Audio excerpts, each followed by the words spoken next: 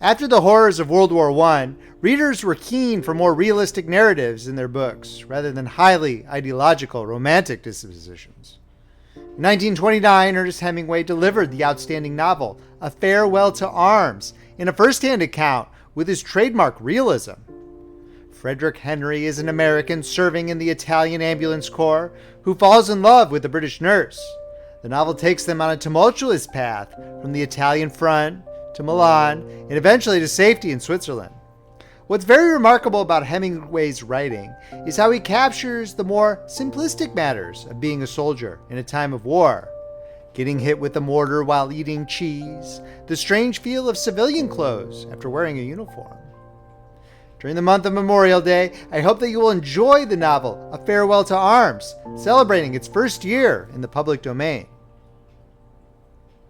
If you're enjoying this reading from Friendly Frog Press, please make sure to subscribe, hit that like button, and drop a comment below whether you liked it or not. Thank you for listening. A Farewell to Arms is approximately 90,000 words broken up into 5 separate parts with a total of 41 chapters.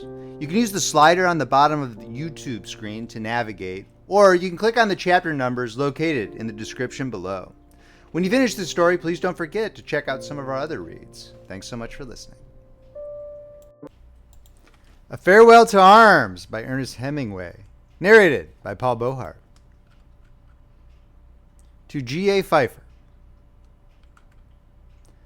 Book 1, Chapter 1. In the late summer of that year, we lived in a house in a village that looked across the river and the plain to the mountains. In the bed of the river there were pebbles and boulders, dry and white in the sun, and the water was clear and swiftly moving and blue in the channels. Troops went by the house and down the road, and the dust they raised powdered the leaves of the trees. The trunks of the trees, too, were dusty. The leaves fell early that year, and we saw the troops marching along the road, and the dust rising, and leaves, stirred by the breeze, falling, and the soldiers marching, and afterward the road bare and white, except for the leaves. The plain was rich with crops. There were many orchards of fruit trees, and beyond the plain the mountains were brown and bare. There was fighting in the mountains, and at night we could see the flashes from the artillery. In the dark it was like summer lightning, but the nights were cool, and there was not the feeling of a storm coming. Sometimes in the dark we heard the troops marching under the window, and guns going past pulled by motor tractors. There was much traffic at night, and many mules on the roads with boxes of ammunition on each side of their pack saddles, and gray motor trucks that carried men, and other trucks with loads covered with canvas that moved slower in the traffic. There were big guns, too, that passed in the day drawn by tractors, the long barrels of the guns covered with green branches, and green leafy branches and vines laid over the tractors. To the north, we could look across a valley and see a forest of chestnut trees, and behind it another mountain on this side of the river. There was fighting for that mountain, too, but it was not successful. And in the fall, when the rains came, the leaves all fell from the chestnut trees, and the branches were bare, and the trucks black with rain. The vineyards were thin and bare-branched too, and all the country wet and brown and dead with the autumn. There were mists over the river and clouds on the mountain, and the trucks splashed mud on the road, and the troops were muddy and wet in their capes. Their rifles were wet, and under their capes the 2 leather cartridge boxes on the front of the belts, gray leather boxes heavy with the packs of clips of thin, long 6.5 millimeter cartridges, bulged forward under the capes so that the men, passing on the road, marched as though they were 6 months gone with child. There were small gray motor cars that passed going very fast. Usually there was an officer on the seat with the driver and more officers in the back seat. They splashed more mud than the camions even, and if one of the officers in the back was very small and sitting between 2 generals, he himself so small that you could not see his face, but only the top of his cap and his narrow back. And if the car went especially fast, it was probably the king. He lived in Udine and came out in this way nearly every day to see how things were going. And things went very badly.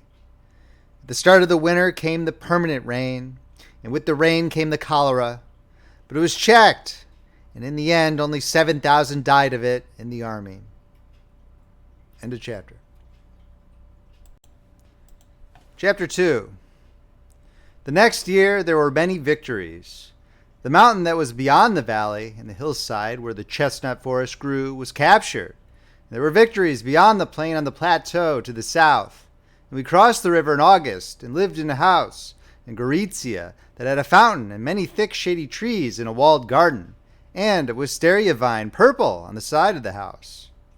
Now the fighting was in the next mountains beyond and was not a mile away.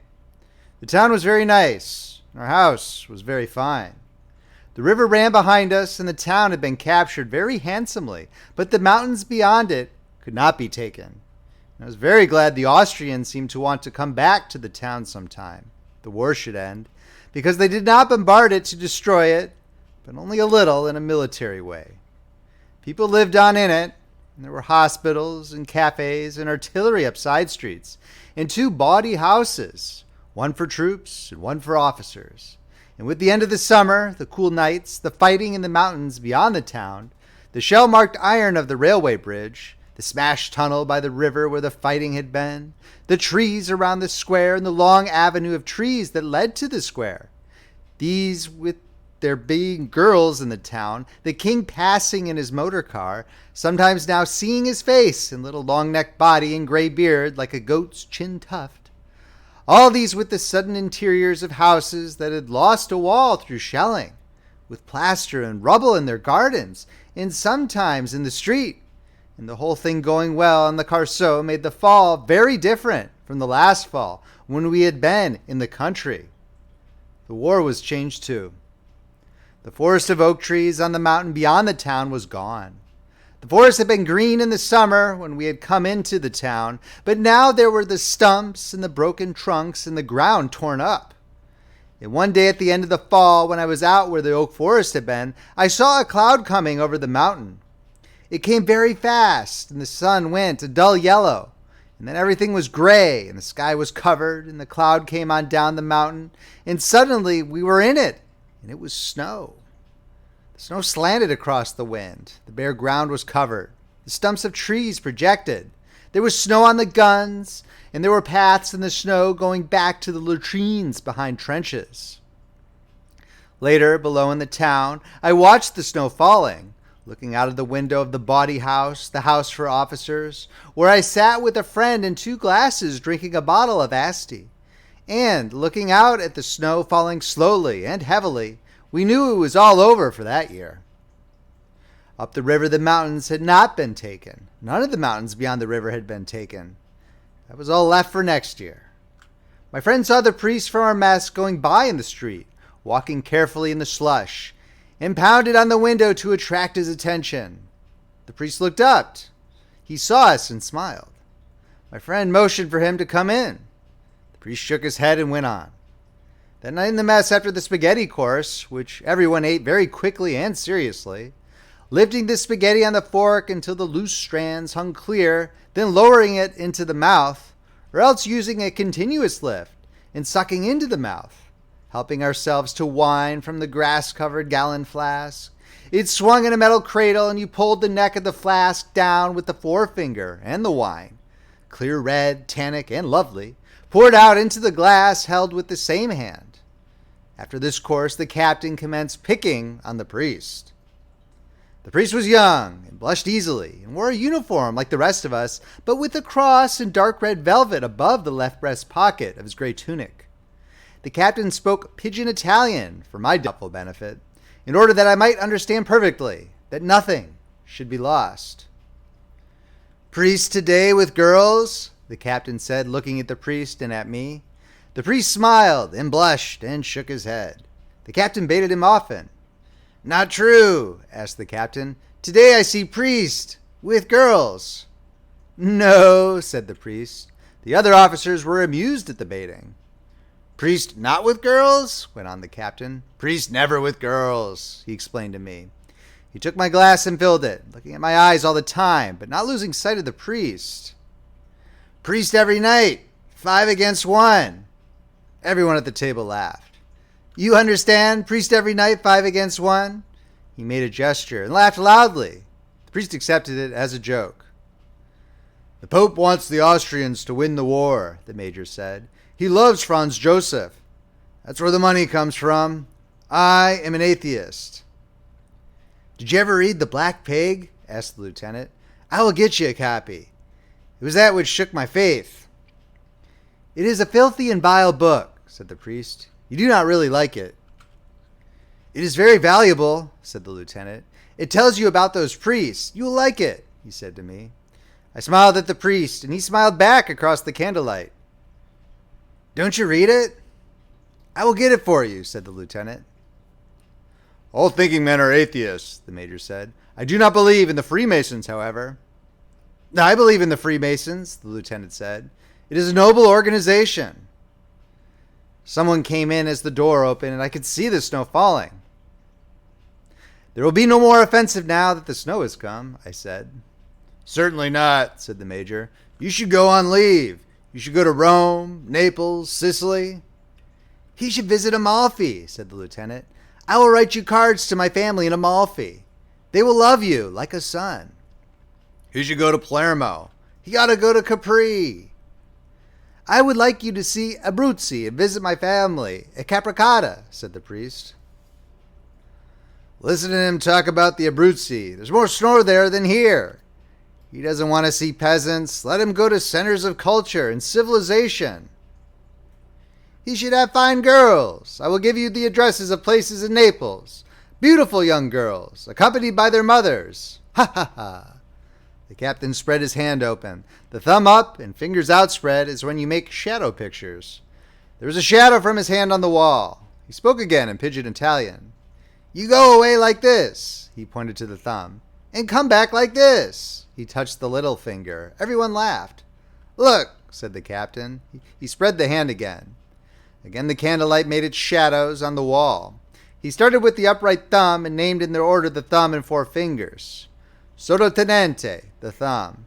Tenente, first finger. Capitano, next finger. Maggiore, next to the little finger. And tenente colonnello, the little finger. You go away, sottotenente. You come back, sotto colonnello. They all laughed. The captain was having a great success with finger games. He looked at the priest and shouted, Every night, priest, 5 against 1. They all laughed again. You must go on leave at once, the major said. I would like to go with you and show you things, the lieutenant said. When you come back, bring a phonograph. Bring good opera discs. Bring Caruso. Don't bring Caruso. He bellows. Don't you wish you could bellow like him? He bellows. I say he bellows. I would like you to go to Abruzzi, the priest said. The others were shouting. There is good hunting. You would like the people. And though it is cold, it is clear and dry. You could stay with my family. My father is a famous hunter. Come on, said the captain. We go whorehouse before it shuts. Good night, I said to the priest. Good night, he said. End of chapter. Chapter 3. When I came back to the front, we still lived in that town. There were many more guns in the country around, and the spring had come. The fields were green, and there were small green shoots on the vines. The trees along the road had small leaves, and a breeze came from the sea. I saw the town with the hill and the old castle above it, and a cup in the hills with the mountains beyond. Brown mountains with a little green on their slopes. In the town there were more guns. There were some new hospitals. You met British men and sometimes women on the street, and a few more houses had been hit by shell fire. It was warm and like the spring, and I walked down the alleyway of trees, warm from the sun on the wall, and found we still lived in the same house, and that it all looked the same as when I had left it. The door was open. There was a soldier sitting on a bench outside in the sun. An ambulance was waiting by the side door, and inside the door as I went in, there was the smell of marble floors and hospital. It was all as I had left it, except that now it was spring. I looked in the door of the big room and saw the major sitting at his desk, the window open and the sunlight coming into the room. He did not see me. and I did not know whether to go in and report or go upstairs first and clean up. I decided to go on upstairs. The room I shared with the Lieutenant Rinaldi looked out on the courtyard. The window was open. My bed was made up with blankets. My things hung on the wall. The gas mask in an oblong tin can. Steel helmet on the same peg. At the foot of the bed was my flat trunk and my winter boots. The letters, shiny with oil, were on the trunk. My Austrian sniper's rifle, with its blued octagon barrel and the lovely dark walnut, cheek-fitted, shoots in stock, hung over the two beds. The telescope that fitted it was, I remembered, locked in the trunk. The Lieutenant, Rinaldi, lay asleep on the other bed. He woke when he heard me in the room and sat up. "Ciao," he said. "What kind of time do you have?" "Magnificent." We shook hands and he put his arm around my neck and kissed me. "Oof," I said. "You're dirty," he said. "You ought to wash. Where did you go? What did you do? Tell me everything at once." I went everywhere.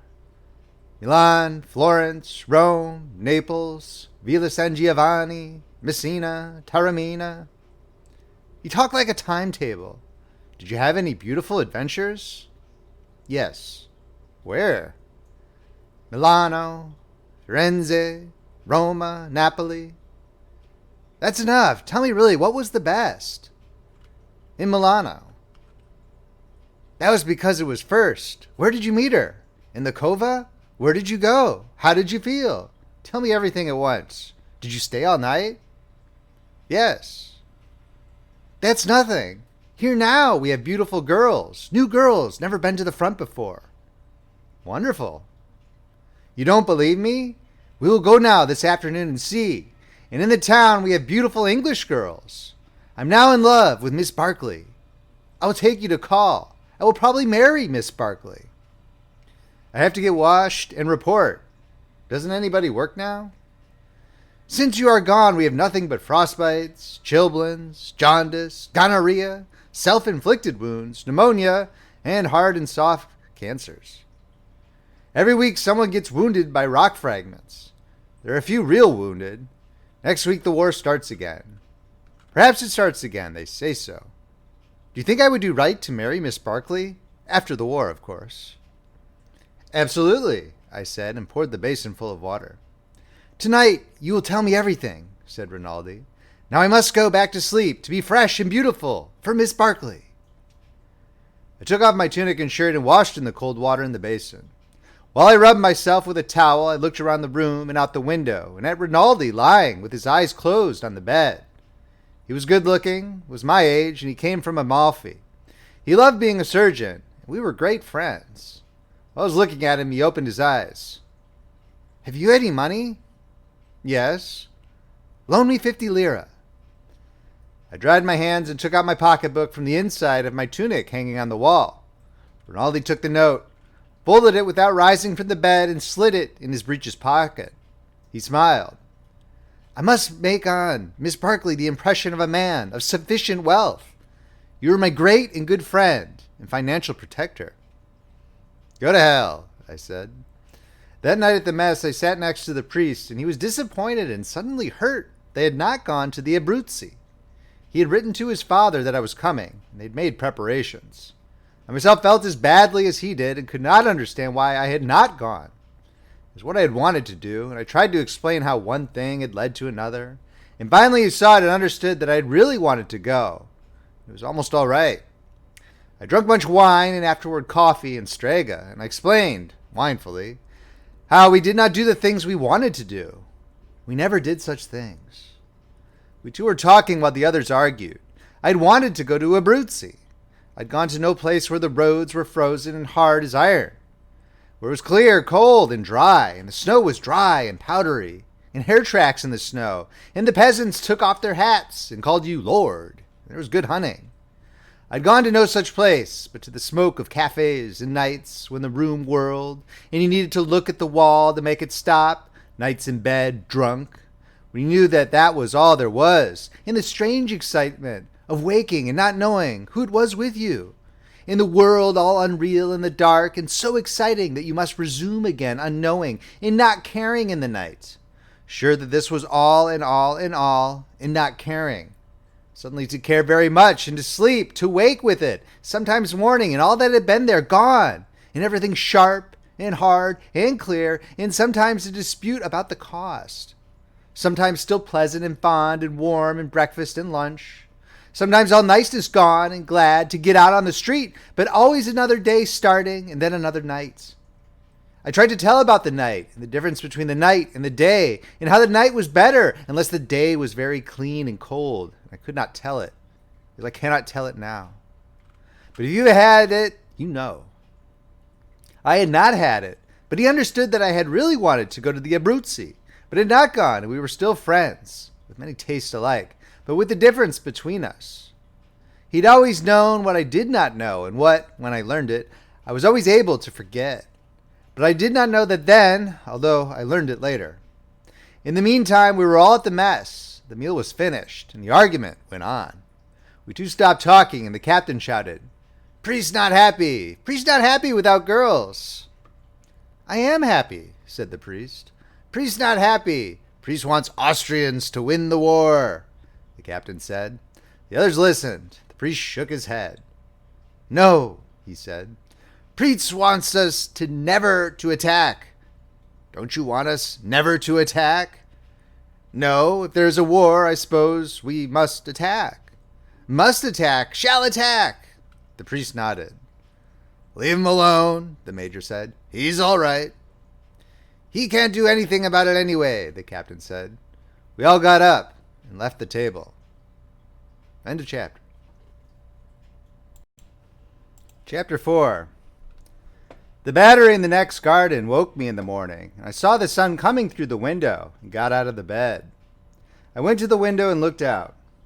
The gravel paths were moist, and the grass was wet with dew. The battery fired twice, and the air came each time like a blow, and shook the window and made the front of my pajamas flap. I could not see the guns, but they were evidently firing directly over us. It was a nuisance to have them there, but it was a comfort that they were no bigger. As I looked out at the garden, I heard a motor truck starting on the road. I dressed, went downstairs, had some coffee in the kitchen, and went out to the garage. 10 cars were lined up side by side under the long shed. They were top-heavy, blunt-nosed ambulances, painted gray and built like moving vans. The mechanics were working on one out in the yard. 3 others were up in the mountains at dressing stations. "Do they ever shell that battery?" I asked one of the mechanics. "No, Signor Tenente. It's protected by the little hill." "How's everything?" "Not so bad. This machine is no good, but the others march." He stopped working and smiled. "Were you on permission?" "Yes." He wiped his hands on his jumper and grinned. "You have a good time?" The others all grinned too. "Fine," I said. "What's the matter with this machine?" "It's no good. One thing after another." "What's the matter now?" "New rings." I left them working, the car looking disgraced and empty, with the engine open and parts spread on the workbench, and went in under the shed and looked at each of the cars. They were moderately clean, a few freshly washed, the others dusty. I looked at the tires carefully, looking for cuts or stone bruises. Everything seemed in good condition. It evidently made no difference whether I was there to look after things or not. I had imagined that the condition of the cars, whether or not things were obtainable, the smooth functioning of the business of removing wounded and sick from the dressing stations, hauling them back from the mountains to the clearing station, and then distributing them to the hospitals named on their papers, depended to a considerable extent on myself. Evidently, it did not matter whether I was there or not. "Has there been any trouble getting parts?" I asked the sergeant mechanic. "No, Signor Tenente." "Where's the gasoline park now?" "At the same place." "Good," I said, and went back to the house and drank another bowl of coffee at the mess table. The coffee was a pale gray and sweet with condensed milk. Outside the window it was a lovely spring morning. There was that beginning of a feeling of dryness in the nose that meant the day would be hot later on. That day I visited the post in the mountains and was back in town late in the afternoon. The whole thing seemed to run better while I was away. The offensive was going to start again, I heard. The division for which we worked were to attack at a place up the river, and the major told me that I would see about the post for during the attack. The attack would cross the river up above the narrow gorge and spread up the hillside. The posts for the cars would have to be as near the river as they could get and keep covered. They would, of course, be selected by the infantry, but we were supposed to work it out. It's one of those things that gave you a false feeling of soldiering. I was very dusty and dirty and went up to my room to wash. Rinaldi was sitting on the bed with a copy of Hugo's English Grammar. He was dressed, wore his black boots, and his hair shone. "Splendid," he said when he saw me. "You will come with me to see Miss Barclay." "No." "Yes, you will please come and make me a good impression on her." "All right. Wait till I get cleaned up. Wash up and come as you are." I washed, brushed my hair, and we started. "Wait a minute," Rinaldi said. "Perhaps we should have a drink." He opened his trunk and took out a bottle. "Not Strega," I said. "No, grappa." "All right." He poured 2 glasses and we touched them, first fingers extended. The grappa was very strong. "Another?" "No, all right," I said. We drank the second grappa. Rinaldi put away the bottle and we went down the stairs. It was hot walking through the town, but the sun was starting to go down, and it was very pleasant. The British hospital was a big villa built by Germans before the war. Miss Barclay was in the garden. Another nurse was with her. We saw their white uniforms through the trees and walked toward them. Rinaldi saluted. I saluted too, but more moderately. "How do you do?" Miss Barclay said. "You're not an Italian, are you?" "Oh, no." Rinaldi was talking with the other nurse. They were laughing. "What an odd thing, to be in the Italian army." "It's not really the army. It's only the ambulance." "It's very odd, though. Why did you do it?" "I don't know," I said. "There isn't always an explanation for everything." "Oh, isn't there? I was brought up to think there was." "That's awfully nice." "Do we have to go on and talk this way?" "No," I said. "That's a relief, isn't it?" "What is the stick?" I asked.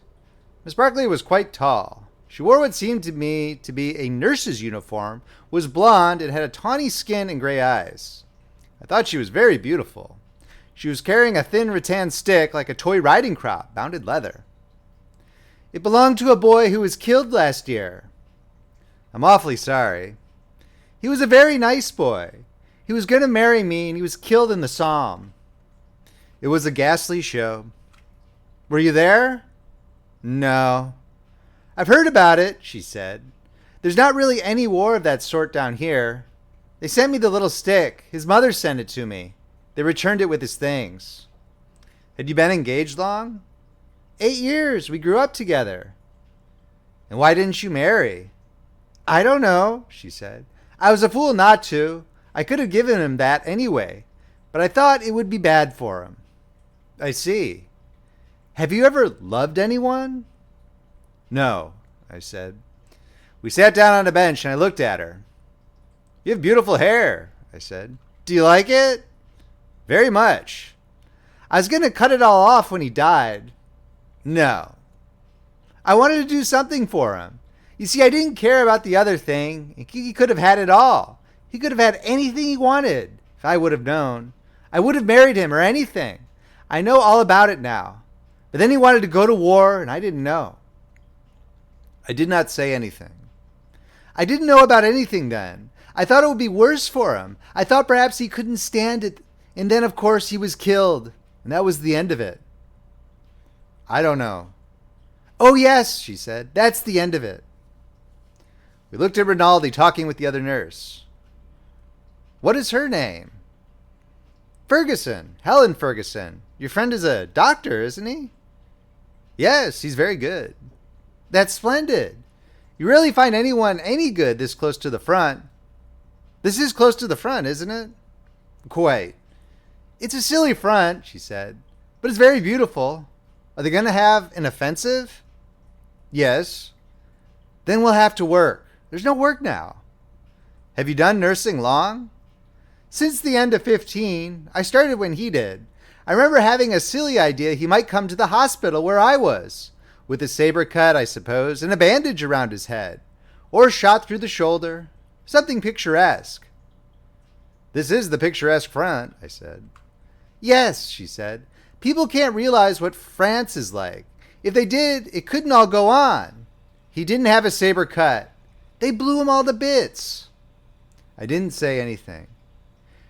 Do you suppose it will always go on? No. What's to stop it? It will crack somewhere. We'll crack in France. They can't go on doing things like the Somme and not crack. They won't crack here, I said. You think not? No, they did very well last summer. They may crack, she said. Anybody may crack. The Germans too. No, she said. I think not. We went over toward Rinaldi and Miss Ferguson. You love Italy? Rinaldi asked Miss Ferguson in English. Quite well.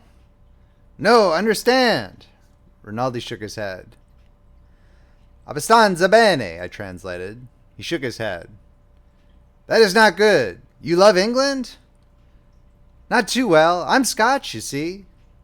Rinaldi looked at me blankly.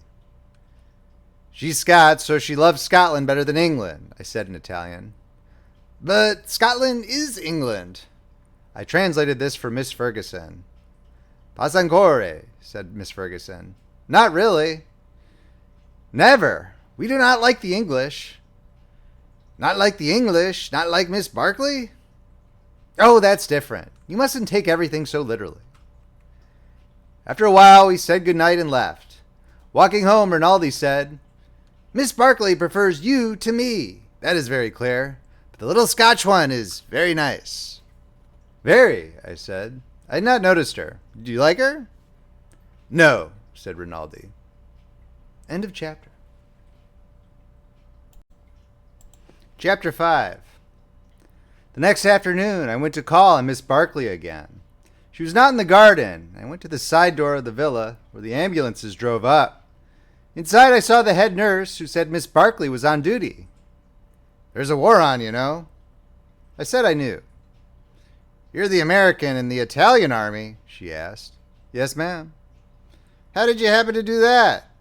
Why didn't you join up with us? I don't know, I said. Could I join now?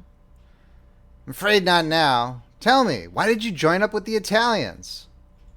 I was in Italy, I said, and I spoke Italian. Oh, she said, I'm learning it. It's a beautiful language. Somebody said you should be able to learn it in 2 weeks. Oh, I'll not learn it in 2 weeks. I've studied it for months now. You may come and see her after 7 o'clock if you wish. She'll be off then. Don't bring a lot of Italians. Not even for the beautiful language? No, nor for the beautiful uniforms. Good evening, I said. Arrivederci, tenente. Arrivederella. I saluted and went out. It was impossible to salute foreigners as an Italian without embarrassment. The Italian salute never seemed made for export. The day had been hot. I'd been up the river to the bridgehead at Plava. It was there that the offensive was to begin. It had been impossible to advance on the far side this year before because there was only one road leading down from the pass to the pontoon bridge, and it was under machine gun and shell fire for nearly a mile.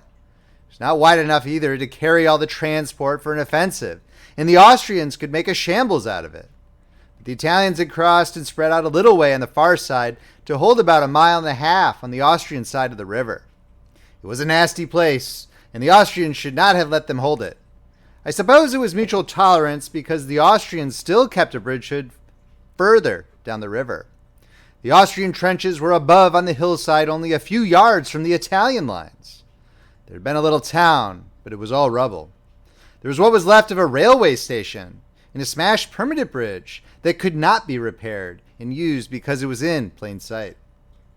I went along the narrow road down toward the river, left the car at the dressing station under the hill, crossed the pontoon bridge, which was protected by a shoulder of the mountain, and went through the trenches in the smashed down town and along the edge of the slope.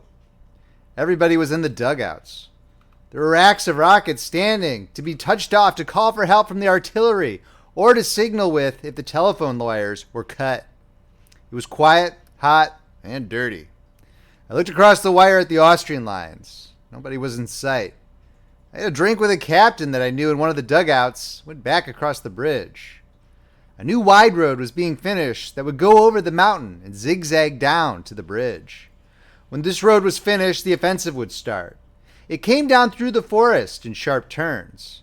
The system was to bring everything down the new road and take the empty trucks, carts, and loaded ambulances, and all returning traffic up the old narrow road. The dressing station was on the Austrian side of the river under the edge of the hill, and stretcher bearers would bring the wounded back across the pontoon bridge. It would be the same when the offensive started.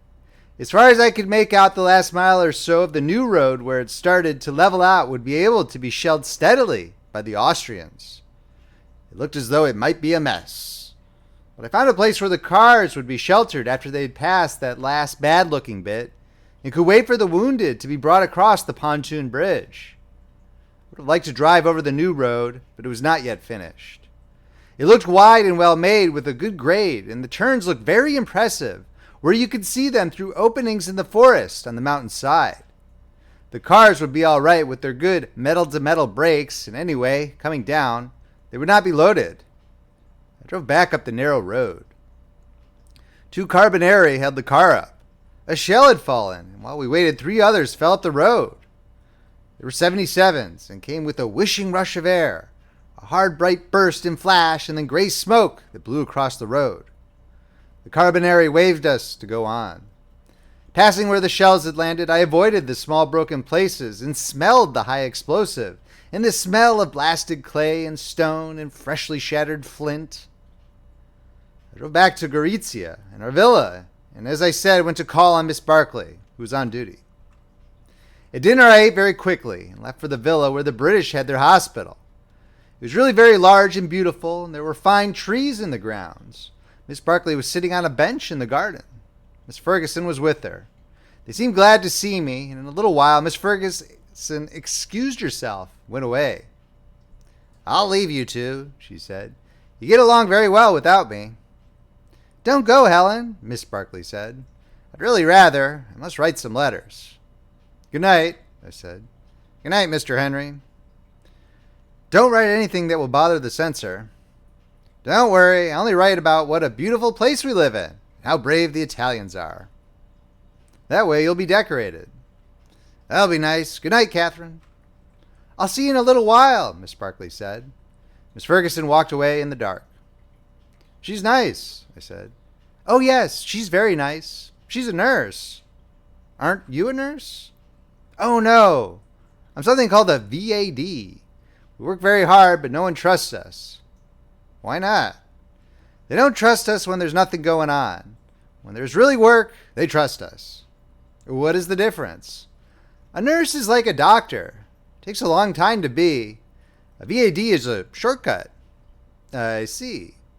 The Italians didn't want women so near the front, so we're all on very special behavior. We don't go out." "I can come here, though?" "Oh, yes, we're not cloistered." "Let's drop the war." "It's very hard. There's no place to drop it." "Let's drop it anyway." "All right." We looked at each other in the dark. I thought she was very beautiful, and I took her hand. She let me take it, and I held it and put my arm around under her arm. "No," she said. I kept my arm where it was. "Why not?" "No." "Yes," I said. "Please." I leaned forward in the dark to kiss her, and there was a sharp, stinging flash. She had slapped my face hard.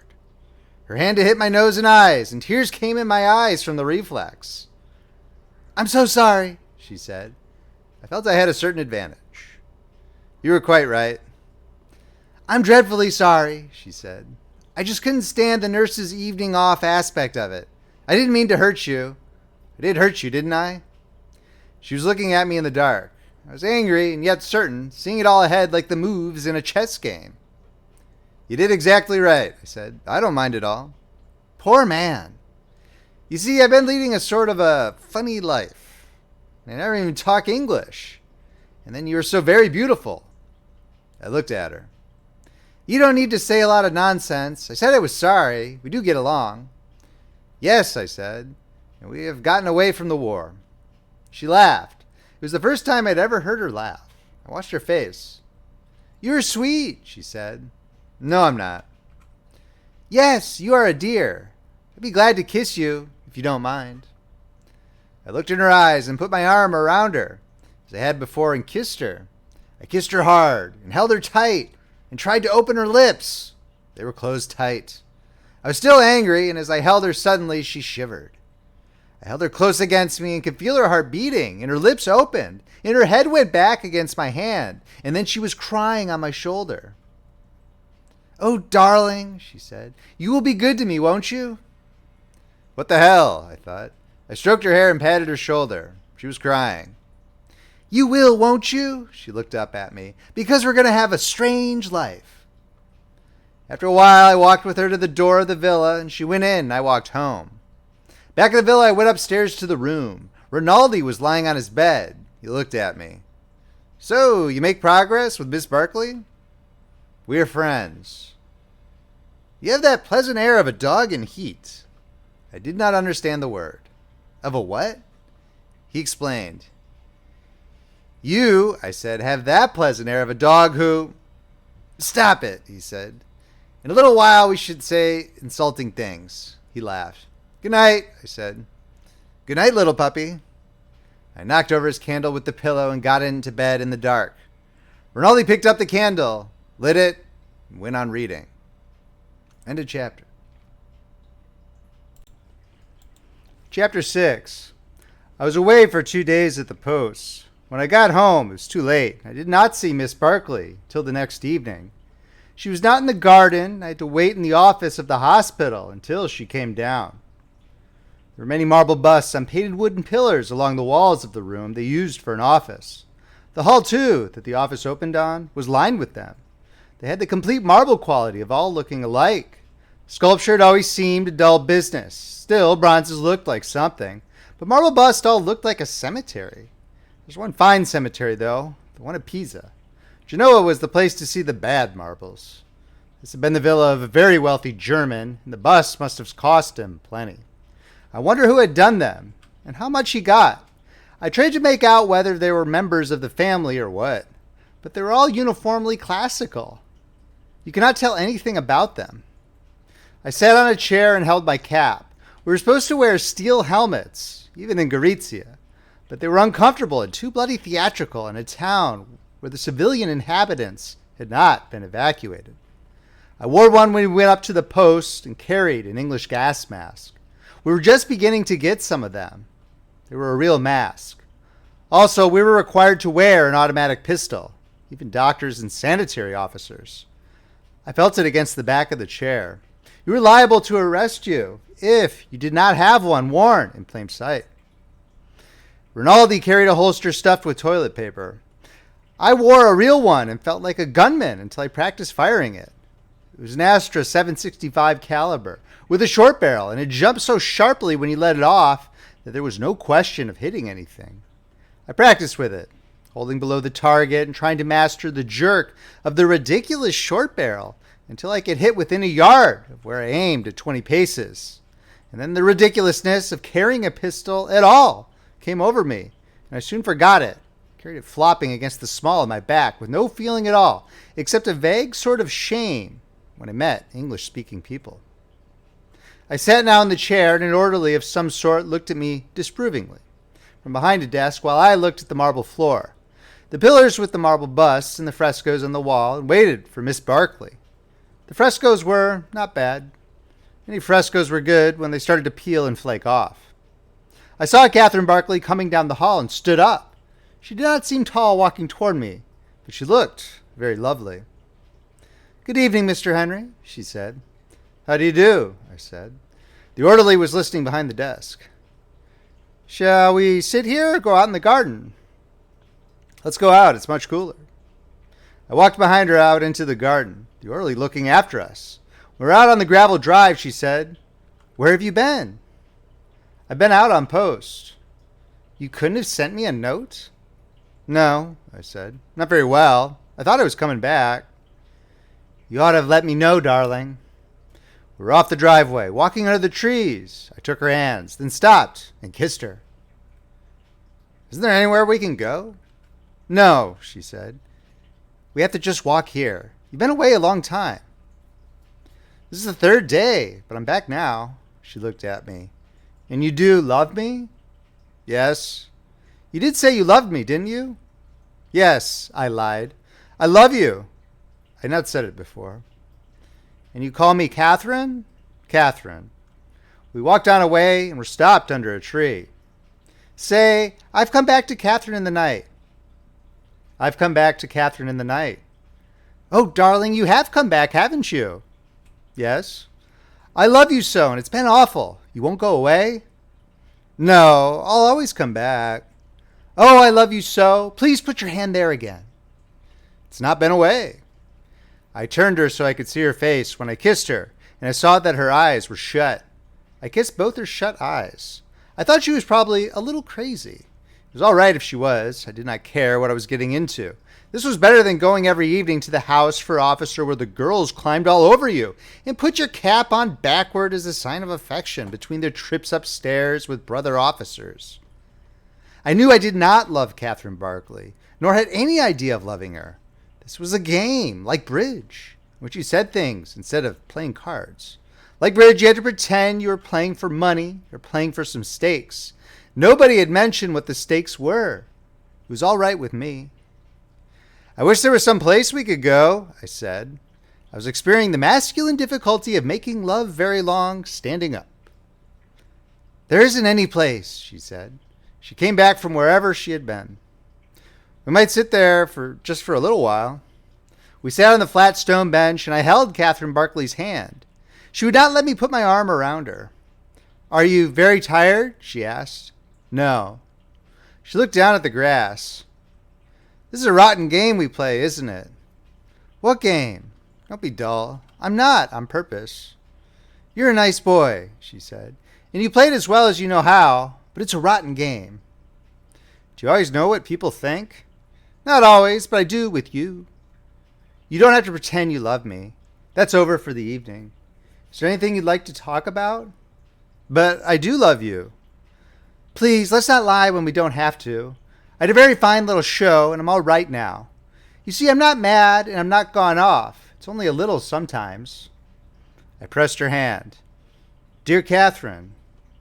It sounds very funny now, Catherine. You don't pronounce it very much alike.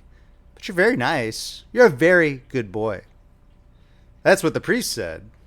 Yes, you're very good. You will come and see me? Of course. And you don't have to say you love me. That's all over for a while. She stood up and put out her hand. Good night. I wanted to kiss her. No, she said. I'm awfully tired. Kiss me, though, I said. I'm awfully tired, darling. Kiss me? Do you want to very much? Yes. We kissed, and she broke away suddenly. No, good night, please, darling. We walked to the door, and I saw her go in and down the hall. I liked to watch her move. She went on down the hall. I went on home. It was a hot night, and there was a good deal going on up in the mountains. I watched the flashes on San Gabriel. I stopped in front of the Villa Rosa. The shutters were up, but it was still going on inside. Somebody was singing. I went on home. Rinaldi came in while I was undressing. Aha, he said. It does not go so well. Baby is puzzled? Where have you been? At the Villa Rosa. It's very edifying, baby. We all sang. Where have you been? Calling on the British. Thank God I did not become involved with the British. End of chapter. Chapter 7. I came back the next afternoon from our first mountain post and stopped the car at the smistamento, where the wounded and sick were sorted by their papers and the papers marked for the different hospitals. I'd been driving, and I sat in the car, and the driver took the papers in. It was a hot day. The sky was very bright and blue, and the road was white and dusty. I sat in the high seat of the Fiat and thought about nothing. A regiment went by in the road and watched them pass. The men were hot and sweating. Some wore their steel helmets, but most of them carried them slung from their packs. Most of the helmets were too big and came down almost over the ears of the men who wore them. The officers all wore helmets, better-fitting helmets. It was half of the Brigata Basilicata. I identified them by their red and white striped collar mark. There were stragglers going by long after the regiment had passed, men who could not keep up with their platoons. They were sweaty, dusty, and tired. Some looked pretty bad. A soldier came along after the last of the stragglers. He was walking with a limp. He stopped and sat down beside the road. I got down and went over. "What's the matter?" He looked at me, then stood up. "I'm going on." "What's the trouble?" "The war." "What's wrong with your leg?" "It's not my leg. I got a rupture." "Why don't you ride with the transport?" I asked. "Why don't you go to the hospital?" "They won't let me. The lieutenant said I slipped the truss on purpose." "Let me feel it." "It's way out." "Which side is it on?" "Here." I felt it. "Cough," I said. "I'm afraid it will make it bigger. It's twice as big as it was this morning." "Sit down," I said. "As soon as I get the papers on these wounded, I'll take you along the road and drop you with your medical officers." "He'll say I did it on purpose." "They can't do anything," I said. "It's not a wound. You've had it before, haven't you?" "But I lost the truss." "They'll send you to a hospital."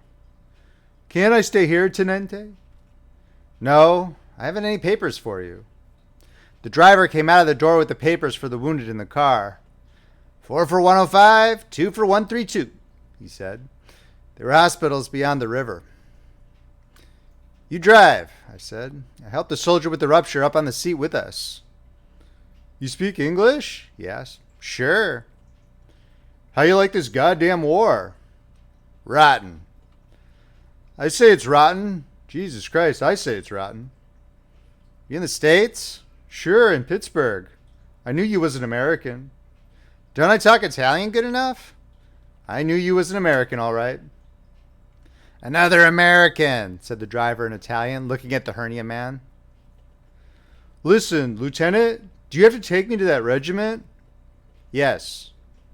"Because the captain doctor knew I had this rupture. I threw away the goddamn truss so it'd get bad and I wouldn't have to go to the line again." "I see. Couldn't you take me no place else?" "If it's closer to the front, I could take you to a first medical post. But back here, you gotta have papers." "If I go back, they'll make me get operated on. And then they'll put me in the line all the time." I thought it over. "You wouldn't want to go in the line all the time, would you?" he asked. "No." "Jesus Christ, ain't this a goddamn war?" "Listen," I said. "You get out and fall down by the road and get a bump on your head, and I'll pick you up on your way back and take you to a hospital. We'll stop by the road here, Aldo." We stopped at the side of the road. I helped him down. "I'll be right here, Lieutenant," he said. "So long," I said.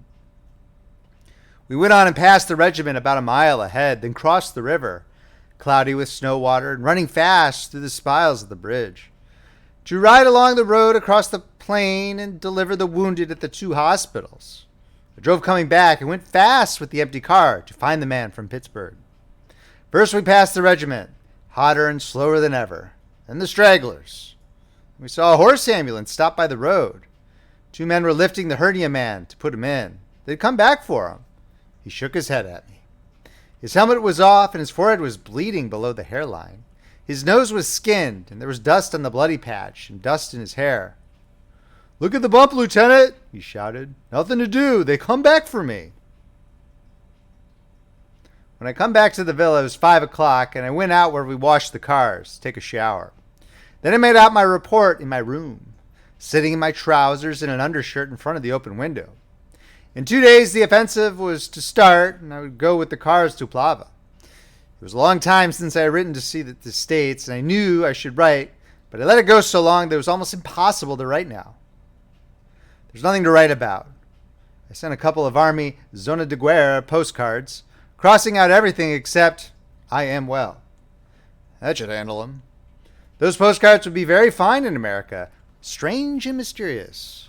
This was a strange and mysterious war zone, but I suppose it was quite well run and grim compared to other wars with the Austrians. The Austrian army was created to give Napoleon victories. Any Napoleon. I wish we had a Napoleon. But instead we had Il Generale Cadorna, fat and prosperous, and Vittorio Emanuele, the tiny man with the long thin neck and the goat beard. Over on the right, they had the Duke of Aosta. Maybe he was too good looking to be a great general, but he looked like a man. Lots of them would have liked him to be king. He looked like a king. He was the king's uncle and commanded the Third Army. We were in the Second Army. There were some British batteries up with the Third Army. I met 2 gunners from that lot in Milan. They were very nice, and we had a big evening. They were big and shy and embarrassed, and very appreciative together of anything that happened. I wish that I was with the British. It would have been much simpler. Still, I would probably have been killed. Not in this ambulance business. Yes, even in the ambulance business. British ambulance drivers were killed sometimes. Well, I knew I would not be killed. Not in this war. It did not have anything to do with me. It seemed no more dangerous to me myself than war in the movies. I wish to God it was over, though. It would finish this summer. Maybe the Austrians would crack. They'd always cracked in other wars. What's the matter with this war? Everybody said the French were through. Rinaldi said that the French had mutinied and troops marched on Paris. I asked him what happened, and he said, "Oh, they stopped them." I wanted to go to Austria without war. I wanted to go to the Black Forest. I wanted to go to the Harz Mountains. Where were the Harz Mountains anyways? They were fighting in the Carpathians. Did not want to go there anyway. Might be good, though. I'd go to Spain if there was no war. The sun was going down and the day was cooling off. After supper, I would go and see Catherine Barclay. I wish she were here now. I wished I were in Milan with her. I'd like to eat at the Cova and then walk down the Via Menzoni in the hot evening and cross over and turn off along the canal and go to the hotel with Catherine Barclay. Maybe she would. Maybe we should pretend that I was her boy that was killed, and we would go in the front door and the porter would take off his cap and I would stop at the concierge's desk and ask for the key. She would stand by the elevator, and then we would go get in the elevator, and it would go up very slowly, clicking at all the floors, and then our floor, and the boy would open the door and stand there, and she would step out, and I would step out, and we would walk down the hall, and I would put the key in the door and open it and go in and take down the telephone and ask them to send a bottle of Capri Bianca and a silver bucket full of ice, and you would hear the ice against the pail coming down the corridor, and the boy would knock, and I would say, "Leave it outside the door, please." Because we would not wear any clothes, because it was so hot and the window open, and the swallows flying over the roofs of the houses. And when it was dark afterward and you went to the window, very small bats hunting over the houses and close down over the trees. And we would drink the Capri and the door locked and it hot and only a sheet and the whole night, and we would both love each other all night in the hot night in Milan. That was how it ought to be. I would eat quickly and go and see Catherine Barclay. They talked too much at the Mass, and I drank wine, because tonight we were not all brothers unless I drank a little, and talked with the priest about Archbishop Ireland, who was, it seemed, a noble man, and with whose injustice, the injustices he had received, in which I participated as an American, and of which I had never heard, I feigned acquaintance. It would have been impolite not to have known something of them, when I had listened to such a splendid explanation of their causes, which were, after all, it seemed, misunderstandings. I thought he had a fine name, and he came from Minnesota, which made a lovely name. Ireland of Minnesota, Ireland of Wisconsin, Ireland of Michigan. What made it pretty was that it sounded like island. No, that wasn't it. There was more to it than that. Yes, Father, that is true, Father. Perhaps, Father. No, Father. Well, maybe yes, Father. You know more about it than I do, Father. The priest was good but dull. The officers were not good but dull. The king was good but dull. The wine was bad but not dull. It took the enamel off your teeth and left it on the roof of your mouth. And the priest was locked up, Rocha said, because they found the 3% bonds on his person. It was in France, of course. Here they would never have arrested him. He denied all knowledge of the 5% bonds. This took place at Béziers. I was there and reading of it in the paper. Went to the jail and asked to see the priest. It was quite evident he had stolen the bonds. I don't believe a word of this, Rinaldi said. Just as you like, Rocha said. But I'm telling it, for our priest here. It is very informative. He is a priest. He will appreciate it. The priest smiled. Go on, he said. I'm listening. Of course, some of the bonds were not accounted for, but the priest had all of the 3% bonds and several local obligations. I forgot exactly what they were. So I went to the jail. Now this is the point of the story. And I stood outside his cell, and I said as though I were going to confession, "Bless me, Father, for you have sinned."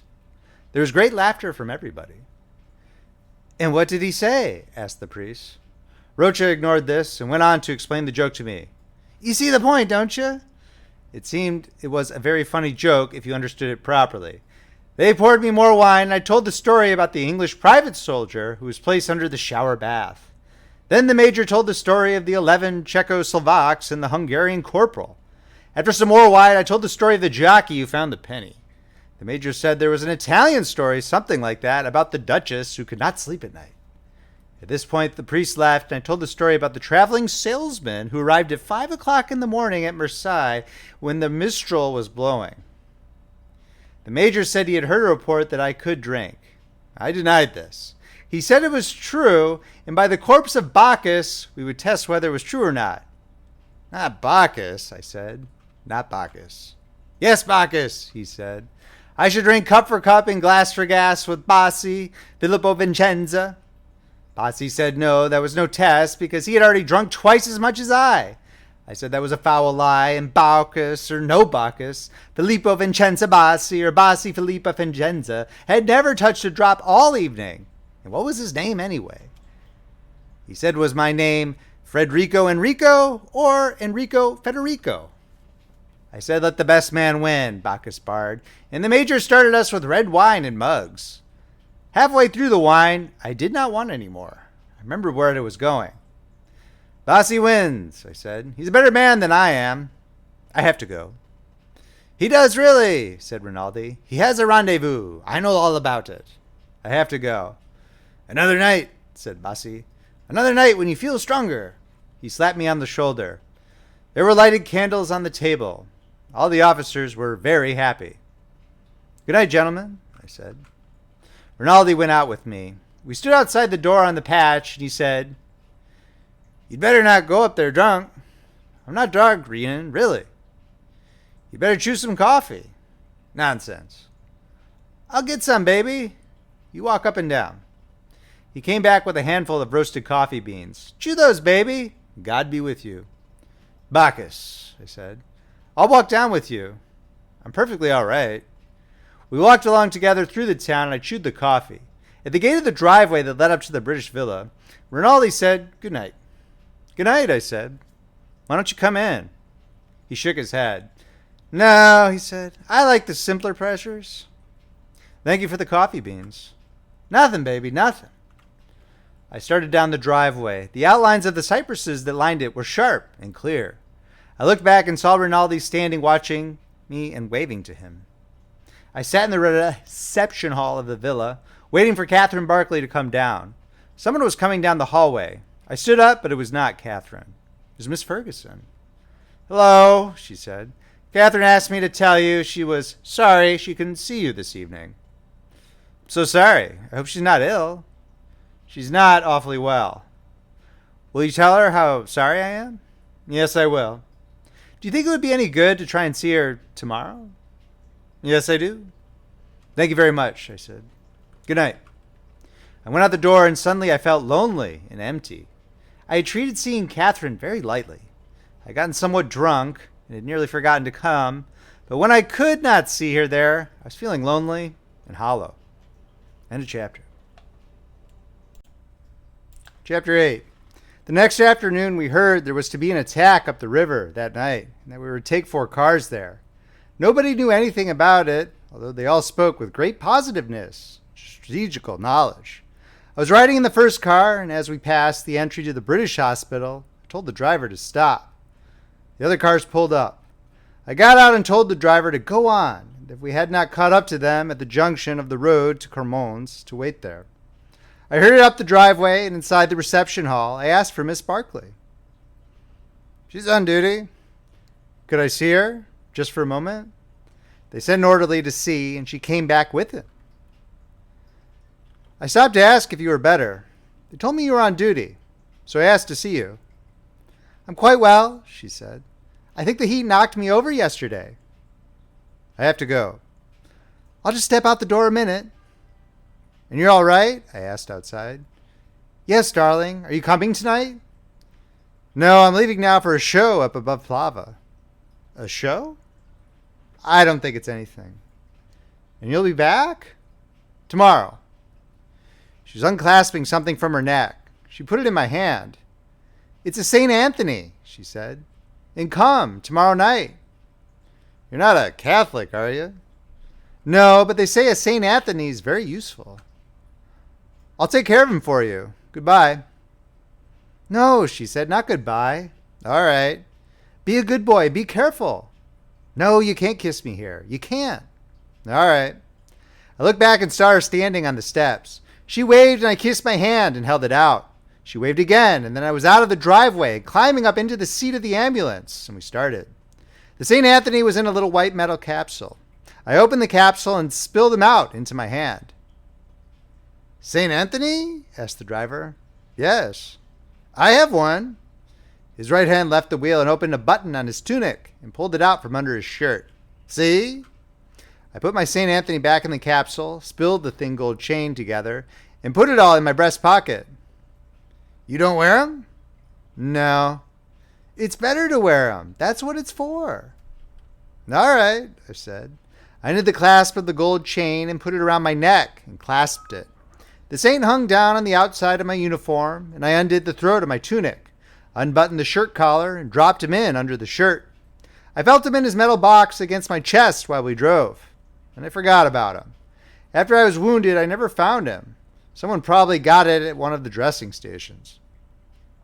We drove fast when we were over the bridge, and soon we saw the dust of the other cars ahead down the road. The road curved, and we saw the 3 cars looking quite small, the dust rising from the wheels and going off through the trees. We caught them and passed them and turned off on a road that climbed up into the hills. Driving in convoy is not unpleasant if you're the first car, and I settled back in the seat and watched the country. We're in the foothills on the near side of the river, and as the road mounted, there were the high mountains off to the north with snow still on the tops. I looked back and saw the 3 cars all climbing, spaced by the interval of their dust. We passed a long column of loaded mules, the drivers walking along beside the mules wearing red fezzes. They were bursieri. Beyond the mule train, the road was empty. We climbed through the hills, and then went down over the shoulder of a long hill into a river valley. There were trees along both sides of the road, and through the right line of trees I saw the river, the water clear, fast and shallow. The river was low, and there were stretches of sand and pebbles with a narrow channel of water, and sometimes the water spread like a sheen over the pebbly bed. Close to the bank I saw deep pools, the water blue like the sky. I saw arched stone bridges over the river where tracks turned off from the road, and we passed stone farmhouses with pear trees candelabraed against their south walls and low stone walls in the fields. The road went up to the valley a long way, and then we turned off and commenced to climb into the hills again. The road climbed steeply, going up and back and forth through chestnut woods to level finally along a ridge.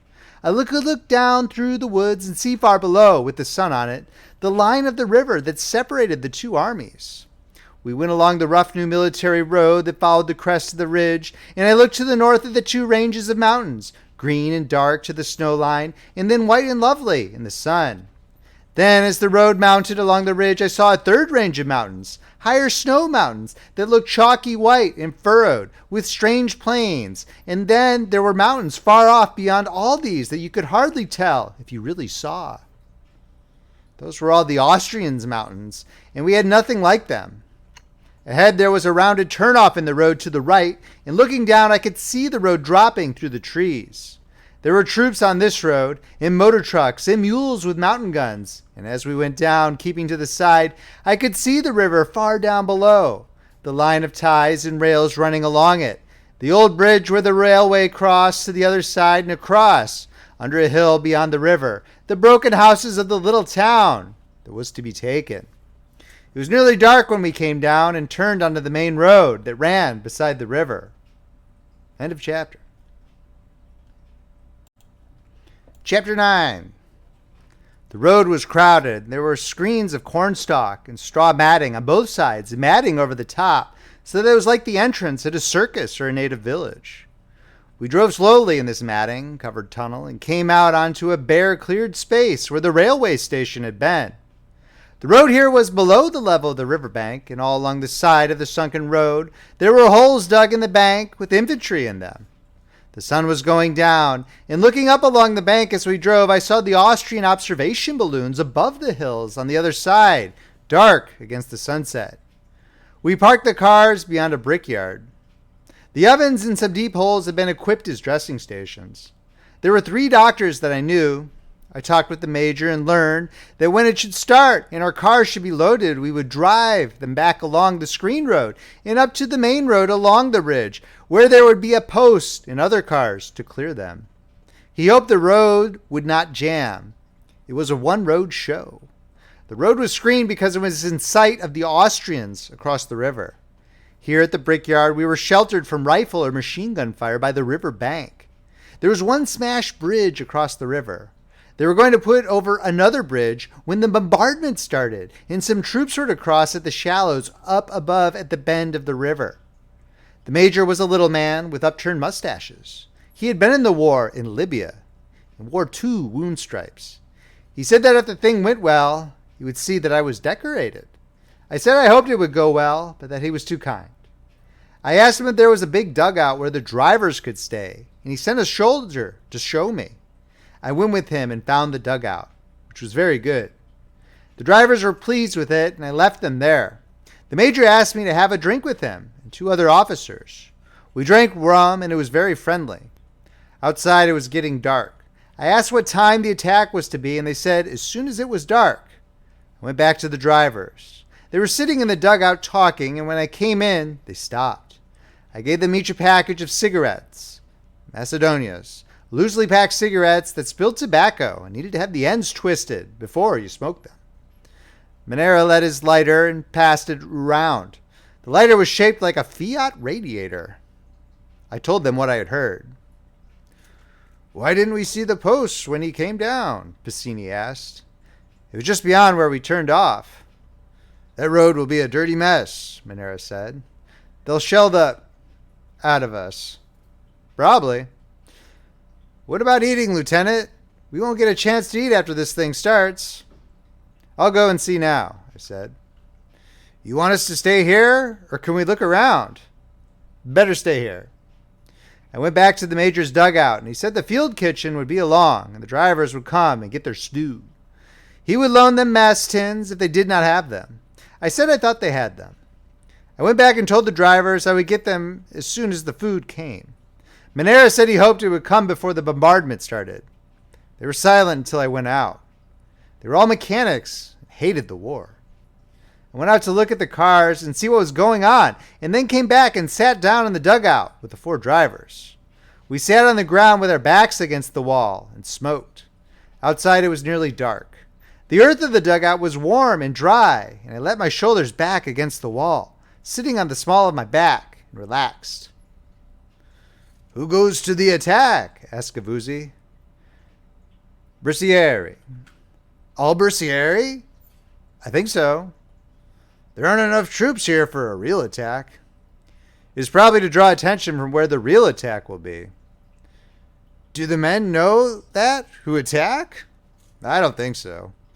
"Of course they don't," Manera said. "They wouldn't attack if they did."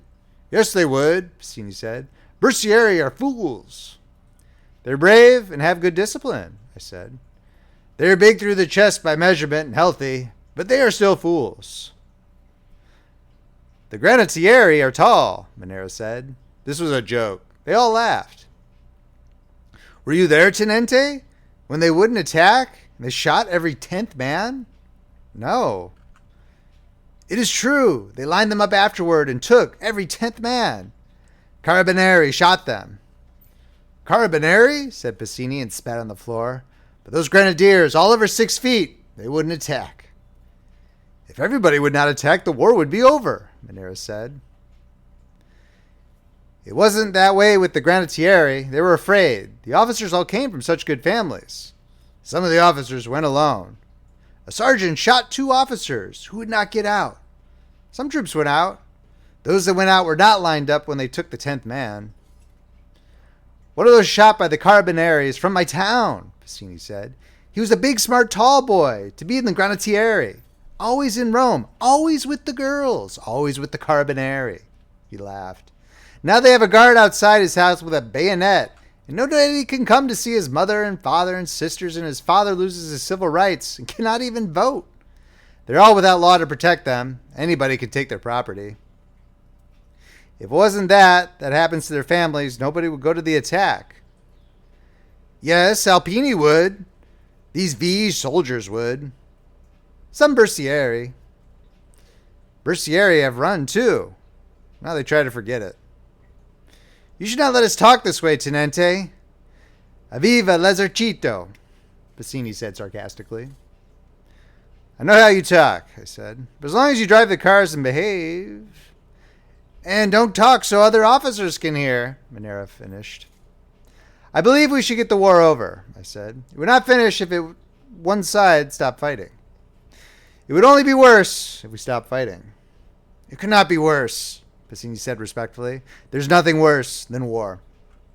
Defeat is worse. I do not believe it, Pacini said, still respectfully. What is defeat? You go home. They come after you. They take your home. They take your sisters. I don't believe it, Pacini said. They can't do that to everybody. Let everybody defend his home. Let them keep their sisters in the house. They hang you. They come and make you be a soldier again. Not in the audio ambulance, in the infantry. They can't hang everyone. An outside nation can't make you be a soldier, Manera said. At the first battle, you all run. Like the Chacos. I think you do not know anything about being conquered, so you think it is not bad. Tenente, Pacini said, we understand you let us talk. Listen, there's nothing as bad as war. We in the audio ambulance cannot even realize at all how bad it is. When people realize how bad it is, they cannot do anything to stop it because they go crazy. There are some people who never realize. There are people who are afraid of their officers. It is with them that war is made. I know it's bad, but we must finish it. It doesn't finish. There's no finish to a war. Yes, there is. Pacini shook his head. War is not won by victory. What if we take San Gabriel? What if we take the Carso and Manfalcione and Trieste? Where are we then? Did you see all the far mountains today? Do you think we could take all of them too? Only if the Austrians stop fighting. One side must stop fighting. Why don't we stop fighting? They come down into Italy. They will get tired and go away. They have their own country. But no, instead there is a war. You're an orator. We think, we read, we are not peasants, we are mechanics. But even the peasants know better than to believe in a war. Everybody hates this war. There's a class that controls a country that is stupid and does not realize anything and never can. That is why we have this war. Also, they make money out of it. Most of them don't, said Pacini. They're too stupid. They do it for nothing, for stupidity. We must shut up, said Manera. We talk too much, even for the Tenente. He likes it, said Pacini. We will convert him. But now we will shut up, Manera said. Do we eat yet, Tenente? Gavizzi asked. I will go and see, I said. Gardini stood up and went outside with me. Is there anything I can do, Tenente? Can I help in any way? He was the quietest one of the four. Come with me if you want, I said, and we'll see. It was dark outside, and the long light from the searchlights was moving over the mountains. There were big searchlights on that front mounted on camions that you pass sometimes on the roads at night, close behind the lines. The camion stopped a little off the road, an officer directing the light and the crew scared. We crossed the brickyard and stopped at the main dressing station. There was a little shelter of green branches outside over the entrance, and in the dark the night wind rustled the leaves dried by the sun. Inside there was a light. The major was at the telephone sitting on a box. One of the medical captains said the attack had been put forward an hour. He offered me a glass of cognac. I looked at the board tables, the instruments shining in the light, the basins and the stoppered bottles. Gordini stood behind me. The major got up from the telephone. It starts now, he said. It has been put back again. I looked outside. It was dark and the Austrian searchlights were moving on the mountains behind us. It was quiet for a moment still. Then, from all the guns behind us, the bombardment started. Savoia, said the major. About the soup, Major? I said. He did not hear me. I repeated it. It hasn't come up. A big shell came in and burst outside in the brickyard. Another burst, and in the noise you could hear the smaller noise of the brick and dirt raining down. "What is there to eat?" "We have a little pasta escucha," the major said. "I'll take what you can give me." The major spoke to an orderly who went out of sight in the back and came back with a metal basin of cold-cooked macaroni. I handed it to Gordini. "Have you any cheese?" The major spoke grudgingly to the orderly, who ducked back into the hole again and came out with a quarter of white cheese. "Thank you very much," I said. "You'd better not go out." Outside, something was set down beside the entrance. One of the two men who had carried it looked in. "Bring him in," said the major. "What's the matter with you? Do you want us to come outside and get him?" The two stretcher bearers picked up the man under the arms, and by the legs and brought him in. "Slit the tunic," the major said. He held a forceps with some gauze in the end. The two captains took off their coats. "Get out of here," the major said to the two stretcher bearers. "Come on," I said to Gordini. "You better wait until the shelling is over," the major said over his shoulder. "They want to eat," I said. "As you wish." Outside, we ran across the brickyard. A shell burst short near the riverbank. Then there was one that we did not hear coming until the sudden rush. We both went flat with the flash and bump of the burst, and the smell heard the singeing off of the fragments and the rattle of falling brick. Gordini got up and ran for the dugout. I was after him, holding the cheese, its smooth surface covered with brick dust. Inside the dugout were the three drivers sitting against the wall, smoking. "Here, you patriots," I said. "How are the cars?" Mynheer asked. "All right." "Did they scare you, Tenente?" "You're damn right," I said. I took out my knife, opened it, wiped off the blade, and pared off the dirty outside surface of the cheese. Gavuzzi handed me the basin of the macaroni. "Starting to eat, Tenente?" "No," I said. "Put it on the floor. We'll all eat." "There are no forks." "What the hell?" I said in English. I cut the cheese into pieces and laid them on the macaroni. "Sit down to it," I said. They sat down and waited. I put thumb and fingers into the macaroni and lifted. The mass loosened. "Lift it high, Tenente." I lifted it to arm's length, and the strands cleared. I lowered it into the mouth, sucked, and snapped in the ends, and chewed. Then took a bite of cheese, chewed, and then a drink of the wine. It tasted of rusty metal. I handed the canteen back to Pacini. "It's rotten," he said. "It's been in there too long." I had it in the car. They were all eating, holding their chins closer to the basin, tipping their heads back, sucking in the ends. I took another mouthful and some cheese and a rinse of wine. Something landed outside that shook the earth. 420, or Minenwerfer, Gavuzzi said. "There aren't any 420s in the mountains," I said. "They have big Skoda guns. I've seen the holes." 305s. We went on eating. There was a cough, a noise like a railway engine starting, and then an explosion that shook the earth again. "This isn't a deep dugout," Pacini said. "That was a big trench mortar." "Yes, sir." I ate the end of my piece of cheese and took a swallow of wine. Through the other noise, I heard a cough. Then came the cluck, cluck, cluck, cluck. Then there was a flash, and when a blast furnace door is swung open, and a roar that started white and went red, and on, and a rushing wind. I tried to breathe, but my breath would not come, and I felt myself rush bodily out of myself, and out, and out, and out, and all the time bodily in the wind. I went out swiftly, all of myself, and I knew I was dead, and that it had all been a mistake to think you just died. Then I floated. Instead of going on, I felt myself slide back. I breathed, and I was back.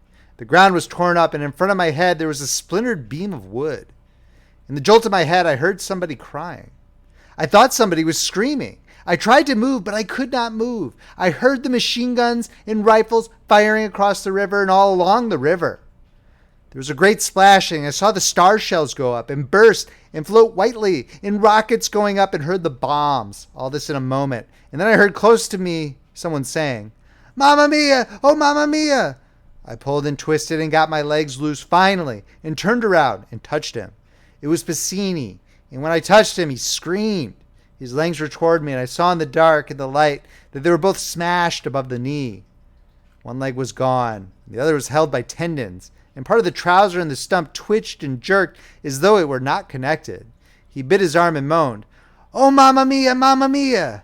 Then, Dio ti salve Maria! Dio ti salve Maria! Oh, Jesus, shoot me, Christ, shoot me, Mamma Mia! Mamma Mia, oh, purest lovely Mary, shoot me! Stop it, stop it, stop it! Oh, Jesus, lovely Mary, stop it! Oh, oh, oh! Then choking, Mamma Mia! Then he was quiet, biting his arm, the stump of his leg twitching. Porta Feriti! I shouted, holding my hands cuffed. Porta Feriti! I tried to get closer to Bassini to try and put a tourniquet on the legs, but I could not move. I tried again and my legs moved a little. I could pull backward along with my arms and elbows. Bassini was quiet now. I sat beside him, undid my tunic, and tried to rip the tail of my shirt. It would not rip, and I bit the edge of the cloth to start it. Then I thought of his puttees. I had on wool stockings, but Bassini wore puttees. All the drivers wore puttees, but Bassini had only one leg. I unwound the putty, and while I was doing it, I saw there was no need to try and make a tourniquet because he was dead already. I made sure he was dead. There were 3 others to locate. I sat up straight, and as I did so, something inside my head moved like the weights on a doll's eyes, and it hit me inside and back of my eyeballs. My legs felt warm and wet, and my shoes were wet and warm inside. I knew that I was hit and leaned over and put my hand on my knee. My knee wasn't there. My hand went in and my knee was down on my shin. I wiped my hand on my shirt and another floating light came very slowly down. I looked at my leg and was very afraid. Oh, God, I said. Get me out of here. I knew, however, that there had been 3 others. There were 4 drivers. Bassini was dead. That left 3. Someone took hold of me under their arms and somebody else lifted my legs. There are 3 others, I said. 1 is dead. It's Manera. We went for a stretcher, but there wasn't any. How are you, Tenente? Where's Gordini and Gavuzzi? Gordini's at the post getting bandaged. Gavuzzi has your legs. Hold on to my neck, Tenente. Are you badly hit? In the leg. How is Gaduni? He's all right. It was a big trench motor shell. Bassini's dead. Yes, he's dead. A shell fell close, and they both dropped to the ground and dropped me. I'm sorry, Tenente, said Manera. Hang on to my neck. If you drop me again, it's because we were scared. Are you unwounded? We're both wounded a little. Can Gordini drive? I don't think so. They dropped me once more before we reached the post. You sons of bitches, I said. I'm sorry, Tenente, Manera said. We won't drop you again. Outside the post, a great many of us lay on the ground in the dark. They carried wounded in and brought them out. I could see the light come out from the dressing station when the curtain opened, and they brought someone in or out. The dead were off to one side. The doctors were working with their sleeves up to their shoulders and were red as butchers. There were not enough stretchers. Some of the wounded were noisy, but most were quiet. The wind blew the leaves in the bower over the door of the dressing station, and the night was getting cold. Stretcher bearers came in all the time, put their stretchers down, unloaded them, and went away. As soon as I got to the dressing station, Manera brought a medical sergeant out, and he put bandages on both my legs. He said there was so much dirt blown into the wound that there had not been much hemorrhage. They would take me as soon as possible. He went back inside. Gordini could not drive, Manera said. His shoulder was smashed and his head was hurt. He had not felt bad, but now the shoulder had stiffened. He was sitting up beside one of the brick walls. Manera and Gavuzzi each went off with a load of wounded. They could drive all right. The British had come with 3 ambulances, and they had 2 men on each ambulance. One of their drivers came over to me, brought by Gordini, who looked very white and sick. The Britisher leaned over. Are you hit badly? He asked. He was a tall man and wore steel-rimmed spectacles. In the legs. It's not serious, I hope. Will you have a cigarette? Thanks. They tell me you've lost 2 drivers. Yes, 1 killed and the fellow that brought you. What rotten luck. Would you like us to take the cars? That's what I wanted to ask you. We take good care of them and return them to the villa. 206, aren't you? Yes. It's a charming place. I've seen you about. They tell me you're an American? Yes. I'm English. No. Yes, English. Do you think I was Italian? There were some Italians with one of our unions. It would be fine if you take the cars, I said. We'll be most careful of them. He straightened up. This chap of yours was very anxious for me to see you. He patted Gordini on the shoulder. Gordini winced and smiled. The Englishman broke into voluble and perfect Italian. Now everything is arranged. I've seen your tenente. We'll take over the 2 cars. You won't worry now." He broke off. "I must do something about getting you out of here. I'll see the medical wallas. We'll take you back with us." He walked across to the dressing station, stepping carefully among the wounded. I saw the blanket open. The light came out, and he went in. "He will look after you, Tenente," Gordini said. "How are you, Franco?" "I'm all right." He sat down beside me. In a moment, the blanket in front of the dressing station opened, and 2 stretcher bearers came out, followed by the tall Englishman. He brought them over to me. "Here is the American Tenente," he said in Italian. "I'd rather wait," I said. "They're much worse wounded than me." "I'm all right." "Come, come," he said. "Don't be a bloody hero." Then in Italian, "Lift him very carefully about the legs. His legs are very painful. He's the legitimate son of President Wilson." They picked me up and took me into the dressing room. Inside, they were operating on all the tables. The little major looked at us furious. He recognized me and waved a forceps. "Ça va bien?" "Ça va." "I brought him in," the tall Englishman said in Italian. "The only son of the American ambassador. He can be here until you are ready to take him. Then I will take him with my first load." He bent over me. "I'll look up their adjutant to do your papers, and we'll go much faster." He stooped to go under the doorway and went out. The major was unhooking the forceps now, dropping them in a basin. I followed his hands with my eyes. Now he was bandaging. Then the stretcher bearers took the man off the table. "I'll take the American Tenente," one of the captains said. They lifted me onto the table. It was hard and slippery. There were many strong smells, chemical smells, and the sweet smell of blood. They took off my trousers, and the medical captain commenced dictating to the sergeant adjutant while he worked. "Multiple superficial wounds of the left and right thigh, and left and right knee and right foot. Profound wounds of right knee and foot. Lacerations of the scalp." He probed. "Does that hurt?" "Christ, yes." "With possible fracture of the skull incurred in the line of duty. That's what keeps you from being court-martialed for self-inflicted wounds," he said. "Would you like a drink of brandy? How did you run into this thing anyway? What were you trying to do? Commit suicide? Any tetanus, please. Mark a cross on both legs. Thank you. I'll clean this up a little, wash it out, and put on a dressing. Your blood coagulates beautifully." The adjutant, looking up from the paper. "What inflicted the wounds?" The medical captain. "What hit you?" Me, with the eyes shut. "A trench mortar shell." The captain, doing things that hurt sharply and severing tissue. "Are you sure?"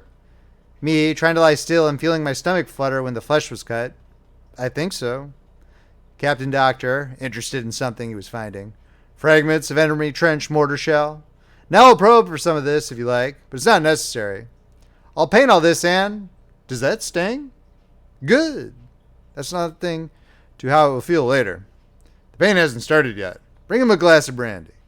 The shock dulls the pain, but this is all right.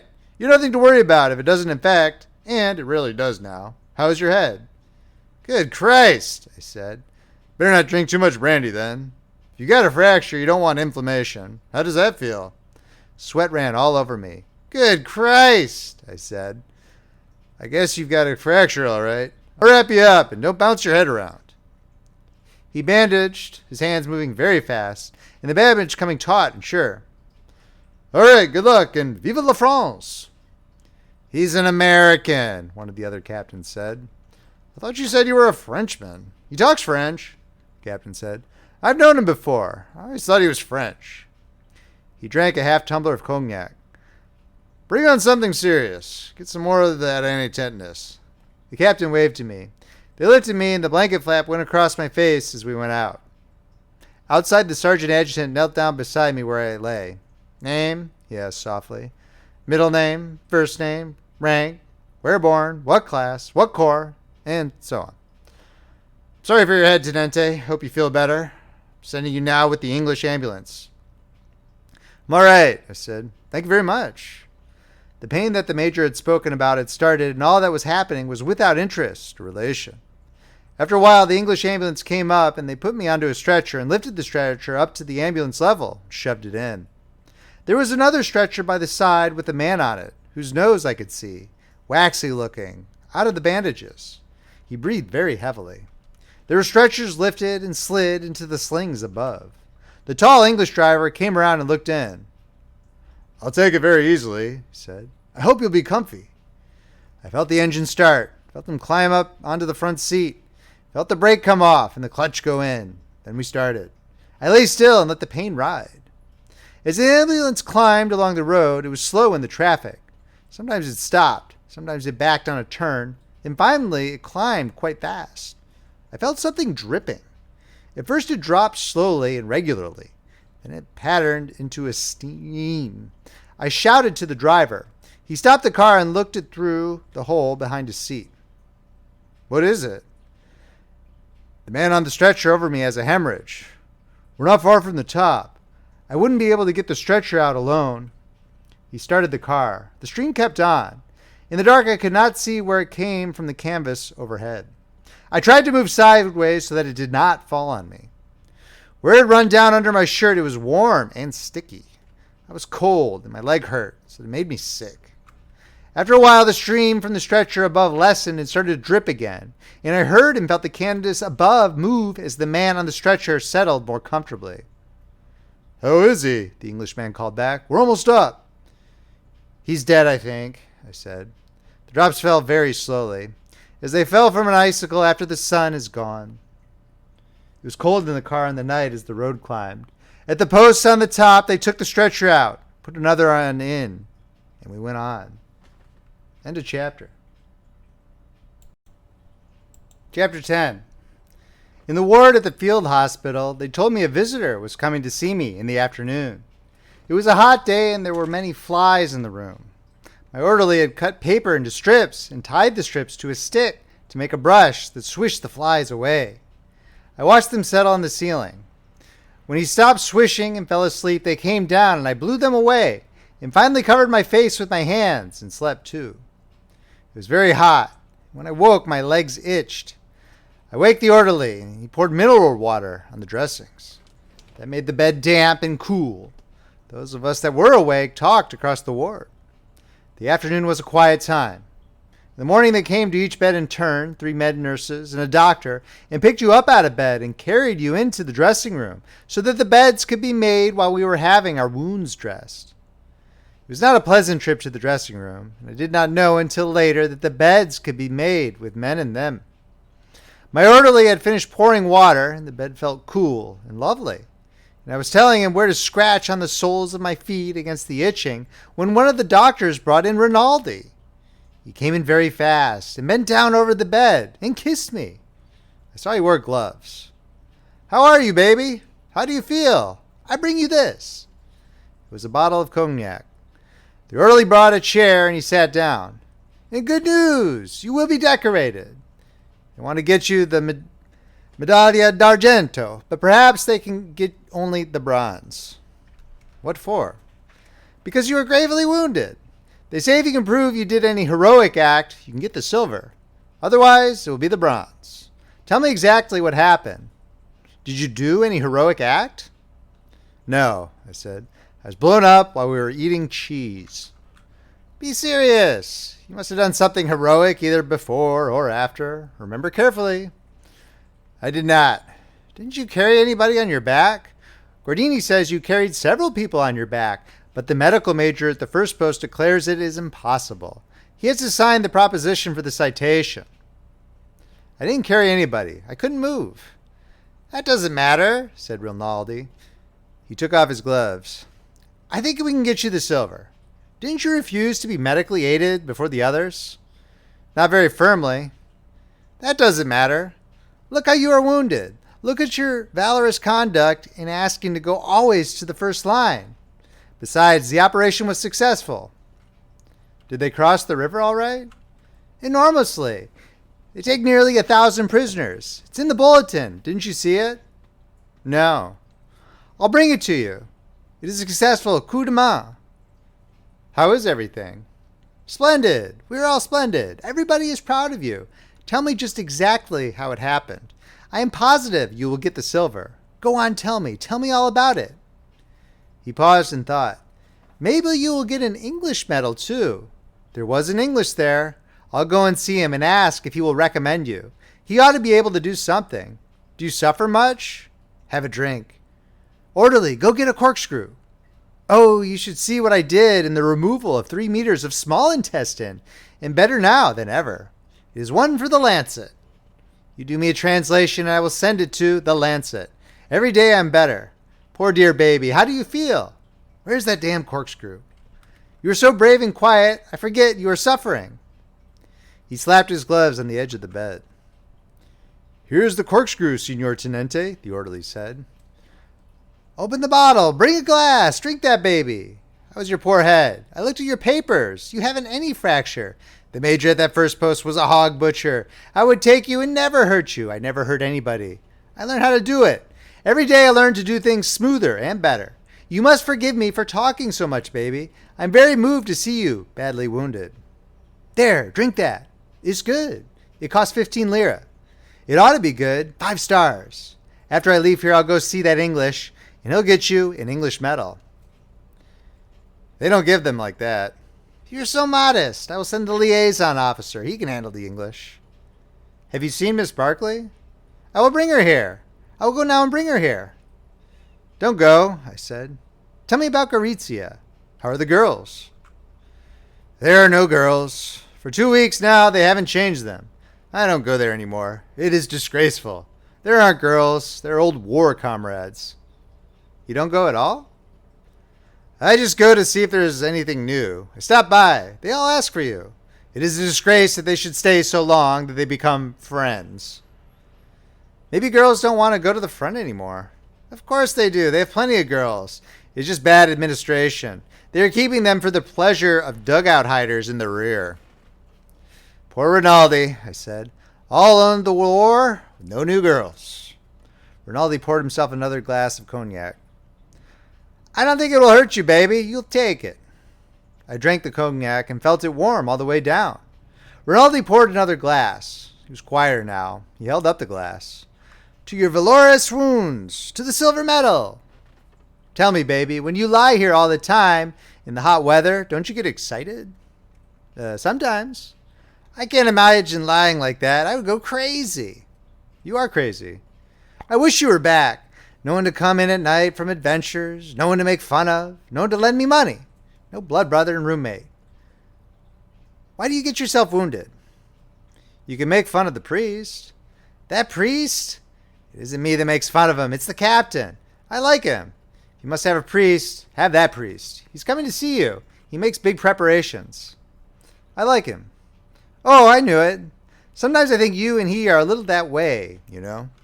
No, you don't.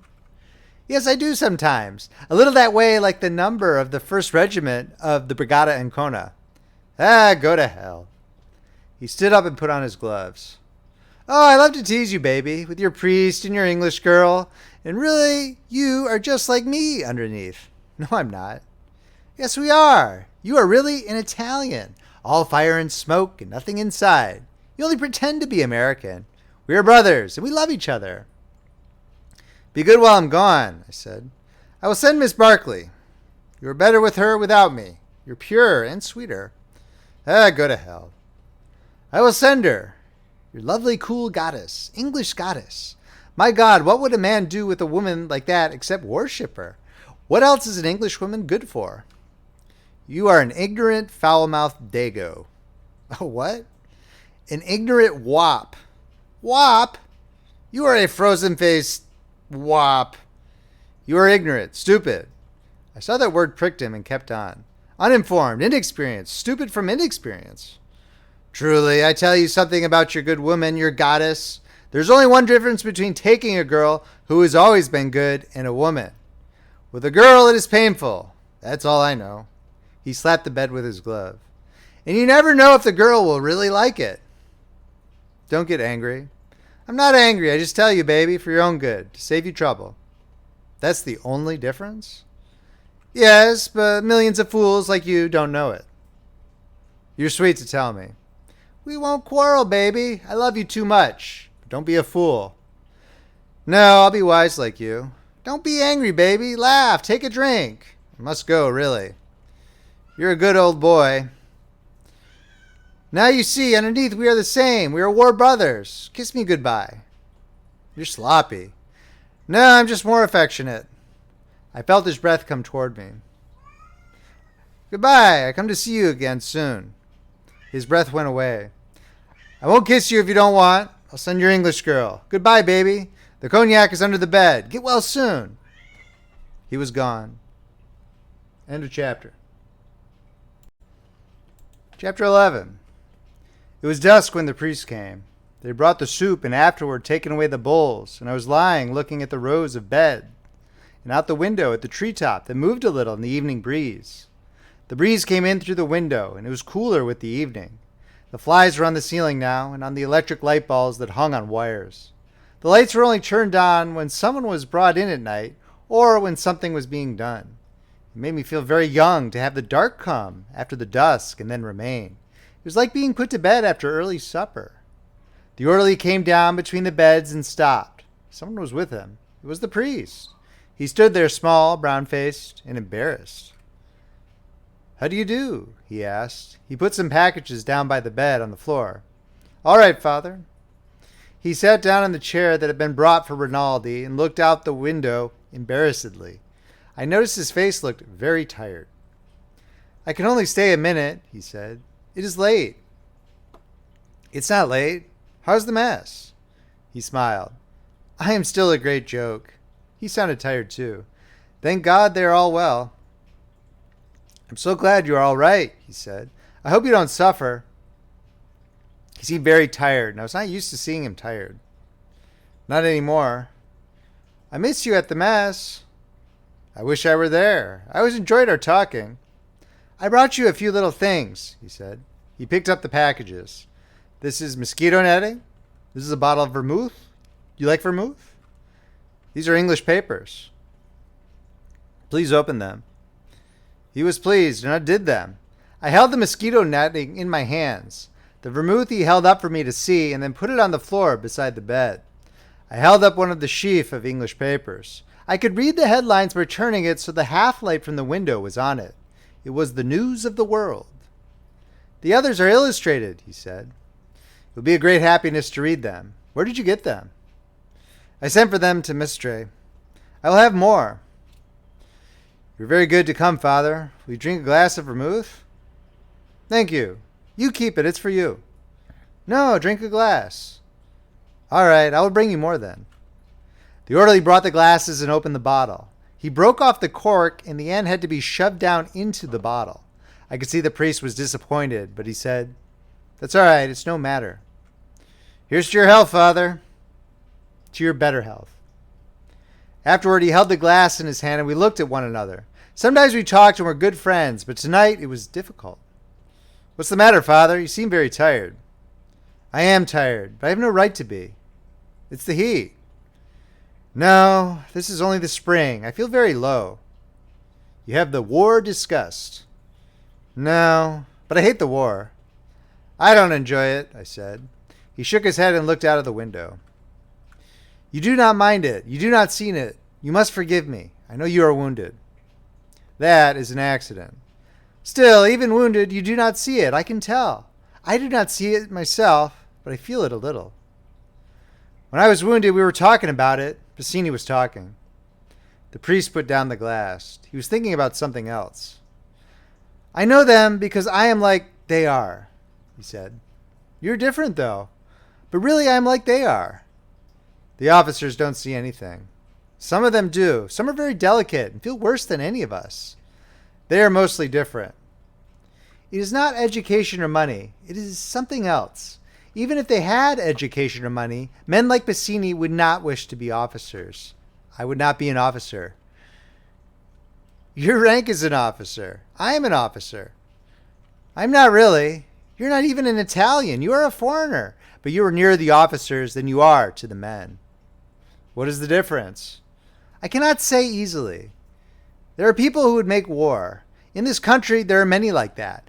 There are other people who would not make war. But the first ones make them do it? Yes. And I help them? You are a foreigner. You are a patriot. And the ones who would not make war? Can they stop it? I do not know. He looked out of the window again. I watched his face. Have they ever been able to stop it? They're not organized to stop things. When they get organized, their leaders sell them out. Then it's hopeless. It is never hopeless, but sometimes I cannot hope. I try always to hope, but sometimes I cannot. Maybe the war will be over. I hope so. What will you do then? If it is possible, I return to the Abruzzi. His brown face was suddenly very happy. You love the Abruzzi? Yes, I love it very much. You ought to go there then. I would be too happy if I could live there and love God and serve him and be respected, I said. Yes, and be respected. Why not? No reason not. You should be respected. It does not matter. But there in my country it is understood that a man may love God is not a dirty joke. I understand. He looked at me and smiled. You understand, but you do not love God. No. You do not love him at all? He asked. I'm afraid of him in the night sometimes. You should love him. I don't love much. Yes, he said, you do. What you tell me about in the nights, that is not love. That is only passion and lust. When you love, you wish to do things for. You wish to sacrifice for. You wish to serve. I don't love. You will. I know you will. And you will be happy. I'm happy. I've always been happy. It is another thing. You cannot know about it unless you have it. Well, I said, if I ever get it, I will tell you. I stay too long and talk too much. He was worried that he really did. No, don't go. How about loving women? If I really loved some woman, would it be like that? I don't know about that. I never loved any woman. What about your mother? Yes, I must have loved my mother. Did you always love God? Ever since I was a little boy. Well, I said, I did not know what to say. You are a fine boy, I said. I am a boy, he said, but you call me father. That's politeness. He smiled. I must go, really, he said. You do not want me for anything? He asked hopefully. No, just to talk. I'll take your greetings to the mess. Thank you for the many fine presents. It's nothing. Come and see me again. Yes, goodbye, he patted my head. So long, I said in dialect. Ciao, he repeated. It was dark in the room, and the orderly, who had sat by the foot of the bed, got up and went out with him. I liked him very much, and I hoped he would get back to the Abruzzi sometime. He had a rotten life in the mess, and he was fine about it, but I thought how he would be in his own country. At Capricata, he had told me, there were trout in the stream below the town. It was forbidden to play the flute at night. When the young men serenaded, only the flute was forbidden. Why, I had asked. Because it was bad for the girls to hear the flute at night. The peasants all called you Don, and when you met them, they took off their hats. His father hunted every day and stopped to eat at the houses of peasants. They were always honored. For a foreigner to hunt, he must present a certificate that he had never been arrested. There were bears on the Gran Sasso d'Italia, but it was a long way. Aquila was a fine town. It was cool in the summer at night. In the spring in the Abruzzi was the most beautiful in Italy. But what was lovely was the fall to go hunting through the chestnut woods. The birds were all good because they fed on grapes. And you never took a lunch because the peasants were always honored if you would eat with them at their houses. After a while, I went to sleep. End of chapter. Chapter 12. The room was long with windows on the right-hand side and a door at the far end that went into the dressing room. The row of beds that mine was in faced the windows, and another row under the windows faced the wall. If you lay on your left side, you could see the dressing room door. There was another door at the far end that people sometimes came in by. If anyone were going to die, they put a screen around the bed so you could not see them die. But only the shoes and puttees of doctors and men nurses showed under the bottom of the screen, and sometimes at the end there would be whispering. Then the priest would come out from behind the screen, and afterward the men nurses would go back behind the screen to come out again, carrying the one who was dead with a blanket over him down the corridor between the beds, and someone folded the screen and took it away. That morning the major in charge of the ward asked me if I felt that I could travel the next day. I said I could. He said then they would ship me out early in the morning. He said I would be better off making the trip now before it got too hot. When they lifted you up out of the bed to carry you into the dressing room, you could look out of the window and see the new graves in the garden. A soldier sat outside the door that opened onto the garden, making crosses and painting on them the names, rank, and regiment of the men who were buried in the garden. He also ran errands for the ward, and in his spare time made me a cigarette lighter out of an empty Austrian rifle cartridge. The doctors were very nice and seemed very capable. They were anxious to ship me to Milan, where there were better x-ray facilities, and where, after the operation, I could take mechanotherapy. I wanted to go to Milan too. They wanted to get us all out and back as far as possible because all the beds were needed for the offensive, when it should start. The night before I left the field hospital, Rinaldi came in to see me with the major from our mess. They said that I would go to an American hospital in Milan that had just been installed. Some American ambulance units were to be sent down, and this hospital would look after them and any other Americans on service in Italy. There were many in the Red Cross. The States had declared war on Germany, but not on Austria. The Italians were sure America would declare war on Austria too, and they were very excited about any Americans coming down, even the Red Cross. They asked me if I thought President Wilson would declare war on Austria, and I said it was only a matter of days. I did not know what we had against Austria, but it seemed logical that they should declare war on her if they did on Germany. They asked me if we would declare war on Turkey. I said that was doubtful. Turkey, I said, was our national bird. But the joke translated so badly and they were so puzzled and suspicious that I said yes, we would probably declare war on Turkey. And on Bulgaria? We drank several glasses of brandy and I said yes, by God, on Bulgaria too, and on Japan. But they said Japan is an ally of England. You can't trust the bloody English. The Japanese want Hawaii, I said. Where is Hawaii? It is in the Pacific Ocean. Why do the Japanese want it? They don't really want it, I said. That is all talk. The Japanese are a wonderful little people, fond of dancing and light wines. Like the French, said the major. We will get Nice and Savoia from the French. We will get Corsica and all the Adriatic coastline, Rinaldi said. Italy will return to the splendors of Rome, said the major. I don't like Rome, I said. It is hot and full of fleas. You don't like Rome? Yes, I love Rome. Rome is the mother of nations. I will never forget Romulus suckling the Tiber. What? Nothing. Let's all go to Rome. Let's go to Rome tonight. Never come back. Rome is a beautiful city, said the major. The mother and father of nations, I said. Rome is feminine, said Rinaldi. It cannot be the father. Who is the father then? The Holy Ghost? Don't blaspheme. I wasn't blaspheming. I was asking for information. You're drunk, baby. Who made me drunk? I made you drunk, said the major. I made you drunk because I love you, because America is in the war. Up to the hilt, I said. You go away in the morning, baby, Rinaldi said. To Rome, I said. No, to Milan.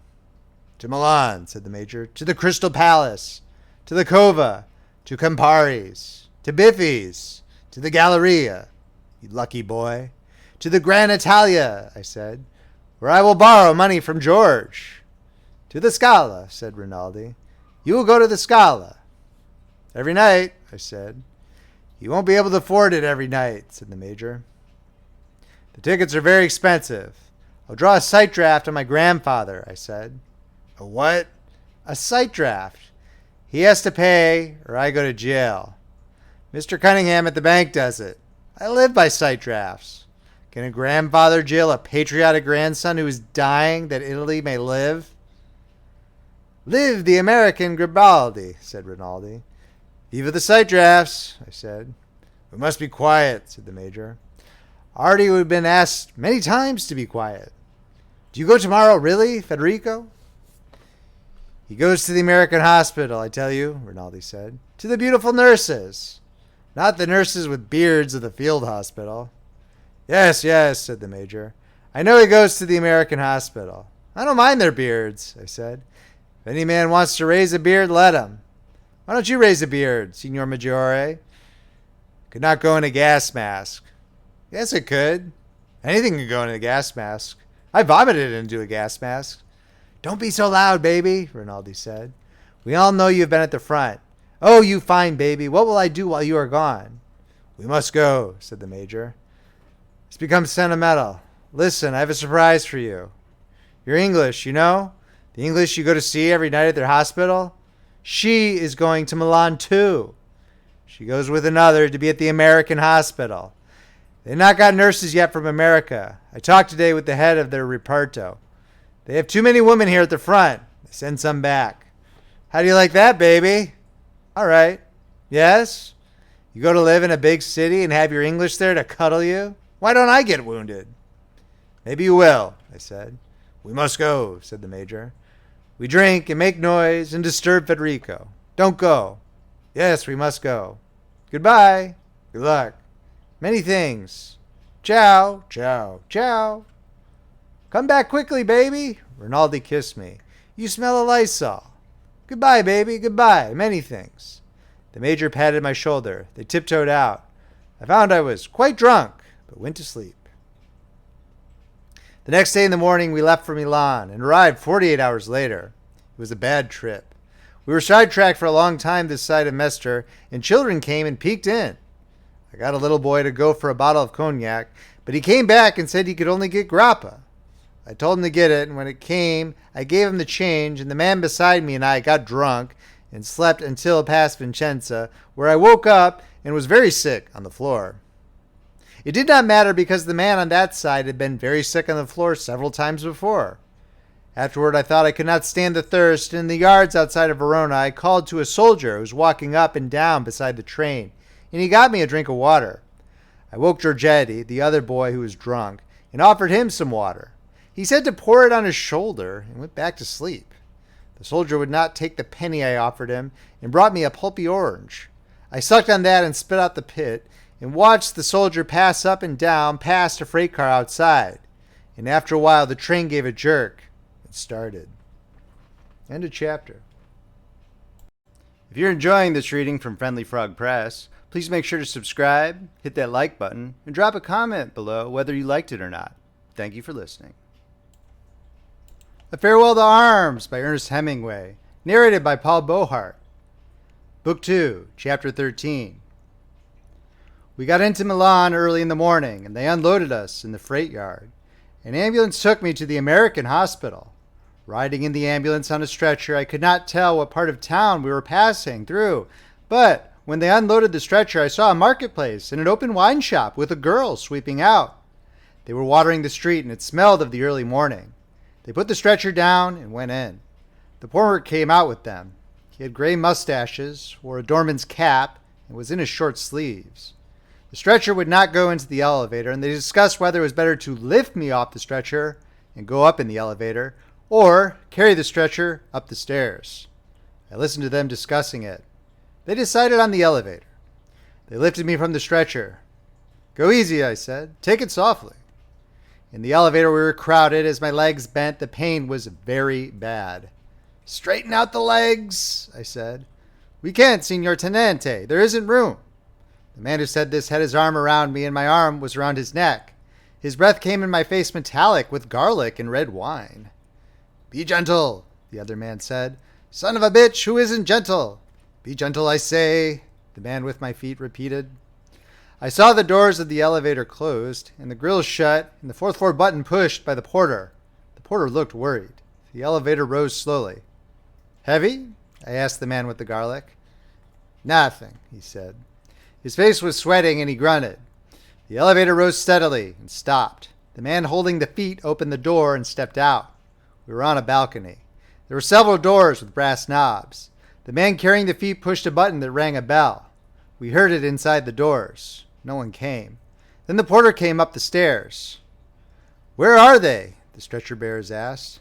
I don't know, said the porter. They sleep downstairs. Get somebody.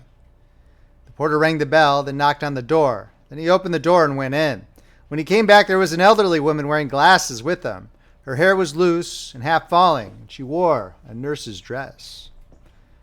I can't understand, she said. I can't understand Italian. I can speak English, I said. They want to put me somewhere. None of the rooms are ready. There isn't any patient expected. She tucked in her hair and looked at me nearsightedly. Show them any room where they can put me. I don't know, she said. There's no patient expected. I couldn't put you in just any room. Any room will do, I said. Then to the porter in Italian, find an empty room. They are all empty, said the porter. You are the first patient. He held his cap in his hand and looked at the elderly nurse. For Christ's sweet sake, take me to some room. The pain had gone on and on with the legs bent, and I could feel it going in and out of the bone.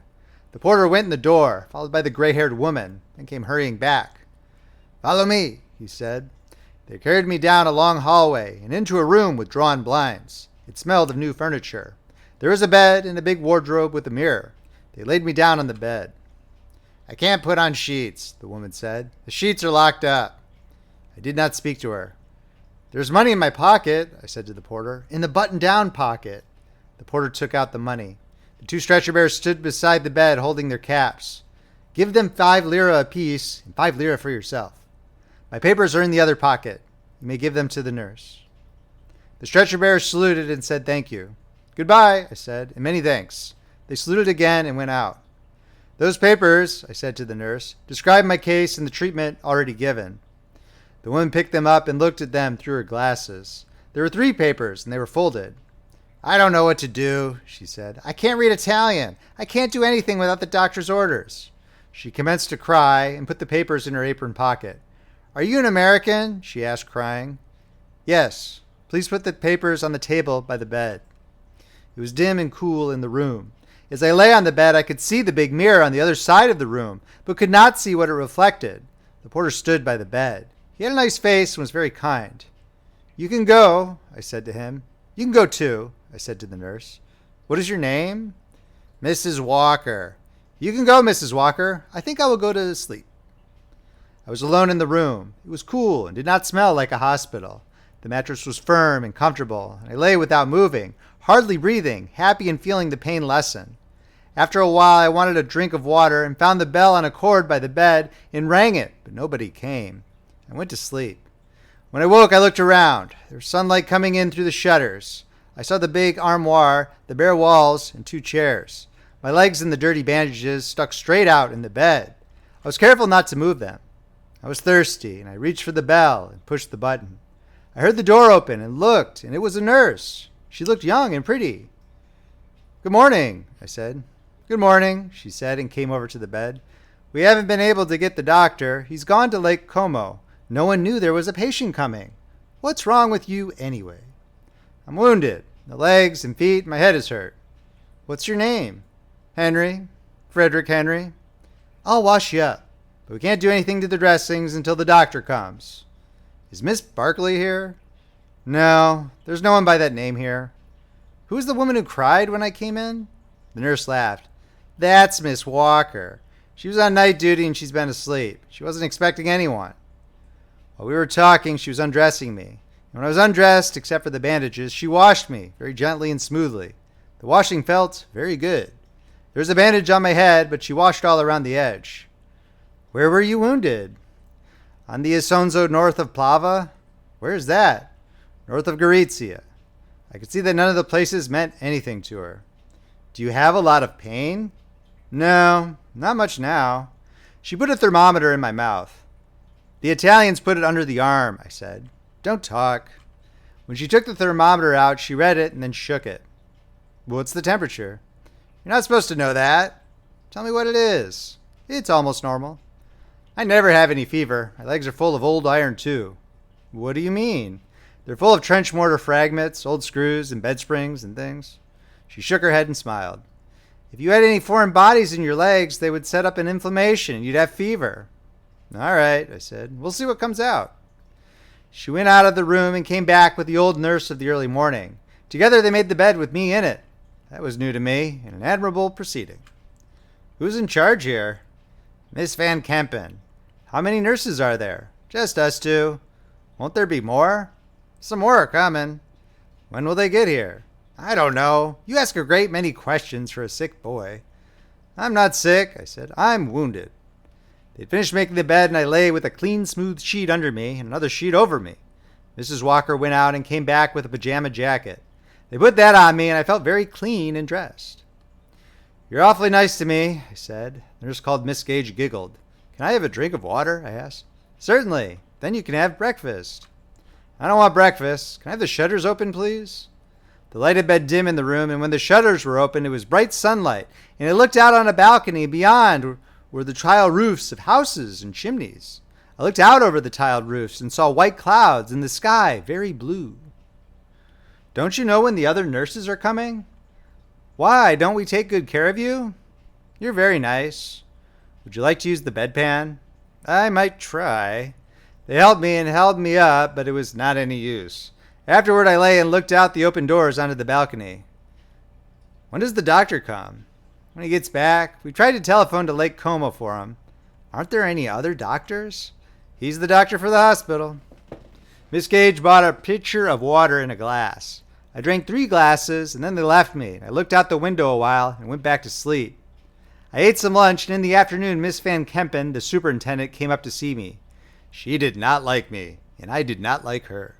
She was small and neatly suspicious and too good for her position. She asked many questions and seemed to think it was somewhat disgraceful that I was with the Italians. Can I have wine with the meals? I asked her. Only if the doctor prescribes it. I can't have it until he comes? Absolutely not. You plan on having him come eventually? We've telephoned him at Lake Como. She went out and Miss Gage came back. Why were you rude to Miss Van Kempen? She asked after she had done something for me very skillfully. I didn't mean to me, but she was snooty. She said you were domineering and rude. I wasn't. What's the idea of a hospital without a doctor? He's coming. They telephoned for him to Lake Como. What does he do there? Swim? No, he has a clinic there. Why don't they get another doctor? Hush, hush, be a good boy and he'll come. I sent for the porter, and when he came, I told him in Italian to get me a bottle of Cinzano at the white shop, a fiasco of Chianti, and the evening papers. He went away and brought them wrapped in newspaper, unwrapped them, and, when I asked him to, drew the corks and put the wine and vermouth under the bed. They left me alone, and I lay in bed and read the papers a while. The news from the front, and the list of dead officers with their decorations, and then reached down and brought up the bottle of Cinzano and held it straight up on my stomach, the cool glass against my stomach, and took little drinks, making rings on my stomach from holding the bottle there between drinks, and watched it get dark outside over the roofs of the town. The swallows circled around, and I watched them and the nighthawks flying above the roofs, and drank the Cinzano. Miss Gage brought up a glass with some eggnog in it. I lowered the vermouth bottle to the other side of the bed when she came in. Miss Van Kempen had some sherry put in this, she said. You should be rude to her. She's not young, and this hospital's a big responsibility for her. Mrs. Walker's too old, and she's no use to her. She's a splendid woman, I said. Thank her very much. I'm going to bring your supper right away. That's all right, I said. I'm not hungry. When she brought the tray and put it on the bed table, I thanked her and ate a little of the supper. Afterward, it was dark outside, and I could see the beams of the searchlights moving in the sky. I watched for a while, and then went to sleep. I slept heavily, except once I woke sweating and scared. Then went back to sleep, trying to stay outside of my dream.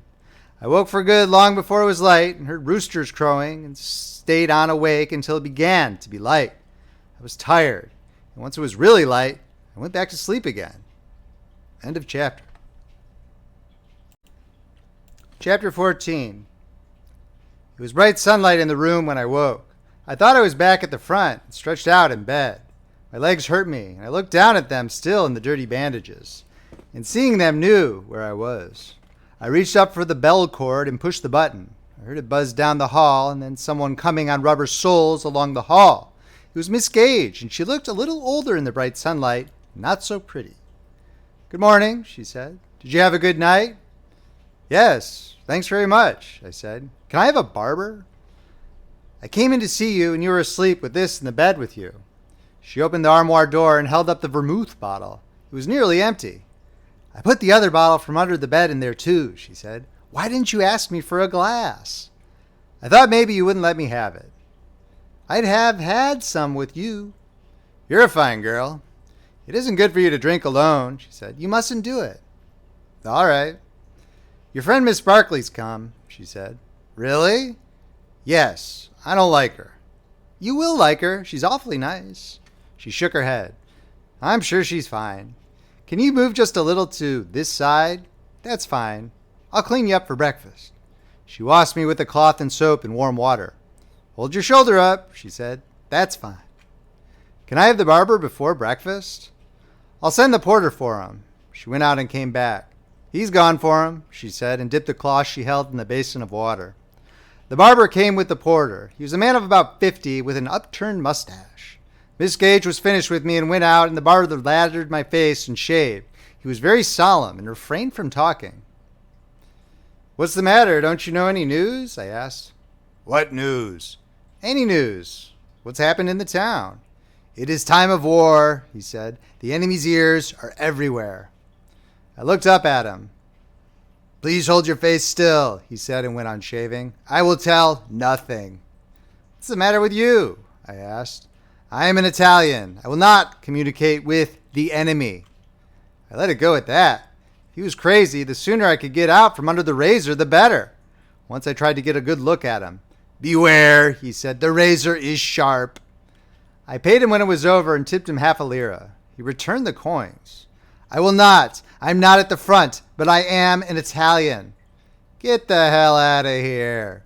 With your permission, he said, and wrapped his razors in newspaper. He went out, leaving the 5 copper coins on the table beside the bed. I rang the bell. Miss Gage came in. Would you ask the porter to come, please? All right. The porter came in. He was trying to keep from laughing. Is that barber crazy? No, signorino. He made a mistake. He doesn't understand very well, and he thought I said you were an Austrian officer. Oh, I said. Ho, ho, ho, the porter laughed. He was funny. One move from you, he said, and he would have. He drew his forefinger across his throat. Ho, ho, ho, he tried to keep from laughing. When I tell him you are not an Austrian, ho, ho, ho. Ho, ho, ho, I said bitterly. How funny if he would cut my throat, ho, ho, ho. No, signorino, no, no. He was so frightened of an Austrian, ho, ho, ho. Ho, ho, ho, I said. Get out of here. He went out and I heard him laughing in the hall. I heard someone coming down the hallway. I looked toward the door. It was Catherine Barclay. She came in the room and over to the bed. Hello, darling, she said. She looked fresh and young and very beautiful. I thought I'd never seen anyone so beautiful. Hello, I said. When I saw her, I was in love with her.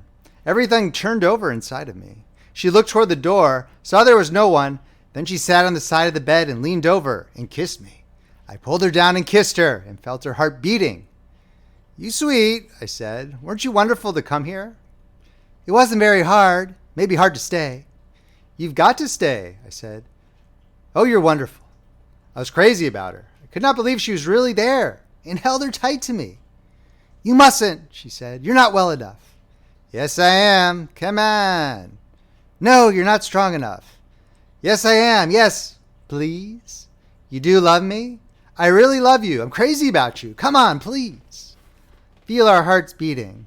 I don't care about our hearts. I want you. I'm just mad about you. You really love me? Don't keep on saying that. Come on, please. Please, Catherine. All right, but only for a minute. All right, I said. Shut the door. You can't. You shouldn't. Come on, don't talk. Please, come on. Catherine sat in a chair by the bed. The door was open into the hall. The wildness was gone, and I felt finer than I had ever felt. She asked, Now do you believe I love you? Oh, you're lovely, I said. You've got to stay. They can't send you away. I'm crazy in love with you. We'll have to be awfully careful. That was just madness. We can't do that. We can at night. We'll have to be awfully careful. You have to be careful in front of other people. I will. You'll have to be. You're sweet. You do love me, don't you? Don't say that again. You don't know what that does to me. I'll be careful then. I don't want to do anything more to you. I have to go now, darling, really. Come back right away. I'll come when I can. Goodbye. Goodbye, sweet. She went out. God knows I'd not wanted to fall in love with her. I'd not wanted to fall in love with anyone. But God knows I had. And I lay on the bed in the room of the hospital in Milan, and all sorts of things went through my head. But I felt wonderful, and finally Miss Gage came in. The doctor's coming, she said. He's telephoned from Lake Como. When does he get here? He'll be here this afternoon. End of chapter. Chapter 15. Nothing happened until afternoon. The doctor was a thin, quiet little man who seemed disturbed by the war. He took out a number of small steel splinters from my thighs with delicate and refined distaste. He used a local anesthetic called something or other, snow. which froze the tissue and avoided pain until the probe, the scalpel or the forceps, got below the frozen portion. The anesthetized area was clearly defined by the patient, and after a time the doctor's fragile delicacy was exhausted, and he said it would be better to have an x-ray. Probing was unsatisfactory, he said. The x-ray was taken at the Ospedale Maggiore, and the doctor who did it was excitable, efficient, and cheerful. It was arranged by holding up the shoulders, that the patient should see personally some of the larger foreign bodies through the machine. The plates were to be sent over. The doctor requested me to write in his pocket notebook my name and regiment, some sentiment. He declared that the foreign bodies were ugly, nasty, brutal. The Austrians were sons of bitches. How many had I killed? I had not killed any, but I was anxious to please, and I said I had killed plenty. Miss Gage was with me, and the doctor put his arm around her and said she was more beautiful than Cleopatra. Did she understand that? Cleopatra, the former queen of Egypt. Yes, by God, she was. We returned to the little hospital in the ambulance, and after a while and much lifting, I was upstairs and in bed again. The plates came that afternoon. The doctor had said, by God, he would have them that afternoon, and he did.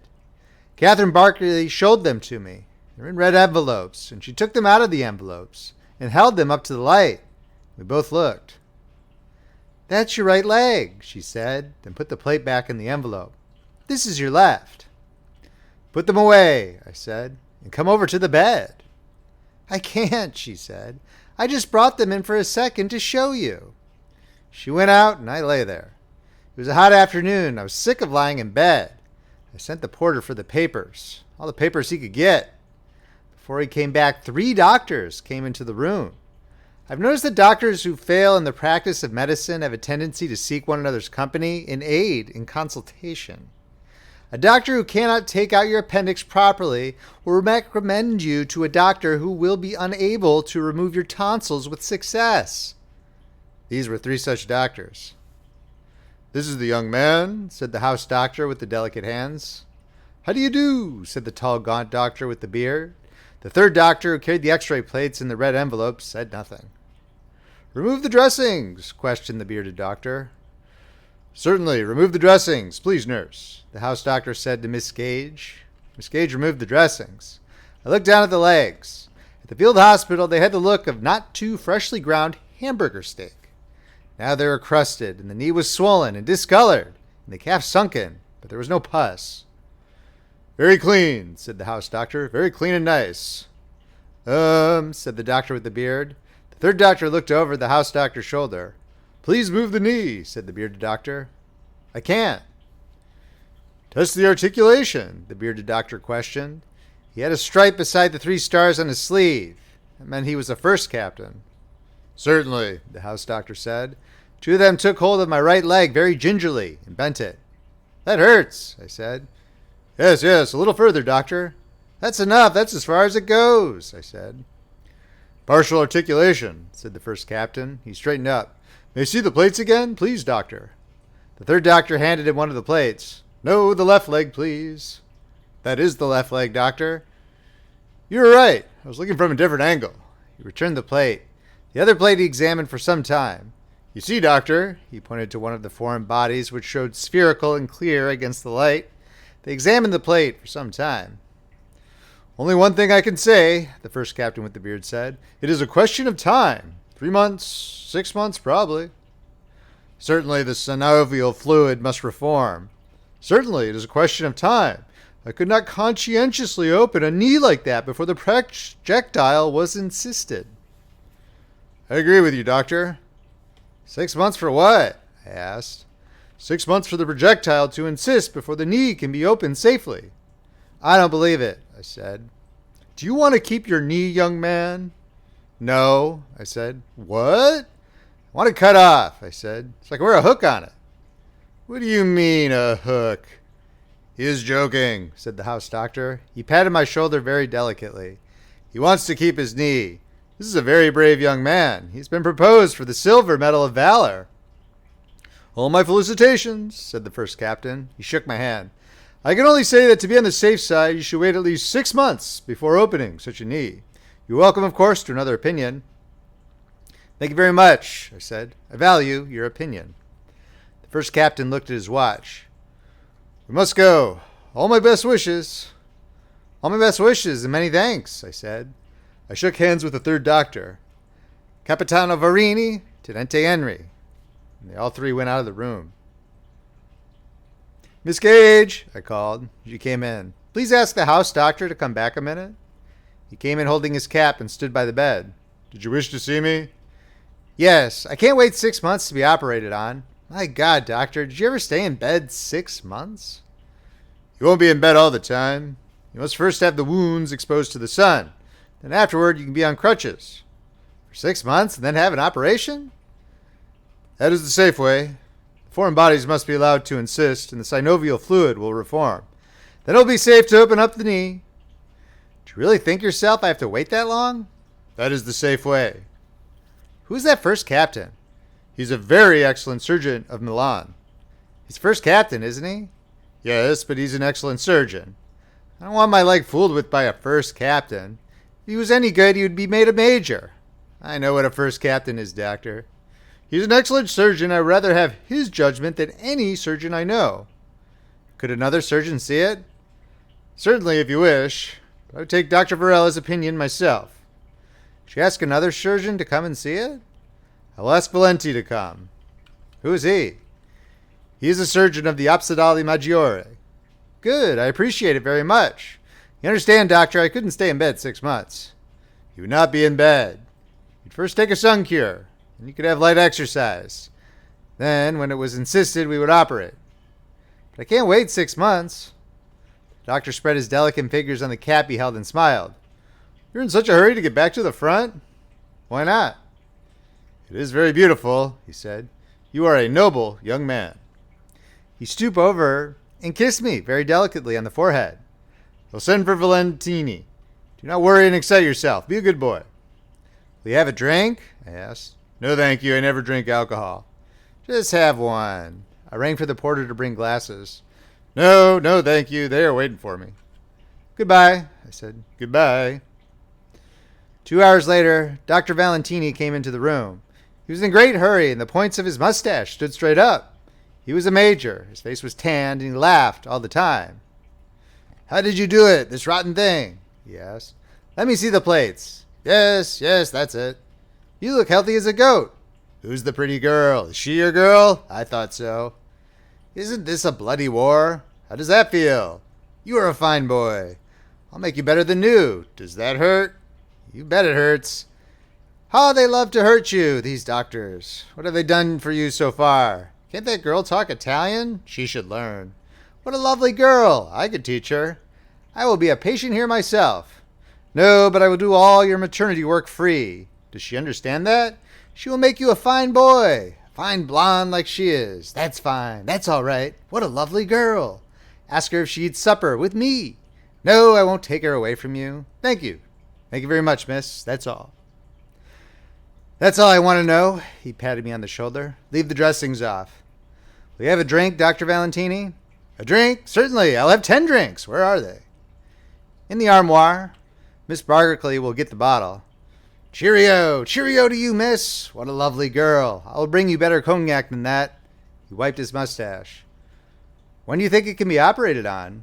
"Tomorrow morning, not before. Your stomach must be emptied. You must be washed out. I will see the old lady downstairs and leave instructions. Goodbye. I see you tomorrow. I'll bring you better cognac than that. You're very comfortable here. Goodbye. Until tomorrow. Get a good sleep. I'll see you early." He waved from the doorway. His mustaches went straight up. His brown face was smiling. There was a star in a box on his sleeve, because he was a major. End of chapter. Chapter 16. That night a bat flew into the room through the open door that led onto the balcony, and through which we watched the night over the roofs of the town. It was dark in our room except for the small light of the night over the town, and the bat was not frightened, but hunted in the room, as though he had been outside. We lay and watched him, and I do not think he saw us, because we lay so still. After he went out, we saw a searchlight come on, and watched the beam move across the sky, and then go off, and it was dark again. A breeze came in the night, and we heard the men of the anti-aircraft gun on the next roof talking. It was cool, and they were putting on their capes. I worried in the night about someone coming up, but Catherine said they were all asleep. Once in the night, we went to sleep, and when I woke up, she was not there, but I heard her coming along the hall, and the door opened, and she came back to the bed and said it was all right. She had been downstairs, and they were all asleep. She'd been outside Miss Van Kempen's door and heard her breathing in her sleep. She brought crackers, and we ate them and drank some vermouth.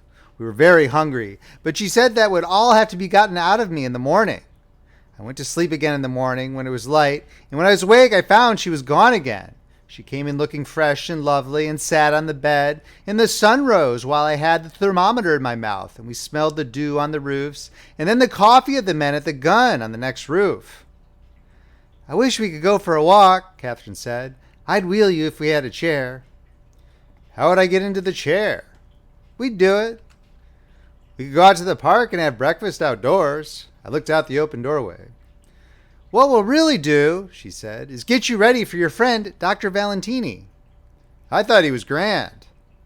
I didn't like him as much as you did, but I imagine he's very good. Come back to bed, Catherine, please, I said. I can't.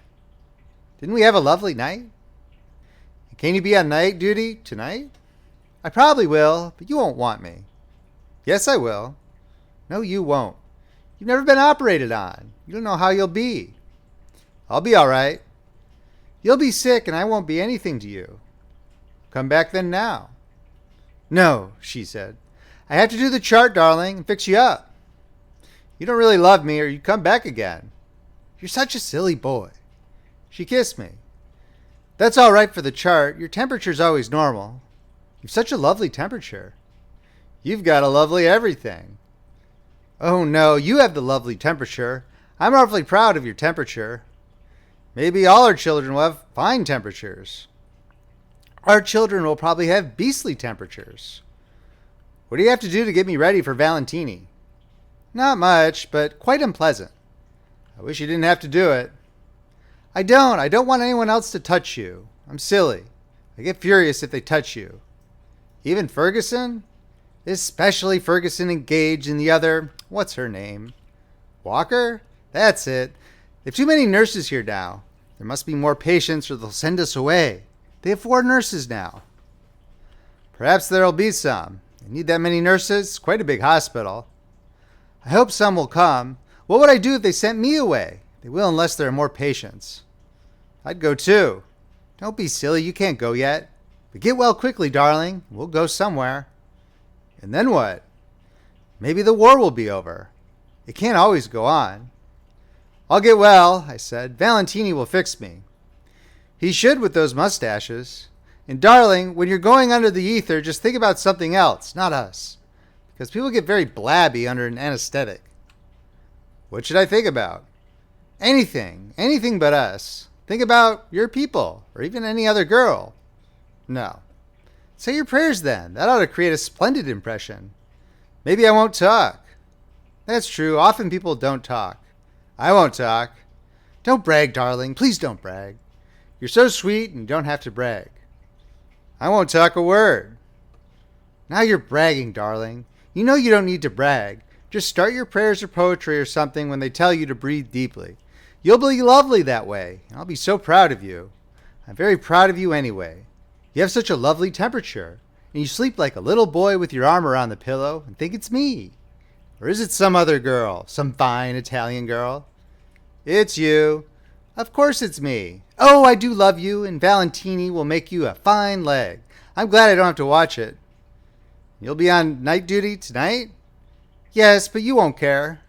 You wait and see. There, darling, now you're all clean inside and out. Tell me, how many people have you ever loved? Nobody. Not me even? Yes, you. How many others really? None. How many have you? How do you say it? Stayed with? None. You're lying to me. Yes. It's all right. Keep right on lying to me. That's what I want you to do. Were they pretty? I never stayed with anyone. That's right. Were they very attractive? I don't know anything about it. You're just mine. That's true, and you've never belonged to anyone else. But I don't care if you have. I'm not afraid of them. But don't tell me about them. When a man stays with a girl, when does she say how much it costs? I don't know. Of course not. Does she say she loves him? Tell me that. I want to know that. Yes, if he wants her to. Does he say he loves her? Tell me, please. It's important. He does if he wants to. But you never did? Really? Nope. Not really. Tell me the truth. No, I lied. You wouldn't, she said. I knew you wouldn't. Oh, I love you, darling. Outside, the sun was up over the roofs, and I could see the points of the cathedral with the sunlight on them.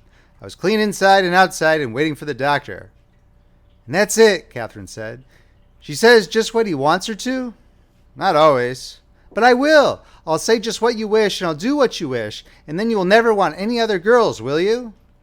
She looked at me very happily. I'll do what you want and say what you want, and then I'll be a great success, won't I? Yes. What would you like me to do now that you're all ready? Come to the bed again. All right, I'll come. Oh, darling, darling, darling, I said. You see, she said, I do anything you want. You're so lovely. I'm afraid I'm not very good at it yet. You're lovely. I want what you want. There isn't any me anymore. Just what you want. You sweet. I'm good, aren't I good? You don't want any other girls, do you? Nope. You see, I'm good. I do what you want. End of chapter. Chapter 17. When I was awake after the operation, I had not been away.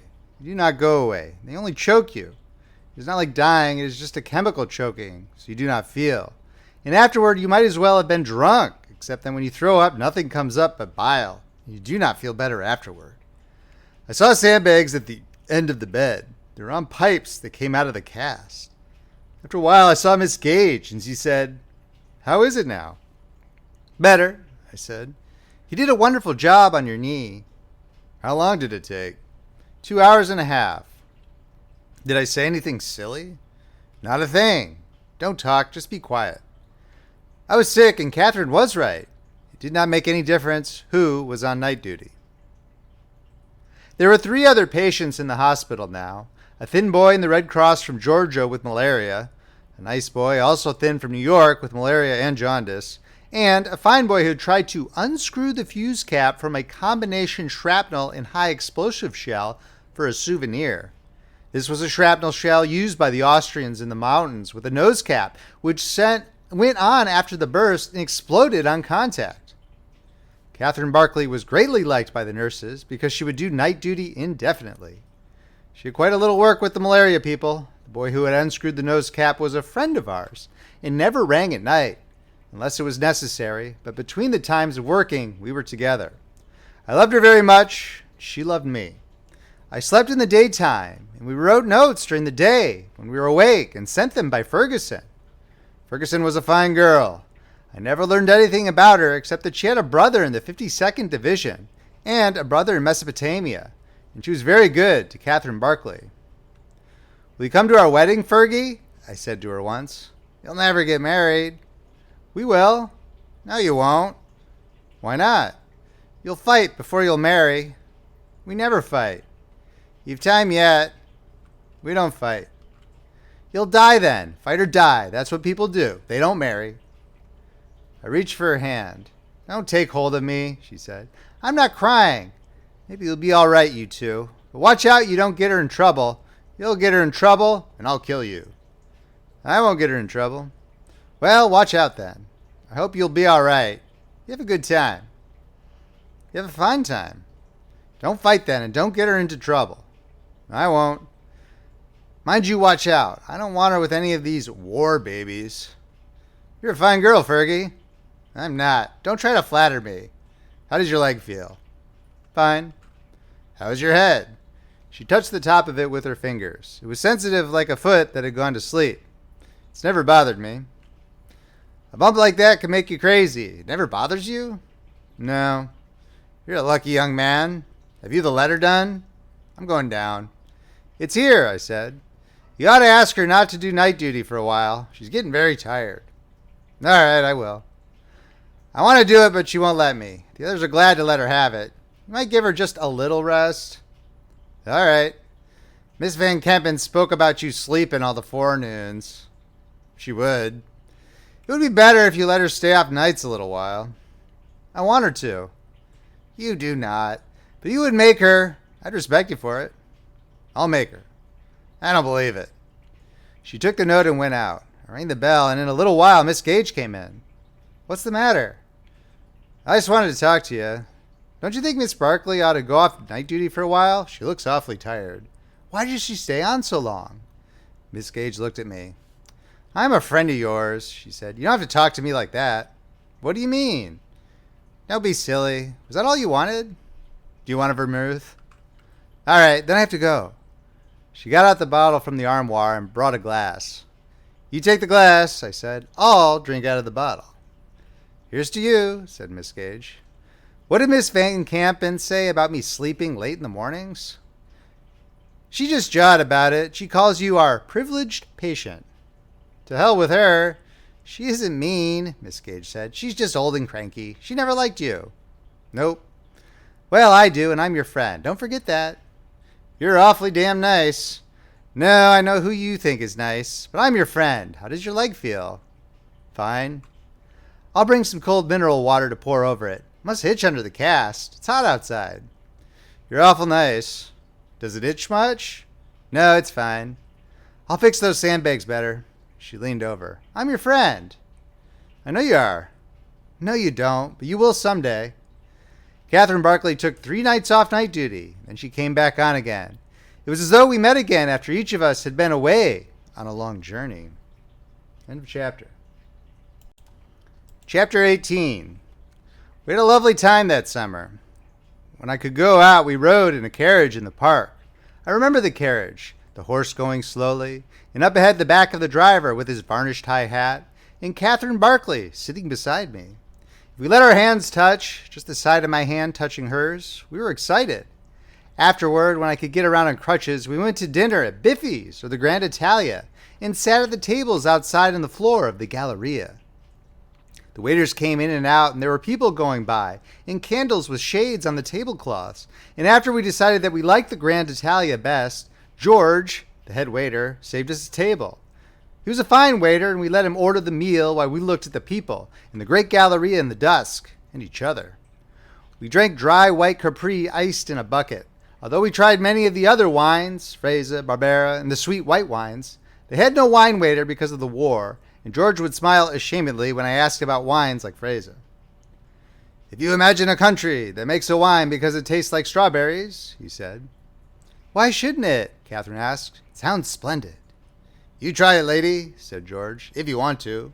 But let me bring a little bottle of Margaux for the tenente. I'll try it too, George. Sir, I can't recommend you to. It doesn't even taste like strawberries. It might, said Catherine. It would be wonderful if it did. I'll bring it, said George, and when the lady is satisfied, I'll take it away. It was not much of a wine. As he said, it did not even taste like strawberries.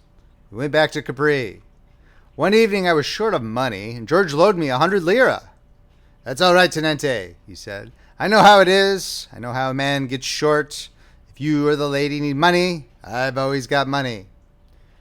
After dinner, we walked through the Galleria, past the other restaurants and the shops with their steel shutters down, and stopped at the little place where they sold sandwiches, ham and lettuce sandwiches, and anchovy sandwiches, made of very tiny brown glazed rolls and only about as long as your finger. They were to eat in the night when we were hungry. Then we got into an open carriage outside the Galleria in front of the cathedral and rode to the hospital. At the door of the hospital, the porter came out to help with the crutches.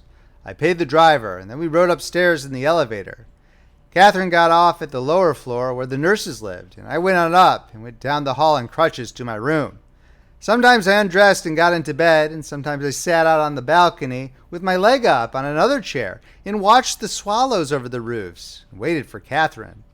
When she came upstairs, it was as though she had been away on a long trip, and I went along the hall with her on the crutches and carried the basins and waited outside the doors, or went in with her, it depending on whether they were friends of ours or not. And when she had done all there was to be done, we sat out on the balcony outside my room. Afterward, I went to bed, and when they were all asleep and she was sure they would not call, she came in. I loved to take her hair down, and she sat on the bed and kept very still, except suddenly she would dip down to kiss me while I was doing it. And I would take out the pins and lay them on the sheet, and it would be loose. And I would watch her while she kept very still, and then take out the last 2 pins, and it would all come down. And she would drop her head, and we would both be inside of it. And it was the feeling of inside a tent or behind a falls. She had wonderfully beautiful hair, and I would lie sometimes and watch her twisting it up in the light that came in the open door. And it shone even in the night, as water shines sometimes, just before it is really daylight. She had a lovely face and body and lovely smooth skin too. We would be lying together, and I would touch her cheeks and her forehead, and under her eyes and her chin and throat with the tips of my fingers and say, "Smooth as piano keys." And she would stroke my chin with her finger and say, "Smooth as emery paper and very hard on piano keys." "Is it rough?" "No, darling, I was just making fun of you." It was lovely in the nights, and if we could only touch each other, we were happy.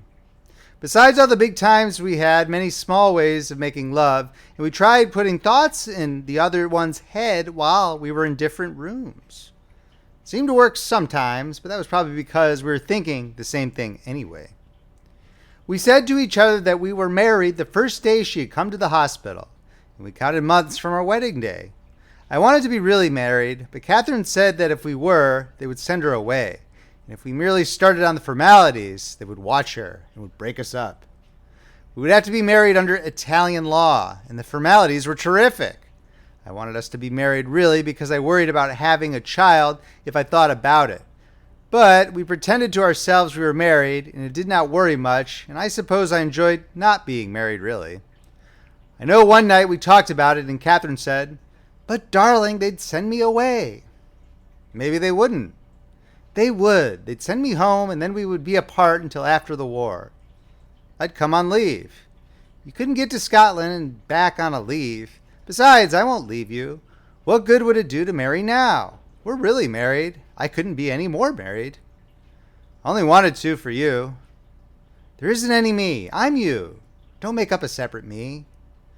I thought girls always wanted to be married. They do, but darling, I am married. I'm married to you. Don't I make you a good wife? You're a lovely wife. You see, darling, I had one experience of waiting to be married. I don't want to hear about it. You know I don't love anyone but you. You shouldn't mind because someone else loved me. I do. You shouldn't be jealous of someone who's dead when you have everything. No, but I don't want to hear about it. Poor darling. And I know you've been with all kinds of girls, and it doesn't matter to me. Couldn't we be married privately some way? Then if anything happened to me, or if you had a child. There's no way to be married except by church or state. We are married privately. You see, darling, it would mean everything to me if I had any religion, but I haven't any religion. You gave me the St. Anthony. That was for luck. Someone gave it to me. Then nothing worries you? Only being sent away from you. You're my religion. You're all I've got. All right, but I'll marry you the day you say. Don't talk as though you had to make an honest woman of me, darling. I'm a very honest woman. You can't be ashamed of something if you're only happy and proud of it. Aren't you happy? You won't ever leave me for someone else. No, darling, I won't ever leave you for someone else. I suppose all sorts of dreadful things will happen to us, but you don't have to worry about that. I don't, but I love you so much, and you did love someone else before. And what happened to him? He died. Yes, if he hadn't, I wouldn't have met you. I'm not unfaithful, darling. I have plenty of faults, but I'm very faithful. You'll be sick of me, I'll be so faithful. I'll have to go back to the front pretty soon. You won't think about that until you go. You see, I'm happy, darling. We have a lovely time. I haven't been happy for a long time, and when I met you, perhaps I was nearly crazy. Perhaps I was crazy, but now we're happy and we love each other. Do let's please just be happy. You are happy, aren't you? Is there anything I do you don't like? Can I do anything to please you? Would you like me to take down my hair? Do you want to play? Yes, and come to bed. All right, I'll go see in patients first. End of chapter. Chapter 19. The summer went that way. I do not remember much about the days, except that they were hot and there were many victories in the papers. I was very healthy, my legs healed quickly so that it was not very long after I was first on crutches before I was through with them and walking with a cane. And I started treatments at the Ospedale Maggiore for bending the knees, mechanical treatments, baking in a box of mirrors with violet rays, massage, and baths. I went over there afternoons and afterwards stopped at the cafe and had a drink and read the papers.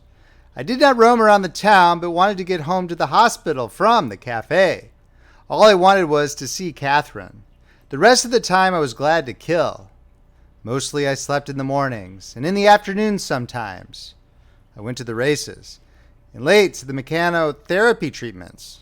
Sometimes I stopped in at the Anglo-American Club and sat in a deep leather-cushioned chair in front of the window and read the magazines.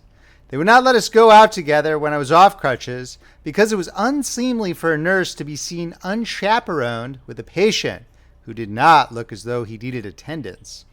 So we were not together much in the afternoons, although sometimes we could go out to dinner if Ferguson went along. Miss Van Kempen had accepted the status that we were great friends because she got a great amount of work out of Catherine.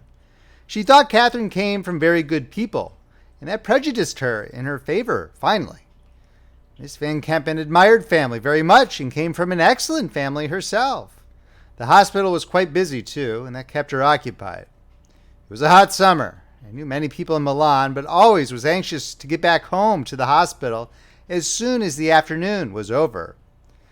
At the front, they were advancing on the Carso, and they'd taken Cook across some Plava, and were taking the Binsizza Plateau. The West Front did not sound so good. It looked as though the war were going on for a long time. We're in the war now, but I thought it would take a year to get any great amount of troops over and train them for combat.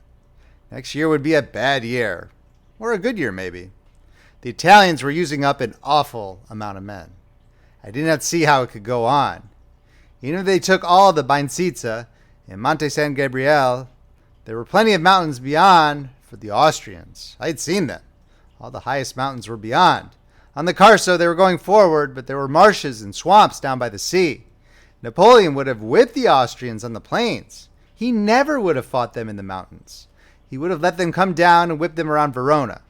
Still, nobody was whipping anyone on the Western Front. Perhaps wars weren't won anymore. Maybe they went on forever. Maybe it was another 100 Years' War. I put the paper back on the rack and left the club. I went down the steps carefully and walked up the Via Manzoni. Outside the Grand Hotel, I met old Myers and his wife getting out of a carriage. They were coming back from the races. She was a big busted woman in black satin. He was short and old, with a white mustache, and walked flat-footed with a cane. How do you do? How do you do? She shook hands. Hello, said Myers. How were the races? Fine, they were just lovely. I had 3 winners. How did you do? I asked Myers. All right, I had a winner. I never knew how he does, Mrs. Myers said. He never tells me. I do all right, Myers said. He was being cordial. You ought to come out. While he talked, you had the impression that he was not looking at you, or that he mistake you for someone else. I will, I said. I'm coming up to the hospital to see you, Mrs. Myers said. I have something for my boys. You're all my boys. You certainly are my dear boys. They'll be glad to see you. Those dear boys. You too. You're one of my boys. I have to get back, I said. You give my love to all those dear boys. I've got lots of things to bring. I have some fine marsala and cakes. Goodbye, I said. They'll be awfully glad to see you. Goodbye, said Myers. You come around to the Galleria. You know where my table is. We're all there every afternoon. I went on up the street. I wanted to buy something at the Cova and take to Catherine. Inside of the Cova, I bought a box of chocolate, and while the girl wrapped it up, I walked over to the bar. There were a couple of British and some aviators. I had a martini alone, paid for it, picked up the box of chocolate at the outside counter, and walked on home toward the hospital. Outside the little bar up the street from the Scala, there were some people I knew, a vice consul, 2 fellows who studied singing, and Ettore Moretti, an Italian from San Francisco who was in the Italian army. I had a drink with them. One of the singers was named Ralph Simmons, and he was singing under the name of Enrico del Credo. I never knew how well he could sing, but he was always on the point of something very big happening. He was fat and looked shop-worn around the nose and mouth, as though he had hay fever. He'd come back from singing in Piacenza. He'd sung Tosca, and it had been wonderful. Of course you never heard me sing, he said. When will you sing here? I'll be at the Scala in the fall. I'll bet they throw the benches at you, Ettore said. Did you hear how they threw the benches at him in Modena? It's a damn lie. They threw the benches at him, Ettore said. I was there. I threw 6 benches myself. You're just a wop from Frisco. He can't pronounce Italian, Ettore said. Everywhere he goes, they throw the benches at him. Piacenza's the toughest house to sing in the north of Italy, the other tenor said. Believe me, that's a tough little house to sing. This tenor's name was Edgar Sanders, and he sang under the name of Edoardo Giovanni. I'd like to be there to see them throw the benches at you, Ettore said. You can't sing Italian. He's a nut, said Edgar Sanders. All he knows how to say is throw benches. That's all they know how to do when you two sing, Ettore said. Then, when you go to America, you'll tell about your triumphs at the Scala. They wouldn't let you get by the first note at the Scala. I'll sing at the Scala, Simmons said. I'm going to Tosca in October. We'll go, won't we, Mac? Ettore said to the vice consul. They'll need somebody to protect them. Maybe the American army will be there to protect them, the vice consul said. Do you want another drink, Simmons? You want a drink, Sanders? All right, said Sanders.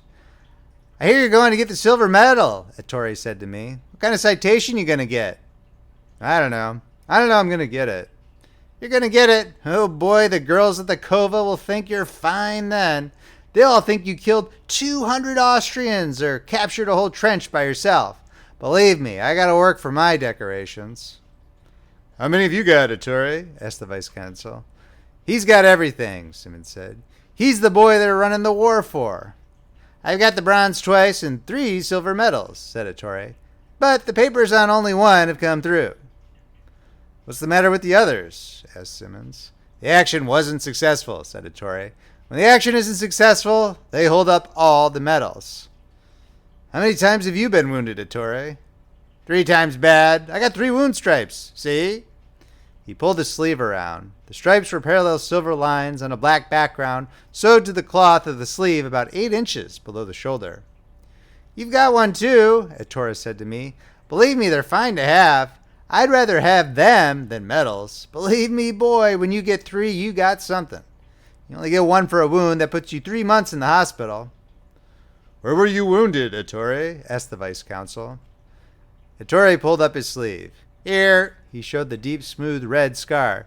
Here on my leg. I can't show you that because I got putties on, and in the foot. There's dead bone in my foot that stinks right now. Every morning I take new little pieces out and it stinks all the time. What hit you? Asked Simmons. A hand grenade. One of those potato mashers. It just blew the whole side of my foot off. You know those potato mashers. He turned to me. Sure. I saw the son of a bitch throw it, Ettore said. It knocked me down and I thought I was dead all right, but those damn potato mashers haven't got anything in them. I shot the son of a bitch with my rifle. I always carry a rifle so they can't tell I'm an officer. How did he look? Asked Simmons. That was the only one he had, Ettore said. I don't know why he threw it. I guess he always wanted to throw one. He never saw any real fighting, probably. I shot the son of a bitch, all right. How did he look when you shot him? Simmons asked. Hell, how should I know? Said Ettore. I shot him in the belly. I was afraid I'd miss him if I shot him in the head. How long have you been an officer, Ettore? I asked. 2 years. I'm going to be a captain. How long have you been a lieutenant? Going on 3 years. You can't be a captain because you don't know the Italian language well enough, Ettore said. You can talk, but you can't read and write well enough. You got to have an education to be a captain. Why don't you go in the American army? Maybe I will. I wish to God I could. Oh boy, how much does a captain get, Mac? I don't know exactly. About $250, I think. Jesus Christ, what I could do with $250. You better get in the American army quick, Fred. See if you can't get me in. All right. I can command a company in Italian. I can learn it in English easy. You'd be a general, said Simmons. No, I don't know enough to be a general. A general's got to know a hell of a lot. You guys think ain't anything to war. You ain't got brains enough to be a second-class corporal. Thank God I don't have to be, Simmons said. Maybe you will if they round up all you slackers. Oh boy, I'd like to have you two in my platoon. Mac 2.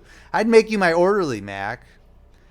You're a great boy, Ettore, Mac said, but I'm afraid you're a militarist. I'll be a colonel before the war's over, Ettore said. If they don't kill you. They won't kill me. He touched the stars at his collars with his thumb and forefinger. See me do that? We always touch our stars if anybody mentions getting killed. Let's go, Sim, said Sanders, standing up. All right.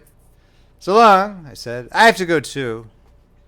It was 6:15 by the clock inside the bar. Ciao, Ettore. Ciao, Fred, said Ettore. That's pretty fine. You're going to get the silver medal. I don't know I'll get it. You'll get it all right, Fred. I heard you were going to get it all right. Well, so long, I said. Keep out of trouble, Ettore. Don't worry about me. I don't drink and I don't run around. I'm no boozer and whorehound. I know what's good for me. So long, I said. I'm glad you're going to be promoted captain. I don't have to wait to be promoted. I'm going to be a captain for merit of war.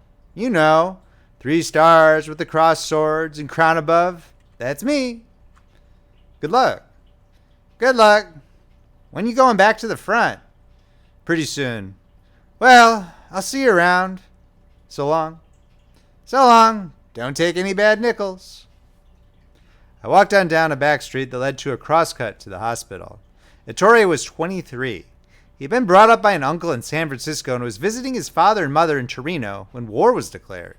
He had a sister who had been sent to America with him at the same time to live with the uncle, who would graduate from normal school that year. He was a legitimate hero who bored everyone he met. Catherine could not stand him. We have heroes too, she said, but usually, darling, they're much quieter. I don't mind him. I wouldn't mind him if he wasn't so conceited and didn't bore me, and bore me, and bore me. He bores me. You're sweet to say so, darling, but you don't need to. You can picture him at the front, you know he's useful, but he's so much the type of boy I don't care for. I know.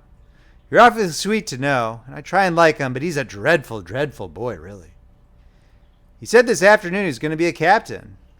Well, I'm glad, said Catherine. That should please him. Wouldn't you like me to have some more exalted rank?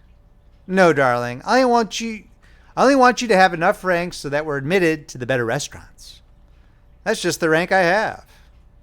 You have a splendid rank. I don't want you to have any more rank. It might go to your head. Oh, darling, I'm awfully glad you're not conceited. I'd have married you even if you were conceited, but it's very restful to have a husband who's not conceited. We were talking softly out on the balcony. The moon was supposed to rise, but there was a mist over the town and it did not come up, and in a little while it started to drizzle, and we came in. Outside the mist turned to rain, and in a little while it was raining hard, and we heard it drumming on the roof. I got up and stood at the door to see if it was raining in, but it wasn't, so I left the door open. Who else did you see? Catherine asked. Mr. and Mrs. Myers. They're a strange lot. He's supposed to have been in the penitentiary at home. They let him out to die. And he lived happily in Milan forever after. I don't know how happily. Happily enough after jail, I should think. She's bringing some things here. She brings splendid things. Were you her dear boy? One of them. You're all her dear boys, Catherine said. She prefers the dear boys. Listen to it rain. It's raining hard. And you'll always love me, won't you? Yes. And the rain won't make any difference? Nope. That's good, because I'm afraid of the rain. Why? I was sleepy. Outside the rain was falling steadily. I don't know, darling. I've always been afraid of the rain. I like it. I like to walk in it, but it's very hard on loving. I'll love you always. I'll love you in the rain, and in the snow, and in the hail, and what else is there? I don't know. I guess I'm sleepy. Go to sleep, darling, and I'll love you no matter how it is. You're not really afraid of the rain, are you? Not when I'm with you. Why are you afraid of it? I don't know. Tell me. Don't make me. Tell me. No. Tell me. All right, I'm afraid of the rain because sometimes I see me dead in it. No. And sometimes I see you dead in it. That's more likely. No, it's not, darling, because I can keep you safe. I know I can, but nobody can help themselves. Please stop it. I don't want you to get scotch and crazy tonight. We won't be together much longer. No, but I am Scotch and crazy. But I'll stop it. It's all nonsense. Yes, it's all nonsense. It's all nonsense. It's only nonsense. I'm not afraid of the rain. Not afraid of the rain. Oh God, I wish I wasn't. She was crying. I comforted her and she stopped crying. But outside it kept on raining. End of chapter.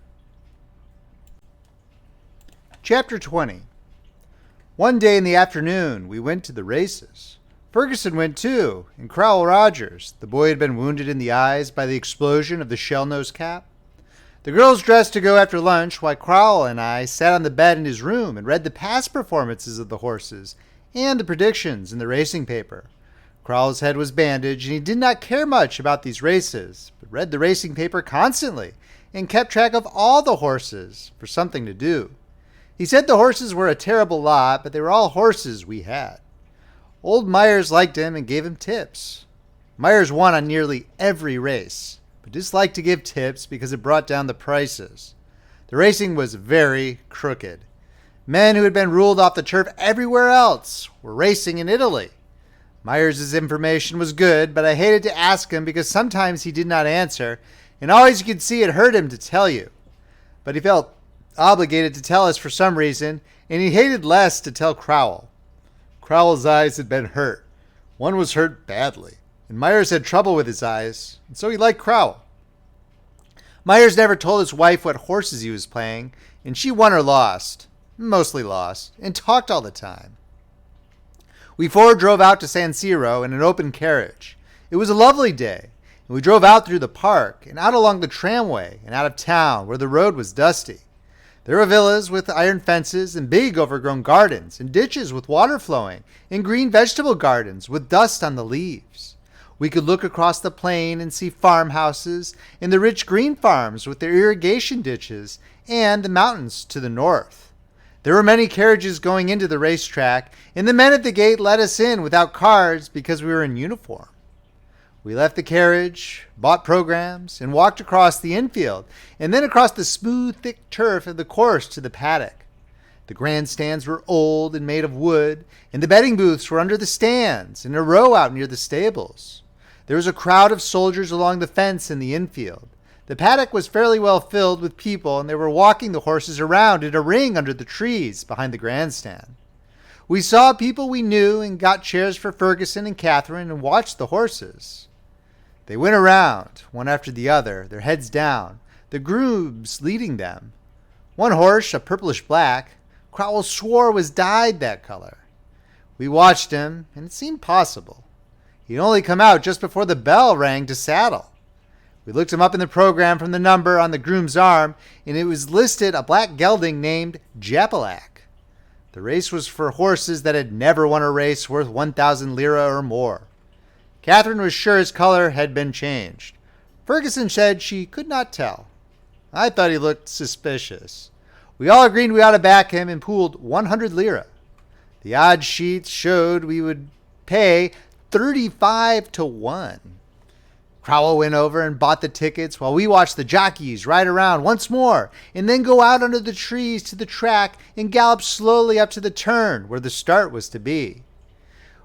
We went up in the grandstand to watch the race. They had no elastic barrier at San Siro then, and the starter lined up all the horses. They looked very small, way up the track, and then set them off with a crack of his long whip. They came past us with the black horse well in front, and on the turn he was running away from the others. I watched them on the far side with the glasses and saw the jockey fighting to hold him in, but he could not hold him.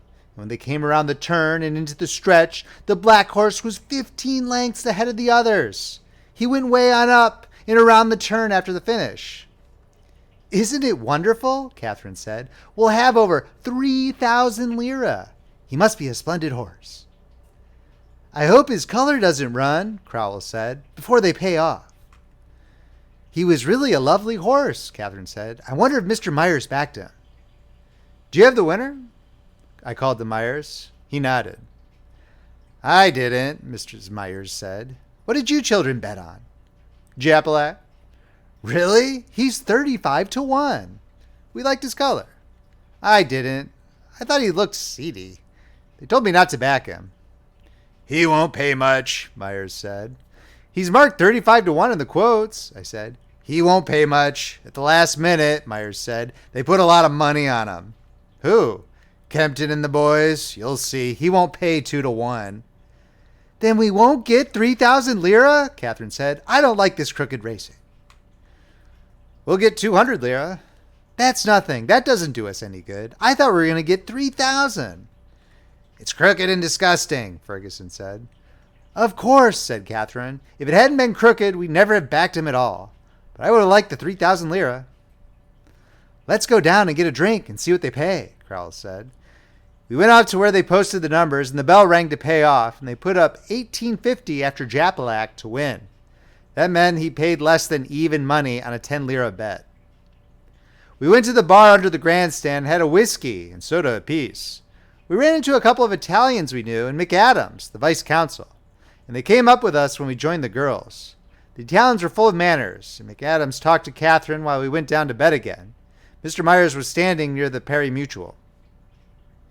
Ask him what he played, I said to Crowell. What are you on, Mr. Myers? Crowell asked. Myers took out his program and pointed to the number 5 with his pencil. Do you mind if we play him too? Crowell asked. Go ahead. But don't tell my wife I gave it to you. Will you have a drink? I asked. No thanks. I never drink. We put 100 lira on number 5 to win and 100 to place, and then had another whiskey and soda apiece. I was feeling very good, and we picked up a couple more Italians who each had a drink with us and went back to the girls.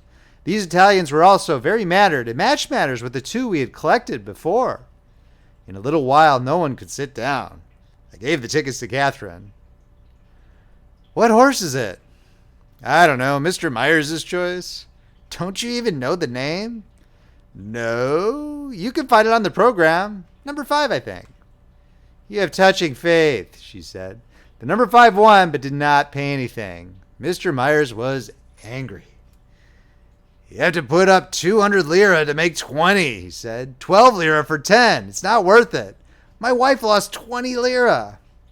I'll go down with you, Catherine said to me. The Italians all stood up. We went downstairs and out to the paddock. Do you like this? Catherine asked. Yeah, I guess I do. It's all right, I suppose, she said. But, darling, I can't stand to see so many people. We don't see many. No, but those Myers and the man from the bank with his wife and daughters, he cashes my sight drafts, I said. Yes, but someone else would if he didn't. Those last 4 boys were awful. We can stay out here and watch the race from the fence. That will be lovely. And, darling, let's back a horse we've never heard of, and then Mr. Myers won't be backing. All right. We backed a horse named Light for Me that finished 4th in a field of 5.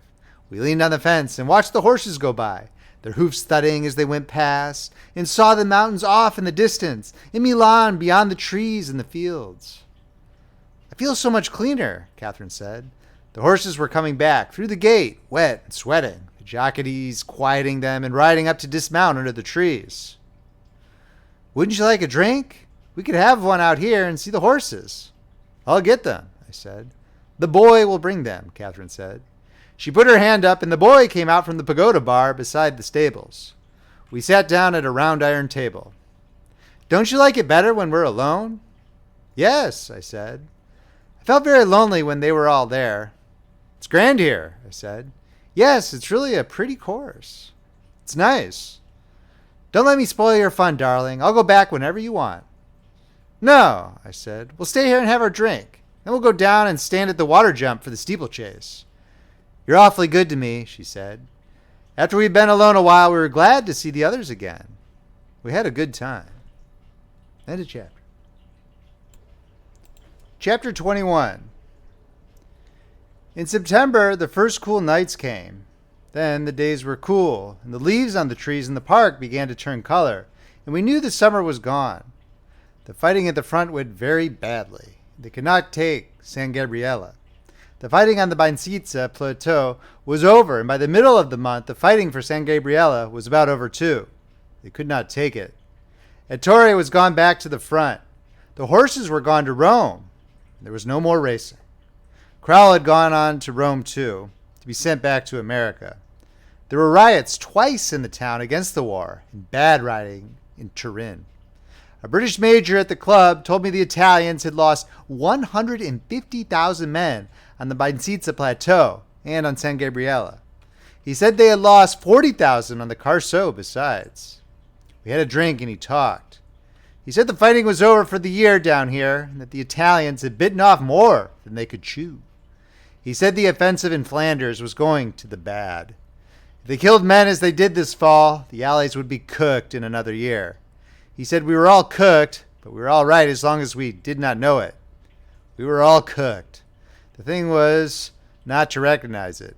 The last country to realize they were cooked would win the war. We had another drink. Was I on somebody's staff? No. He was. It was all balls. We were alone in the club, sitting back in one of the big leather sofas. His boots were smoothly polished, dull leather. They were beautiful boots. He said it was all balls. They thought only in divisions and manpower. They all squabbled about divisions and only killed them when they got them. They were all cooked. The Germans won the victories. By God, they were soldiers. The old Hun was a soldier. But they were cooked too. We were all cooked. I asked about Russia. He said they were cooked already. I'd soon see they were cooked. Then the Austrians were cooked too. They got some Hun divisions, they could do it. Do you think they would attack this fall? Of course they would. The Italians were cooked. Everybody knew they were cooked. The old Hun would come down through the Trentino and cut the railway at Vicenza, and then where would the Italians be? They tried that in 16, I said. Not with Germans. Yes, I said. But they probably wouldn't do that, he said. It was too simple. They tried something complicated. Get royally cooked. I had to go, I said. I had to get back to the hospital. Goodbye, he said. Then cheerily, every sort of luck. There's a great contrast between his world pessimism, personal cheeriness. I stopped at a barber shop and was shaved and went home to the hospital. My leg was as well as it would get for a long time. I'd been up for examination 3 days before. There were still some treatments to take before my course at the Ospedale Maggiore was finished, and I walked along the side street, practicing not limping. An old man was cutting silhouettes under an arcade. I stopped to watch him. 2 girls were posing, and he cut their silhouettes together, snipping very fast and looking at them, his head on one side. The girls were giggling. He showed me the silhouettes before he pasted them on white paper and handed them to the girls. They're beautiful, he said. How about you, Tenente? The girls went away looking at their silhouettes and laughing. They were nice-looking girls. One of them worked in the wine shop across from the hospital. All right, I said. Take your cap off. No, with it on. It will not be so beautiful, the old man said. But, he brightened, it will be more military. He snipped away at the black paper, then separated the 2 thicknesses and pasted the profiles on a card and handed them to me. How much? That's all right, he waved his hand. I just made them for you. Please. I brought out some coppers, for pleasure. No, I did them for a pleasure. Give them to your girl. Many thanks. Until we meet. Until I see thee. I went on to the hospital. There were some letters, an official one, and some others. I was to have 3 weeks convalescent leave and then return to the front. I read it over carefully. Well, that was that. The convalescent leave started October 4th when my course was finished. 3 weeks was 21 days. That made October 25th. I told them I would not be in and went to the restaurant a little way up the street from the hospital for supper and read my letters in the Corriere della Sera at the table. There was a letter from my grandfather containing family news, patriotic encouragement, a draft for $200 and a few clippings. A dull letter from the priest at our mess. A letter from a man I knew who was flying with the French and had gotten in with a wild gang and was telling about it. And a note from Rinaldi asking me how long I was going to skulk in Milano. What was all the news? He wanted me to bring him phonograph records and enclosed a list. I drank a small bottle of Chianti with the meal, had a coffee afterward with a glass of cognac, finished the paper, put my letters in my pocket, left the paper on the table with the tip, and went out. In my room at the hospital, I undressed, put on pajamas and a dressing gown, pulled down the curtains on the door that opened onto the balcony, and, sitting up in bed, read Boston papers from a pile Mrs. Myers had left for her boys at the hospital. The Chicago White Sox were winning the American League pennant, and the New York Giants were leading the National League. Babe Ruth was a pitcher, then playing for Boston. Papers were dull, the news was local and stale, and the war news was all old. The American news was all training camps. I was glad I wasn't in a training camp. The baseball news was all I could read, and I did not have the slightest interest in it. A number of papers together made it impossible to read with interest. It was not very timely, but I read at it for a while. I wondered if America really got into the war, if they would close down the major leagues. They probably wouldn't. They're still racing in Milan, and the war could not be much worse. They'd stopped racing in France. That was where our horse Japalac came from. Catherine was not due on duty until 9 o'clock. I heard her passing along the floor when she first came on duty, and once saw her pass in the hall. She went to several other rooms and finally came into mine. "I'm late, darling," she said. "There's a lot to do. How are you?" I told her about my papers and the leave. "That's lovely," she said. "Where do you want to go?" "Nowhere. I want to stay here." "That's silly. You pick a place to go and I'll come too." "How will you work it?" "I don't know, but I will." "You're pretty wonderful." "No, I'm not. But life isn't hard to manage when you've got nothing to lose." "How do you mean?" "Nothing. I was only thinking about how small obstacles seemed that once were so big." "I should think it might be hard to manage." "No, it won't, darling. If necessary, I'll simply leave. But it won't come to that." "Where should we go?" "I don't care. Anywhere you want. Anywhere we don't know people." "Don't you care where we go?" "No, I like any place." She seemed upset and taut. "What's the matter, Catherine?" "Nothing. Nothing's the matter." "Yes, there is." "No, nothing. Really nothing." "I know there is. Tell me, darling. You can tell me." "It's nothing. Tell me." "I don't want to." "I'm afraid I'll make you unhappy or worry you." "No, it won't." "You're sure?" "It doesn't worry me, but I'm afraid to worry you." "I won't if it doesn't worry you." "I don't want to tell." "Tell it." "Do I have to?" "Yes." "I'm going to have a baby, darling." "It's almost 3 months along. You're not worried, are you?" "Please, please don't. You mustn't worry." "All right." "Is it all right?" "Of course." "I did everything. I took everything, but it didn't make any difference." "I'm not worried." "I couldn't help it, darling, and I haven't worried about it. You mustn't worry or feel badly." "I only worry about you." "That's it. That's what you mustn't do. People have babies all the time. Everyone has babies. It's a natural thing." "You're pretty wonderful." "No, I'm not. But you mustn't mind, darling. I'll try and not make trouble for you. I know I've made trouble now, but haven't I been a good girl until now? You never knew it, did you?" "No." "It will all be like that. You simply mustn't worry. I can see you're worrying. Stop it. Stop it right away. Wouldn't you like a drink, darling? I know a drink always makes you feel cheerful." "No, I feel cheerful, and you're pretty wonderful." "No, I'm not. But I'll fix everything to be together if you pick out a place for us to go. It ought to be lovely in October. We'll have a lovely time, darling, and I'll write you every day while you're at the front." "Where will you be?" "I don't know yet, but somewhere splendid. I'll look after all that." We were quiet a while and did not talk.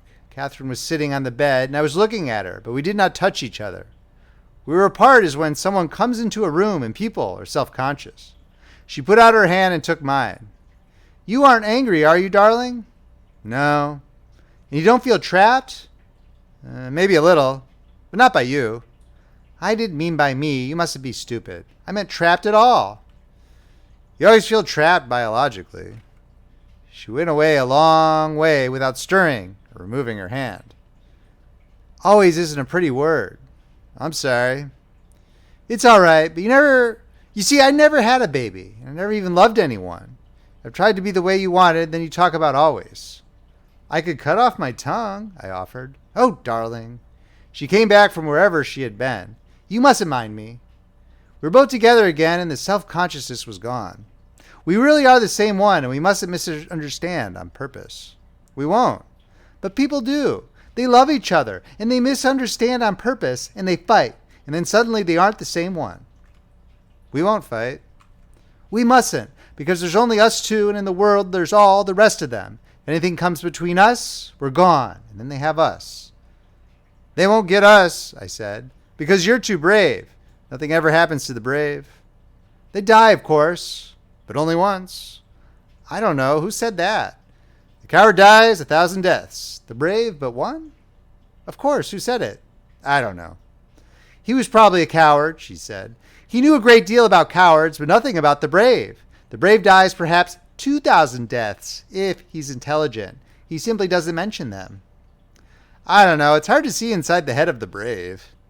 Yes, that's how they keep it that way. You're an authority? You're right, darling. That was deserved. You're brave. No, she said, but I would like to be. I'm not, I said. I know where I stand. I've been out long enough to know. I'm like a ball player that bats 230 and knows he's no better.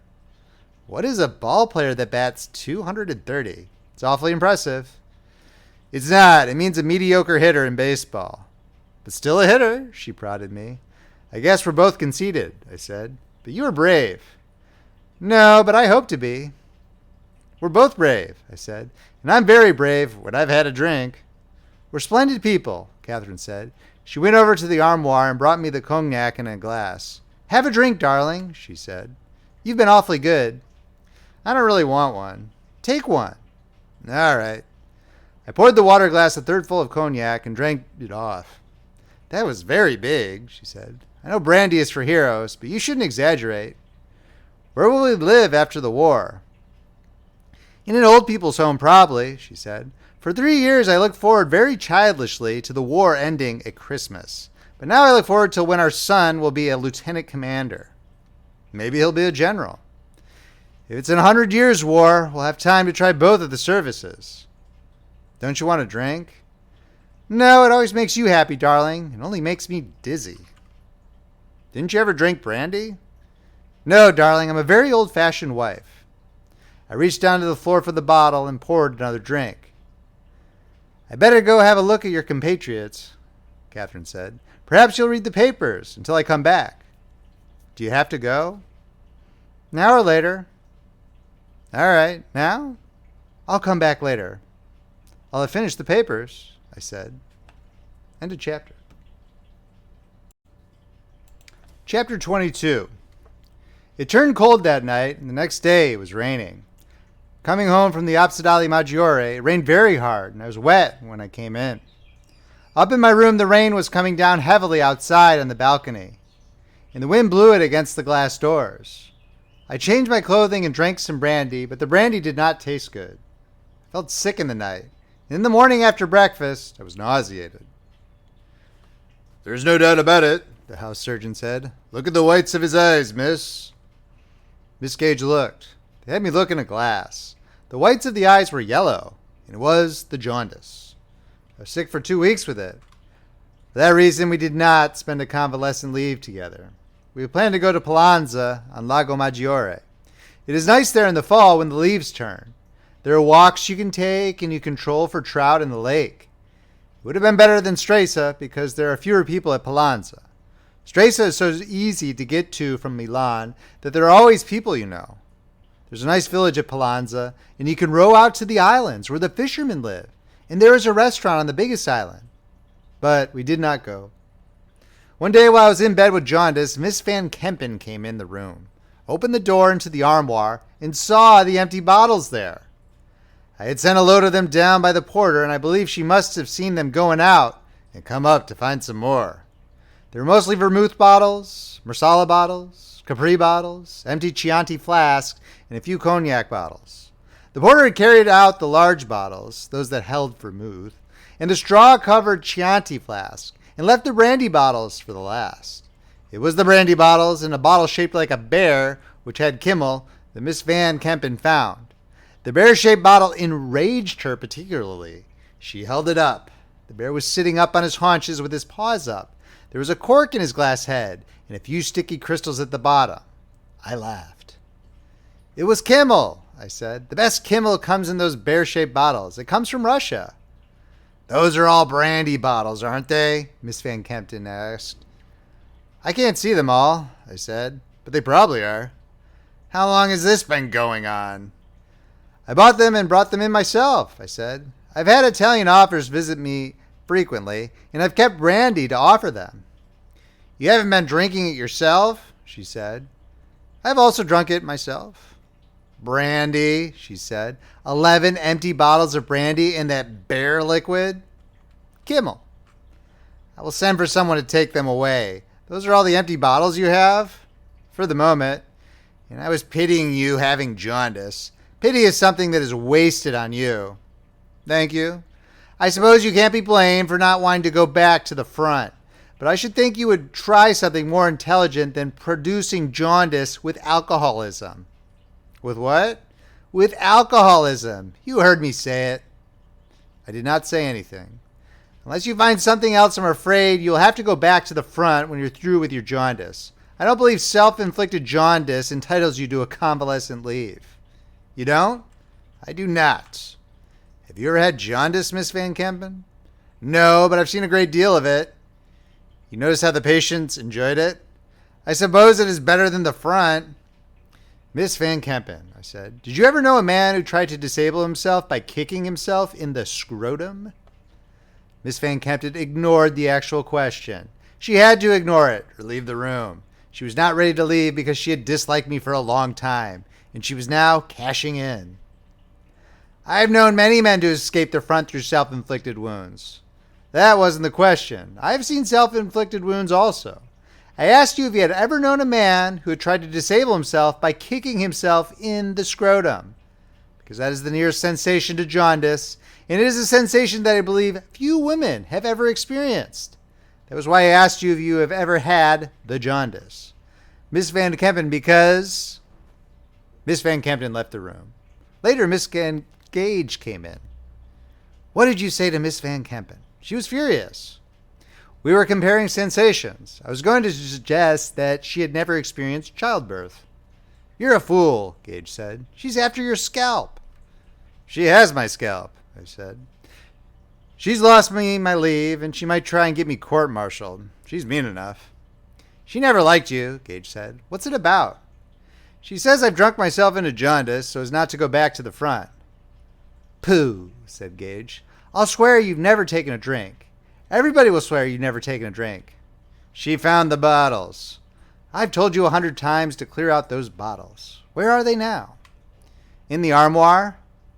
Have you a suitcase? No, put them in that rucksack. Miss Gage packed the bottles in the rucksack. I'll give them to the porter, she said. She started for the door.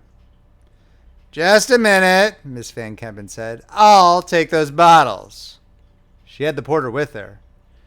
Carry them, please, she said. I want to show them to the doctor when I make my report. She went down the hall. The porter carried the sack. He knew what was in it. Nothing happened except that I lost my leave. End of chapter. Chapter 23. The night I was to return to the front, I sent the porter down to hold a seat for me on the train when it came from Turin. The train was to leave at midnight. It was made up at Turin and reached Milan about 10:30 at night and lay in the station until time to leave. You had to be there when it came in to get a seat. The porter took a friend with him, a machine gunner on leave, who worked in a tailor shop and was sure that between them they could hold a place. I gave them money for platform tickets and had them take my baggage. There was a big rucksack and 2 musettes. I said goodbye at the hospital at about 5 o'clock and went out. The porter had my baggage in his lodge, and I told him I would be at the station a little before midnight. His wife called me Signorino and cried. She wiped her eyes and shook hands and then cried again. I patted her on the back and she cried once more. She had done my mending and was a very short, dumpy, happy-faced woman with white hair. When she cried, her whole face went to pieces. I went down to the corner where there was a wine shop and waited inside, looking out the window. It was dark outside and cold and misty. I paid for my coffee and grappa, and I watched the people going by in the light from the window. I saw Catherine and knocked on the window. She looked, saw me, and smiled, and I went out to meet her. She's wearing a dark blue cape and a soft felt hat. We walked along together, along the sidewalk past the wine shops, then across the market square and up the street and through the archway to the cathedral square. There were streetcar tracks, and beyond them was the cathedral. It was white and wet in the mist. We crossed the tram tracks. On our left were the shops, their windows lighted, and the entrance to the Galleria. There was a fog in the square, and when we came close to the front of the cathedral, it was very big. The stone was wet. "Would you like to go in?" "No," Catherine said. We walked along. There was a soldier standing with his girl in the shadow of one of the stone buttresses ahead of us, and we passed them. They were standing tight up against the stone, and he had put his cape around her. "They're like us," I said. "Nobody's like us," Catherine said. She did not mean it happily. "I wish they had some place to go."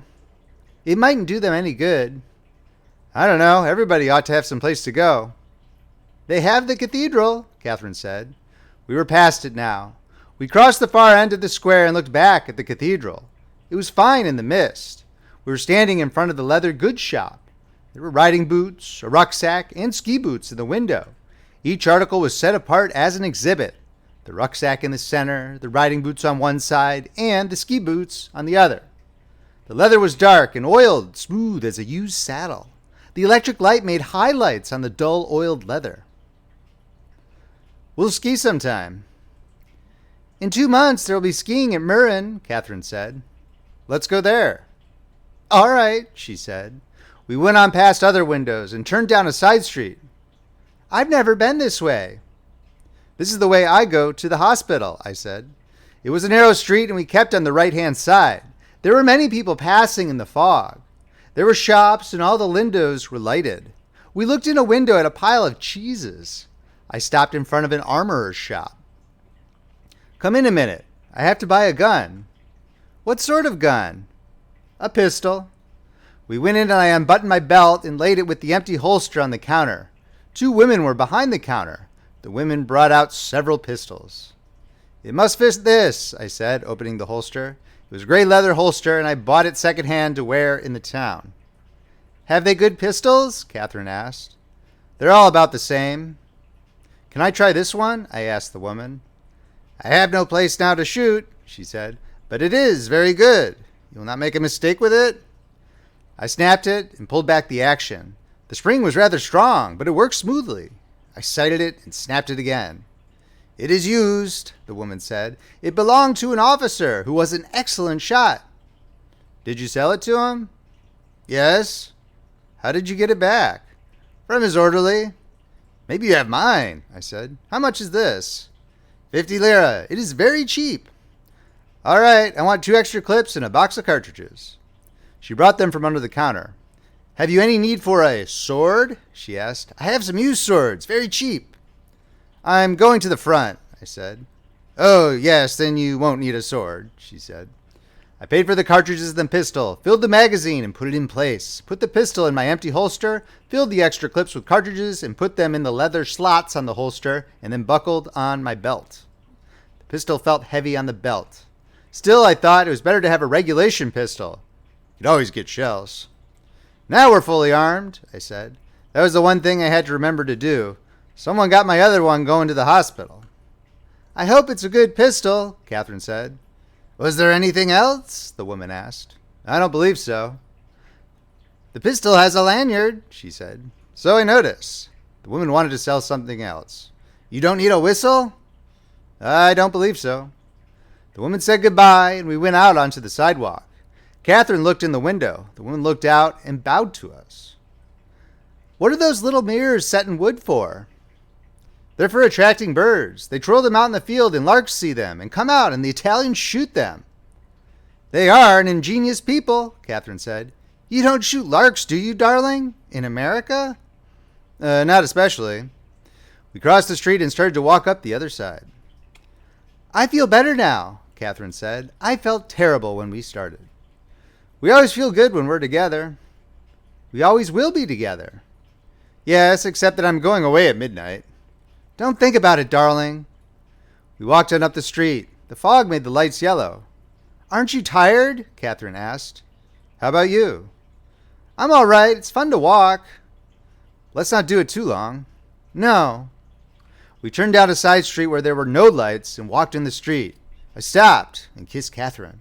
While I kissed her, I felt her hand on my shoulder. She had pulled my cape around her so it covered both of us. We were standing in the street against a high wall. "Let's go someplace," I said. "Good," said Catherine. We walked on along the street until it came out onto a wider street that was beside a canal. On the other side was a brick wall and buildings. Ahead, down the street, I saw a streetcar across a bridge.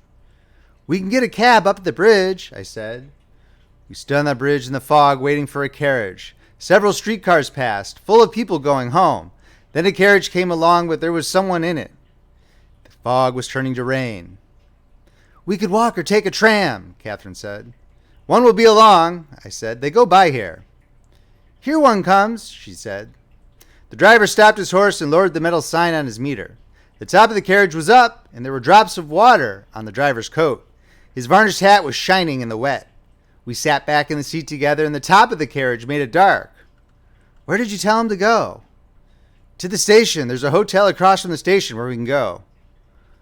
"We can go the way we are, without luggage?" "Yes," I said. It was a long ride to the station up side streets in the rain. "Won't we have dinner?" Catherine asked. "I'm afraid I'll be hungry." "We'll have it in our room." "I haven't anything to wear. I haven't even a nightgown." "We'll get one," I said, and called to the driver. "Go to the Via Manzoni and up that."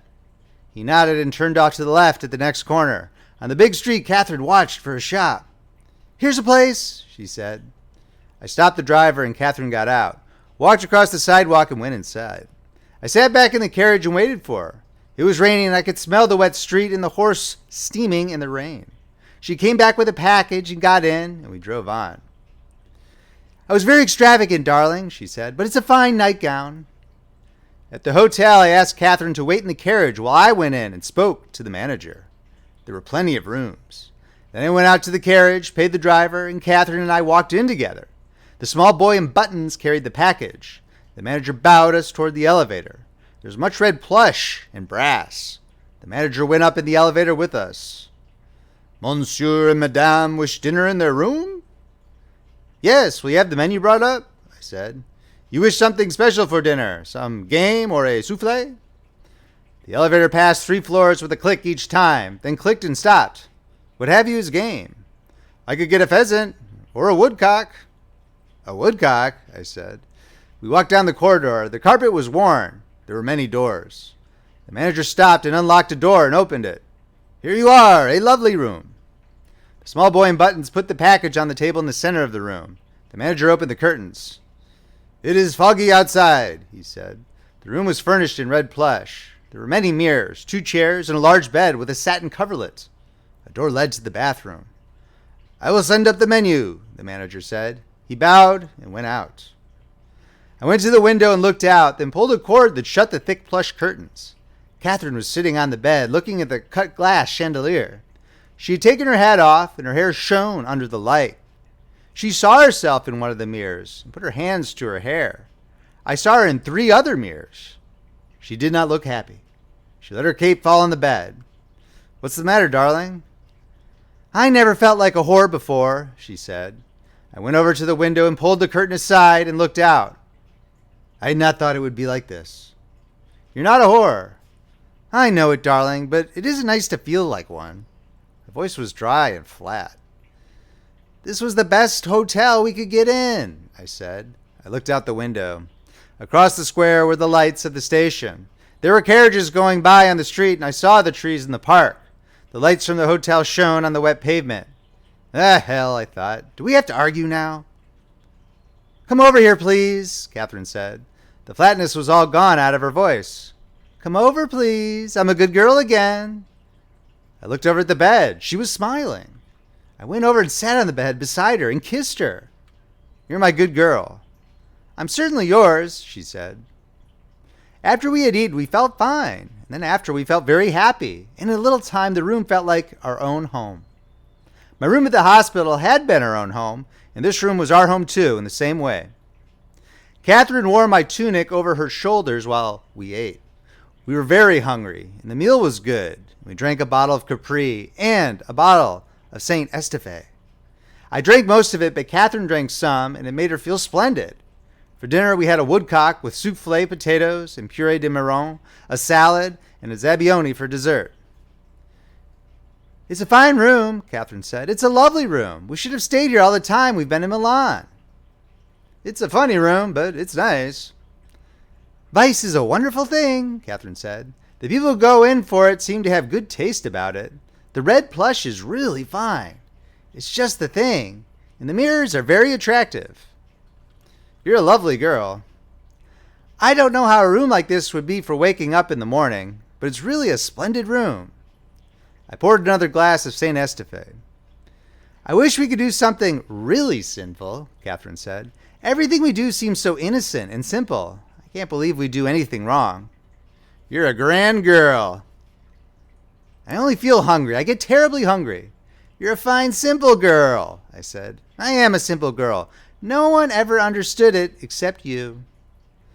Once, when I first met you, I spent an afternoon thinking how we would go to the Hotel Cavour together and how it would be. That was awfully cheeky of you. This isn't the Cavour, is it? Nah, they wouldn't have taken us in there. They'll take us in sometime. That's how we differ, darling. I never thought about anything. Don't you ever, at all? A little, she said. Oh, you're a lovely girl. I poured another glass of wine. I'm a very simple girl, Catherine said. I didn't think so at first. I thought you were a crazy girl. I was a little crazy, but I wasn't crazy in any complicated manner. I didn't confuse you, did I, darling? Wine is a grand thing, I said. It makes you forget all the bad.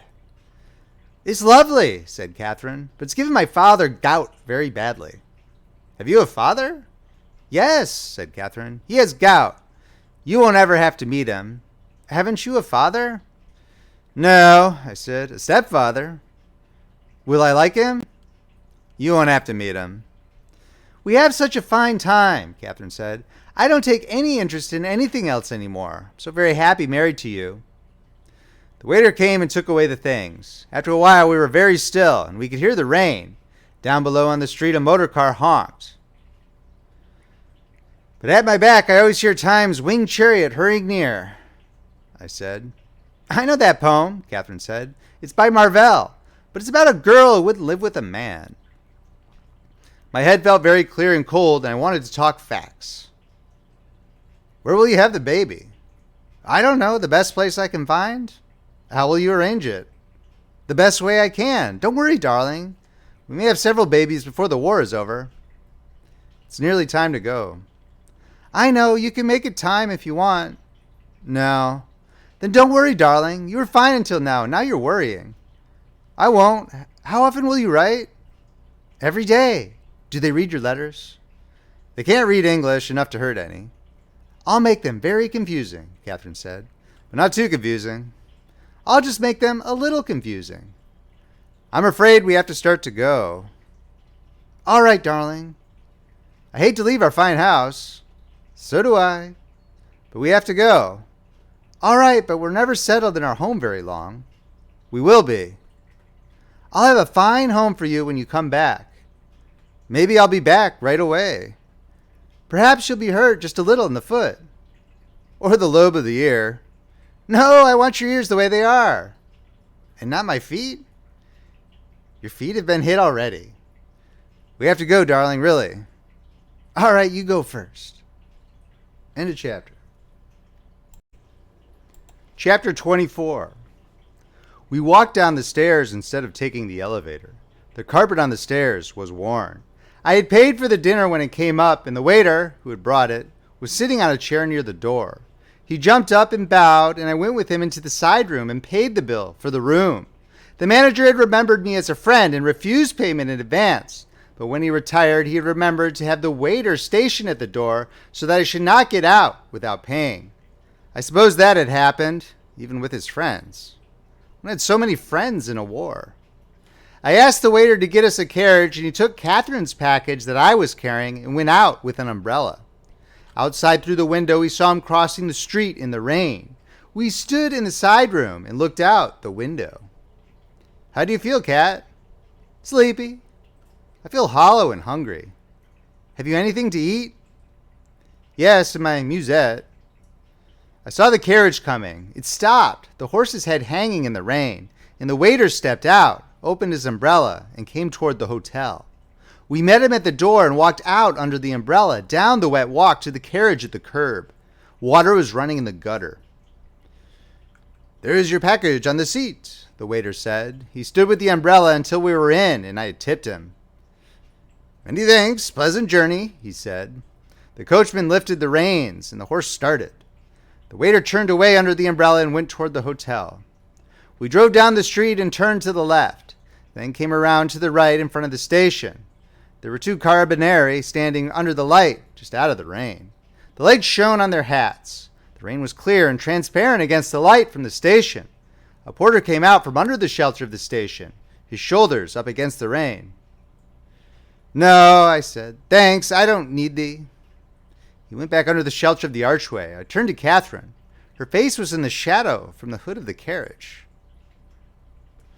"We might as well say goodbye." "I can't go in?" "No." "Goodbye, Cat." "Will you tell him the hospital?" "Yes." I told the driver the address to drive to. He nodded. "Goodbye," I said. "Take good care of yourself and young Catherine." "Goodbye, darling." "Goodbye," I said. I stepped out into the rain and the carriage started. Catherine leaned out and I saw her face in the light. She smiled and waved. The carriage went up the street. Catherine pointed in toward the archway. I looked. There were only the two carabinieri in the archway. I realized she meant for me to get in out of the rain. I went in and stood and watched the carriage turn the corner. Then I started through the station and down the runway to the train. The porter was on the platform looking for me. I followed him into the train, crowding past people and along the aisle, in through a door to where the machine gunner sat in the corner of a full compartment. My rucksack and musettes were above his head on the luggage rack. There were many men standing in the corridor, and the men in the compartment all looked at us when we came in. There were not enough places in the train, and everyone was hostile. The machine gunner stood up for me to sit down. Someone tapped me on the shoulder. I looked around. It was a very tall, gaunt captain of artillery with a red scar along his jaw. He had looked through the glass on the corridor and then come in. "What do you say?" I asked. I had turned and faced him. He was taller than I, and his face was very thin under the shadow of his cap visor, and the scar was new and shiny. Everyone in the compartment was looking at me. "You can't do that," he said. "You can't have a soldier save you a place." "I've done it." He swallowed, and I saw his Adam's apple go up and then down. The machine gunner stood in front of the place. Other men looked in through the glass. No one in the compartment said anything. "You have no right to do that. I was here 2 hours before you came." "What do you want?" "The seat." "So do I." I watched his face and could feel the whole compartment against me. I did not blame them. He was in the right. But I wanted the seat. Still, no one said anything. "Ah, hell," I thought. "Sit down, Signor Capitano," I said. The machine gunner moved out of the way and the tall captain sat down. He looked at me. His face seemed hurt, but he had the seat. "Get my things," I said to the machine gunner. We went out in the corridor. The train was full and I knew there was no chance of a place. I gave the porter and the machine gunner 10 lira apiece. They went down the corridor and outside on the platform looking in the windows, but there were no places. "Maybe someone will get off at Brescia," the porter said. "More will get on at Brescia," said the machine gunner. I said goodbye to them and we shook hands and they left. They both felt badly. Inside the train, we were all standing in the corridor when the train started. I watched the lights of the station and the yards as we went out. It was still raining and soon the windows were wet and you could not see out. Later, I slept on the floor of the corridor, first putting my pocketbook with my money and papers in it inside my shirt and trousers so that it was inside the leg of my breeches. I slept all night, waking at Brescia and Verona. More men got on the train, but going back to sleep at once. I had my head on one of the musettes and my arms around the other, and I could feel the pack, and they could all walk over me if they wouldn't step on me. Men were sleeping on the floor all down the corridor. Others stood holding on to the window rods or leaning against the doors.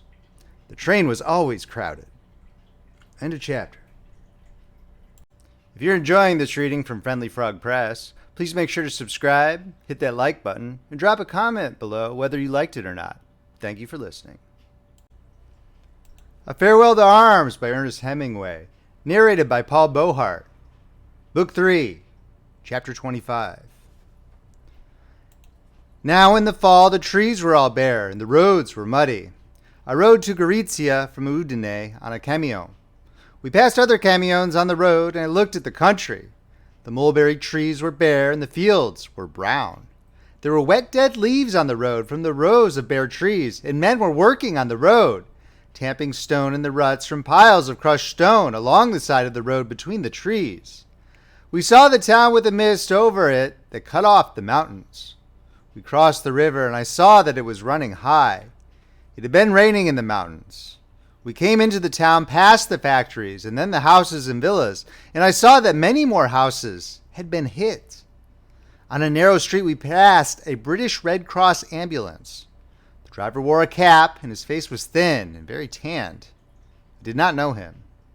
I got down from the camion in the big square in front of the town major's house. The driver handed down my rucksack, and I put it on and swung on the two musettes and walked to our villa. It did not feel like a homecoming.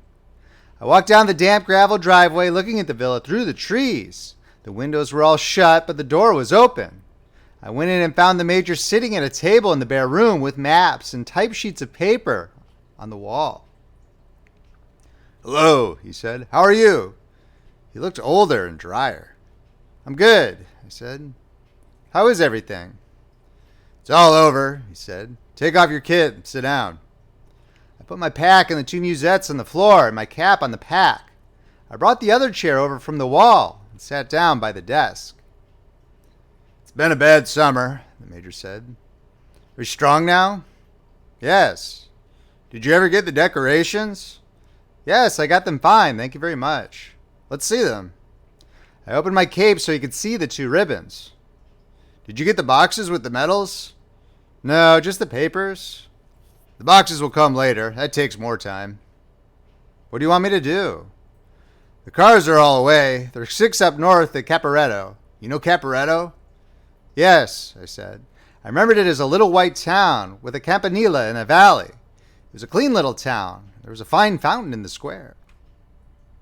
"They're working from there. There are many sick now. The fighting is over." "Where are the others?" "There are 2 up in the mountains and 4 still on the Binsizza.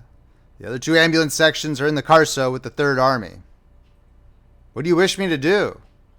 "You can go and take over the 4 cars on the Binsizza if you like. Gino has been up there a long time. You haven't seen up there, have you?" "No." "It was very bad. We lost 3 cars." "I heard about it." "Yes, Rinaldi wrote you." "Where is Rinaldi?" "He is here at the hospital. He is at a summer and fall of it." "I believe it." "It has been bad," the major said. "You couldn't believe how bad it's been. I've often thought you were lucky to be hit when you were." "I know I was." "Next year will be worse," the major said. "Perhaps they will attack now. They say they are to attack, but I can't believe it. It is too late. You saw the river?" "Yes, it's high already." "I don't believe they will attack now that the rains have started. We'll have the snow soon." "What about your countrymen? Will there be other Americans besides yourself?" "They are training an army of 10 million. "I hope we get some of them.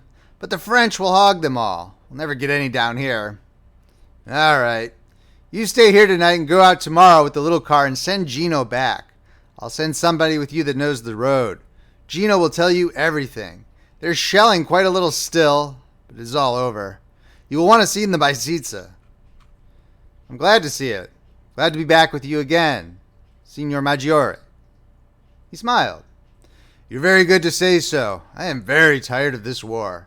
If I was away, I do not believe I would come back." "Is it so bad?" "Yes, it is so bad and worse. Go get cleaned up and find your friend Rinaldi."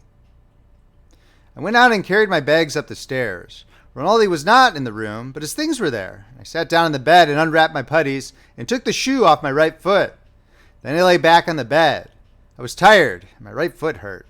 It seemed silly to lie in the bed with one shoe off, so I sat up and unlaced the other shoe and dropped it on the floor, then lay back on the blanket again.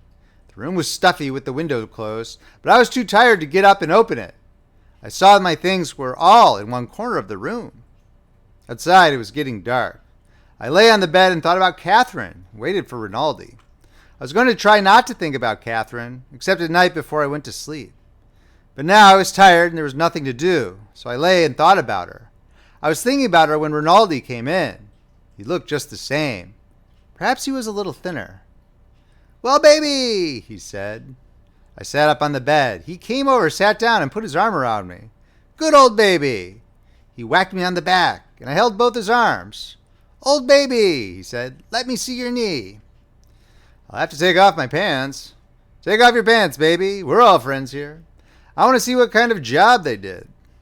I stood up, took off the breeches, and pulled off the knee brace. Rinaldi sat on the floor and bent the knee gently back and forth. He ran his finger along the scar, put his thumbs together over the kneecap, and rocked the knee gently with his fingers. "Is that all the articulation you have?" "Yes." "It's a crime to send you back. I got to get complete articulation." "It's a lot better than it was. Stiff as a board." Rinaldi bent it more. I watched his hands. He had fine surgeon's hands. I looked at the top of his head, his hair shiny and parted smoothly. He bent the knee too far. "Ouch," I said. "You ought to have more treatment on it with the machines," Rinaldi said. "It's better than it was." "I see that, baby. This is something I know more about than you." He stood up and sat down on the bed. "The knee itself is a good job." He was through with the knee. "Tell me all about everything." "There's nothing to tell," I said. "I've led a quiet life." "You act like a married man," he said. "What's the matter with you?" "Nothing," I said. "What's the matter with you?" "This war is killing me," Rinaldi said. "I am very depressed by it." He folded his hands over his knee. "Oh?" I said. "What's the matter? Can I even have human impulses?" "No." "I can see you've been having a fine time. Tell me." "All summer and all fall I've operated. I work all the time. I do everybody's work. All the hard ones they leave to me. By God, baby, I'm becoming a lovely surgeon." "That sounds better." "I never think. No, by God, I don't think. I operate." "That's right. But now, baby, it's all over. I don't operate now and I feel like hell. This is a terrible war, baby. You believe me when I say it. Now you cheer me up. Did you bring the phonograph records?" "Yes." "They were wrapped in paper in a cardboard box in my rucksack. I was too tired to get them out." "Don't you feel good yourself, baby?" "I feel like hell." "This war is terrible," Rinaldi said. "Come on, we'll both get drunk and be cheerful. Then we'll go get the ashes dragged. Then we'll feel fine." "I've had the jaundice," I said, "and I can't get drunk." "Oh, baby, how you've come back to me. You come back serious and with a liver? I tell you this war is a bad thing. Why do we make it anyway?" "We'll have a drink. I don't want to get drunk, but we'll have a drink." Rinaldi went across the room to the washstand and brought back 2 glasses and a bottle of cognac. "It's Austrian cognac," he said. 7 stars. It's all they captured on San Gabriele." "Were you up there?" "No, I haven't been anywhere. I've been here all the time operating. Look, baby, this is your old toothbrushing glass. I kept it all the time to remind me of you." "To remind you to brush your teeth?" "No, I have my own too. I kept this to remind me of you, trying to brush away the Villa Rosa from your teeth in the morning, swearing and eating aspirin and cursing harlots. Every time I see that glass, I think of you trying to clean your conscience with a toothbrush." He came over to the bed. "Kiss me once and tell me you're not serious." "I never kiss you. You're an ape." "I know. You're the fine, good Anglo-Saxon boy. I know. You're the remorse boy. I know. I will wait till I see the Anglo-Saxon brushing away harlotry with a toothbrush."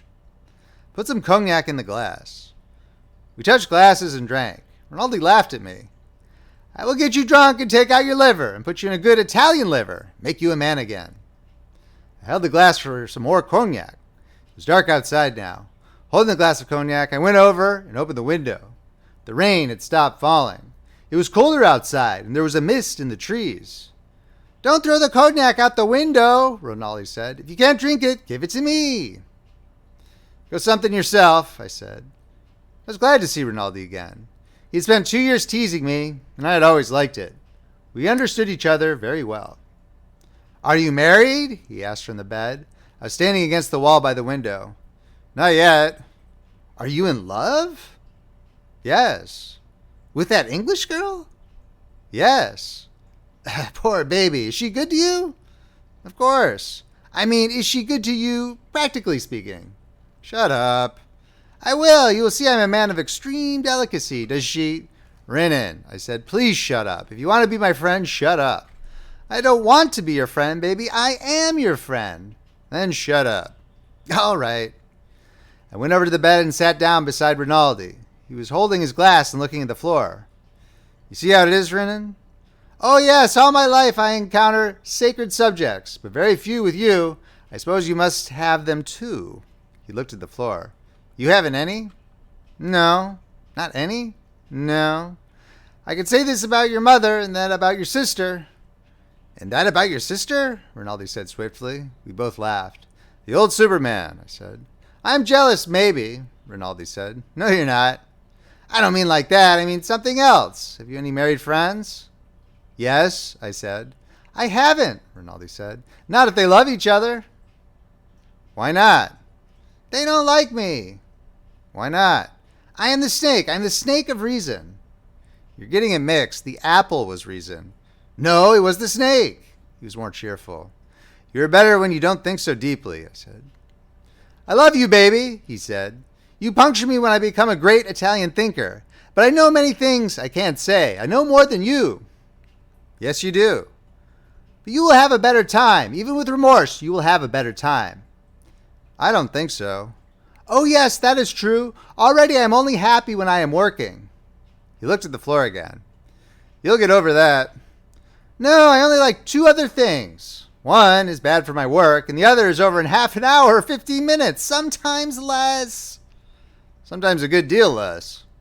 Perhaps I have improved, baby. You do not know, but they're only the 2 things in my work.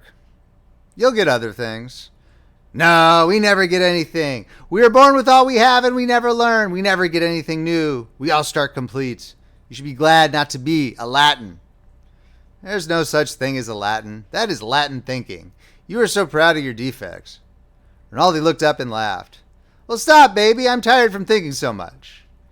He looked tired when he came in. It's nearly time to eat. I'm glad you're back. You're my best friend and my war brother. Where do the war brothers eat? I asked. Right away. We'll drink once more for your liver's sake. Like St. Paul? You are inaccurate. That was wine in the stomach. Take a little wine for your stomach's sake. Whatever you have in the bottle, I said, for any sake you mention.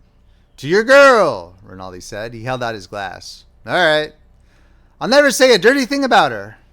Don't strain yourself. He drank off the cognac. I am pure, he said. I am like you, baby. I will get an English girl, too.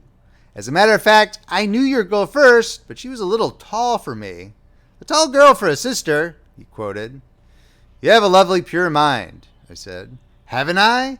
That's why they call me Rinaldo Purissimo. Rinaldo Sportissimo. Come on, baby. We'll go down to eat while my mind is still pure. I washed, combed my hair, and we went down the stairs. Rinaldi was a little drunk. In the room where we ate, the meal was not quite ready. I'll go get the bottle, Rinaldi said. He went off up the stairs. I sat at the table, and he came back with the bottle and poured us each a half tumbler of cognac. Too much, I said, and held up the glass and sighted at the lamp on the table. Not for an empty stomach. It is a wonderful thing. It burns out the stomach completely. Nothing is worse for you. All right. Self-destruction day by day, Rinaldi said. It ruins the stomach and makes the hand shake. Just the thing for a surgeon. You recommend it? Heartily. I use no other. Drink it down, baby, and look forward to being sick. I drank half the glass. In the hall, I could hear the orderly calling. Soup is ready. The major came in, nodded to us, and sat down. He seemed very small at the table. Is this all we are? He asked. The orderly put the soup bowl down and he ladled out a plateful. We are all, Rinaldi said, unless the priest comes. If he knew Federico was here, he would be here. Where is he? I asked. He's at 307, the major said. He was busy with his soup. He wiped his mouth, wiping his upturned gray mustache carefully. He will come, I think. I called them and left word to tell him you were here. I missed the noise of the mess, I said. Yes, it's quiet, the major said. I will be noisy, said Rinaldi. Drink some wine, Enrico, said the major. He filled my glass. The spaghetti came in and we were all busy.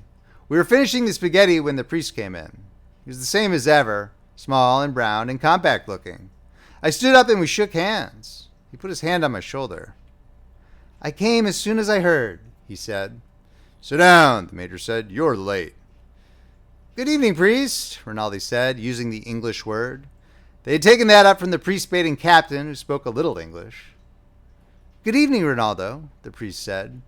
The orderly brought him soup, but he said he would start with the spaghetti. "How are you?" he asked me.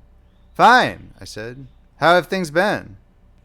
"Drink some wine, priest," Rinaldi said. "Take a little wine for your stomach's sake. That's St. Paul, you know." "Yes, I know," said the priest politely. Rinaldi filled his glass. "That's St. Paul," said Rinaldi. "He's the one who makes all the trouble." The priest looked at me and smiled. I could see that the baiting did not touch him now. "That's St. Paul," Rinaldi said. "He was a rounder and a chaser, and then he was no longer hot. He said it was no good. When he was finished, he made the rules for us who are still hot. Isn't it true, Federico?" The major smiled. We were eating meat stew now. "I never discuss a saint after dark," I said. The priest looked up from the stew and smiled at me. "There he is, gone over with the priest," Rinaldi said. "Where are all the good old priest-baiters? Where's Cavalcanti? Where's Brundi? Where's Caesar? Do I have to bait this priest alone without support?" "He is a good priest," said the major. "He is a good priest," said Rinaldi, "but still a priest. I try to make the mess like the old days. I want to make Federico happy. To hell with you, priest!" I saw the major look at him and noticed that he was drunk. His thin face was white. The line of his hair was very black against the white of his forehead. "It's all right, Rinaldo," said the priest. "It's all right." "To hell with you," said Rinaldi. "To hell with the whole damn business." He sat back in his chair. "He's been under a strain and he's tired," the major said to me. He finished his meat and wiped up the gravy with a piece of bread. "I don't give a damn," Rinaldi said to the table. "To hell with the whole business." He looked defiantly around the table, his eyes flat, his face pale. "All right," I said. "To hell with the whole damn business." "No, no," said Rinaldi. "You can't do it. You can't do it. I say you can't do it. You're dry and you're empty and there's nothing else. There's nothing else, I tell you. Not a damn thing. I know when I stop working." The priest shook his head. The orderly took away the stew dish. "What are you eating meat for?" Rinaldi turned to the priest. "Don't you know it's Friday?" "It's Thursday," the priest said. "It's a lie. It's Friday. You're eating the body of our Lord. It's God meat. I know. It's dead Austrian. That's what you're eating." "The white meat is from officers," I said, completing the old joke. Rinaldi laughed. He filled his glass. "Don't mind me," he said. "I'm just a little crazy." "You ought to have a leave," the priest said. The major shook his head at him. Rinaldi looked at the priest. "You think I ought to have a leave?" The major shook his head at the priest. Rinaldi was looking at the priest. "Just as you like," the priest said. "Not if you don't want." "To hell with you," Rinaldi said. "They try to get rid of me. Every night they try to get rid of me. I fight them off. What if I have it? Everybody has it. The whole world's got it first." He went on, assuming the manner of a lecturer. "It's a little pimple. Then we notice a rash between the shoulders. Then we notice nothing at all. We put our faith in Mercury." "Or Salvarsan," the major interrupted quietly. "A mercurial product," Rinaldi said. He acted very elated now. "I know something worth 2 of that. Good old priest," he said. "You'll never get it. Baby will get it. It's an industrial accident. It's a simple industrial accident." The orderly brought in the sweet and coffee. The dessert was a sort of black bread pudding with hard sauce. The lamp was smoking, the black smoke going close up inside the chimney. "Bring 2 candles and take away the lamp," the major said. The orderly brought 2 lighted candles each in a saucer and took out the lamp, blowing it out. Rinaldi was quiet now. He seemed all right. We talked, and after the coffee, we all went out into the hall. "You want to talk to the priest? I have to go in the town," Rinaldi said. "Good night, priest." "Good night, Rinaldo," the priest said. "I'll see you, Freddie," Rinaldi said. "Yes," I said. "Come in early." He made a face and went out the door. The major was standing with us. "He's very tired and overworked," he said. "He thinks, too, he has syphilis. I don't believe it, but he may have. He's treating himself for it. Good night. You leave before daylight, Enrico? Yes. Goodbye, then, he said. Good luck. Peduzzi will wake you and go with you. Goodbye, Signor Maggiore. Goodbye. They talk about an Austrian offensive, but I don't believe it. I hope not. But anyway, it won't be here. Gino will tell you everything. Telephone works well now. I'll call regularly. Please do. Good night. Don't let Rinaldi drink so much brandy. I'll try not to. Good night, priest. Good night, Signor Maggiore. He went off into his office. End of chapter. Chapter 26. I went to the door and looked out. It stopped raining, but there was a mist. Should we go upstairs? I asked the priest. I can only stay a little while. Come on up. We climbed the stairs and went into my room. I lay down on Rinaldi's bed. The priest sat on my cot that the orderly had set up. It was dark in the room. Well, he said, how are you really? I'm all right. I'm tired tonight. I'm tired too, but from no cause. What about the war? I think it will be over soon. I don't know why, but I feel it. How do you feel it? You know how your major is, gentle? Many people are like that now. I feel that way myself, I said. It has been a terrible summer, said the priest. He was surer of himself now than when I had gone away. You cannot believe how it has been, except that you have been there and you know how it can be. Many people have realized the war this summer. Officers whom I thought could never realize it now. What will happen? I stroked the blanket with my hand. I do not know, but I do not think it can go on much longer. What will happen? They will stop fighting. Who? Both sides. I hope so, I said. You don't believe it? I don't believe both sides will stop fighting at once. I suppose not. It's too much to expect. But when I see the changes in men, I do not think it can go on. Who won the fighting this summer? No one. The Austrians won, I said. They kept them from taking San Gabriele. They've won. They won't stop fighting. If they feel as we feel, they may stop. They've gone through the same thing. No one ever stopped when they were winning. You discourage me. I can only say what I think. Then you think it will go on and on? Nothing will ever happen? I don't know. I only think the Austrians will not stop when they have won a victory. It is in defeat we become Christian. The Austrians are Christians, except for the Bosnians. I don't mean technically Christian. I mean like our Lord. He said nothing. We are all gentler now because we are beaten. How would our Lord have been if Peter had rescued him in the garden? He would have been just the same. I don't think so, I said. You discourage me, he said. I believe and I pray that something will happen. I felt it very close. Something may happen, I said, but it will happen only to us. If they felt the way we do, it'd be all right. They have beaten us. They feel another way. Many of the soldiers have always felt this way. It is not because they were beaten. They were beaten to start with. They were beaten when they took them from their farms and put them in the army. That's why the peasant has window. Because he is defeated from the start. Put him in power, see how wise he is. He did not say anything. He was thinking.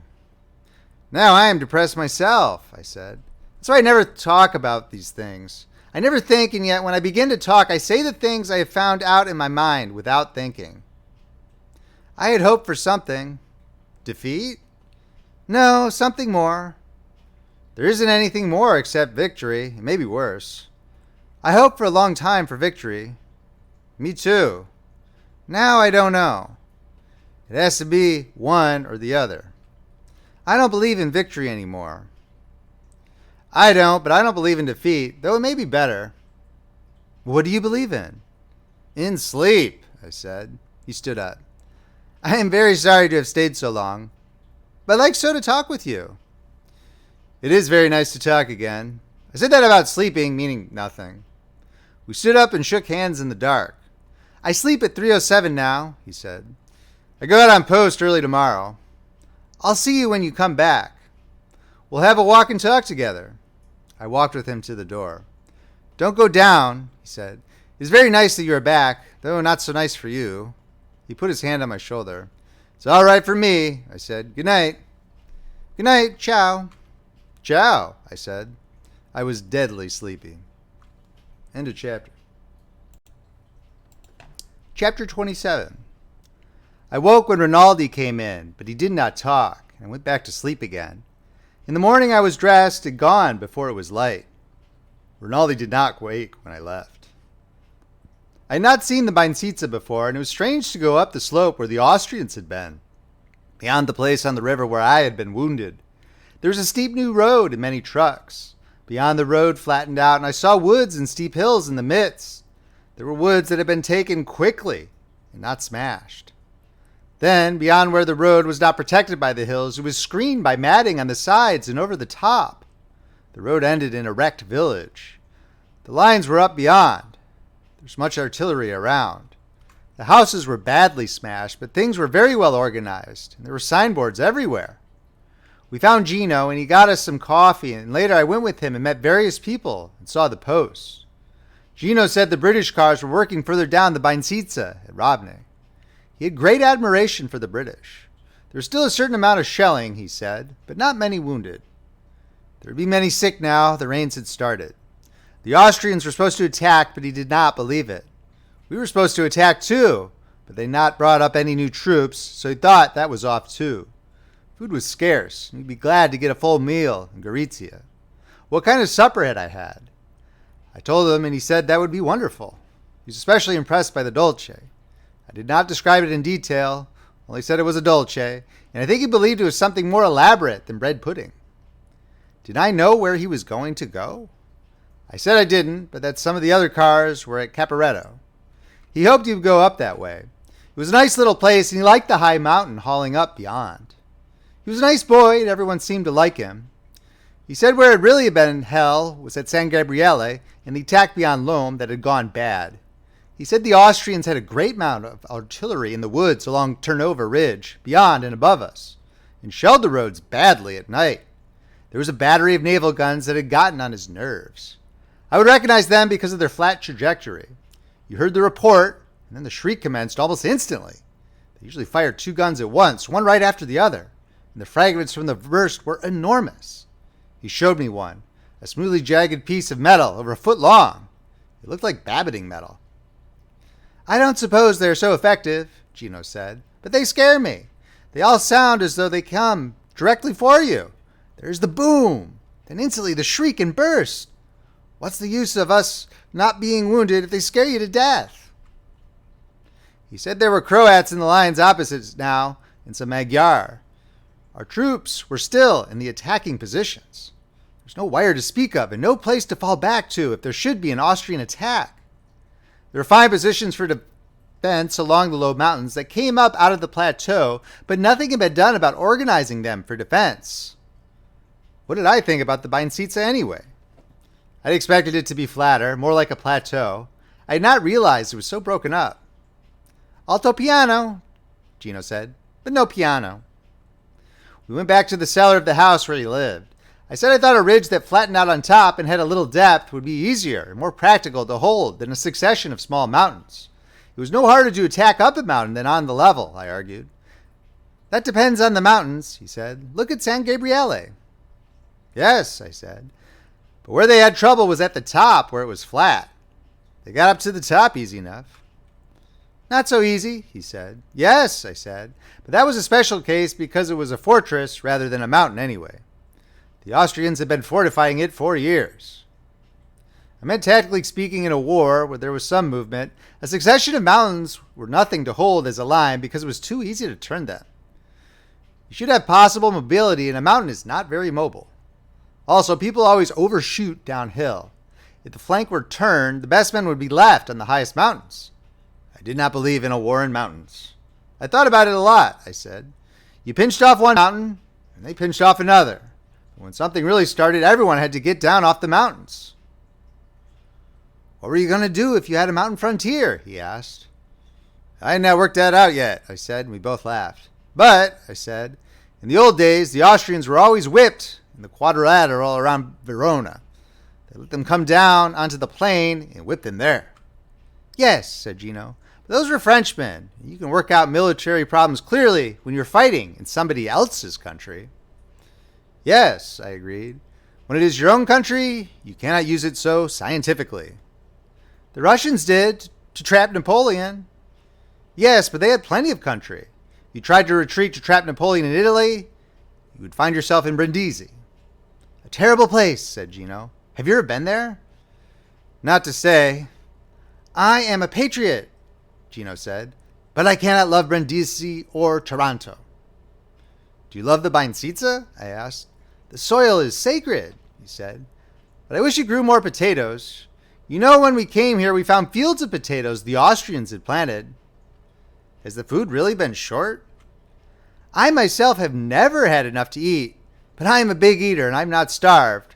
The mess is average. The regiments in the line get pretty good food, but those in support don't get so much. Something is wrong somewhere. There should be plenty of food. The dogfish are selling it somewhere else.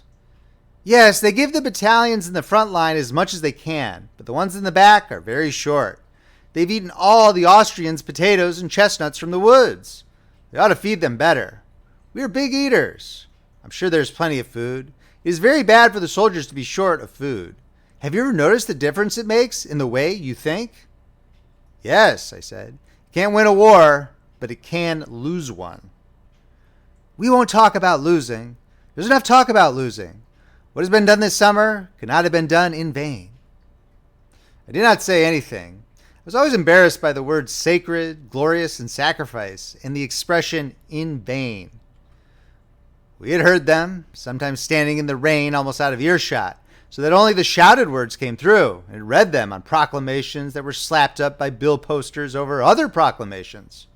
Now for a long time, and I had seen nothing sacred, and the things that were glorious had no glory, and the sacrifices were like the stockyards at Chicago, if nothing was done with the meat, except to bury it.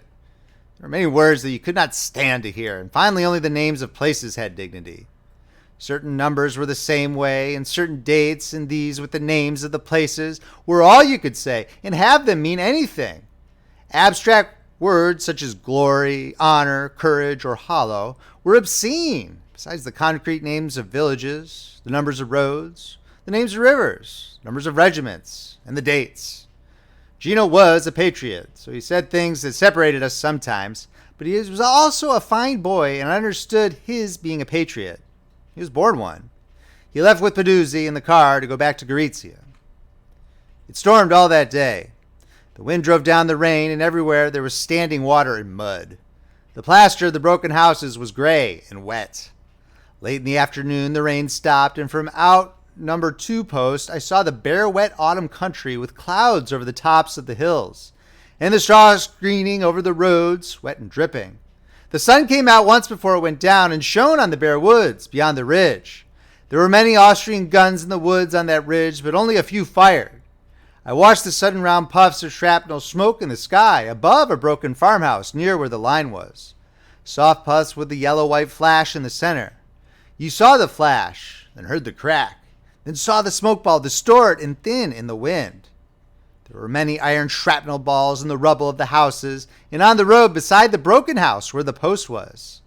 But they did not shell near the post that afternoon. We loaded 2 cars and drove down the road that was screened with wet mats, and the last of the sun came through in the breaks between the strips of mattings. Before we were out on the clear road behind the hill, the sun was down. We went on down the clear road, and as it turned a corner into the open and went into the square arched tunnel of matting, the rain started again. The wind rose in the night, and at 3 o'clock in the morning, with the rain coming in sheets, there was a bombardment, and the Croatians came over the mountain meadows and through patches of woods and into the front line. They fought in the dark and the rain, and a counterattack of scared men from the second line drove them back. There was much shelling, and many rockets in the rain, and machine gun and rifle fire all along the line. They did not come again, and it was quieter, and between the gusts of wind and rain, we could hear the sound of a great bombardment far to the north. The wounded were coming into the post. Some were carried on stretchers, some walking, and some were brought in the backs of men that came across the field. They were wet to the skin, and all were scared. We filled 2 cars with stretcher cases as they came up from the cellar of the post, and as I shut the door of the second car and fastened it, I felt the rain on my face turn to snow. The flakes were coming heavy and fast in the rain. When daylight came, the storm was still blowing, but the snow had stopped. It had melted as it fell on the wet ground, and now it was raining again. There was another attack just after daylight, but it was unsuccessful. We expected an attack all day, but it did not come until the sun was going down. The bombardment started to the south, below the long wooded ridge where the Austrian guns were concentrated.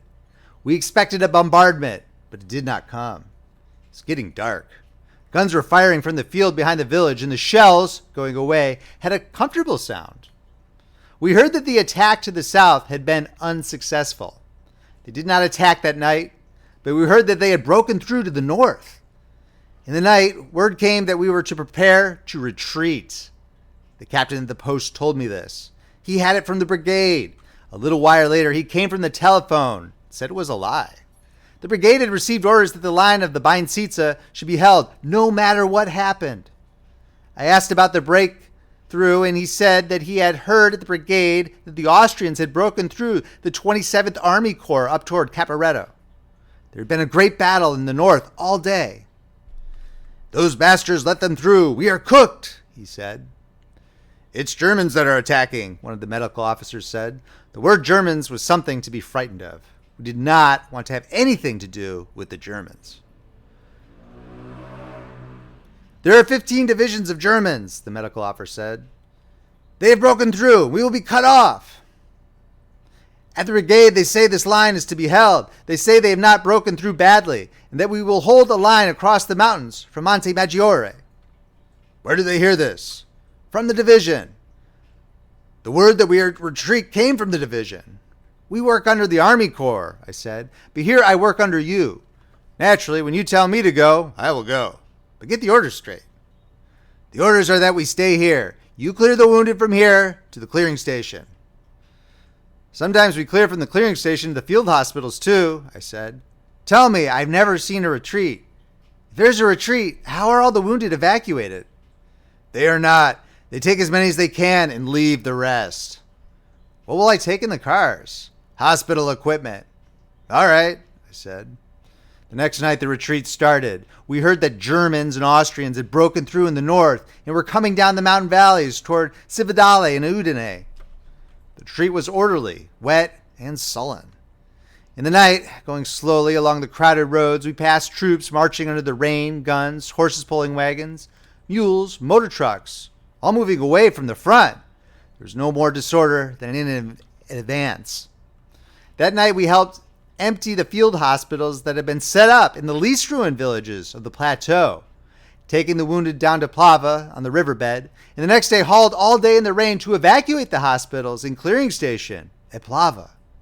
It rained steadily, and the army of the Binsitsa moved down off the plateau in the October rain and across the river, where the great victories had commenced in the spring of that year.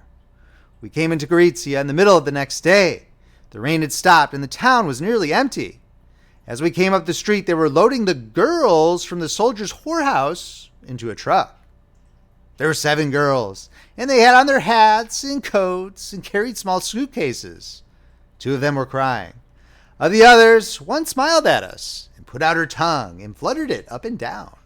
She had thick, full lips and black eyes. I stopped the car and went over and spoke to the matron. The girls from the officer's house had left early that morning, she said. Where were they going? To Conegliano, she said. The truck started. The girl with thick lips put out her tongue again at us. The matron waved. The 2 girls kept on crying.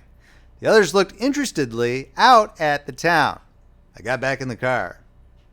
We ought to go with them, Bonello said. That would be a good trip. We'll have a good trip, I said. We'll have a hell of a trip. That's what I mean, I said. We came up the drive to the villa. I'd like to be there when some of those tough babies climb in and try and hop them. You think they will? Sure, everybody in the Second Army knows that, matron. We're outside the villa. They call her the Mother Superior, Bonello said. The girls are new, but everyone knows her. They must have brought them up just before the retreat. They'll have a time. I'll say they'll have a time. I'd like to have a crack at them for nothing. They charge too much at that house anyways. The government gyps us. Take the car out and have the mechanics go over it, I said. Change the oil and check the differential. Fill it up and get some sleep. Yes, Signor Tenente. The villa was empty. Rinaldi was gone with the hospital. The major was gone taking hospital personnel in the staff car. There was a note on the window for me to fill the cars with the material piled in the hall and to proceed to Pordenone. The mechanics were gone already.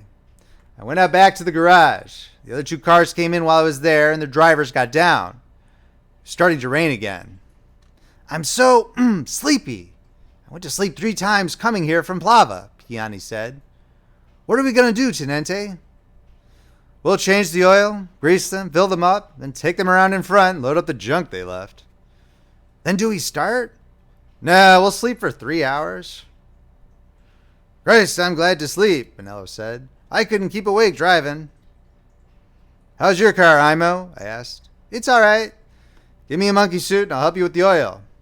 Don't you do that, Tenente, Imo said. It's nothing to do. You go and pack your things.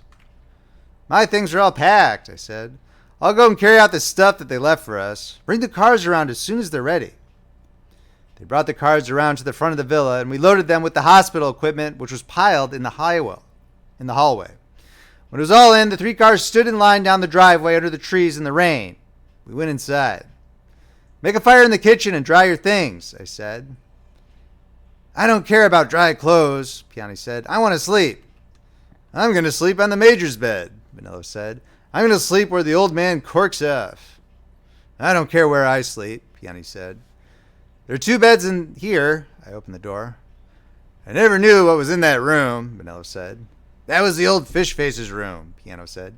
You 2 sleep in there, I said. I'll wake you. The Austrians will wake us if you sleep too long, Tenente, Benello said. I won't oversleep, I said. Where's Imo? He went out in the kitchen. Get to sleep, I said. I'll sleep, Piani said. I've been asleep sitting up all day. The whole top of my head kept coming down over my eyes. Take your boots off, Benello said. That's old Fishface's bed. Fishface is nothing to me. Piani lay on the bed, his muddy boots straight out, his head on his arm. I went out to the kitchen. Imo had a fire in the stove and a kettle of water on. I thought I'd start with some pasta asciutta, he said. We'll be hungry when we wake up. Aren't you sleepy, Bartolomeo? Not so sleepy. When the water boils, I'll leave it. The fire will go down. You better get some sleep, I said. We can eat cheese and monkey meat. This is better, he said. Something hot will be good for those 2 anarchists. You go to sleep, Tenente. There's a bed in the major's room. You sleep there. No, I'm going to my old room. Do you want a drink, Bartolomeo? When we go, Tenente. Now it wouldn't do me any good. If you wake in 3 hours and I haven't called you, wake me, will you? I haven't my watch, Tenente. There's a clock on the wall in the major's room. All right. I went out then through the dining room and the hall and up the marble stairs to the room where I lived with Rinaldi. It was raining outside. I went to the window and looked out. It was getting dark and I saw the 3 cars standing in line under the trees. The trees were dripping in the rain. It was cold and the drops hung to the branches. I went back to Rinaldi's bed and lay down and let sleep take me. We ate in the kitchen before we started. Imo had a basin of spaghetti with onions and tinned meat chopped up in it. We sat around the table and drank 2 bottles of the wine that had been left in the cellar of the villa. It was dark outside, still raining. Piani sat at the table very sleepy. I like a retreat better than an advance, Benello said. On a retreat, we drink Barbera. We drink it now. Tomorrow, maybe we drink rainwater, Imo said. Tomorrow will be in Udine. We'll drink champagne. That's where the slackers live. Wake up, Piani. We'll drink champagne tomorrow in Udine. I'm awake, Piani said. He filled his plate with the spaghetti and meat. Couldn't you find tomato sauce, Bardo? There wasn't any, Imo said. We'll drink champagne in Udine, Benello said.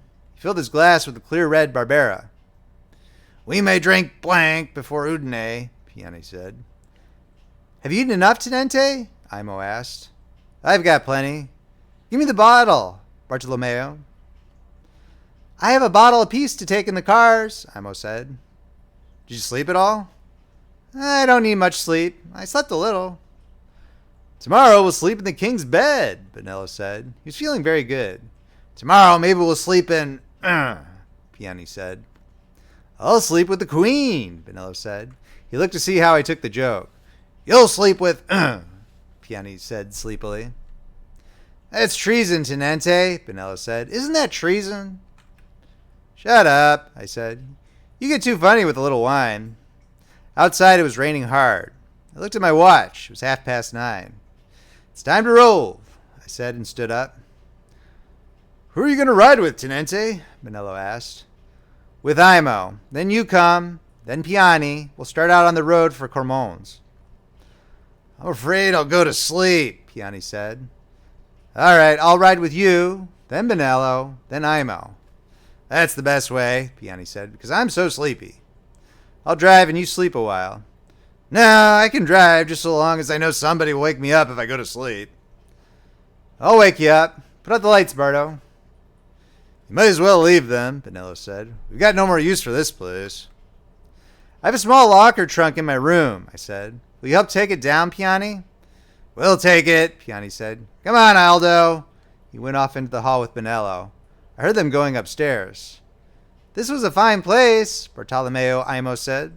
He put 2 bottles of wine and half a cheese into his haversack. There won't be a place like this again. Where will they retreat to, Tenente? Beyond the Tagliamento, they say. The hospital and the Sec are to be at Pordenone. This is a better town than Pordenone. I don't know Pordenone, I said. I've just been through here. It's not much of a place, Imo said. End of chapter. Chapter 28. As we moved out through the town, it was empty in the rain and the dark except for columns of troops and guns that were going through the main street. There were many trucks too, and some carts going through on other streets and converging on the main road. When we were out past the tanneries onto the main road, the troops, the motor trucks, the horse-drawn carts, and the guns were in one wide, slow-moving column. We moved slowly but steadily in the rain, the radiator cap of our car almost against the tailboard of a truck that was loaded high, the load covered with wet canvas. Then the truck stopped. The whole column was stopped. It started again and we went a little farther, then stopped. I got out and walked ahead, going between the trucks and carts and under the wet necks of the horses. The block was farther ahead. I left the road, crossed the ditch on a footboard, and walked along the field beyond the ditch. I could see the stalled column between the trees in the rain as I went forward across it from it in the field. I went about a mile. The column did not move, although on the other side, beyond the stalled vehicles, I could see the troops moving. I went back to the cars. The block might extend as far as Udine. Piani was asleep over the wheel. I climbed up beside him and went to sleep too. Several hours later, I heard the truck ahead of us grinding into gear. I woke Piani and we started, moving a few yards, then stopping, then going on again. It was still raining. The column stalled again in the night and did not start. I got down and went back to see Imo and Bonello. Bonello had 2 sergeants of engineers on the seat of his car with him. They stiffened when I came up. They were left to do something to a bridge, Bonello said. They can't find their unit, so I gave them a ride. With the Sir Lieutenant's permission? With permission, I said. Lieutenant is an American, Bonello said. He'll give anybody a ride. One of the sergeants smiled. The other asked Bonello if I was an Italian from North or South America. He's not an Italian. He's North American English. The sergeants were polite, but did not believe it. I left them and went back to Imo. He had 2 girls on the seat with them and was sitting back in the corner and smoking. Barto, I said. He laughed. Talk to them, Tenente, he said. I can't understand them. Hey! He put his hand on the girl's thigh and squeezed it in a friendly way. The girl drew her shawl tight around her, pushed his hand away. Hey, he said, tell the Tenente your name and what you're doing here. The girl looked at me fiercely. The other girl kept her eyes down. The girl looked at me and said something in a dialect I could not understand a word of. She was plump and dark and looked about 16. Sorella? I asked and pointed at the other girl. She nodded her head and smiled. All right, I said and patted her knee. I felt her stiffen away when I touched her. The sister never looked up. She looked perhaps a year younger. Imo put his hand on the elder girl's thigh and she pushed it away. He laughed at her. Good man, he pointed at himself. Good man, he pointed at me. Don't you worry. The girl looked at him fiercely. The pair of them were like two wild birds. "What does she ride with me for if she doesn't like me?" Imo asked. They got right up in the car the minute I motioned to them. He turned to the girl. "Don't worry," he said. "No danger of, using the vulgar word. No place for, I could see she understood the word, and that was all. Her eyes looked at him very scared. She pulled the shawl tight. "Car all full," Imo said. "No danger of, No place for, Every time he said the word, the girl stiffened a little. Sitting stiffly and looking at him, she began to cry. I saw her lips working, and then tears came down her plump cheeks. Her sister, not looking up, took her hand, and they sat there together. The older one, who had been so fierce, began to sob. "I guess I scared her," Imo said. "I didn't mean to scare her." Bartolomeo brought out his knapsack and cut off 2 pieces of cheese. "Here," he said, "stop crying." The older girl shook her head, still cried. But the younger girl took the cheese and commenced to eat. After a while, the younger girl gave her sister the second piece of cheese, and they both ate. The older sister still sobbed a little. "She'll be all right after a while," Imo said. An idea came to him. "Virgin?" he asked the girl next to him. She nodded her head vigorously. "Virgin too?" He pointed to the sister. Both the girls nodded their heads, and the other said something in dialect. "That's all right," Bartolomeo said. "That's all right." Both the girls seemed cheered. I left them sitting together with Imo sitting back in the corner and went back to Piani's car. The column of vehicles did not move, but the troops kept passing alongside. It was still raining hard, and I thought some of the stops in the movement of the column might be from cars with wet wiring. More likely they were from horses or men going to sleep. Still, traffic could tie up in cities when everyone was awake. It was the combination of horse and motor vehicles. They did not help each other any. The peasant's cart did not help much either. There were a couple of fine girls with Bardo. A retreat was no place for 2 virgins.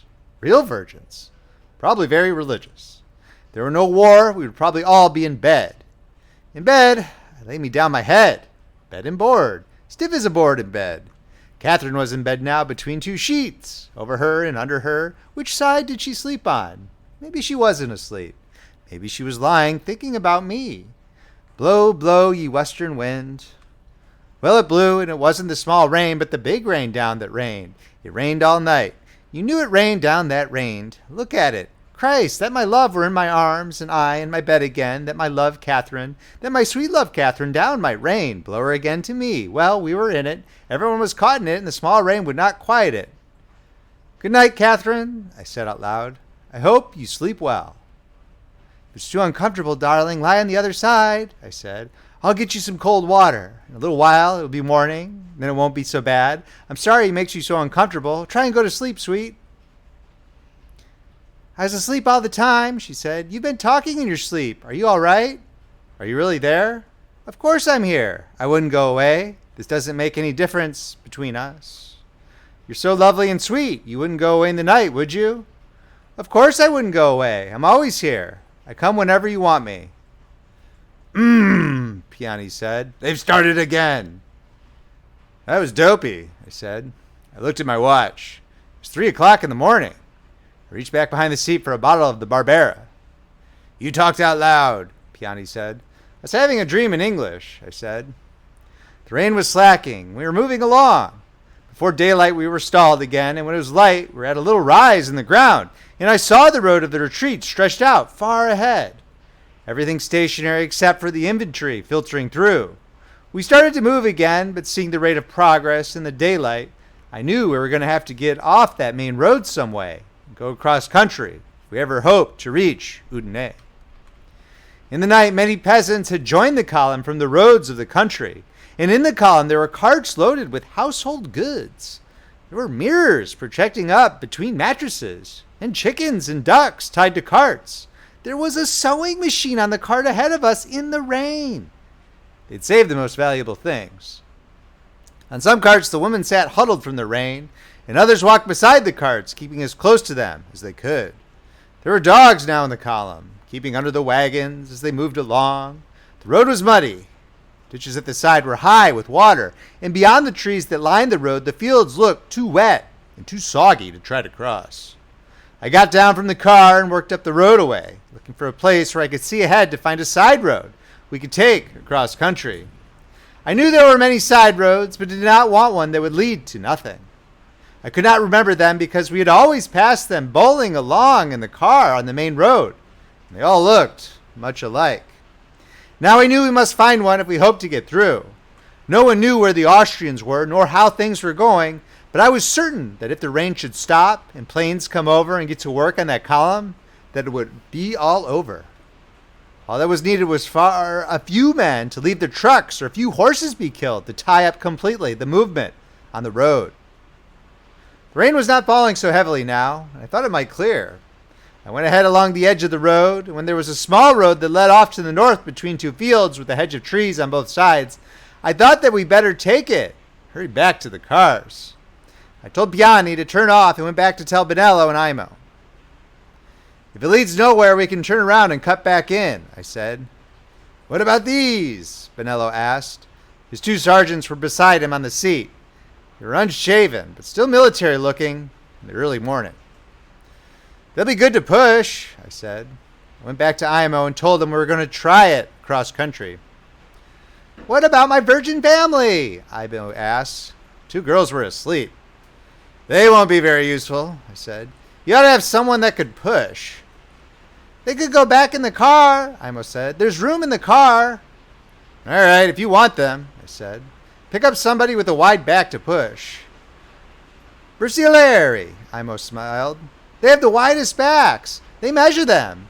How do you feel, Tenente? Fine, how are you? Fine, but very hungry. There ought to be something up that road, and we'll stop and eat. How's your leg, Tenente? Fine, I said. Standing on the step and looking up ahead, I could see Piani's car pulling out onto the little side road, starting up it. His car showing through the hedge of bare branches. Benello turned off and followed him, and then Piani worked his way out, and we followed the two ambulances ahead along the narrow road between hedges. It led to a farmhouse. We found Piani and Benello stopped in the farmyard. The house was low and long with a trellis with a grapevine over the door. There was a well in the yard, and Piani was getting up water to fill his radiator. So much going in low gear had boiled it out. The farmhouse was deserted. I looked back down the road. The farmhouse was on a slight elevation above the plain, and we could see over the country and saw the road, the hedges, the fields, and the line of trees along the main road where the retreat was passing. The two sergeants were looking through the house. The girls were awake and looking at the courtyard, the well, and the two big ambulances in front of the farmhouse with three drivers at the well. One of the sergeants came out with a clock in his hand. Put it back, I said. He looked at me, went in the house, and came back without the clock. Where's your partner? I asked. He's gone to the latrine. He got up on the seat of the ambulance. He was afraid we would leave him. What about breakfast, Tenente? Benello asked. We could eat something. It wouldn't take very long. Do you think this road going down on the other side will lead to anything? Sure. All right, let's eat. Piani and Benello went in the house. Come on, Imo said to the girls. He held his hand to help them down. The older sister shook her head. They were not going into any deserted house. They looked after us. They are difficult, Imo said. We went into the farmhouse together. It was large and dark and abandoned feeling. Benello and Piani were in the kitchen. There's not much to eat, Piani said. They've cleaned it out. Benello sliced a big white cheese on the heavy kitchen table. Where was the cheese? In the cellar. Piani found wine, too, and apples. That's a good breakfast. Piani was taking the wooden cork out of a big wicker-covered wine jug. He tipped it and poured a copper pan full. Smells all right, he said. Find some beakers, Bardo. The two sergeants came in. Have some cheese, sergeants, Benello said. We should go, one of the sergeants said, eating his cheese and drinking a cup of wine. We'll go, don't worry, Benello said. An army travels on its stomach, I said. What? Asked the sergeant. It's better to eat. Yes, but time is precious. I believe the bastards have eaten already, Piani said. The sergeants looked at him. They hated the lot of us. You know the road? One of them asked me. No, I said. They looked at each other. We would do best to start, the first one said. We are starting, I said. I drank another cup of the red wine. It tasted very good after the cheese and apple. "Bring the cheese," I said, and went out. Benello came out carrying the great jug of wine. "That's too big," I said. He looked at it regretfully. "I guess it is," he said. "Give me the canteens to fill." He filled the canteens, and some of the wine ran out on the stone paving of the courtyard. Then he picked up the wine jug and he put it just out inside the door. "The Austrians can find it without breaking the door down," he said. "We'll roll," I said. "Piani and I will go ahead." The two engineers were already on the seat beside Benello. The girls were eating cheese and apples. Imo was smoking. We started off down the narrow road. I looked back at the two cars coming in the farmhouse. It was a fine, low, solid stone house, and the ironwork of the well was very good. Ahead of us, the road was narrow and muddy, and there was a high hedge on either side. Behind, the cars were following closely. End of chapter. Chapter 29. At noon, we were stuck in a muddy road about, as nearly as we could figure, 10 kilometers from Udine. The rain had stopped during the forenoon, and 3 times we had heard planes coming, seen them pass overhead, watched them go far to the left, and heard them bombing on the main high road. We'd worked through a network of secondary roads.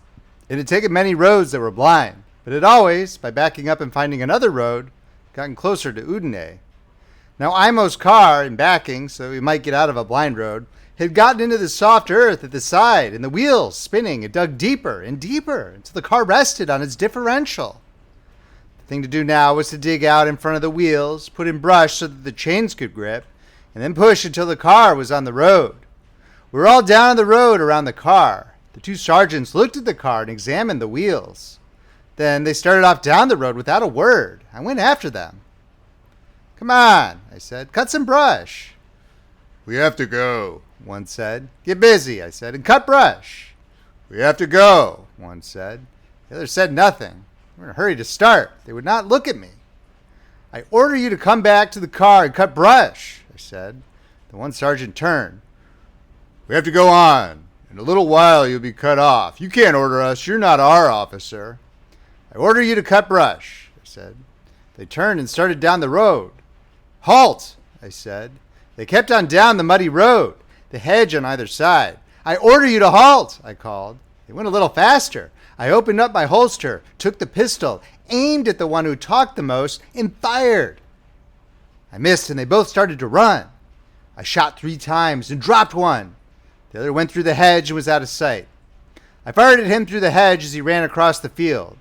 The pistol clicked empty, and I put in another clip. I saw it was too far to shoot at the second sergeant. He was far across the field, running, his head held low. I commenced to reload the empty clip. Benello came up. "Let me go finish him," he said. I handed him the pistol, and he walked down to where the sergeant of engineers lay face down across the road. Benello leaned over, put the pistol against the man's head, and pulled the trigger. The pistol did not fire. "You have to cock it," I said. He cocked it and fired twice. He took hold of the sergeant's legs and pulled him to the side of the road so he lay beside the hedge. He came back and handed me the pistol. "The son of a bitch," he said. He looked toward the sergeant. "You see me shoot him, Tenente?"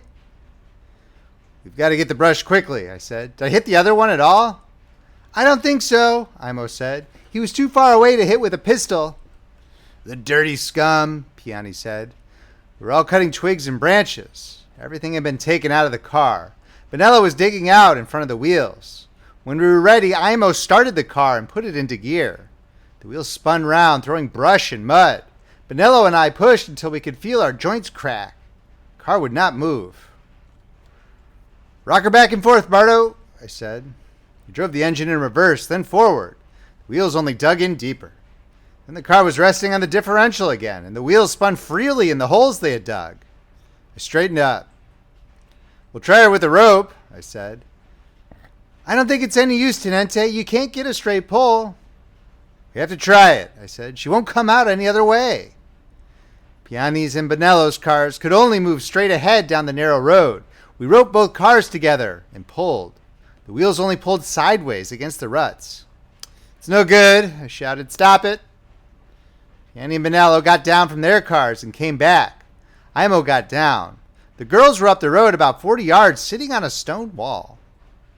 What do you say, Tenente? Benello asked. We'll dig out and try once more with the brush, I said. I looked down the road. It was my fault. I had led them up here. The sun was almost out from behind the clouds, and the body of the sergeant lay beside the hedge. We'll put his coat and cape under, I said. Benello went to get them. I cut brush, and Imo and Piani dug out in front and between the wheels. I cut the cape, then ripped it in two and laid it under the wheel in the mud, then piled brush for the wheels to catch. We were ready to start, and Imo got up on the seat and started the car. The wheels spun, and we pushed and pushed, but it wasn't any use. It's I said. Is there anything you want in the car, Bardo? Imo climbed up with Benello, carrying the cheese and 2 bottles of wine in his cape. Benello, sitting behind the wheel, was looking through the pockets of the sergeant's coat. Better throw the coat away, I said. What about Bardo's virgins? They can get in the back, Piani said. I don't think we are going far. I opened the back door of the ambulance. Come on, I said, get in. 2 girls climbed in and sat in the corner. They seemed to have taken no notice of the shooting. I looked back up the road. The sergeant lay in his dirty long-sleeved underwear. I got up with Piani and we started. We were going to try and cross the field. When the road entered the field, I got down and walked ahead. If we could get across, there was a road on the other side. We could not get across. It was too soft and muddy for the cars. When they were finally and completely stalled, the wheels dug into the hubs. We left them in the field and started on foot for Udine. When we came to the road which led back toward the main highway, I pointed down it to the 2 girls. Go down there, I said. You'll meet people. They looked at me. I took out my pocketbook and gave them each a 10 lira note. Go down there, I said, pointing. Friends, family. They did not understand, but they held the money tightly and started down the road. They looked back as though they were afraid I might take the money back. I watched them go down the road, their shawls close around them, looking back apprehensively at us. The 3 drivers were laughing. How much will you give me to go in that direction, Tenente? Benello asked. They're better off in a bunch of people than alone if they catch them, I said. Give me 200 lira and I'll walk straight back toward Austria, Benello said. They'd take it away from you, Piani said. Maybe the war will be over, Imo said. We were going up the road as fast as we could. The sun was trying to come through. Beside the road were mulberry trees. Through the trees I could see our 2 big moving vans of cars stuck in the field. Piani looked back too. We'll have to build a road to get them out, he said. I wish to Christ we had bicycles, Benello said. Do they ride bicycles in America? Imo asked. They used to. Here it is a great thing, Imo said. A bicycle is a splendid thing. I wish to Christ we had bicycles, Benello said. I'm no walker. Is that firing? I asked. I thought I could hear firing a long way away. I don't know, Imo said. He listened. I think so, I said. The first thing we will see will be the cavalry, Piani said. I don't think they've got any cavalry. I hope to Christ not, Benello said. I don't want to be stuck on a lance by any cavalry. You certainly shot that sergeant, Tenente, Piani said. We were walking fast. I killed him, Benello said. I never killed anybody in this war. In all my life, I wanted to kill a sergeant. You killed him on the sit, all right, Piani said. He wasn't flying very fast when you killed him. Never mind. That's one thing I can always remember. I killed that of a sergeant. What will you say in confession? Imo asked.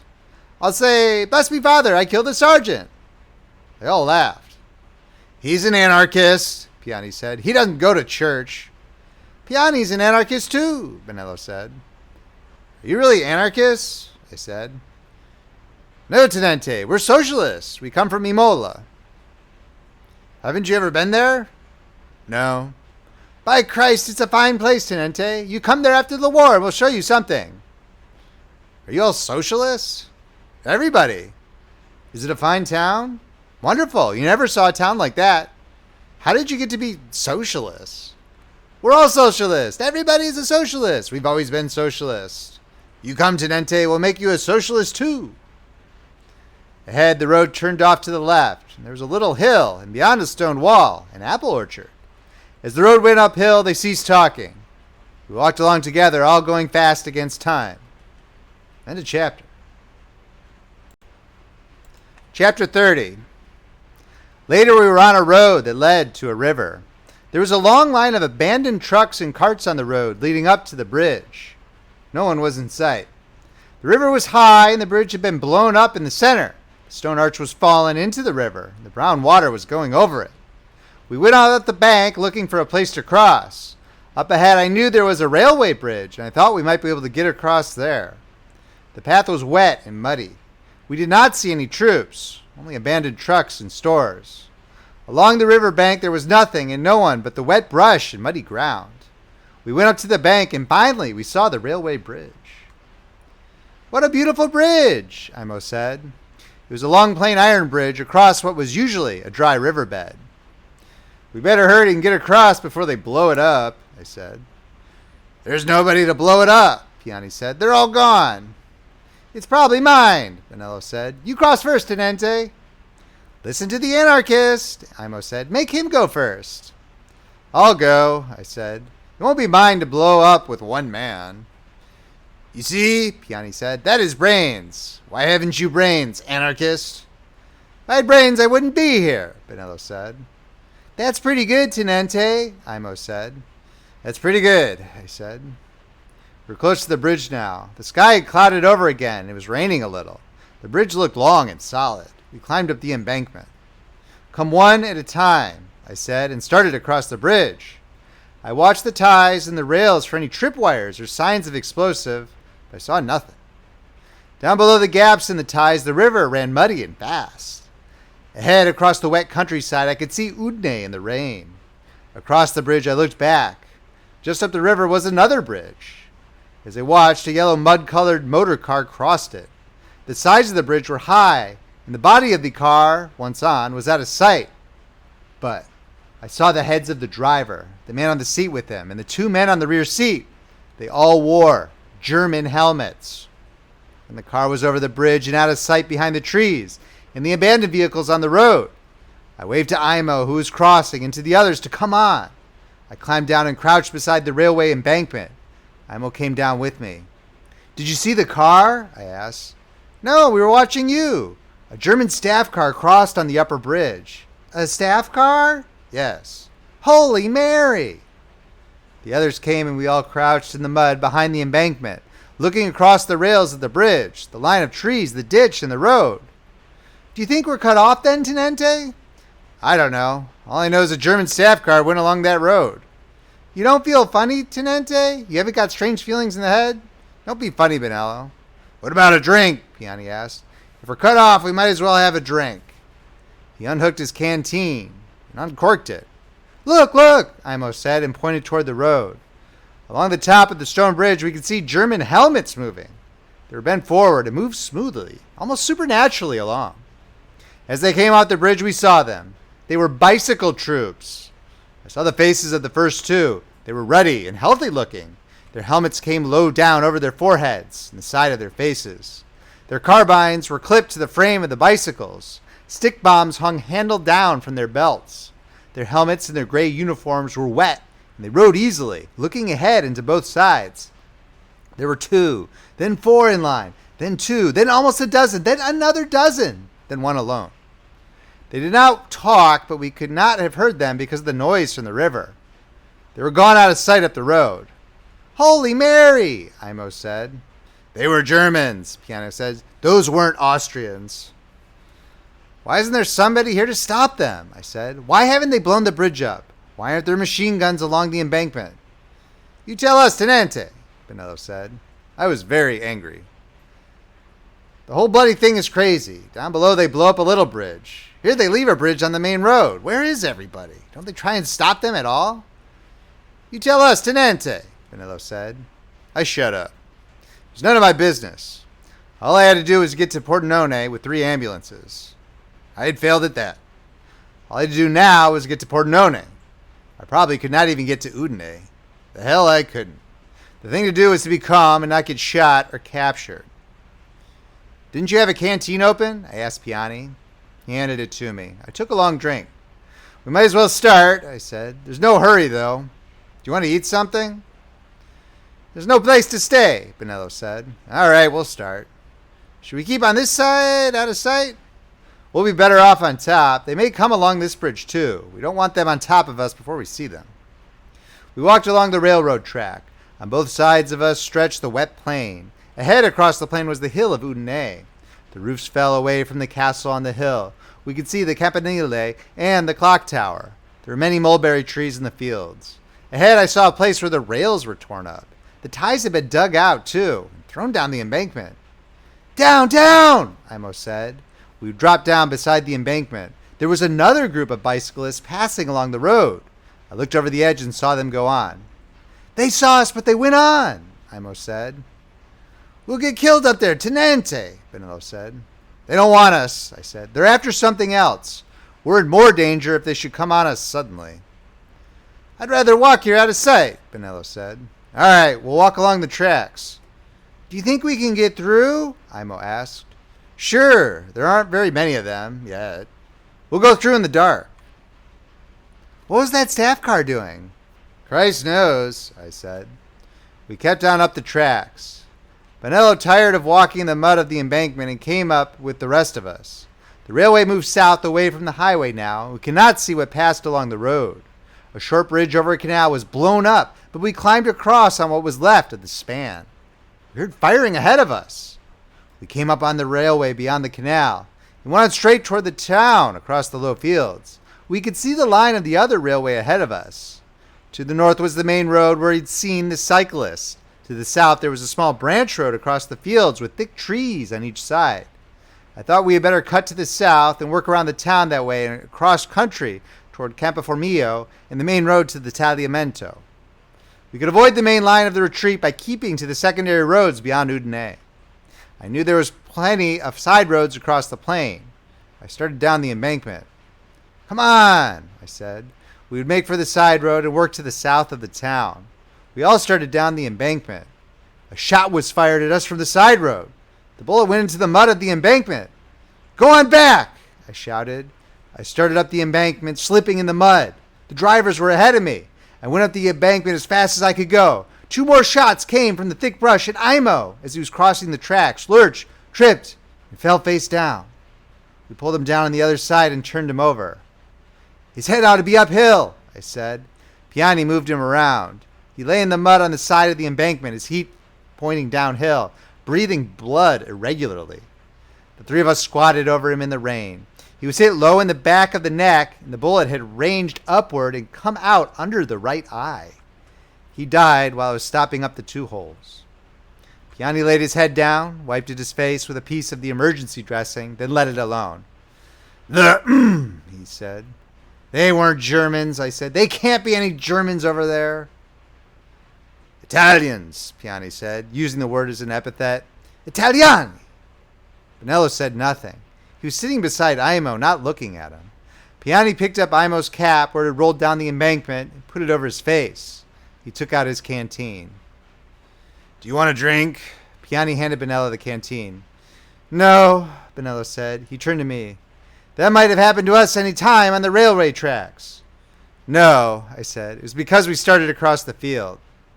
Benello shook his head. Imo's dead, he said. Who's dead next, Tenente? Where do we go now? Those were Italians that shot, I said. They weren't Germans. I suppose if they were Germans, they'd have killed all of us, Benello said. We're in more danger from Italians than Germans, I said. The rear guard are afraid of everything. The Germans know what they're after. You reason it out, Tenente, Benello said. Where do we go now? Piani asked. We better lie up someplace till it's dark. If we could get south, we'd be all right. They'd have to shoot us all to prove they were right the first time, Benello said. I'm not going to try them. We'll find a place to lie up as near to Udine as we can get, and then go through when it's dark. Let's go then, Benello said. We went down the north side of the embankment. I looked back. Imo lay in the mud with the angle of the embankment. He was quite small, and his arms were by his side, his putty-wrapped legs and muddy boots together, his cap over his face. He looked very dead. It was raining. I had liked him as well as anyone I ever knew. I had his papers in my pocket and would write to his family. Ahead across the fields was a farmhouse. There were trees around it, and the farm buildings were built against the house. There was a balcony along the second floor held up by columns. We better keep a little way apart, I I said. I'll go ahead. I started toward the farmhouse. There was a path across the field. Crossing the field, I did not know but that someone would fire on us from the trees near the farmhouse or from the farmhouse itself. I walked toward it, seeing it very clearly. The balcony of the second floor merged into the barn. There was hay coming out between the columns. The courtyard was one of stone blocks, and all the trees were dripping with the rain. There was a big empty two-wheeled cart, the shafts tipped high up in the rain. I came to the courtyard, crossed it, and stood under the shelter of the balcony. The door of the house was open, and I went in. Benello and Piani came in after me. It was dark inside. I went back to the kitchen. There were ashes of a fire on the big open hearth. The pots hung over the ashes, but they were empty.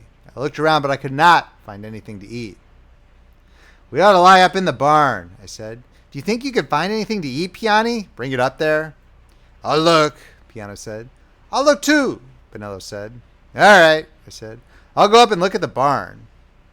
I found a stone stairway that went up from the stable underneath. The stable smelled dry and pleasant in the rain. The cattle were all gone, probably driven off when they left. The barn was half full of hay. There were 2 windows in the roof. One was blocked with boards. The other was a narrow dormer window on the north side. There was a chute so that hay might be pitched down to the cattle. Beams crossed the opening down into the main floor where the hay carts drove in when the hay was hauled in to be pitched up. I heard the rain on the roof and smelled the hay. When I went down, the clean smell of dried dung in the stable. We could pry a board loose and see out of the south window down into the courtyard. The other window looked out on the field toward the north. We could get out of either window onto the roof and down, or go down the hay chute if the stairs were impractical. It was a big barn, and we could hide in the hay if we heard anyone. It seemed like a good place. I was sure we could have gotten through to the south if they had not fired on us. It was impossible that there were Germans there. They were coming from the north and down the road from Cividale. They could not have come through from the south. The Italians were even more dangerous. They were frightened and firing on anything they saw. Last night in the retreat, we'd heard that there had been many Germans in Italian uniforms mixing with the retreat in the north. I did not believe it. There's one of those things you always heard in the war. It's one of the things the enemies always did to you. You did not know anyone who went over in German uniform to confuse them. Maybe they did, but it sounded difficult. I did not believe the Germans did it. I did not believe they had to. There's no need to confuse our retreat. The size of the army and the fewness of the roads did that. Nobody gave any orders, let alone Germans. Still, they would shoot us for Germans. They shot Imo. The hay smelled good, and lying in a barn in the hay took away all the years in between. We had lain in hay and talked and shot sparrows with an air rifle when they perched in the triangle cut high up in the wall of the barn. The barn was gone now, and 1 year they had cut the hemlock woods, and there were only stumps, dried tree trunks, branches, and fireweed where the woods had been. You could not go back. If you did not go forward, what happened? You never got back to Milan. If you got back to Milan, what happened? I listened to the firing to the north toward Udine. I could hear machine gun firing. There was no shelling. That was something. They must have gotten some troops along the road. I looked down in the half-light of the hay barn and saw Piani standing on the hauling floor. He had a long sausage, a jar of something, and 2 bottles of wine under his arm. Come up, I said. There's the ladder. Then I realized that I should help him with the things and went down. I was vague in the head from lying in the hay. I'd been nearly asleep. Where's Benello? I asked. I'll tell you, Piani said. We went up the ladder. Up on the hay we set the things down. Piani took out his knife with the corkscrew and drew the cork on a wine bottle. They have sealing wax on it, he said. It must be good. He smiled. Where's Benello? I asked. Piani looked at me. He went away, Tenente, he said. He wanted to be a prisoner. I did not say anything. He was afraid he would get killed. I held the bottle of wine and did not say anything. You see, we don't believe in the war anyway, Tenente. Why didn't you go? I asked. I did not want to leave you. Where did he go? I don't know, Tenente. He went away. All right, I said. Will you cut the sausage? Piani looked at me in the half-light. I cut it while we were talking, he said. We sat in the hay and ate the sausage and drank the wine. It must have been wine they had saved for a wedding. It was so old that it was losing its color. You look out of this window, Luigi, I said. I'll go look out the other window. We'd each been drinking out of one of the bottles, and I took my bottle with me and went over and lay flat on the hay. and looked out the narrow window at the wet country. I do not know what I expected to see, but I did not see anything except the fields and the bare mulberry trees and the rain falling. I drank the wine and it did not make me feel good. They kept it too long. It had gone to pieces and lost its quality and color. I watched it get dark outside. The darkness came very quickly. It would be a black night with the rain. When it was dark, there was no use watching anymore, so I went over to Piani. He was lying asleep, and I did not wake him, but sat down beside him for a while. He was a big man, and he slept heavily. After a while, I woke him, and we started. That was a very strange night. I do not know what I had expected. Death, perhaps, and shooting in the dark and running, but nothing happened. We waited, lying flat beyond the ditch along the main road, while a German battalion passed. Then, when they were gone, we crossed the road and went on to the north. We were very close to Germans twice in the rain, but they did not see us. We got past the town to the north without seeing any Italians. Then after a while came on the main channels of the retreat and walked all night toward the Tagliamento. I had not realized how gigantic the retreat was. The whole country was moving, as well as the army. We walked all night, making better time than the vehicles. My leg ached and I was tired, but we made good time. It seemed so silly for Bonello to have decided to be taken prisoner. There was no danger. We'd walked through 2 armies without incident. If Imo had not been killed, there would never have seemed to be any danger. No one had bothered us when we were in plain sight along the railway. The killing came suddenly and unreasonably. I wondered where Bonello was. "How do you feel, Tenente?" Piani asked. "We were going along the side of a road crowded with vehicles and troops." "Fine. I'm tired of this walking." "Well, all we have to do is walk now. We don't have to worry. Bonello was a fool." "He was a fool, all right." "What will you do about him, Tenente?" "I don't know." "Can't you just put him down as taken prisoner?" "I don't know." "You see, if the war went on, they would make bad trouble for his family." "The war won't go on," a soldier said. "We're going home. The war is over." "Everybody's going home." "We're all going home." "Come on, Tenente," Piani said. He wanted to get past them. "Tenente? Who's a tenente?" "Abbassa gli ufficiali." "Down with the officers." Piani took me by the arm. "I better call you by your name," he said. "They might try and make trouble. They've shot some officers." We worked up past them. "I won't make a report that will make trouble for his family." I went on with our conversation. "If the war is over, it makes no difference," Piani said. "But I don't believe it's over. It's too good that it should be over." "We'll know pretty soon," I said. "I don't believe it's over. They all think it's over, but I don't believe it." "Viva la pace!" a soldier shouted out. "We're going home." "It would be fine if we all went home," Piani said. "Wouldn't you like to go home?" "Yes." "We'll never go. I don't think it's over." "Andiamo a casa!" a soldier shouted. "They throw away their rifles," Piani said. "They take them off and drop them down while they're marching. Then they shout. They ought to keep their rifles. They think if they throw away their rifles, they can't make them fight." In the dark and the rain, making our way along the side of the road, I could see that many of the troops still had their rifles. They stuck up above their capes. "What brigade are you?" an officer called out. "Brigata di Pace," someone shouted. "Peace Brigade." The officer said nothing.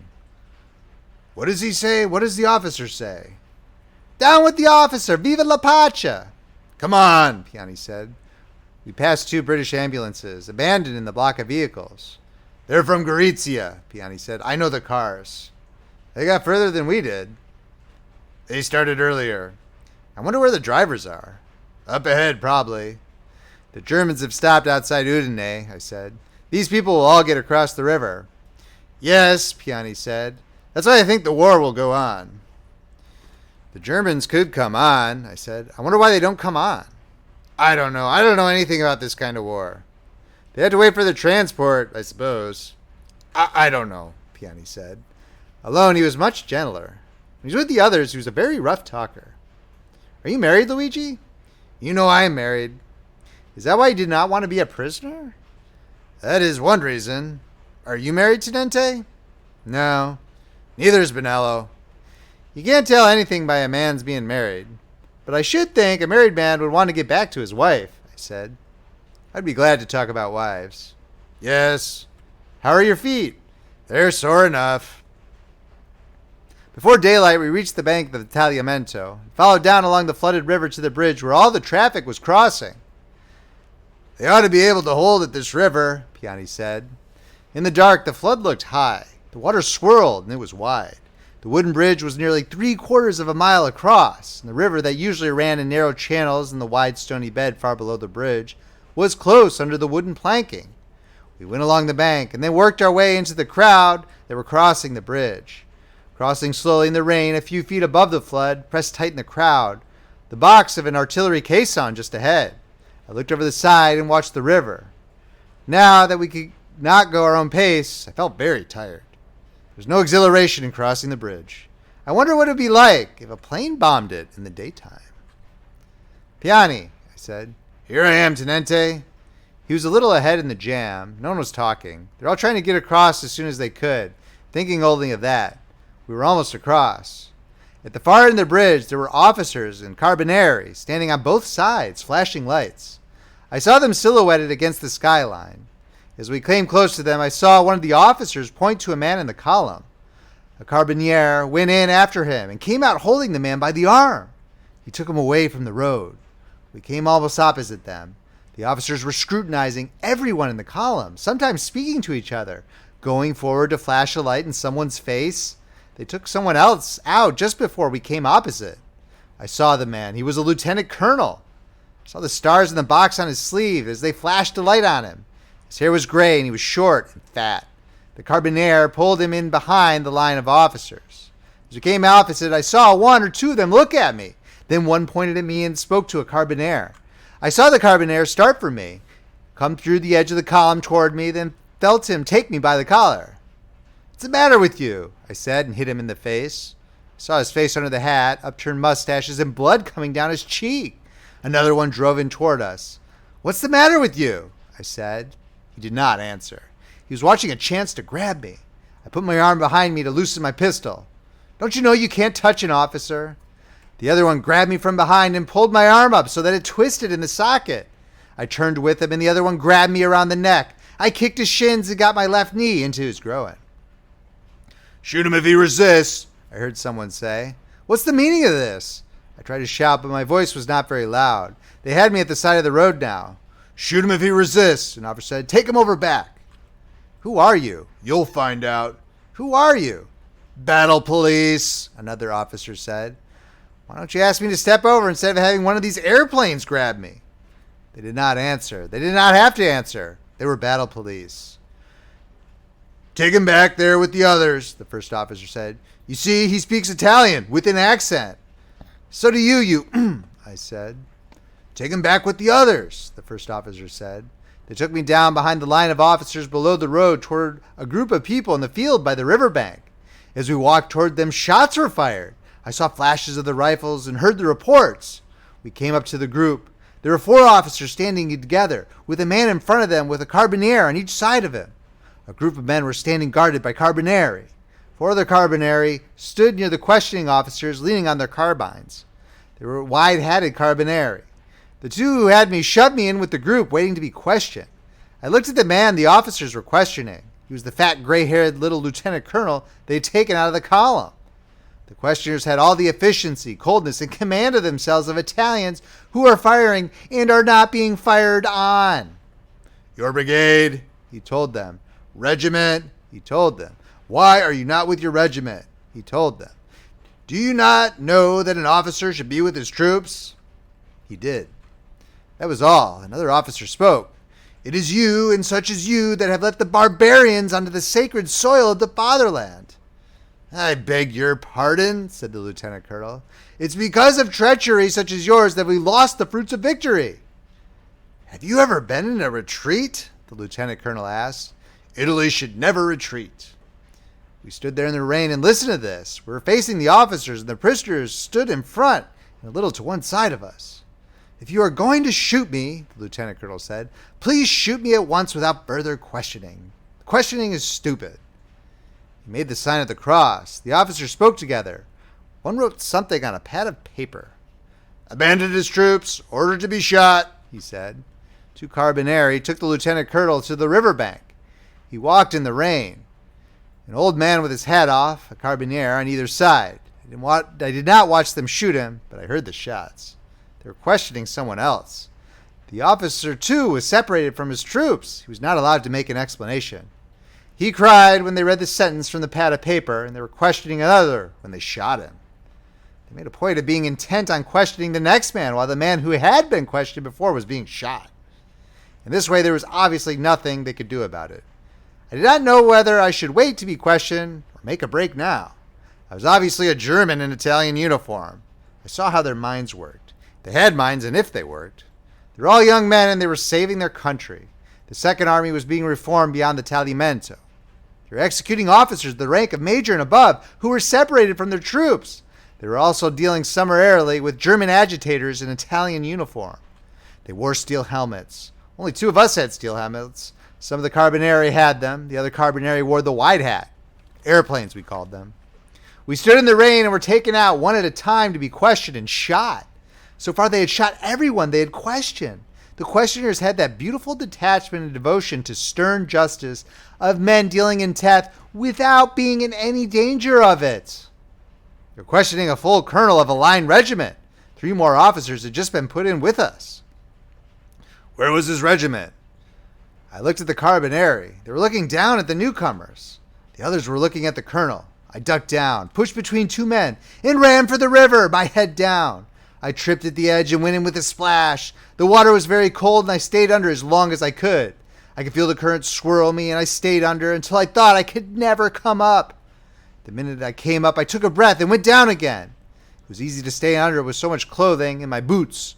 When I came up the second time, I saw a piece of timber ahead of me and reached it and held on with one hand. I kept my hand behind it and did not even look over it.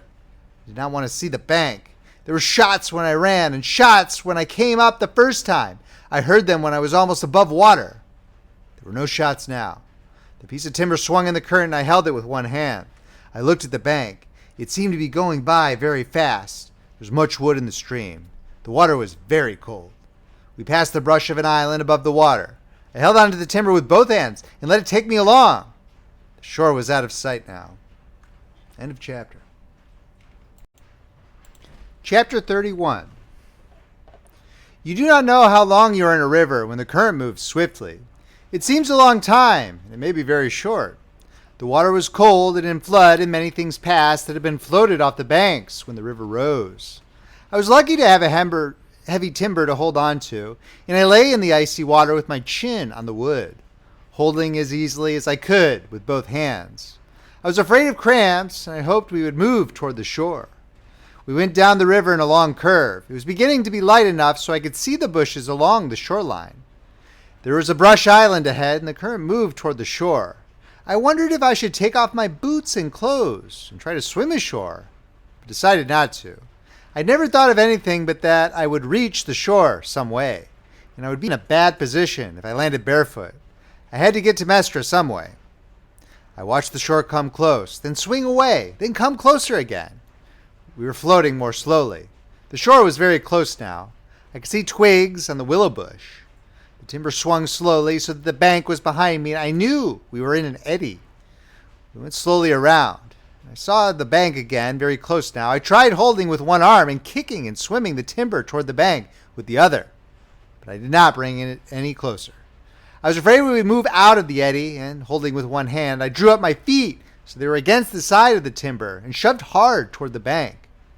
I could see the brush, but even with my momentum and swimming as hard as I could, the current was taking me away. I thought then I would drown because of my boots. But I thrashed and fought through the water. And when I looked up, the bank was coming toward me, and I kept thrashing and swimming in a heavy-footed panic until I reached it. I hung to the willow branch and did not have strength to pull myself up, but I knew I would not drown now. It had never occurred to me on the timber that I might drown. I felt hollow and sick in my stomach and chest from the effort. I held to the branches and waited. When the sick feeling was gone, I pulled into the willow bushes and rested again, my arms around some brush, holding tight with my hands to the branches. Then I crawled out, pushed on through the willows and onto the bank. It was half daylight and I saw no one. I lay flat on the bank and heard the river and the rain. After a while I got up and started along the bank. I knew there was no bridge across the river until Ladisana. I thought I might be opposite San Vito. I began to think out what I should do. Ahead there was a ditch running into the river. I went toward it.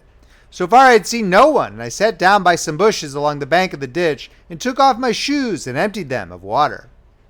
I took off my coat, took my wallet with my papers and my money all wet in it out of the inside pocket, and then wrung the coat out.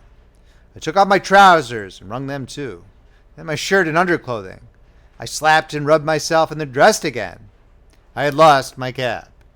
Before I put on my coat, I cut the cloth stars off my sleeves and put them in the inside pocket with my money. My money was wet, but was all right. I counted it. There were 3,000 and some lira. My clothes felt wet and clammy as I slapped my arms to keep the circulation going. I had woven underwear, and I did not think I would catch cold if I kept moving. They had taken my pistol at the road, and I put the holster under my coat. I had no cape, and it was cold in the rain. I started at the bank of the canal. It was daylight, and the country was wet, low, and dismal looking. The fields were bare and wet. A long way away, I could see a campanile rising out of the plain. I came up onto a road. Ahead I saw some troops coming down the road. I limped along the side of the road, and they passed me and paid no attention to me. There were a machine gun detachment going up toward the river. I went on down the road. That day I crossed the Venetian plain. It is a low-level country, and under the rain it is even flatter. Toward the sea there are salt marshes and very few roads.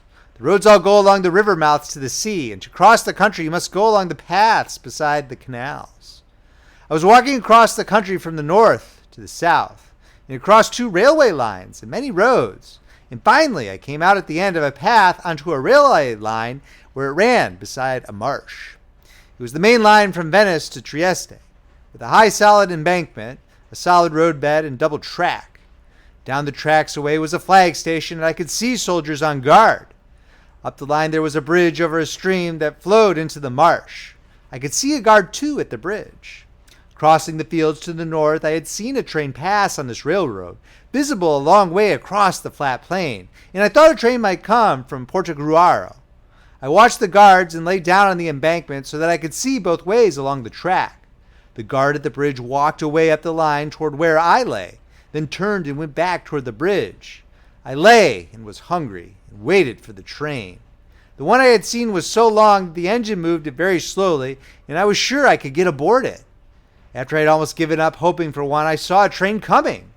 The engine, coming straight on, grew larger slowly. I looked at the guard at the bridge. He was walking on the near side of the bridge, but on the other side of the tracks. That would put him out of sight when the train passed. I watched the engine come nearer. It was working hard. I could see there were many cars. I knew there would be guards on the train. I tried to see where they were. But, keeping out of sight, I could not. The engine was almost to where I was lying. When it came opposite, working and puffing even on the level, and I saw the engineer pass, I stood up and stepped up close to the passing cars. If the guards were watching, I was a less suspicious object standing beside the track. Several closed freight cars passed. Then I saw a low open car of the sort they call gondolas coming, covered with canvas. I stood until it had almost passed, then jumped and caught the rear hand rods and pulled up. I crawled down between the gondola and the shelter of the high freight car behind. I did not think anyone had seen me. I was holding to the hand rods and crouching low, my feet on the coupling. We were almost opposite the bridge. I remembered the guard. As we passed him, he looked at me. He was a boy, and his helmet was too big for him. I stared at him contemptuously, and he looked away. He thought I had something to do with the train. We were past.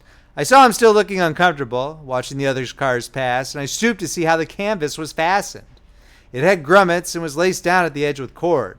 I took out my knife, cut the cord, and put my arm under. There were hard bulges under the canvas that tightened in the rain. I looked up and ahead.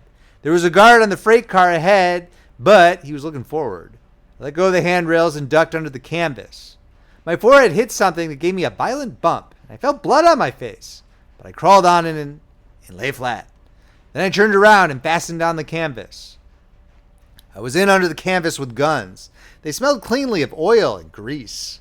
I lay and listened to the rain on the canvas and the clicking of the car over the rails. There was a little light came through, and I lay and looked at the guns. They had their canvas jackets on. Thought they must have been sent ahead from the Third Army. The bump on my forehead was swollen, and I stopped the bleeding by lying still and letting it coagulate. Then picked away the dried blood, except over the cut. It was nothing.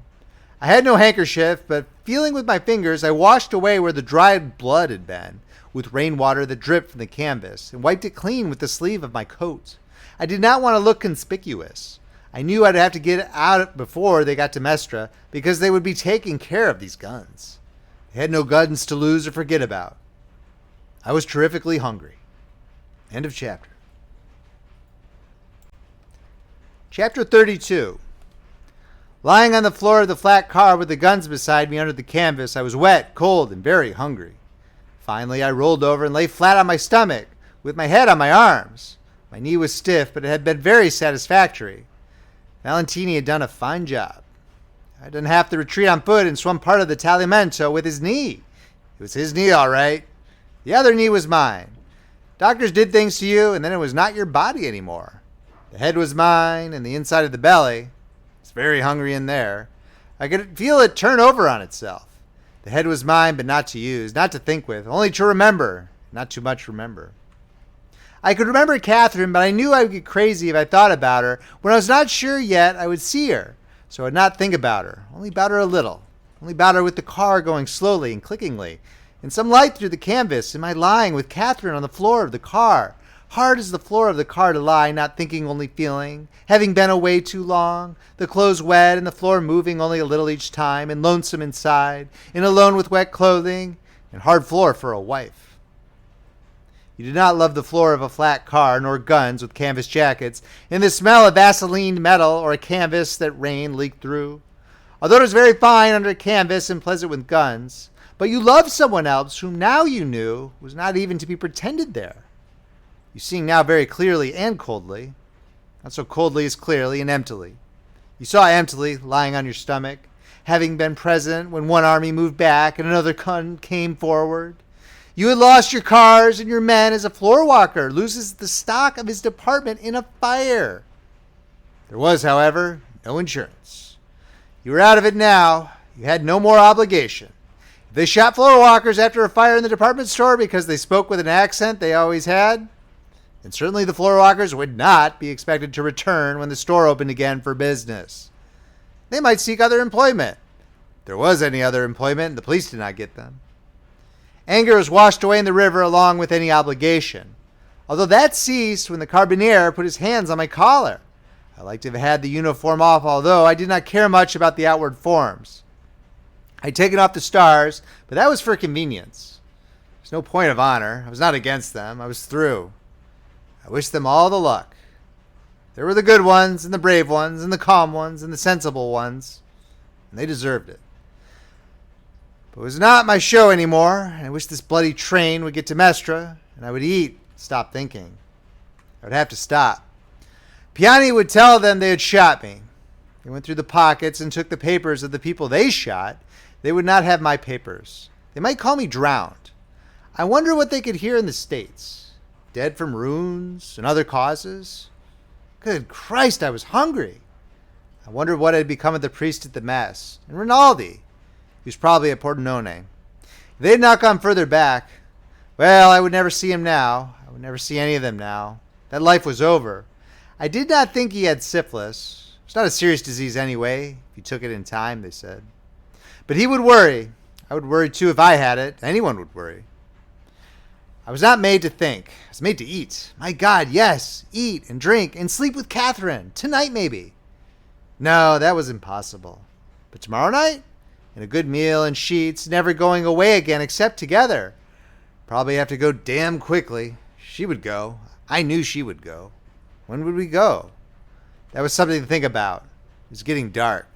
I lay and thought where we would go. There were many places. End of chapter.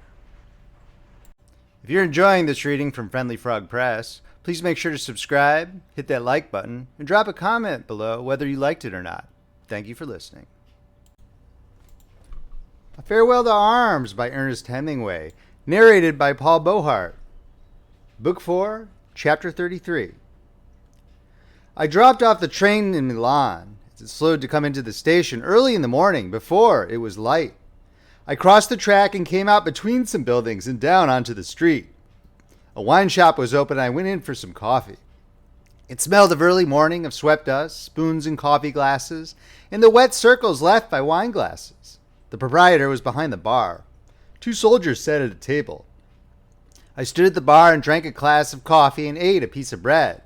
The coffee was gray with milk, and I skimmed the milk scum off the top with a piece of bread. The proprietor looked at me. "You want a glass of grappa?" "No thanks." "On me," he said, and poured a small glass and pushed it toward me. "What's happening at the front?" I would not know. "They are drunk," he said, moving his hand toward the 2 soldiers. I could believe him. They looked drunk. "Tell me," he said, "what is happening at the front?" I would not know about the front. "I saw you come down the wall. You came off the train." "There's a big retreat." "I read the papers. What happens? Is it over?" "I don't think so." He filled the glass with grappa from a short bottle. "If you are in trouble," he said, "I can keep you." "I'm not in trouble." "If you are in trouble, stay here with me." "Where does one stay?" "In the building. Many stay here." "Any who are in trouble stay here." "Are many in trouble?"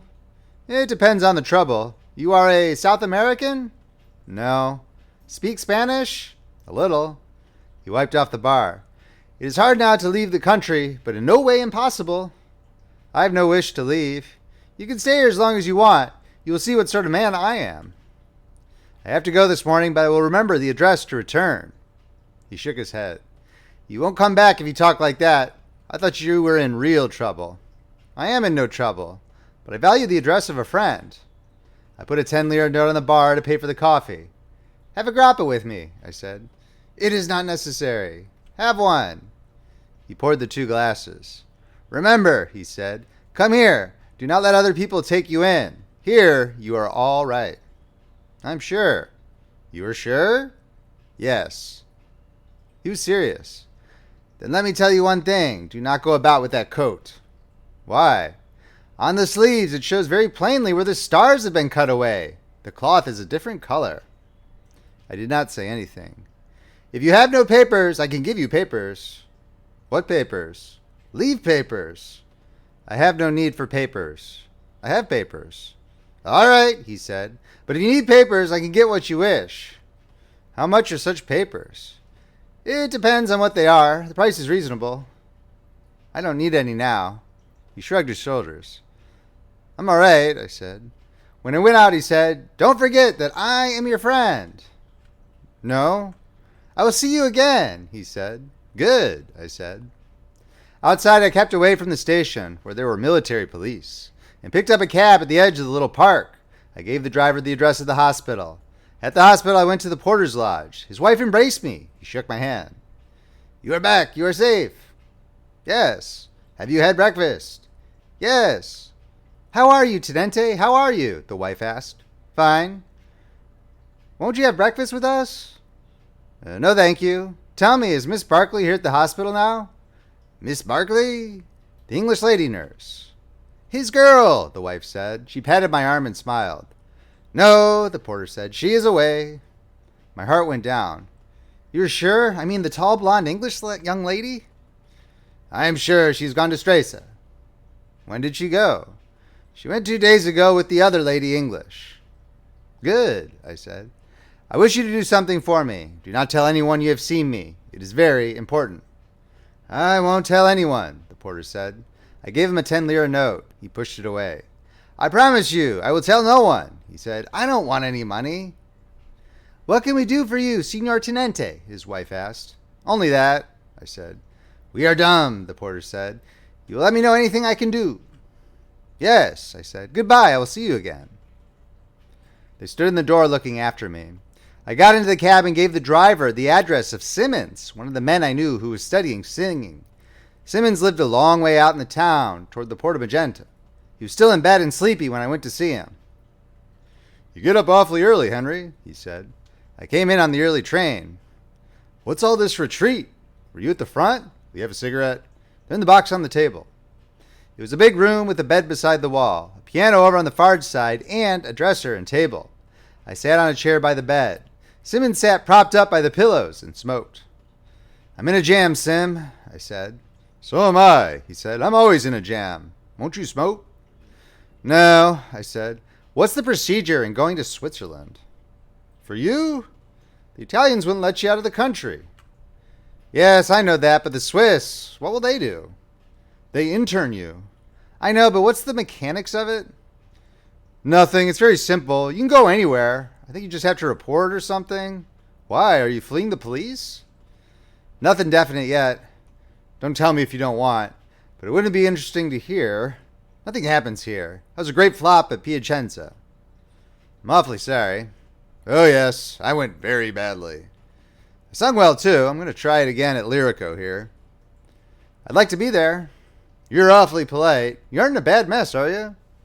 I don't know. Don't tell me if you don't want. How do you happen to be away from the bloody front? I think I'm through with it. Good boy. I always knew you had sense. Can I help you in any way? You're awfully busy. Not a bit of it, my dear Henry. Not a bit of it. I'd be happy to do anything. You're about my size. Would you go out and buy me an outfit of civilian clothes? I've clothes, but they're all at Rome. You did live there, didn't you? It's a filthy place. How did you ever live there? I wanted to be an architect. That's no place for that. Don't buy clothes. I'll give you all the clothes you want. I'll fit you out so you'll be a great success. Go in that dressing room. There's a closet. Take anything you want. My dear fellow, you don't want to buy clothes. I'd rather buy them, Sim. My dear fellow, it's easier for me to let you have them than go out and buy them. Have you got a passport? You won't get far without a passport. Yes, I've still got my passport. Then get dressed, my dear fellow, and off to old Helvetia. It's not that simple. I have to go up to Stresa first. Ideal, my dear fellow. You just row a boat across. If I wasn't trying to sing, I'd go with you. I'll go yet. You could take up yodeling. My dear fellow, I'll take up yodeling yet. I really can sing, though. That's the strange part. I'll bet you can sing. He lay back in bed, smoking a cigarette. Don't bet too much, but I can sing, though. It's damn funny, but I can. I like to sing. Listen. He roared into Africana, his neck swelling, the veins standing out. I can sing, he said, whether they like it or not. I looked out of the window. I'll go down and let my cab go. Come back up, my dear fellow, and we'll have breakfast. He stepped out of bed, stood straight, took a deep breath, and commenced doing bending exercises. I went downstairs and paid off the cab. End of chapter. Chapter 34. In civilian clothes, I felt a masquerader. I've been in uniform a long time, and I missed the feeling of being held by your clothes. The trousers felt very floppy. I had bought a ticket at Milan for Stresa. I had also bought a new hat. I could not wear Sim's hat, but his clothes were fine. They smelled of tobacco, and as I sat in the compartment and looked out the window, the new hat felt very new, and the clothes very old. I myself felt as sad as the wet Lombard country that was outside through the window. There were some aviators in the compartment who did not think much of me. They avoided looking at me, and they were very scornful of a civilian my age. I did not feel insulted. In the old days, I would have insulted them and picked a fight. They got off at Gallerate, and I was glad to be alone. I had the paper, but I did not read it because I did not want to read about the war. I was going to forget the war. I had made a separate piece. I felt damn lonely and was glad when the train got to Stresa. At the station, I expected to see the porters from the hotels, but there was no one. The season had been over a long time, and no one met the train. I got down from the train with my bag. It was Sim's bag, and very light to carry, being empty except for 2 shirts, and stood under the roof of the station in the rain while the train went on. I found a man in the station and asked him if he knew what hotels were open. The Grand Hotel in De Aili Baromi was open, and several small hotels had stayed open all the year. I started in the rain for the Aili Baromi, carrying my bag. I saw a carriage coming down the street and signaled to the driver. It was better to arrive in a carriage. We drove up to the carriage entrance of the big hotel, and the concierge came out with an umbrella and was very polite. I took a good room. It was very big and light and looked out on the lake. The clouds were down over the lake, but it would be beautiful with the sunlight. I was expecting my wife, I said. There was a big double bed, a letto matrimonial, with a satin coverlet. The hotel was very luxurious. I went down the long halls, down the wide stairs, through the rooms to the bar. I knew the barman and sat on a high stool and ate salted almonds and potato chips. The martini felt cool and clean. "What are you doing here in Borghese?" the barman asked after he had mixed a second martini. "I'm on leave. Convalescing leave. There's no one here. I don't know why they keep the hotel open." "Have you been fishing?" "I've caught some beautiful pieces."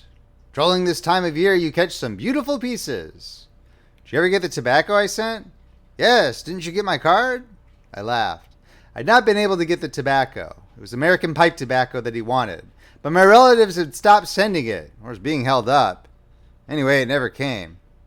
"I'll get some somewhere," I said. "Tell me, have you seen 2 English girls in the town? They came here day before yesterday."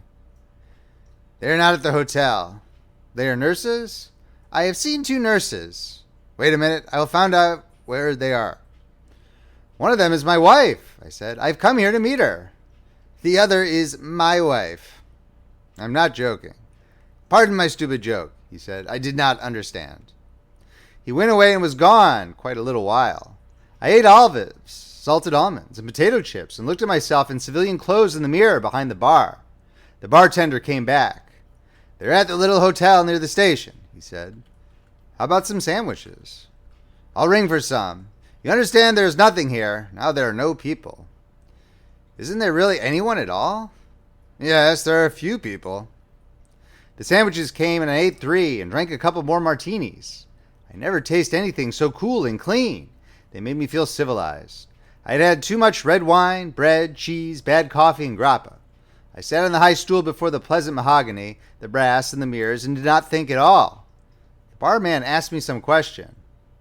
"Don't talk about the war," I said. The war was a long way away. Maybe there wasn't any war. There's no war here. Then I realized it was over for me, but I did not have the feeling that it was really over. I had the feeling of a boy who thinks of what is happening at a certain hour at the schoolhouse, from which he has played truant. Catherine and Helen Ferguson were at supper when I came to their hotel. Standing in the hallway, I saw them at table. Catherine's face was away from me, and I saw the line of her hair and her cheek and her lovely neck and shoulders. Ferguson was talking. She stopped when I came in. "My God," she said. "Hello," I said. "Why, it's you," Catherine said. Her face lighted up. She looked too happy to believe it. I kissed her. Catherine blushed, and I sat down at the table. "You're a fine mess," Ferguson said. "What are you doing here? Have you eaten?" "No." The girl who was serving the meal came in, and I told her to bring a plate for me. Catherine looked at me all the time, her eyes happy. "What are you doing in Mufti?" Ferguson asked. "I'm in the cabinet." "You're in some mess." "Cheer up, Fergie. Cheer up just a little."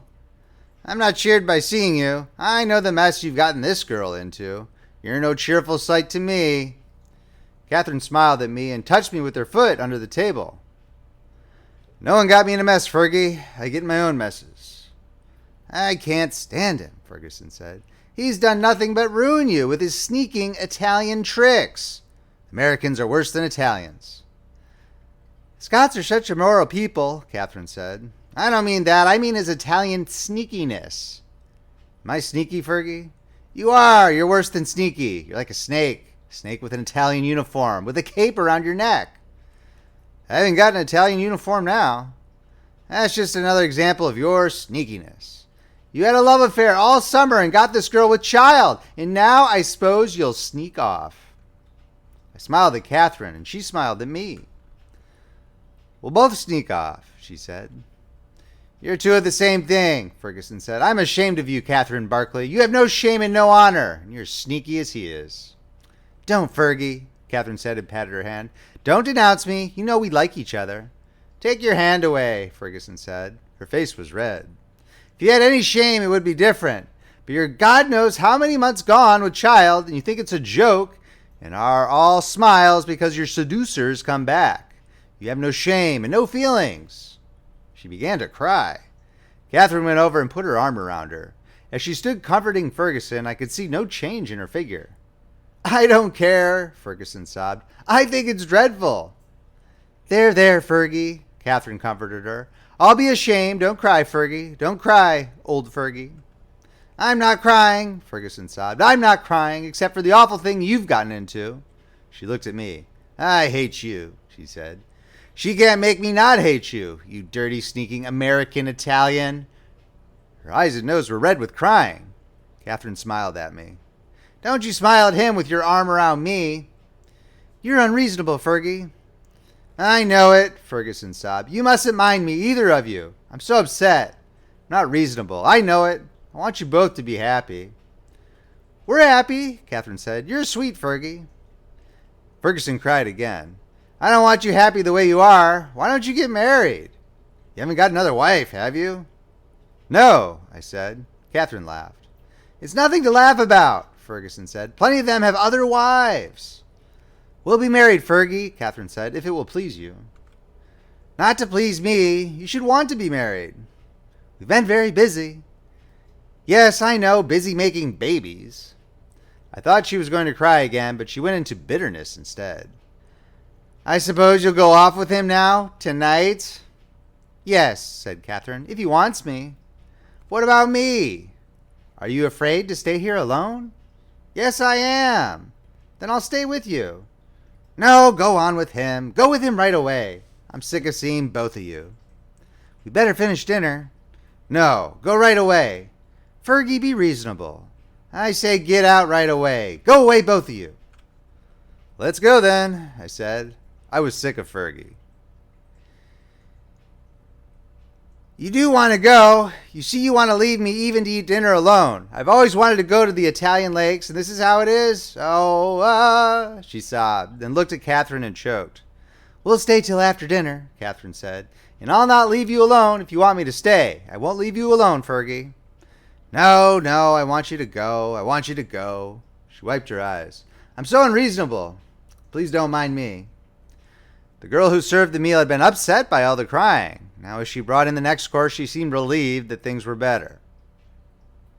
That night at the hotel, in our room with the long empty hall outside and our shoes outside the door, a thick carpet on the floor of the room, outside the windows the rain falling, and in the room light and pleasant and cheerful, then the light out and it exciting with smooth sheets and the bed comfortable, feeling that we had come home, feeling no longer alone, walking in the night to find the other one there and not gone away. All other things were unreal. We slept when we were tired, and if we woke, the other one woke too, so one was not alone. Often a man wishes to be alone, and a girl wishes to be alone too, and if they love each other, they are jealous of that in each other. But I can truly say we never felt that. We could feel alone when we were together, alone against the others. It has only happened to me like that once. I've been alone while I was with many girls, and that is the way that you can be most lonely. But we were never lonely and never afraid when we were together. I know that the night is not the same as the day, that all things are different, that the things of the night cannot be explained in the day, because they do not then exist. And the night can be a dreadful time for lonely people once their loneliness has started. But with Catherine, there was almost no difference in the night, except that it was an even better time. If people bring so much courage to this world, the world has to kill them to break them. So of course it kills them. The world breaks everyone, and afterward many are strong at the broken places. But those that will not break, it kills. It kills the very good and the very gentle and the very brave impartially. If you are none of these, you can be sure it will kill you too, but there will be no special hurry. I remember waking in the morning. Catherine was asleep and the sunlight was coming in through the window. The rain had stopped, and I stepped out of bed and across the floor to the window. Down below were the gardens, bare now but beautifully regular, the gravel paths, the trees, the stone wall by the lake in the sunlight, with the mountains beyond. I stood at the window looking out, and when I turned away I saw Catherine was awake and watching me. How are you, darling? She said. Isn't it a lovely day? How do you feel? I feel very well. We had a lovely night. Do you want breakfast? She wanted breakfast. So did I, and we had it in bed, the November sunlight coming in the window, and the breakfast tray across my lap. Do you want the paper? You always wanted the paper in the hospital. No, I said. I don't want the paper now. Was it so bad you don't even want to read about it? I don't want to read about it. I wish I had been with you so I would know about it too. I'll tell you about it if I ever get it straight in my head. But won't they arrest you if they catch you out of uniform? They'll probably shoot me. Then we'll not stay here. We'll get out of the country. I thought something of that. We'll get out. Darling, you shouldn't take silly chances. Tell me, how did you come from Mestre to Milan? I came on the train. I was in uniform then. Weren't you in danger then? Not much. I had an old order of movement. I fixed the dates on it in Mestra. Darling, you're liable to be arrested here any time. I won't have it. It's silly to do something like that. Where would we be if they took you off? Let's not think about it. I'm tired of thinking about it. What would you do if they came to arrest you? Shoot them. You see how silly you are? I won't let you go out of the hotel until we leave here. Where are we going to go? Please don't be that way, darling. We'll go wherever you say. But please find some place to go right away. Switzerland is down the lake. We can go there. That will be lovely. It was clouding over outside and the lake was darkening. I wish we did not always have to live like criminals, I said. Darling, don't be that way. You haven't lived like a criminal very long. We never live like criminals. We're going to have a fine time. I feel like a criminal. I've deserted from the army. Darling, please be sensible. It's not deserting from the army. It's only in the Italian army. I laughed. You're a fine girl. Let's get back into bed. I feel fine in bed. A little while later, Catherine said, You don't feel like a criminal, do you? No, I said. Not when I'm with you. You're such a silly boy, she said. But I'll look after you. Isn't it splendid, darling, that I don't have any morning sickness? It's grand. You don't appreciate what a fine wife you have, but I don't care. I'll get you someplace where they can't arrest you, and then we'll have a lovely time. Let's go there right away. We will, darling. I'll go any place, any time you wish. Let's not think about anything. All right. End of chapter. Chapter 35. Catherine went along the lake to the little hotel to see Ferguson, and I sat in the bar and read the papers. There were comfortable leather chairs in the bar, and I sat in one of them and read until the barman came in. The army had not stood at the Tagliamento. They were falling back to the Piave. I remembered the Piave. The railroad crossed it near Sandona, going up to the front. It was deep and slow there and quite narrow. Down below, there were mosquito marshes and canals. There were some lovely villas. Once before the war, going up to Cortina d'Ampezzo, I had gone along it for several hours in the hills. Up there it looked like a trout stream, flowing swiftly with shallow stretches and pools under the shadow of the rocks. The road turned off from it at Cadore. I wondered how the army that was up there would come down. The barman came in. Count Greffi was asking for you, he said. Who? Count Greffi. You remember the old man who was here when you were here before? Is he here? Yes, he's here with his niece. I told him you were here. He wants you to play billiards. Where is he? He's taking a walk. How is he? He's younger than ever. He drank 3 champagne cocktails last night before dinner. How's his billiard game? Good. He beat me. When I told him you were here, he was very pleased. There's nobody here for him to play with. Count Greffi was 94 years old. He had been a contemporary of Metternich and was an old man with white hair and mustache and beautiful manners.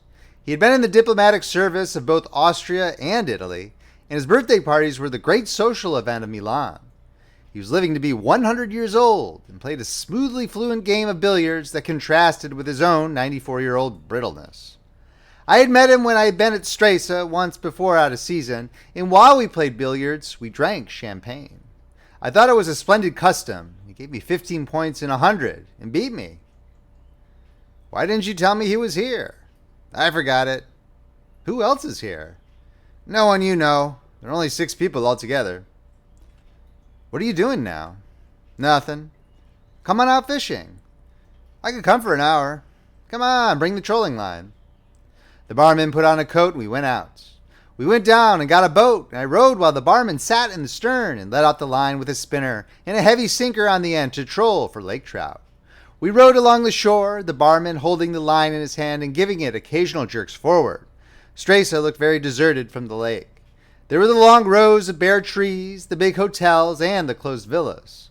I rowed across to Isola Bella and went close to the walls, where the water deepened sharply. You saw the rock wall slanting down in the clear water, and then up and along to the fisherman's island. The sun was under a cloud, and the water was dark and smooth and very cold. We did not have a strike, though. We saw some circles on the water from rising fish. I rode up opposite the fisherman's island, where there were boats drawn up and men were mending nets. Should we get a drink? All right. I brought the boat up to the stone pier, and the barman pulled in the line, coiling it in on the bottom of the boat and hooking the spinner on the edge of the gunwale. I stepped out and tied the boat. We went into a little cafe, sat at a bare wooden table, and ordered vermouth. Are you tired from rowing? No. I'll row back, he said. I like to row. Maybe if you hold the line, it will change the luck? All right. Tell me, how goes the war? Rotten. I don't have to go. I'm too old, like Count Greffy. Maybe you'll have to go yet. Next year they'll call my class, but I won't go. What will you do? Get out of the country? I wouldn't go to war. I was at the war once, and at Byzinia. Nix. Why do you go? I don't know. I was a fool. Have another vermouth. All right. The barman rowed back. We trolled up the lake beyond Stresa and then down not far from shore. I held the taut line and felt the faint pulsing of the spinner revolving while I looked at the dark November water of the lake and the deserted shore. The barman rowed with long strokes, and on the forward thrust of the boat the line throbbed.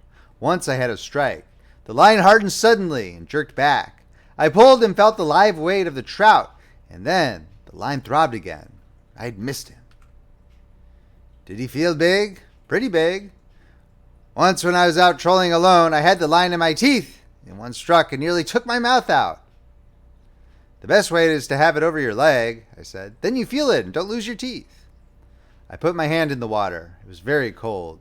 We're almost opposite the hotel now. I have to go in, the barman said, to be there for 11 o'clock. L'heure du cocktail. All right. I pulled in the line and wrapped it on a stick notched at each end. The barman put the boat in a little slip in the stone wall and locked it with a chain and padlock. Anytime you want it, he said, I'll give you the key. Thanks. We went up to the hotel and into the bar. I did not want another drink so early in the morning, so I went up to our room. The maid had just finished doing the room, and Catherine was not back yet. I lay down on the bed and tried to keep from thinking. When Catherine came back, it was all right again. Ferguson was downstairs, she said. She was coming to lunch. I knew you wouldn't mind, Catherine said. No, I said. What's the matter, darling? I don't know. I know, you haven't anything to do. All you have is me and I go away. That's true. I'm sorry, darling. I know it must be a dreadful feeling to have nothing at all suddenly. My life used to be full of everything, I said. Now if you are with me, I haven't a thing in the world. But I'll be with you. I've only gone for 2 hours. Isn't there anything you can do? I went fishing with the barman. Wasn't it fun? Yes. Don't think about me when I'm not here. That's the way I worked at the front. But there was something to do then.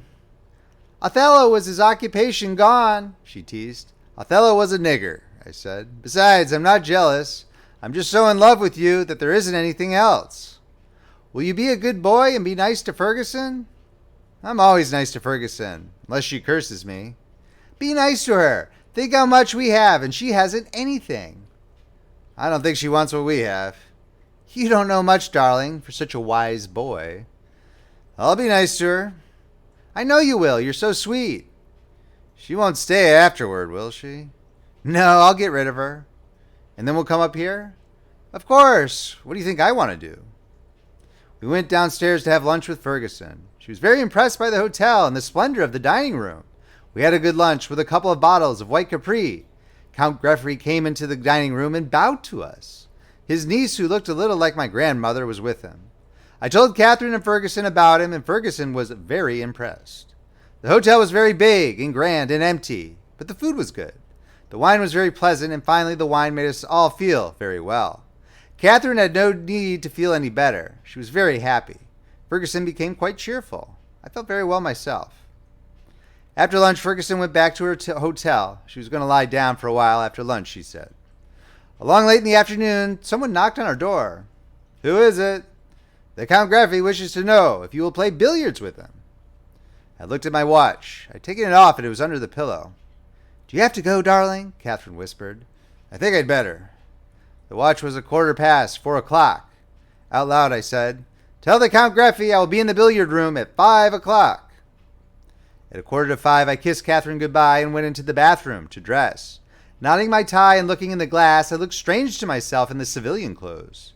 I must remember to buy some more shirts and socks. "Will you be away a long time?" Catherine asked. She looked lovely in the bed. "Would you hand me the brush?" I watched her brushing her hair, holding her head so the weight of her hair all came on one side. It was dark outside, and the light over the head of the bed shone on her hair, and on her neck and shoulders. I went over and kissed her, and held her hand with the brush, and her head sunk back on the pillow. I kissed her neck and shoulders. I felt faint with loving her so much. "I don't want to go away." "I don't want you to go away." "I won't go then." "Yes, go. It's only for a little while, and then you'll come back." "We'll have dinner up here. Hurry and come back." I found the Count Greffy in the billiard room. He was practicing strokes, looking very fragile under the light that came down above the billiard table. On a card table a little way beyond the light was a silver icing bucket with the necks and corks of 2 champagne bottles showing above the ice. The Count Greffy straightened up when I came toward the table and walked toward me. He put out his hand. "It is such a great pleasure that you are here. You were very kind to come play with me." "It's very nice of you to ask me." "Are you quite well? They told me you were wounded on the Isonzo. I hope you are well again." "I'm very well. Have you been well?" "Oh, I am always well, but I am getting old. I detect signs of age now." "I can't believe it." "Yes. Do you want to know one? It is easier for me to talk Italian. I discipline myself, but I find when I am tired that it is so much easier to talk Italian. So I know I must be getting old." "We could talk Italian. I'm a little tired too." "Oh, but when you are tired, it will be easier for you to talk English." "American." "Yes, American. You will please talk American. It is a delightful language." "I hardly ever see Americans." "You must miss them. One misses one's countrymen, and especially one's countrywomen. I know that experience. Should we play, or are you too tired?" "I'm not really tired. I said that for a joke. What handicap will you give me?" "Have you been playing very much?" "None at all." "You play very well." 10 points in 100. "You flatter me." 15. "That would be fine, but you will beat me." "Should we play for a stake? You always wish to play for a stake." "I think we'd better."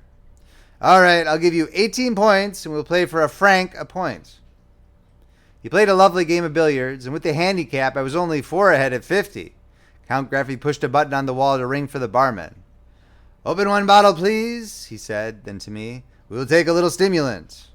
The wine was icy cold and very dry and good.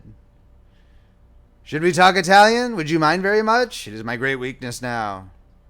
We went on playing, sipping the wine between shots, speaking in Italian, but talking little, concentrated on the game. Count Greffy made his 100th point, and with the handicap I was only at 94. He smiled and patted me on the shoulder. "Now we will drink the other bottle, and you will tell me about the war." He waited for me to sit down. "About anything else?" I said. "You don't want to talk about it?" "Good. What have you been reading?" "Nothing," I said. "I'm afraid I'm very dull." "No, but you should read." "What is there written in wartime?" "There is Le Feu by a Frenchman, Barbus. There is Mr. Britling Sees Through It." "No, he doesn't." "What?" "He doesn't see through it. Those books were at the hospital." "Then you have been reading." "Yes, but nothing any good. I thought Mr. Britling a very good study of the English middle-class soul." "I don't know about the soul." "Poor boy. We none of us know about the soul. Are you croyant?" "At night." Count Greffy smiled and turned the glass with his fingers. "I had expected to become more devout as I grow older, but somehow I haven't," he said. "It is a great pity." "Would you like to live after death?" I asked, and instantly felt a fool to mention death. But he did not mind the word. "It would depend on the life. The life is very pleasant. I would like to live forever," he smiled. "I very nearly have." We were sitting in the deep leather chairs, the champagne in the ice bucket, and our glasses on the table between us. "If you ever live to be as old as I am, you will find many things strange." "You never seem old." "It is the body that is old. Sometimes I am afraid I will break off a finger as one breaks a stick of chalk. And the spirit is no older and not much wiser." "You are wise." "No, that is the great fallacy, the wisdom of old men. They do not grow wise, they grow careful." "Perhaps that is wisdom." It is a very unattractive wisdom. What do you value most? Someone I love. With me it is the same. That is not wisdom. Do you value life? Yes. So do I, because it is all I have. And to give birthday parties. He laughed. You are probably wiser than I am. You do not give birthday parties. We both drank the wine. What do you think of the war, really? I asked. I think it is stupid. Who will win it? Italy. Why? They are a younger nation. Do younger nations always win wars? They are apt to for a time. Then what happens? They become older nations. You said you were not wise. Dear boy, that is not wisdom, that is cynicism. It sounds very wise to me. It's not particularly. I could quote you the examples on the other side, but it is not bad. Have we finished the champagne? Almost. Should we drink some more? Then I must dress. Perhaps we'd better not now. You're sure you don't want more? Yes. He stood up. I hope you will be very fortunate and very happy and very, very healthy. Thank you, and I hope you will live forever. Thank you, I have. And you ever become devout, pray for me if I am dead. I'm asking several of my friends to do that. I expected to become devout myself, but it has not come. I thought he smiled sadly, but I could not tell. He was so old and his face was very wrinkled, so that a smile used so many lines that all gradations were lost. I might become very devout, I said. Anyway, I will pray for you. I'd always expected to become devout. All my family died very devout, but somehow it does not come. It's too early. Maybe it is too late. Perhaps I've outlived my religious feeling. My own comes only at night. Then too you are in love. Do not forget that is a religious feeling. You believe so? Of course. He took a step toward the table. You were very kind to play. It was a great pleasure. We will talk upstairs together. End of chapter. Chapter 36. That night there was a storm, and I woke to hear the rain lashing the window panes. It was coming in the open window. Someone had knocked on the door. I went to the door very softly, not to disturb Catherine, and opened it. The barman stood there. He wore his overcoat and carried his wet hat. Can I speak to you, Tenente? What's the matter? It's a very serious matter. I looked around. The room was dark. I saw the water on the floor from the window. Come in, I said. I took him by the arm into the bathroom, locked the door, and put on the light. I sat down on the edge of the bathtub. What's the matter, Emilio? Are you in trouble? No, you are, Tenente. Yes? They're going to arrest you in the morning. Yes? I came to tell you. I was out in town and I heard them talking in a cafe. I see. He stood there, his coat wet, holding his wet hat, and said nothing.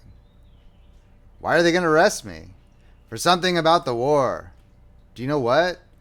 No, but I know that they know you were here before as an officer, and now you are here out of uniform. After this retreat, they arrest everybody. I thought a minute. What time do they come to arrest me? In the morning. I don't know the time. What do you say to do? He put his hat in the wash bowl. It was very wet and had been dripping on the floor. If you have nothing to fear, an arrest is nothing. But it's always bad to be arrested, especially now. I don't want to be arrested. Then go to Switzerland. How? In my boat. There's a storm, I said. The storm is over. It is rough, but you will be all right. When should we go? Right away. They might come to arrest you early in the morning. What about our bags? Get them packed. Get your lady dressed. I will take care of them. Where will you be? I will wait here. I don't want anyone to see me outside in the hall. I opened the door, closed it, and went into the bedroom. Catherine was awake. What is it, darling? It's all right, Cat, I said. Would you like to get dressed right away and go in a boat to Switzerland? Would you? No, I said. I'd like to go back to bed. What is it about? The barman says they're going to arrest me in the morning. Is the barman crazy? No.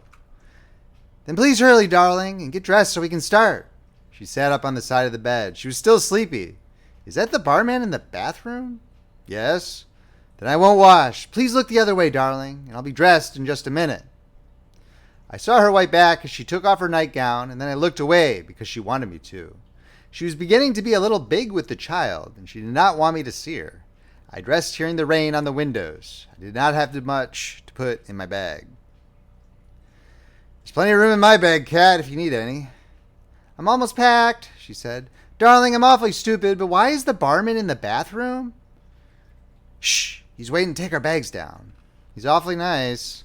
He's an old friend, I said. I nearly sent him some pipe tobacco once. I looked out the open window at the dark night. I could not see the lake, only the dark and the rain, but the wind was quieter. I'm ready, darling, Catherine said. All right. I went to the bathroom door. Here are the bags, Emilio, I said. The barman took the 2 bags. You're very good to help us, Catherine said. That's nothing, lady, the barman said. I'm glad to help you just so I don't get in trouble myself. Listen, he said to me, I'll take these out the servants' stairs and to the boat. You just go out as though you were going for a walk. It's a lovely night for a walk, Catherine said. It's a bad night, all right. I'm glad I have an umbrella, Catherine said. We walked down the hall and down the wide, thickly carpeted stairs. At the foot of the stairs by the door, the porter sat behind the desk. He looked surprised at seeing us. You're not going out, sir, he said. Yes, I said. We're going to see the storm along the lake. Haven't you got an umbrella, sir? No, I said. This coat sheds water. He looked at it doubtfully. I'll get you an umbrella, sir, he said. He went away and came back with a big umbrella. It's a little big, sir, he said. I gave him a 10 lira note. Oh, you are too good, sir. Thank you very much, he said. He held the door open and we went out into the rain. He smiled at Catherine. She smiled at him. Don't stay out in the storm, he said. You will get wet, sir and lady. He was only the second porter and his English was still literally translated. We'll be back, I said. We walked down the path under the giant umbrella and out through the dark wet gardens to the road and across the road to the trellis pathway along the lake. The wind was blowing offshore now. It was a cold, wet November wind. I knew it was snowing in the mountains. We came along past the chained boats and the slips along the quay to where the barman's boat should be. The water was dark against the stone. The barman stepped out from beside the row of trees. The bags are in the boat, he said. I want to pay you for the boat, I said. How much money have you? Not so much. You send me the money later. That will be all right. How much? What you want? Tell me how much. If you get through, send me 500 francs. You won't mind that if you get through. All right. Here are sandwiches. He handed me a package. Everything there was in the bar. It's all here. This is a bottle of brandy and a bottle of wine. I put them in my bag. Let me pay you for those. All right, give me 50 lira. I gave it to him. The brandy is good, he said. You don't need to be afraid to give it to your lady. She'd better get in the boat. He held the boat, it rising and falling against the stone wall, and I helped Catherine in. She sat in the stern and pulled her cape around her. You know where to go? Up the lake. You know how far? Past Luino. Past Luino, Canero, Canobio, Tranzano. You are in Switzerland and you come to Brissago. You have to pass Monte Tamara. What time is it? Catherine asked. It's only 11 o'clock, I said. If you row all the time, you ought to be there by 7 o'clock in the morning. Is it that far? It's 35 kilometers. How should we go? In this rain, we need a compass. No, Rodo Isola Bella. Then on the other side of Isola Madre, go with the wind. The wind will take you to Palanza. You'll see the lights. And go up the shore. Maybe the wind will change. No, he said. The wind will blow like this for 3 days. It comes straight down for the Matarone. There's a can to bail with. Let me pay you something for the boat now. No, I'd rather take a chance. If you get through, you pay me all you can. All right. I don't think you'll get drowned. That's good. Go with the wind up the lake.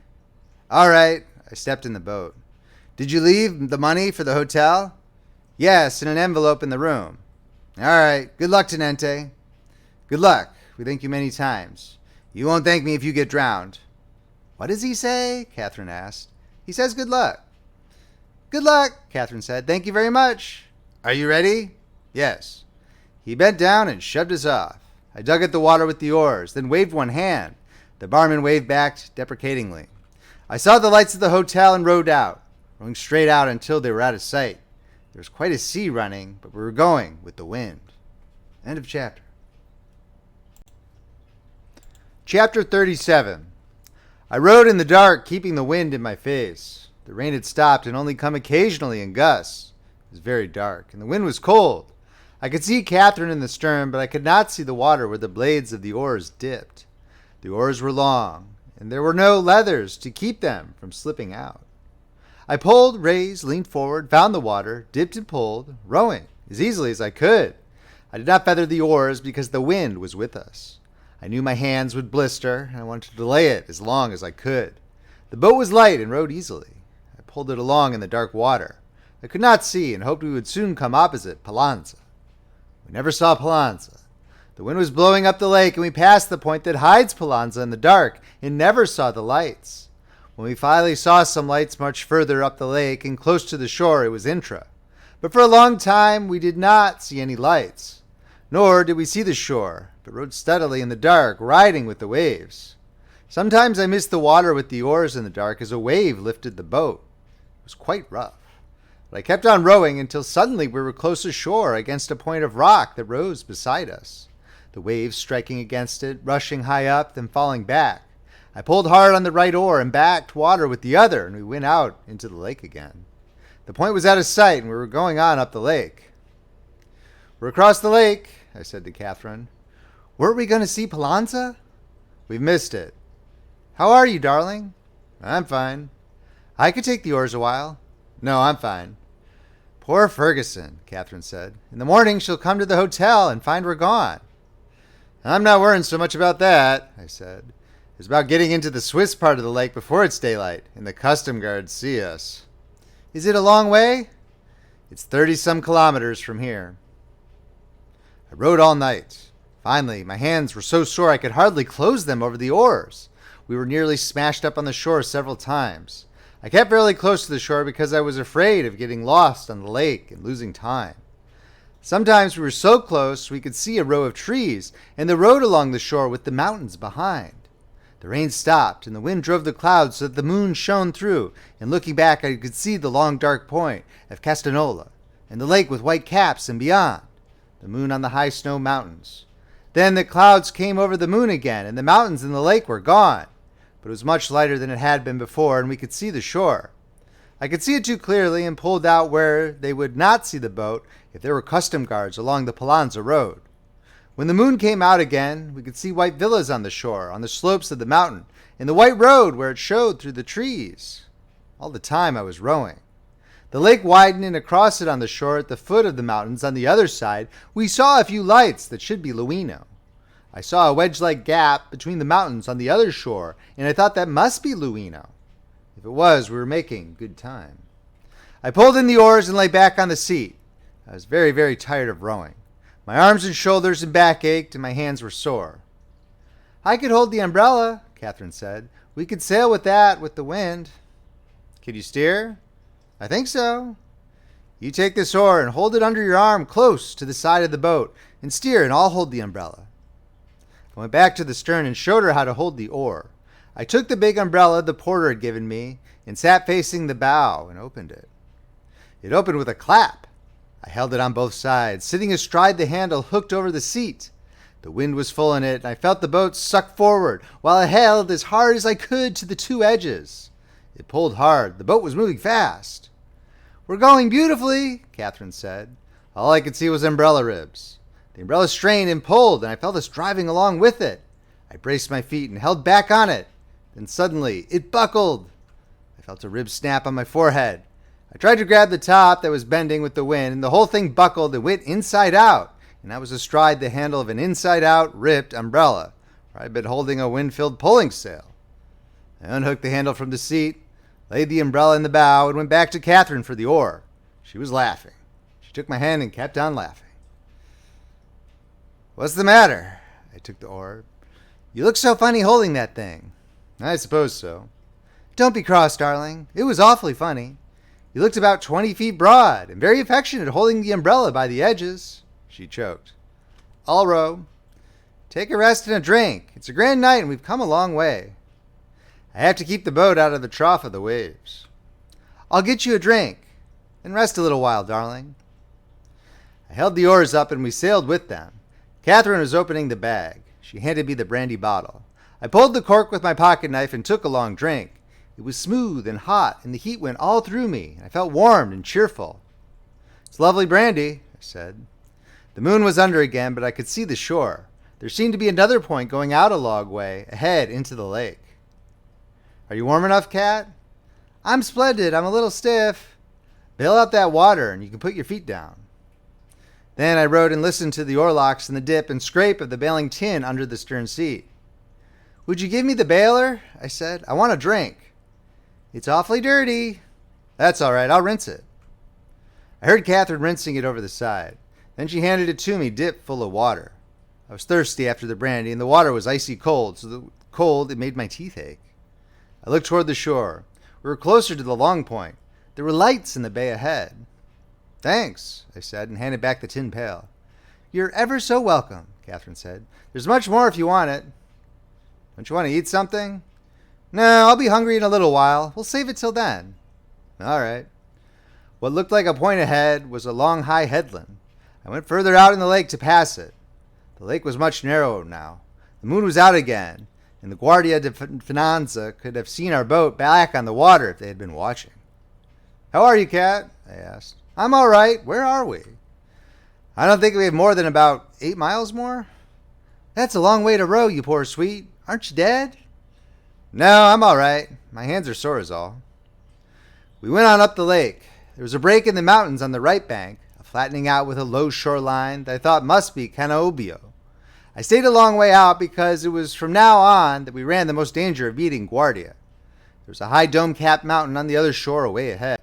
I was tired. It was no great distance to row, but when you're out of condition, it had been a long way. I knew I had to pass that mountain and go up the lake at least 5 miles further before we could be in Swiss water. The moon was almost down now, but before it went down, the sky clouded over again. It was very dark. I stayed well out in the lake, rowing a while, then resting and holding the oars so that the wind struck the blades. Let me row a while, Catherine said. I don't think you ought to. Nonsense. It would be good for me. It would keep me from being too stiff. I don't think you should, Cat. Nonsense. Rowing in moderation is very good for the pregnant lady. All right, you row a little moderately. I'll go back, then you come up. Hold on to both gunwales when you come up. I sat in the stern with my coat on and the collar turned up and watched Catherine row. She rowed very well, but the oars were too long and bothered her. I opened the bag and ate a couple of sandwiches and took a drink of the brandy. It made everything much better, and I took another drink. Tell me when you're tired, I said, then a little later. Watch out the oar doesn't pop you in the tummy. If it did, Catherine said between strokes, life might be much simpler. I took another drink of the brandy. How are you going? All right. Tell me when you want to stop. All right. I took another drink of the brandy, then took hold of the 2 gunwales of the boat and moved forward. No, I'm going beautifully. Go on back to the stern. I've had a grand rest. For a while with the brandy, I rowed easily and steadily. Then I began to catch crabs, and soon I was just chopping along again with a thin brown taste of bile from having rowed too hard after the brandy. Give me a drink of water, will you? I said. That's easy, Catherine said. Before daylight, it started to drizzle. The wind was down, or we were protected by mountains that bounded the curve the lake had made. When I knew daylight was coming, I settled down and rowed hard. I did not know where we were, and I wanted to get into the Swiss part of the lake. When it was beginning to be daylight, we were quite close to the shore. I could see the rocky shore in the trees. What's that? Catherine said. I rested on the oars and listened. It was a motorboat chugging out on the lake. I pulled close up to the shore and lay quiet. The chugging came closer. Then we saw the motorboat in the rain a little astern of us. There were 4 Guardia di Finanza in the stern, their alpini hats pulled down, their cape collars turned up, and their carbines slung across their backs. They all looked sleepy so early in the morning. I could see the yellow on their hats and the yellow marks on their cape collars. The motorboat chugged on, and out of sight in the rain. I pulled out into the lake. If we were that close to the border, I did not want to be hailed by a sentry along the road.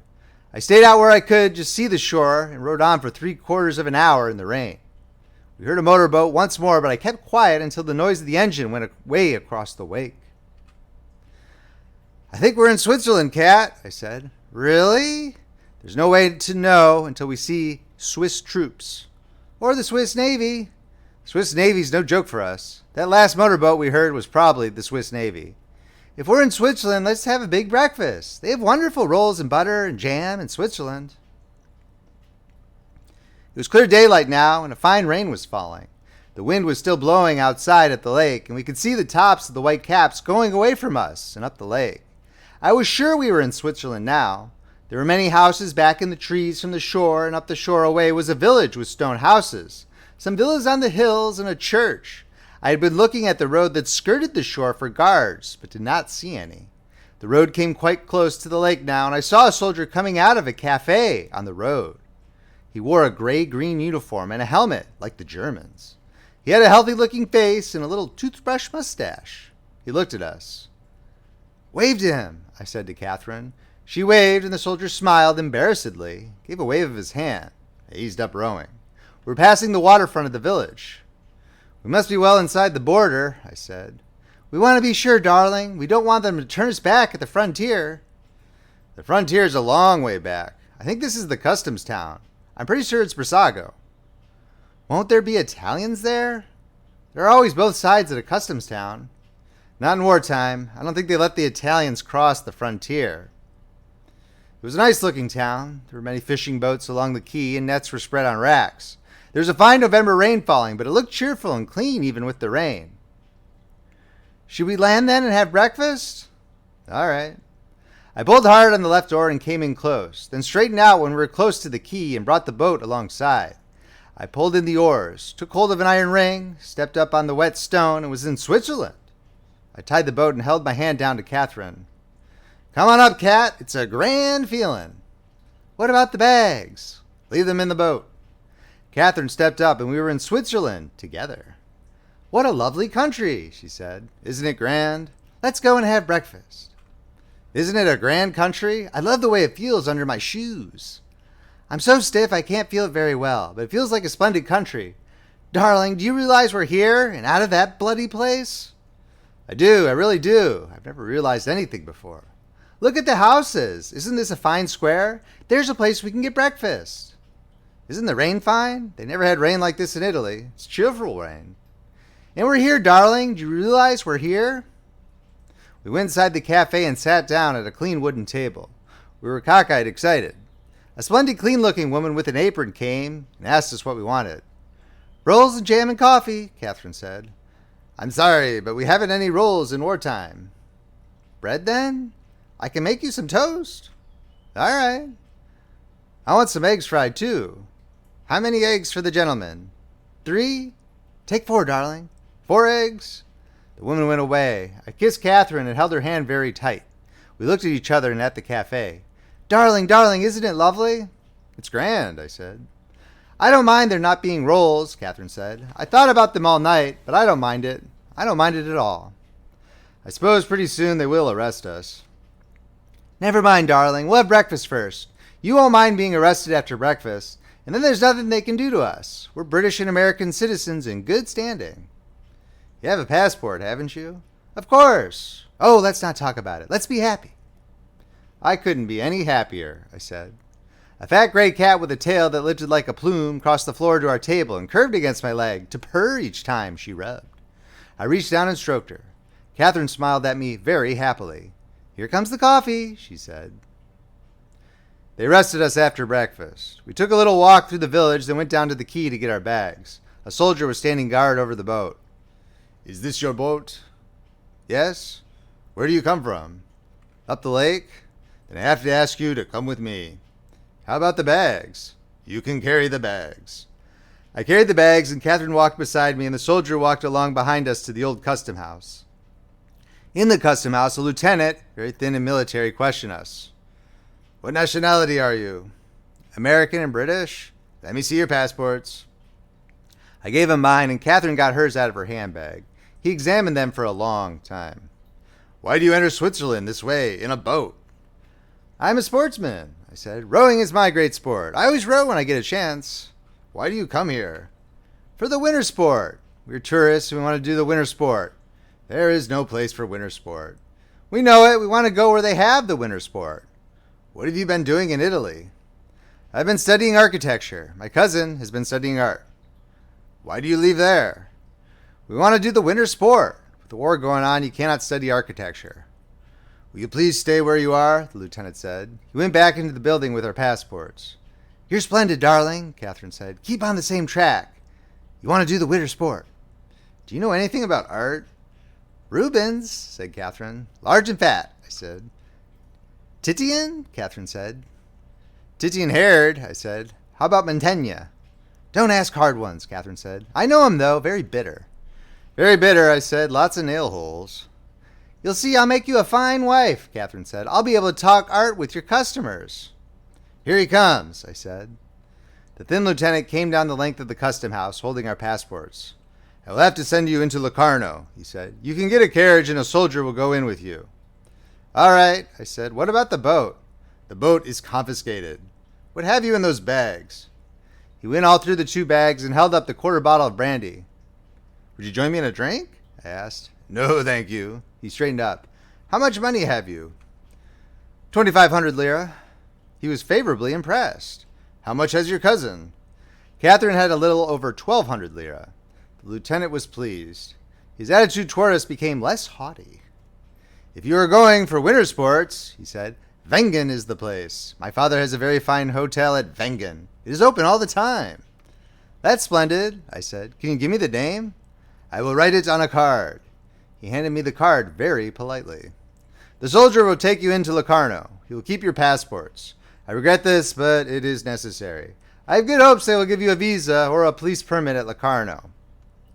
He handed the 2 passports to the soldier, and carrying the bags, we started into the village to order a carriage. Hi, the lieutenant called to the soldier. He said something in a German dialect to him. The soldier slung his rifle on his back and picked up the bags. It's a great country, I said to Catherine. It's so practical. Thank you very much, I said to the lieutenant. He waved his hand. Service, he said. We followed our guard into the village. We drove to Locarno in a carriage with the soldier sitting on the front seat with the driver. At Locarno, we did not have a bad time. They questioned us, but they were polite because we had passports and money. I do not think they believed a word of the story, and I thought it was silly, but it was like a law court. You did not want something reasonable. You wanted something technical and stuck to it without explanations. But we had passports and we'd spend the money, so they gave us provisional visas. At any time this visa might be withdrawn, we would report to the police wherever we went. Could we go wherever we wanted? Yes. Where did we want to go? Where do you want to go, Cat? Montreux. It is a very nice place, the official said. I think you will like that place. Here at Locarno is a very nice place, another official said. I am sure you would like it here very much at Locarno. Locarno is a very attractive place. We would like some place where there is winter sport. There is no winter sport at Montreux. I beg your pardon, the other official said. I come from Montreux. There is very certainly winter sport on the Montreux-Oberlin-Bernois Railway. It would be false for you to deny that. I do not deny it. I simply said there is no winter sport at Montreux. I question that, the other official said. I question that statement. I hold to that statement. I question that statement. I myself have luged into the streets of Montreux. I have done it not once, but several times. Luging is certainly winter sport. The other official turned to me. Is luging your idea of winter sport, sir? I tell you, you would be very comfortable here in Locarno. You would find the climate healthy. You would find the environs attractive. You would like it very much. The gentleman has expressed a wish to go to Montreux. What is luging? I asked. You see, he's never even heard of luging. That meant a great deal to the second official. He was pleased by that. Luging, said the first official, is tobogganing. I beg to differ, the other official shook his head. I must differ again. The toboggan is very different from the luge. The toboggan is constructed in Canada of flat laths. The luge is a common sled with runners. Accuracy means something. Couldn't we toboggan? I asked. Of course you could toboggan, the first official said. You could toboggan very well. Excellent Canadian toboggans are sold in Montreux. Oakes Brothers sells toboggans. They import their own toboggans. The second official turned away. Tobogganing, he said, requires a special piste. You cannot toboggan into the streets of Montreux. Where are you stopping here? We don't know, I said. We just drove in from Brissago. The carriage is outside. You make no mistake in going to Montreux, the first official said. You will find the climate delightful and beautiful. You have no distance to go for winter sport. If you really want winter sport, the second official said, you will go to the Engadine or to Murren. I must protest against your being advised to go to Montreux for the winter sport. At Les Avants above Montreux, there's excellent winter sport of every sport. The champion of Montreux glared at his colleague. Gentlemen, I said, I'm afraid we must go. My cousin is very tired. We will go tentatively to Montreux. I congratulate you. The first official shook my hand. I believe that you will regret leaving Locarno, the second official said. At any rate, you will report to the police at Montreux. There will be no unpleasantness with the police, the first official assured me. You will find all the inhabitants extremely courteous and friendly. Thank you both very much, I said. We appreciate your advice very much. Goodbye, Catherine said. Thank you both very much. They bowed us to the door, the champion of Locarno a little coldly. We went down the steps and into the carriage.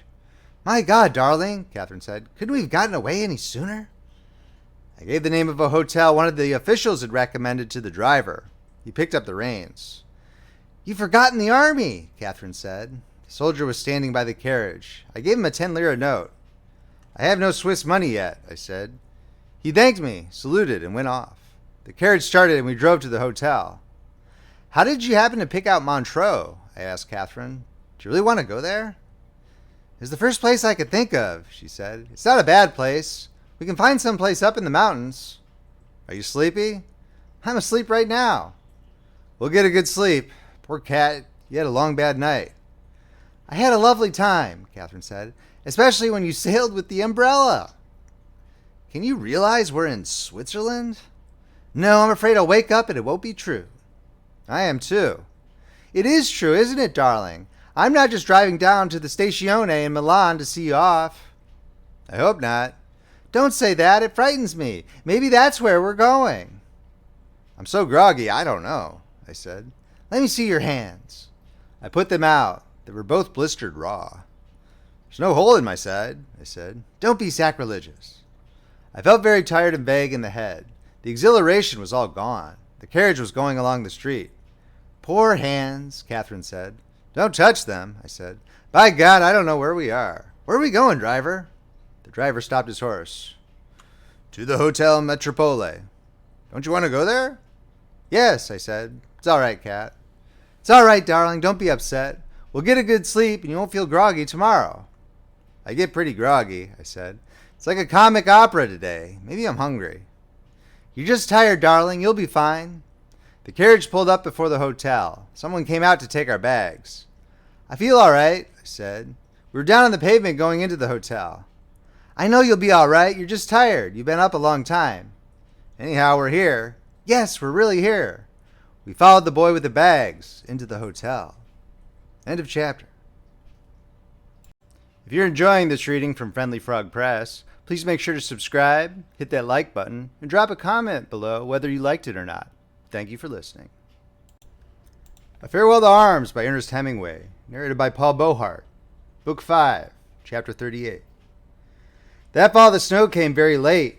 We lived in a brown wooden house in the pine trees on the side of the mountain, and at night there was frost so that there was thin ice over the water in the 2 pitchers on the dresser in the morning. Mrs. Gottingen came into the room early in the morning to shut the windows and started a fire in the tall porcelain stove. The pine wood crackled and sparked, and then the fire roared in the stove. And the second time Mrs. Gottingen came into the room, she brought big chunks of wood for the fire and a pitcher of hot water. When the room was warm, she brought in breakfast. Sitting up in bed eating breakfast, we could see the lake and the mountains across the lake on the French side. There was snow on the tops of the mountains, and the lake was a gray steel blue. Outside in front of the chalet, a road went up the mountain. The wheel ruts and ridges were iron hard with the frost, and the road climbed steadily through the forest and up around the mountain to where there were meadows, and barns and cabins in the meadows at the edge of the woods, looking across the valley. The valley was deep, and there was a stream at the bottom that flowed down into the lake, and when the wind blew across the valley, you could hear the stream in the rocks. Sometimes we went off the road and on a path through the pine forest. The floor of the forest was soft to walk on. The frost did not harden it as it did the road. But we did not mind the hardness of the road because we had nails in the soles and heels of our boots, and the heel nails bit on the frozen ruts, and with nailed boots it was good walking on the road and invigorating. but it was lovely walking in the woods. In front of the house where we lived, the mountain went down steeply to the little plain along the lake, and we sat on the porch of the house in the sun and saw the winding of the road down the mountainside and the terraced vineyards on the side of the lower mountain. The vines all dead now for the winter, and the fields divided by stone walls, and below the vineyards the houses of the town on the narrow plain along the lake shore. There was an island with 2 trees on the lake, and the trees looked like the double sails of a fishing boat.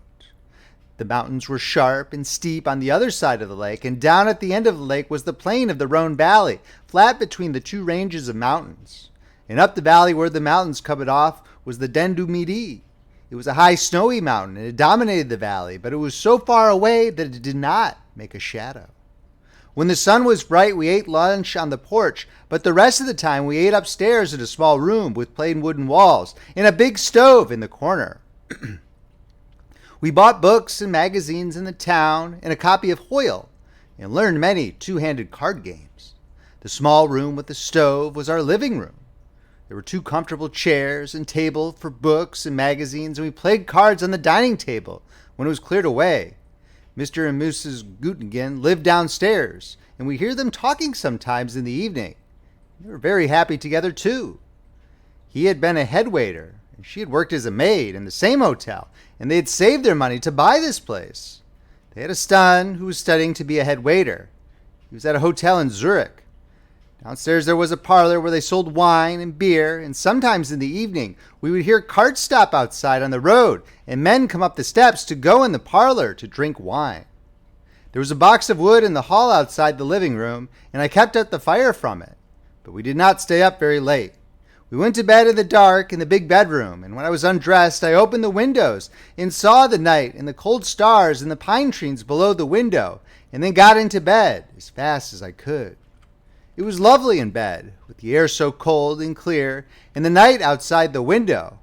We slept well, and if I woke in the night, I knew it was from only one cause, and I would shift the feather bed over, very softly, so that Catherine would not be wakened, and then go back to sleep again, warm and with the new lightness of thin covers.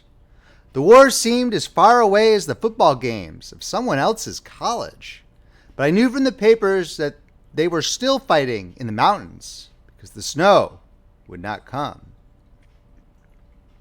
Sometimes we walked down the mountain into Montreux. There was a path went down the mountain, but it was steep, and so usually we took the road and walked down on the wide, hard road between fields, and then below between the stone walls of the vineyards, and on down between the houses of the village along the way. There were 3 villages, Chernay, Fontevin, and the other I forget. And along the road we passed an old square-built stone chateau on a ledge on the side of the mountainside with the terraced fields of vines, each vine tied to a stick to hold it up. The vines dry and brown and the earth ready for the snow, and the lake down below flat and gray as steel. The road went down a long grade below the chateau, and then turned to the right and went down very steeply and paved with cobbles into Montreux. We did not know anyone in Montreux. We walked along beside the lake and saw the swans and the many gulls and terns that flew up when you came close and screamed while they looked down at the water. Out on the lake there were flocks of grebes, small and dark, and leaving trails in the water when they swam. In the town we walked along the main street and looked in the windows of the shops. There were many big hotels that were closed, but most of the shops were open, and the people were very glad to see us. There's a fine coiffeur's place where Catherine went to have her hair done. The woman who ran it was very cheerful, and the only person we knew in Montreux. While Catherine was there, I went up to a beer place and drank dark Munich beer and read the papers. I read the Corriere della Sera and the English and American papers from Paris. All the advertisements were blacked out, supposedly to prevent communication in that way with the enemy. Papers were bad reading. Everything was going very badly everywhere. I sat back in the corner with a heavy mug of dark beer and an opened glazed paper package of pretzels and ate the pretzels for the salty flavor and the good way they made the beer taste, and read about disaster. I thought Catherine would come by, but she did not come. So I hung the papers back on the rack, paid for my beer, and went up the street to look for her. The day was cold and dark and wintry, and the stone of the houses looked cold. Catherine was still in the hairdresser's shop. The woman was waving her hair. I sat in the little booth and watched. It was exciting to watch, and Catherine smiled and talked to me, and my voice was a little thick from being excited. The tongs made a pleasant clicking sound, and I could see Catherine in 3 mirrors, and it was pleasant and warm in the booth. Then the woman put up Catherine's hair, and Catherine looked in the mirror and changed it a little, taking out and putting in pins, then stood up. "I'm sorry to have taken such a long time." "Monsieur was very interested. Were you not, monsieur?" The woman smiled. "Yes," I said. We went out and up the street. It was cold and wintry, and the wind was blowing. "Oh, darling, I love you so," I said. "Don't we have a fine time?" Catherine said. "Look, let's go someplace and have beer instead of tea. It's very good for young Catherine. It keeps her small." "Young Catherine," I said. "That loafer."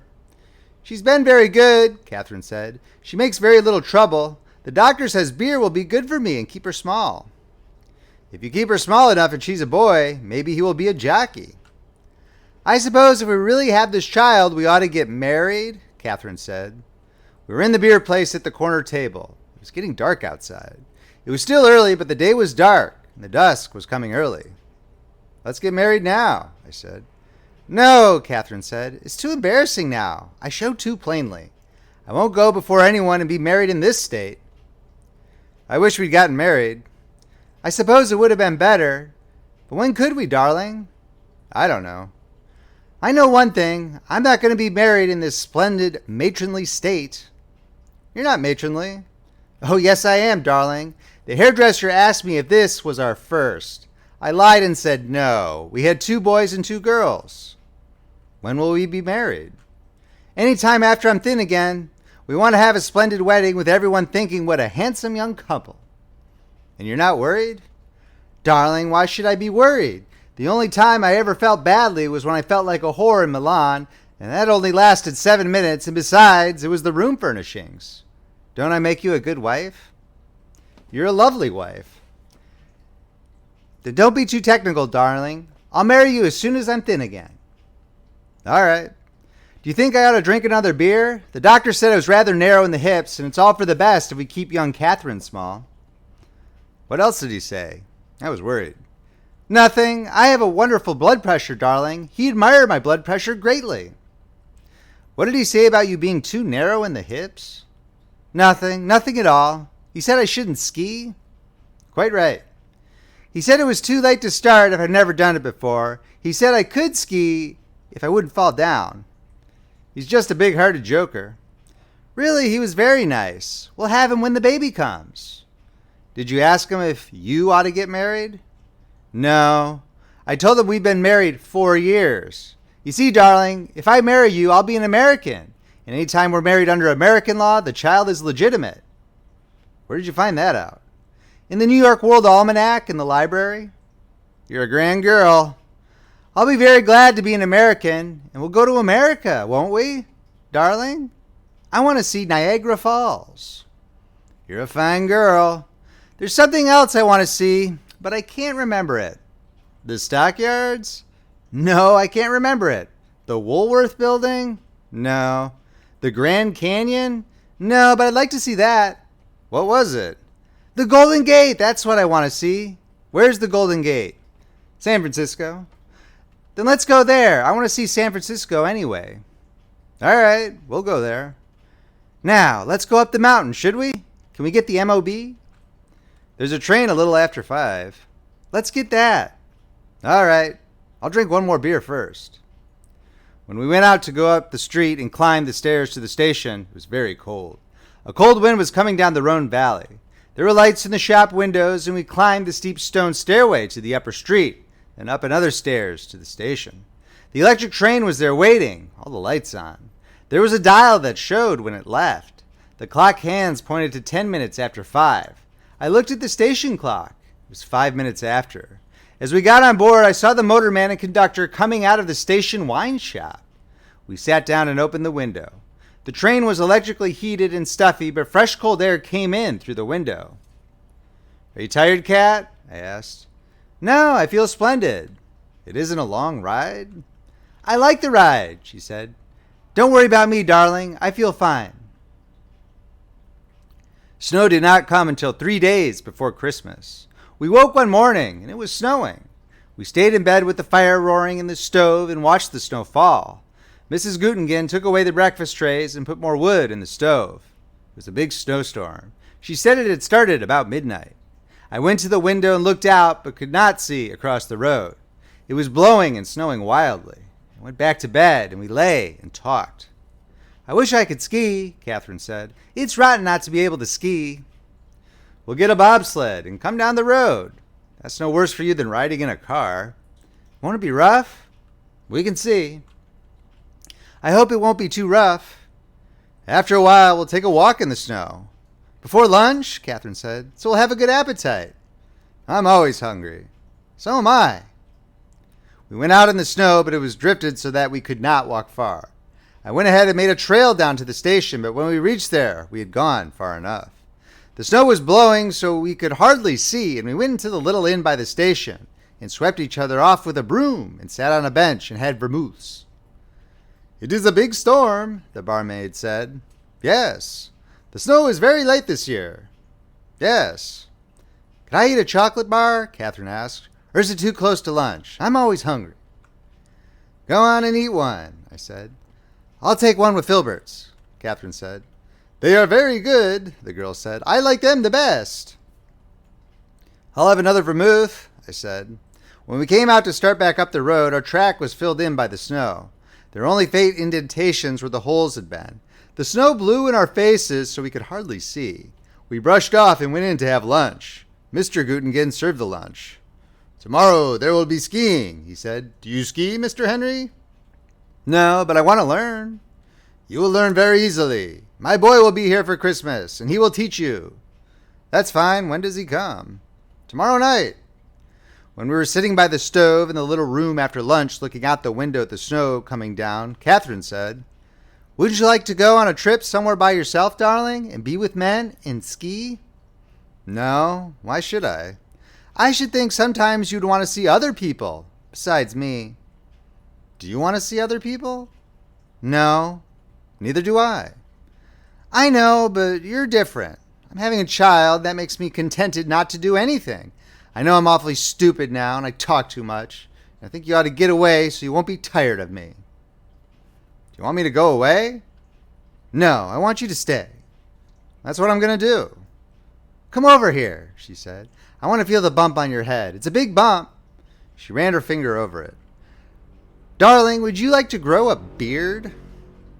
Would you like me to? It might be fun. I'd like to see you with a beard. All right, I'll grow one. I'll start now this minute. It's a good idea. It'll give me something to do.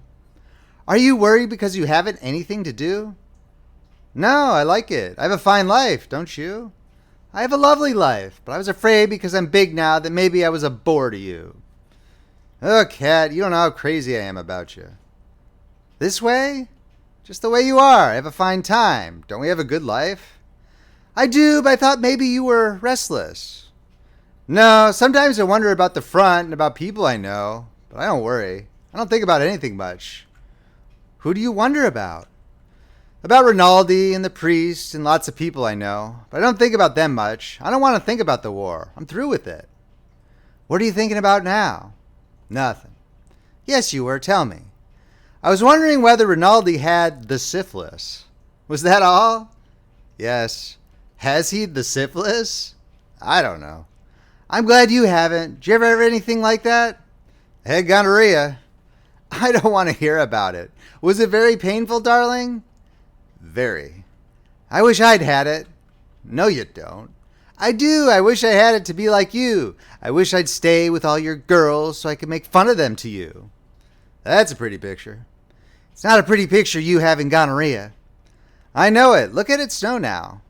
I'd rather look at you. Darling, why don't you let your hair grow? How grow? Just grow a little longer. It's long enough now. No, let it grow a little longer and I could cut mine and we'd be just alike. Only one of us is blonde and one of us dark. I wouldn't let you cut yours. It would be fun. I'm tired of it. It's an awful nuisance in the bed at night. I like it. Wouldn't you like it short? I might. I like it the way it is. It might be nice short. Then we'd both be alike. Oh, darling, I want you so much. I want to be you too. You are. We're the same one. I know it. At night we are. The nights are grand. I want us to be all mixed up. I don't want you to go away. I just said that. You go if you want to, but hurry right back.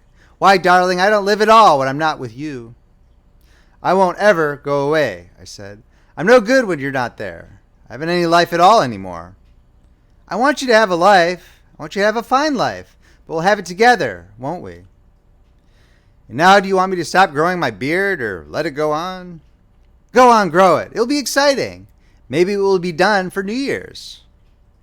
Now, do you want to play chess? I'd rather play with you. Now, let's play chess. And afterward, we'll play? Yes. All right. I got out the chessboard and arranged the pieces. It was still snowing hard outside. One time in the night I woke up and knew that Catherine was awake too. The moon was shining in the window and made shadows on the bed from the bars on the window panes. Are you awake, sweetheart? Yes, can't you sleep? I just woke up thinking about how I was nearly crazy when I first met you. Do you remember? You were just a little crazy.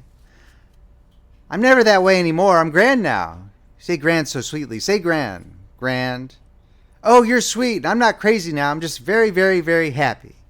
Go on to sleep, I said. All right, let's go to sleep at exactly the same moment. All right. But we did not. I was awake for quite a long time thinking about things and watching Catherine sleeping, the moonlight on her face. Then I went to sleep too. End of chapter. Chapter 39. By the middle of January, I had a beard, and the winter had settled into bright cold days, hard cold nights. We could walk on the roads again. The snow was packed hard and smooth by the hay sleds and wood sledges and the logs that were hauled down the mountain. The snow lay all over the country, down almost to Montreux. The mountains on the other side of the lake were all white, and the plain of the Rhone Valley was covered. We took long walks on the other side of the mountain, to the Ban de la Laie. Catherine wore hobnailed boots and a cape and carried a stick with a sharp steel point.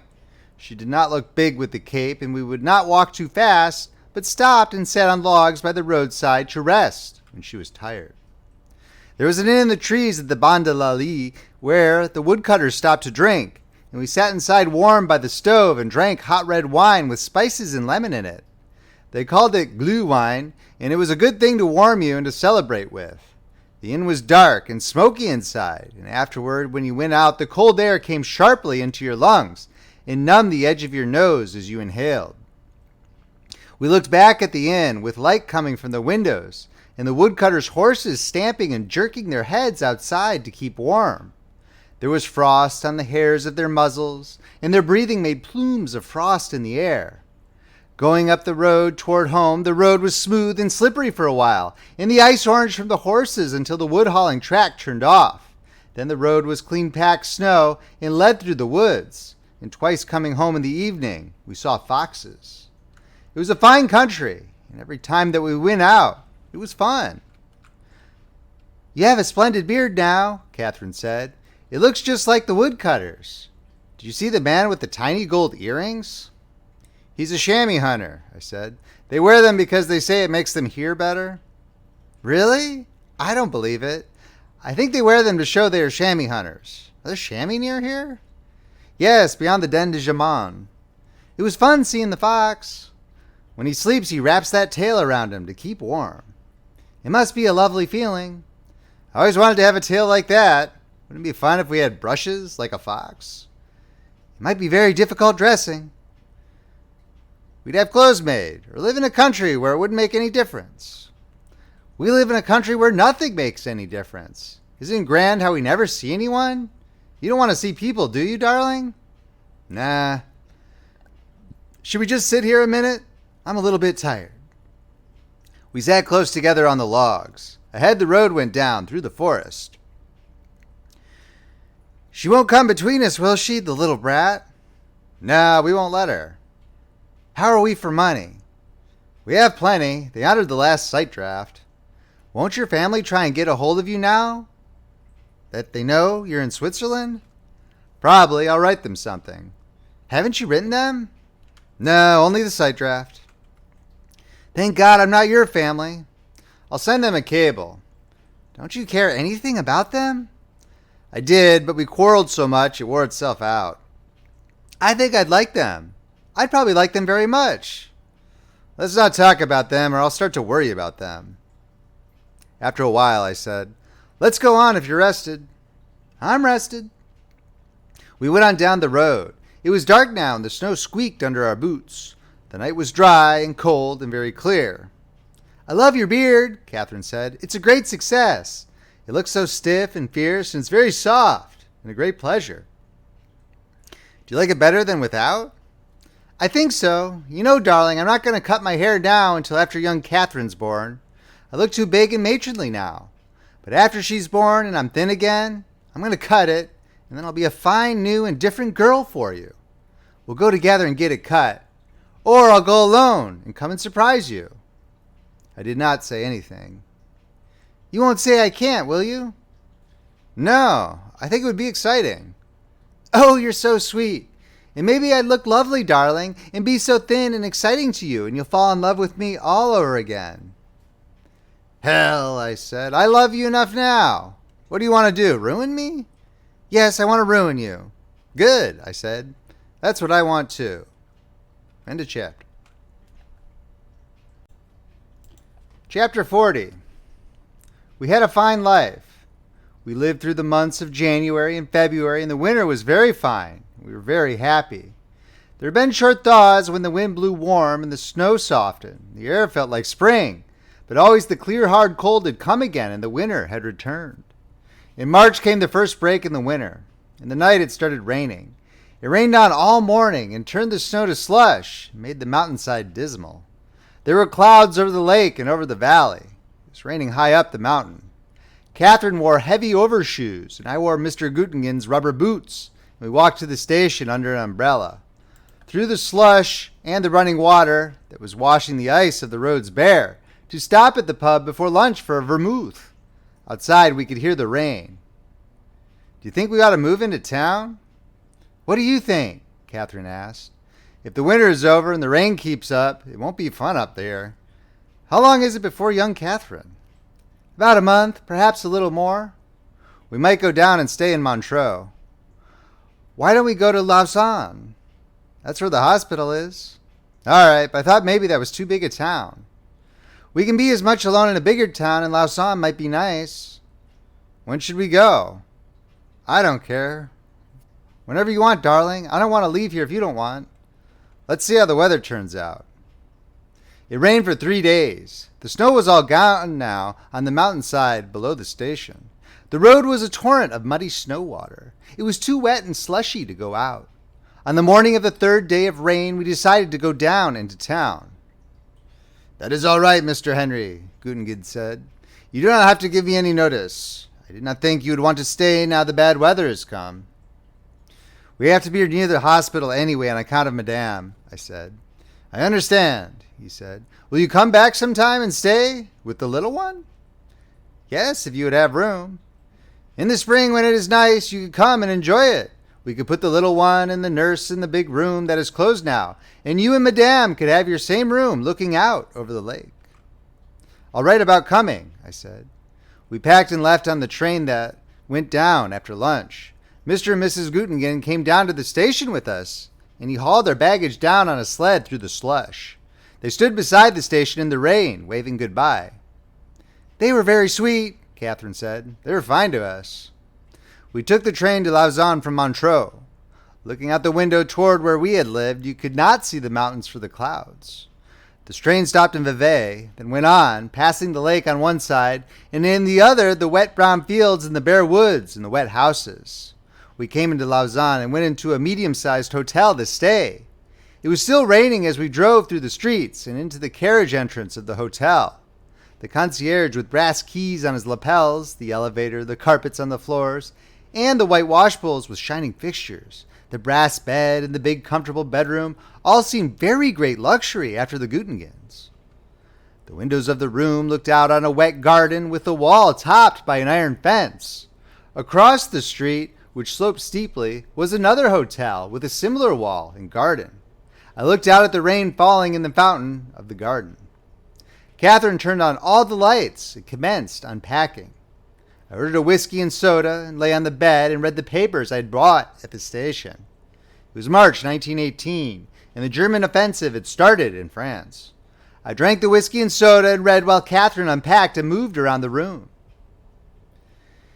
"You know what I have to get, darling?" she said. "What?"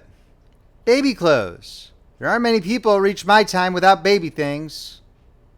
"You can buy them?" "I know. That's what I'll do tomorrow. I'll find out what is necessary. You ought to know you were a nurse. But so few of the soldiers had babies in the hospitals." "I did." She hit me with the pillow and spilled the whiskey and soda. "I'll order you another," she said. "I'm sorry I spilled it." "There wasn't much left. Come on over to the bed." "No, I have to try and make this room look like something." "Like what?" "Like our home. Hang out the Allied flags." "Oh, shut up." "Say it again." "Shut up." "You say it so cautiously," I said, "as though you didn't want to offend anyone." "I don't." "Then come over to the bed." "All right." She came and sat on the bed. "I know I'm no fun for you, darling. I'm like a big flour barrel." "No, you're not. You're beautiful and you're sweet." "I'm just something very ungainly that you've married." "No, you're not. You're more beautiful all the time." "But I will be thin again, darling." "You're thin now." "You've been drinking." "Just whiskey and soda."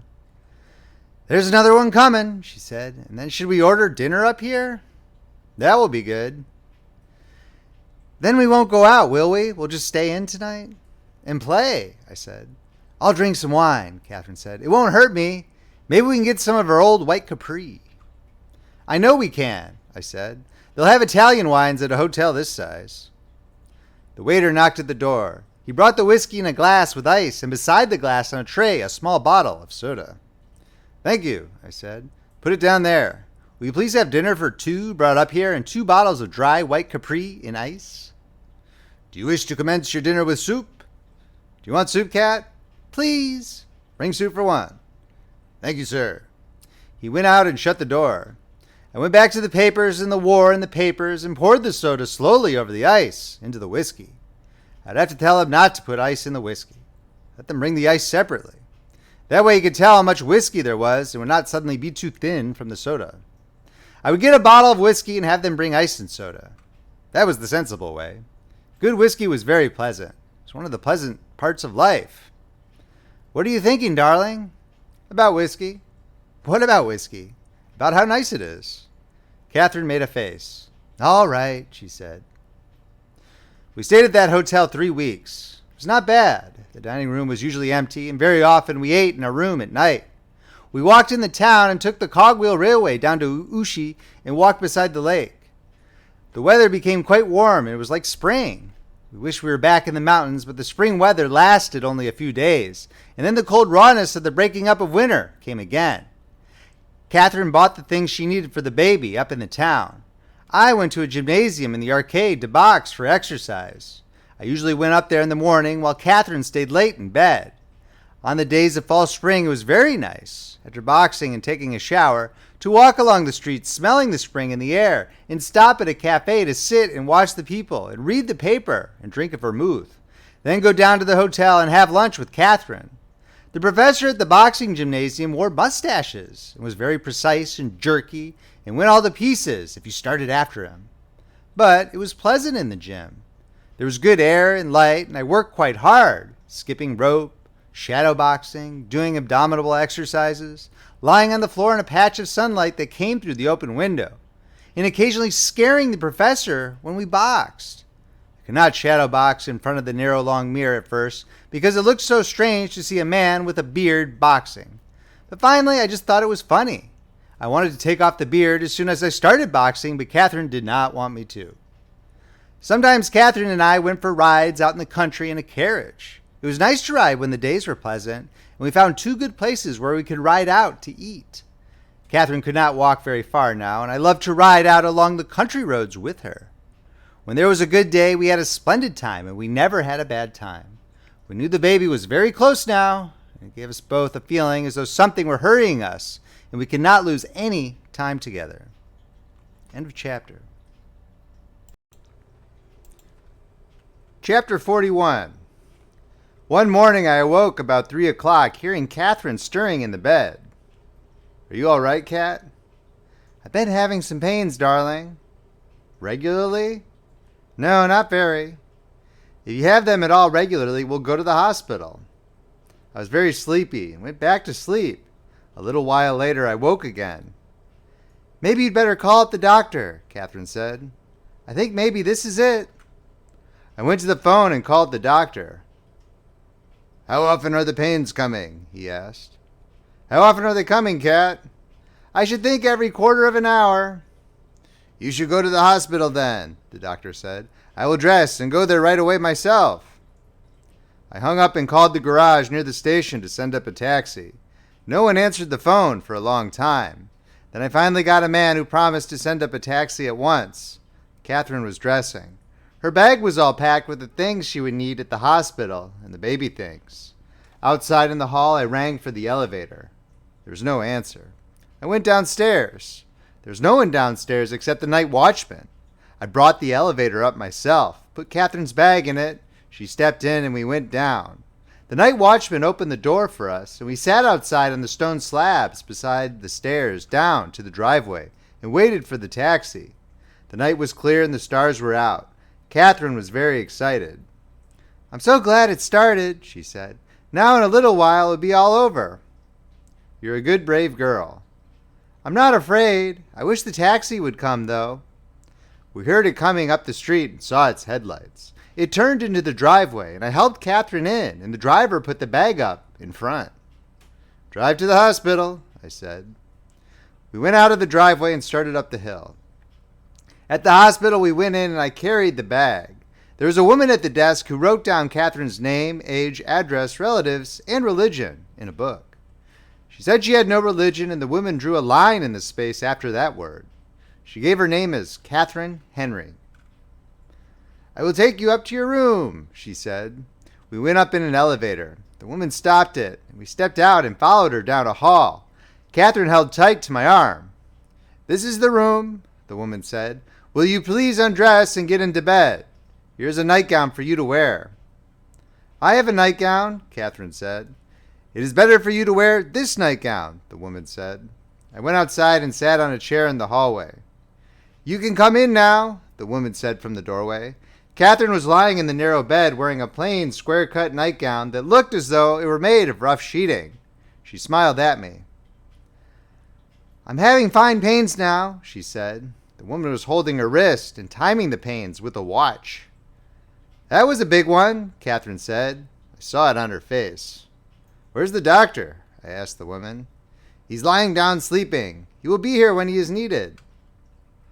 "I must do something for Madame now," the nurse said. "Would you please step out again?" I went out into the hall. It was a bare hall with 2 windows and closed doors all down the corridor. It smelled of hospital. I sat on the chair and looked at the floor and prayed for Catherine. "You can come in," the nurse said. I went in. "Hello, darling," Catherine said. "How is it?" "They are coming quite often now." Her face drew up. Then she smiled.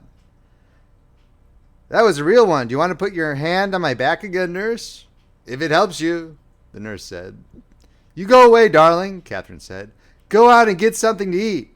I may do this for a long time," the nurse says. "The first labor is usually protracted," the nurse said. "Please go out and get something to eat," Catherine said. "I'm fine, really." "I'll stay a while," I said. The pains came quite regularly and slackened off. Catherine was very excited. When the pains were bad, she called them good ones. When they started to fall off, she was disappointed and ashamed. "You go out, darling," she said. "I think you're just making me self-conscious." Her face tied up. "There, that was better. I so want to be a good wife and have this child without any foolishness. Please go and get some breakfast, darling, and then come back. I won't miss you. Nurse is splendid to me." "You have plenty of time for breakfast," the nurse said. "I'll go then. Goodbye, sweet." "Goodbye," Catherine said. "And have a fine breakfast for me, too." "Where can I get breakfast?" I asked the nurse. "There's a cafe down the street at the square," she said. "It should be open now." Outside it was getting light. I walked down the empty street to the cafe. There was a light in the window. I went in and stood at the zinc bar. An old man served me a glass of white wine and brioche. Brioche was yesterday's. I dipped it in the wine and then drank a glass of coffee. "What do you do at this hour?" the old man asked. "My wife is in labor at the hospital." "So, I wish you good luck." "Give me another glass of wine." He poured it from the bottle, slopping it over a little, so some ran down on the zinc. I drank this glass, paid, and went out. Outside along the street were the refuse cans from the houses waiting for the collector. A dog was nosing at one of the cans. "What do you want?" I asked, and looked in the can to see if there was anything I could pull out for him. There was nothing on top but coffee grounds, dust, and some dead flowers. "There isn't anything, dog," I said. The dog crossed the street.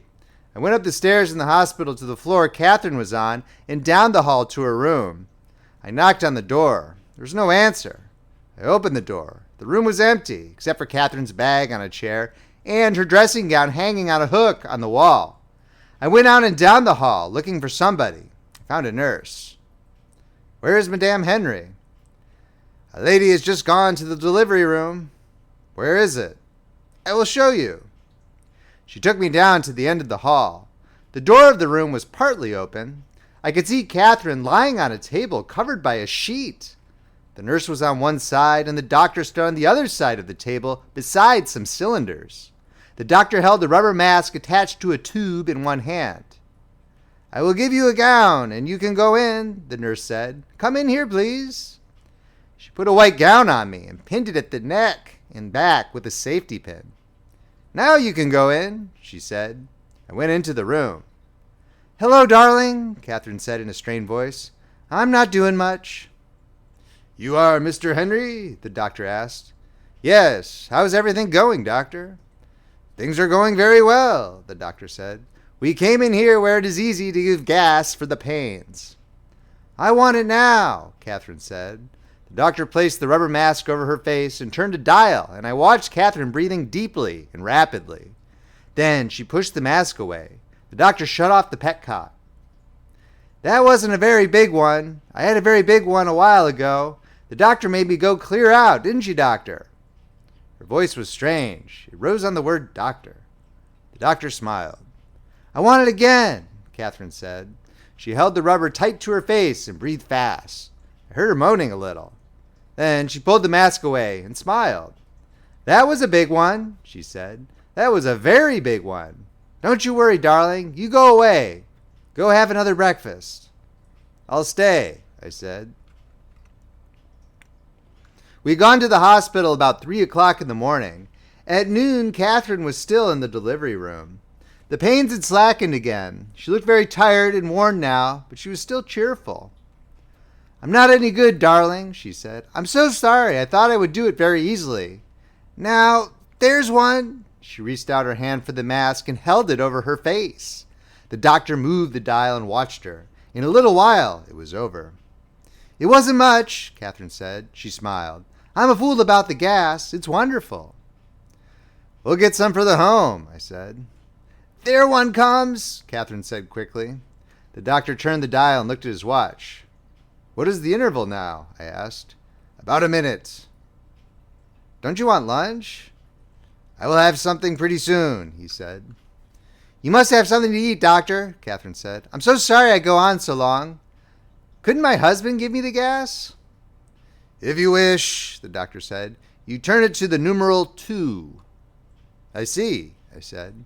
There was a marker on a dial that turned with a handle. "I want it now," Catherine said. She held the mask tight to her face. I turned the dial to number 2, and when Catherine put down the mask, I turned it off. It was very good of the doctor to let me do something. "Did you do it, darling?" Catherine asked. She stroked my wrist. "Sure." "You're so lovely." She was a little drunk from the gas. "I will eat from a tray in the next room," the doctor said. "You can call me any moment." While the time passed, I watched him eat. Then, after a while, I saw that he was lying down and smoking a cigarette. Catherine was getting very tired. "Do you think I'll ever have this baby?" she asked. "Yes, of course you will." I try as hard as I can. I push down, but it goes away. "There it comes. Give it to me." At 2 o'clock, I went out and had lunch. There were a few men in the cafe sitting with coffee and glasses of Kirsch or Mark on the tables. I sat down at a table. "Can I eat?" I asked the waiter. "It is past time for lunch." "Isn't there anything for all hours?" "You can have choucroute." "Give me choucroute and beer." "A demi or a bock?" "A light demi." The waiter brought a dish of sauerkraut with a slice of ham over the top and a sausage buried in the hot wine-soaked cabbage. I ate it and drank the beer. I was very hungry. I watched the people at the tables in the cafe. At one table they were playing cards. Two men at the table next to me were talking and smoking. The cafe was full of smoke.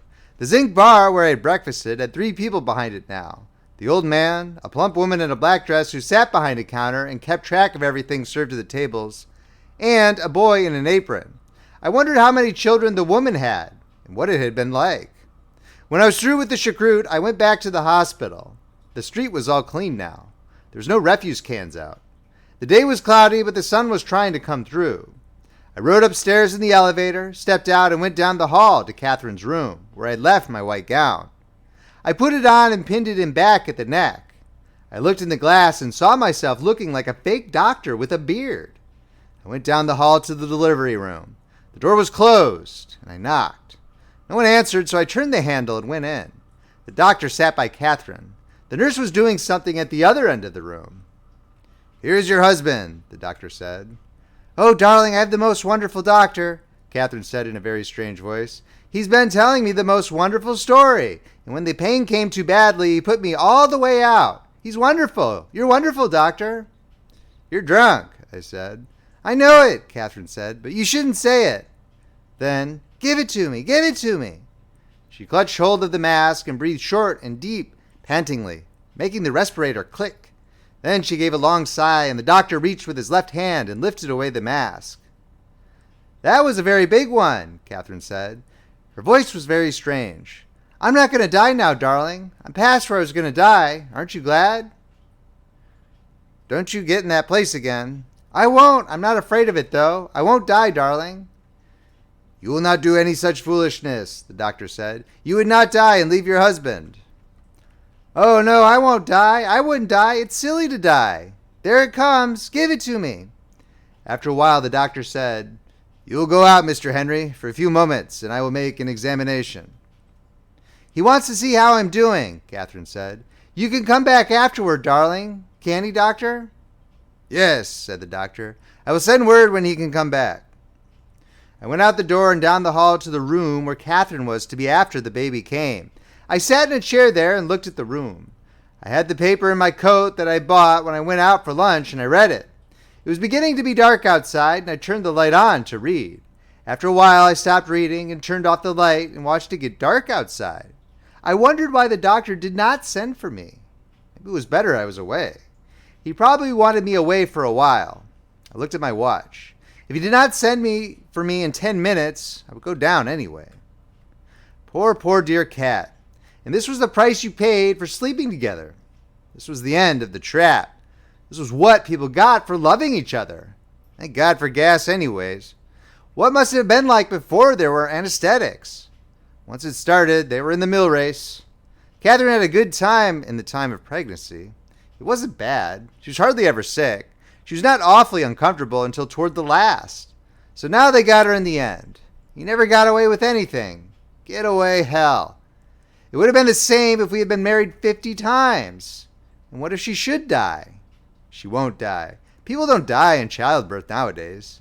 That was what all husbands thought. Yes, but what if she should die? She won't die. She's just having a bad time. The initial labor is usually protracted.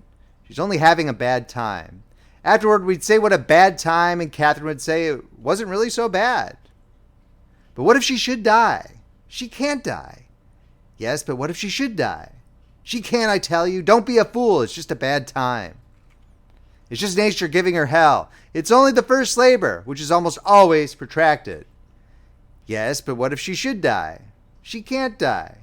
Why should she die? What reason is there for her to die? There's just a child that has to be born, the byproduct of good nights in Milan. It makes trouble and is born, and then you look after it and get fond of it maybe. But what if she should die? She won't die. But what if she should die? She won't. She's all right. But what if she should die? She can't die. But what if she should die? Hey, what about that? What if she should die? The doctor came into the room. How does it go, doctor? It doesn't go, he said. Well, what do you mean? Just that. I made an examination. He detailed the result of the examination. Since then, I've waited to see, but it doesn't go. What do you advise? There are two things. Either a high forceps delivery, which can tear and be quite dangerous, besides being possibly bad for the child, and a cesarean. What is the danger of a cesarean? What if she should die? It should be no greater than the danger of an ordinary delivery. Would you do it yourself? Yes, I would need possibly an hour to get things ready and to get the people I would need. Perhaps a little less. What do you think? I would advise a cesarean operation. If it were my wife, I would do a cesarean. What are the after effects? There are none. There's only the scar. What about infection? The danger is not so great as in a high forceps delivery. What if you just went on and did nothing? You would have to do something eventually. Mrs. Henry is already losing much of her strength. The sooner we operate now, the safer. Operate as soon as you can, I said. I will go and give the instructions. I went into the delivery room. The nurse was with Catherine, who lay on the table, big under the sheet, looking very pale and tired. Did you tell him he could do it? She asked. Yes. Isn't that grand? Now we'll be all over in an hour. I'm almost done, darling. I'm going all to pieces. Please give me that. Oh, it doesn't work. It doesn't work. Breathe deeply. I am. Oh, it doesn't work anymore. It doesn't work. Get another cylinder, I said to the nurse. That is a new cylinder. I'm just a fool, darling, Catherine said. But it doesn't work anymore. She began to cry. Oh, I wanted so to have this baby and not make trouble, and now I'm all done and gone to pieces, and it doesn't work. Oh, darling, it doesn't work at all. I don't care if I die, if it will only stop. Oh, please, darling, please make it stop. There it comes. Oh, oh, oh. She breathed sobbingly in the mask. It doesn't work, it doesn't work, it doesn't work. Don't mind me, darling. Please don't cry. Don't mind me. I'm just gone all to pieces, you poor sweet. I love you so, and I'll be good again. I'll be good this time. Can't they give me something? They could only give me something. I'll make it work. I'll turn it all the way. Give it to me now. I turned the dial all the way, and as she breathed hard and deep, her hand relaxed on the mask. I shut off the gas and lifted the mask. She came back from a long way away. That was lovely, darling. Oh, you're so good to me. You be brave, because I can't do that all the time. It might kill you. I'm not brave anymore, darling. I'm all broken. They've broken me. I know it now. Everybody is that way. But it's awful. They just keep it up until they break you. In an hour, it will be over. Isn't that lovely, darling? I won't die, will I? No, I promise you won't. Because I don't want to die and leave you, but I get so tired of it, I feel I'm going to die. Nonsense, everybody feels that. Sometimes I know I'm going to die. You won't, you can't. But what if I should? I won't let you. Give it to me quick, give it to me. Then afterward, I won't die, I won't let myself die. Of course you won't. You'll stay with me? Not to watch it. No, just to be there. Sure, I'll be there all the time. You're so good to me. There, give it to me. Give me some more. It's not working. I turned the dial to 3 and then 4. I wish the doctor would come back. I was afraid of the numbers above 2. Finally, a new doctor came in with 2 nurses, and they lifted Catherine onto a wheeled stretcher, and we started down the hall. The stretcher went rapidly down the hall and into the elevator, where everyone had to crowd against the wall to make room.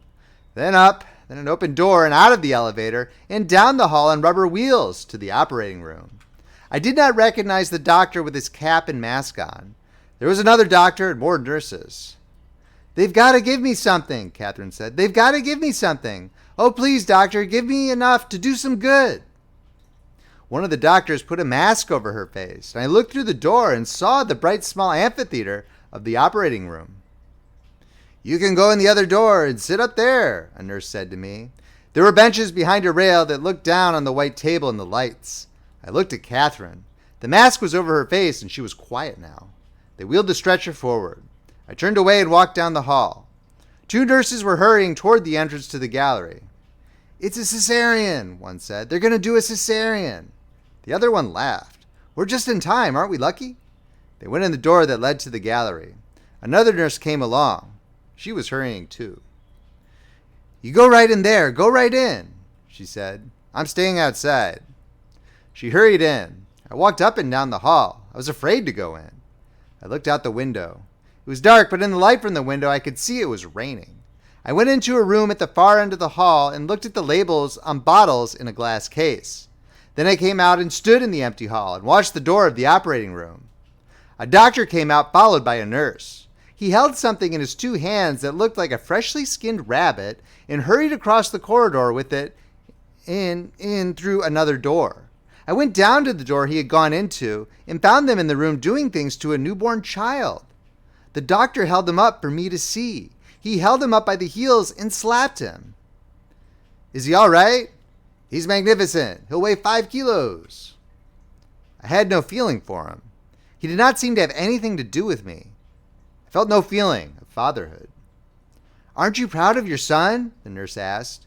They were washing him and wrapping him in something. I saw the little dark face and dark hand, but I did not see him move or hear him cry. The doctor was doing something to him again. He looked upset. "No," I said. "He nearly killed his mother."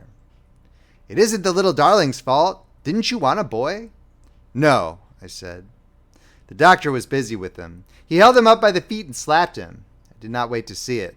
I went out in the hall. I could go in now and see. I went in the door and a little way down the gallery. The nurses who were sitting at the rail motioned for me to come down where they were. I shook my head. I could see enough where I was. I thought Catherine was dead. She looked dead. Her face was gray, the part of it that I could see. Down below under the light, the doctor was sewing up the great long forceps spread, thick-edged wound. Another doctor in a mask gave the anesthetic. 2 nurses in masks handed things. It looked like a drawing of the Inquisition. I knew as I watched I could have watched it all, but I was glad I hadn't. I do not think I could have watched them cut, but I watched the wound closed into a high welted ridge with quick, skillful-looking stitches like a cobbler's, and was glad. When the wound was closed, I went out into the hall and walked up and down again. After a while, the doctor came out. "How is she?" "She is all right. Did you watch?" He looked tired. "I saw you sew up. The incision looked very long." "You thought so?" "Yes. Will that scar flatten out?" Oh, yes." After a while, they brought out the wheeled stretcher and took it very rapidly down the hallway to the elevator. I went along beside it. Catherine was moaning. Downstairs, they put her in the bed in her room. I sat in a chair at the foot of the bed. There was a nurse in the room. I got up and stood by the bed. It was dark in the room. Catherine put out her hand. "Hello, darling," she said. Her voice was very weak and tired. "Hello, you sweet. What sort of baby was it?" "Shh, don't talk," the nurse said. "A boy. He's long and wide and dark." "Is he all right?" "Yes," I said. "He's fine." I saw the nurse look at me strangely. "I'm awfully tired," Catherine said, "and I hurt like hell. Are you all right, darling?" "I'm fine. Don't talk." "You were lovely to me." "Oh, darling, I hurt dreadfully." "What does he look like?" "He looks like a skinned rabbit with a puckered up old man's face." "You must go out," the nurse said. "Madame Henry must not talk." "I'll be outside," I said. "Go and get something to eat." "No, I'll be outside." I kissed Catherine. She was very gray and weak and tired. "May I speak to you?" I said to the nurse. She came out in the hall with me. I walked a little way down the hall. "What's the matter with the baby?" I asked. "Didn't you know?" "No." "He wasn't alive." "He was dead?" "They couldn't start him breathing. The cord was caught around his neck or something." "So he's dead?" "Yes. It's such a shame. He was such a fine big boy. I thought you knew." "No," I said. "You better go back in with Madame."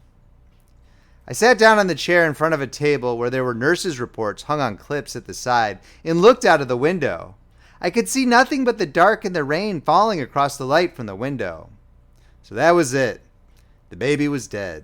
That was why the doctor looked so tired. But why had they acted the way they did in the room with him? They supposed he would come around and start breathing, probably. I had no religion, but I knew he ought to have been baptized. But what if he never breathed at all? He hadn't. He had never been alive, except in Catherine. I'd felt him kick there often enough, but I hadn't for a week. Maybe he was choked all the time. Poor little kid. I wish the hell I'd been choked like that. No, I didn't. Still, there would not be all this dying to go through. Now Catherine would die. That was what you did. You died. You did not know what it was about. You never had time to learn. They threw you in and told you the rules, and the first time they caught you off base, they killed you. Or they killed you gratuitously like Imo. Or gave you the syphilis like Ronaldo. But they killed you in the end. You could count on that. Stay around, and they would kill you. Once in camp, I put a log on top of the fire, and it was full of ants. As it commenced to burn, the ants swarmed out and went first toward the center where the fire was, then turned back and ran toward the end. When there were enough on the end, they fell off into the fire. Some got out, their bodies burnt and flattened, and went off not knowing where they were going. But most of them went toward the fire and then back toward the end, and swarmed on the cool end and finally fell off into the fire. I remember thinking at the time that it was the end of the world and a splendid chance to be a messiah and lift the log off the fire and throw it out where the ants could get off onto the ground. But I did not do anything but throw a tin cup of water on the log so that I would have the cup empty to put whiskey in before I added water to it. I think the cup of water on the burning log only steamed the ants. So now I sat out in the hall and waited to hear how Catherine was. The nurse did not come out. So after a while I went to the door and opened it very softly and looked in. I could not see at first because there was a bright light in the hall and it was dark in the room. Then I saw the nurse sitting by the bed and Catherine's head on a pillow, and she all flat under the sheet. The nurse put her finger to her lips and stood up and came to the door. "How is she?" I asked. "She's all right," the nurse said. "You should go and have your supper, and then come back if you wish." I went down the hall and then down the stairs and out the door of the hospital and down the dark street in the rain to the cafe. It was brightly lighted inside, and there were many people at the tables. I did not see a place to sit, and a waiter came up to me and took my wet coat and hat and showed me a place at a table across from an elderly man who was drinking beer and reading the evening paper. I sat down and asked the waiter what the plat du jour was. "Veal stew, but it is finished." "What can I have to eat?" "Ham and eggs, eggs with cheese, or choucroute." "I had choucroute this noon," I said. "That's true," he said. "That's true, you ate choucroute this noon." He was a middle-aged man with a bald top to his head and his hair slicked over it. He had a kind face. "What do you want? Ham and eggs or eggs with cheese?" "Ham and eggs," I said, "and beer." "A demi-blonde?" "Yes," I said. "I remembered," he said. "You took a demi-blonde this noon." I ate the ham and eggs and drank the beer. The ham and eggs were in a round dish, the ham underneath and the eggs on top. It was very hot, and at the first mouthful I had to take a drink of beer to cool my mouth. I was hungry and asked the waiter for another order. I drank several glasses of beer. I was not thinking at all, but read the paper of the man opposite me. It was about the breakthrough on the British front. When he realized I was reading the back of his paper, he folded it over. I thought of asking the waiter for a paper, but I could not concentrate. It was hot in the cafe, and the air was bad. Many of the people at the tables knew one another. There were several card games going on. The waiters were busy bringing drinks from the bar to the tables. Two men came in and could find no place to sit. They stood opposite the table where I was. I ordered another beer. I was not ready to leave yet. It was too soon to go back to the hospital. I tried not to think and to be perfectly calm. The men stood around, but no one was leaving, so they went out. I drank another beer. There was quite a pile of saucers now on the table in front of me. The man opposite me had taken off his spectacles, put them away in a case, folded his paper and put it in his pocket, and now sat holding his liquor glasses and looking out at the room. Suddenly I knew I had to get back. I called the waiter, paid the reckoning, got into my coat, put on my hat, and started out the door. I walked through the rain up to the hospital. Upstairs I met the nurse coming down the hall. "I just called you at the hotel," she said. Something dropped inside me. "What is wrong?" "Mrs. Henry has had a hemorrhage." "Can I go in?" "No, not yet. The doctor is with her." "Is it dangerous?" "It is very dangerous." The nurse went into the room and shut the door. I sat outside in the hall. Everything was gone inside of me. I did not think. I could not think. I knew she was going to die, and I prayed that she would not. "Don't let her die. Oh God, please don't let her die." I'll do anything for you if you won't let her die. Please, please, please, dear God, don't let her die. Dear God, don't let her die. Please, please, please, don't let her die. God, please, make her not die. I'll do anything you say if you don't let her die. You took the baby, but don't let her die. That was all right, but don't let her die. Please, please, dear God, don't let her die. The nurse opened the door and motioned with her finger for me to come. I followed her into the room. Catherine did not look up when I came in. I went over to the side of the bed. The doctor was standing by the bed on the opposite side. Catherine looked at me and smiled. I bent down over the bed and started to cry. Poor darling, Catherine said very softly. She looked gray. You're all right, Cat, I said. You're going to be all right. I'm going to die, she said, then waited and said, I hate it. I took her hand. Don't touch me, she said. I let go of her hand. She smiled. Poor darling, you touch me all you want. You'll be all right, Cat. I know you'll be all right. I meant to write you a letter to have, if anything happened, but I didn't do it. Do you want me to get a priest or anyone to come and see you? Just you, she said. Then a little later, I'm not afraid, I just hate it. You must not talk so much, the doctor said. All right, Catherine said. Do you want me to do anything, Cat? Can I get you anything? Catherine smiled. No. Then a little later, you won't do our things with another girl or say the same things, will you? Never. I want you to have girls, though. I don't want them. You are talking too much, the doctor said. Mr. Henry must go out. He can come back again later. You are not going to die. You must not be silly. All right, Catherine said. I'll come and stay with you nights, she said. It was very hard for her to talk. Please go out of the room, the doctor said. You cannot talk. Catherine winked at me, her face gray. I'll be right outside, I said. Don't worry, darling, Catherine said. I'm not a bit afraid. It's just a dirty trick. You dear, brave sweet. I waited outside in the hall. I waited a long time. The nurse came to the door and came over to me. I'm afraid Mrs. Henry is very ill, she said. I'm afraid for her. Is she dead? No, but she's unconscious. It seemed she had one hemorrhage after another. They couldn't stop it. I went into the room and stayed with Catherine until she died. She was unconscious all the time, and it did not take her very long to die. Outside the room in the hall, I spoke to the doctor. Is there anything I can do tonight? No, there is nothing to do. Can I take you to your hotel? No, thank you. I'm going to stay here a while.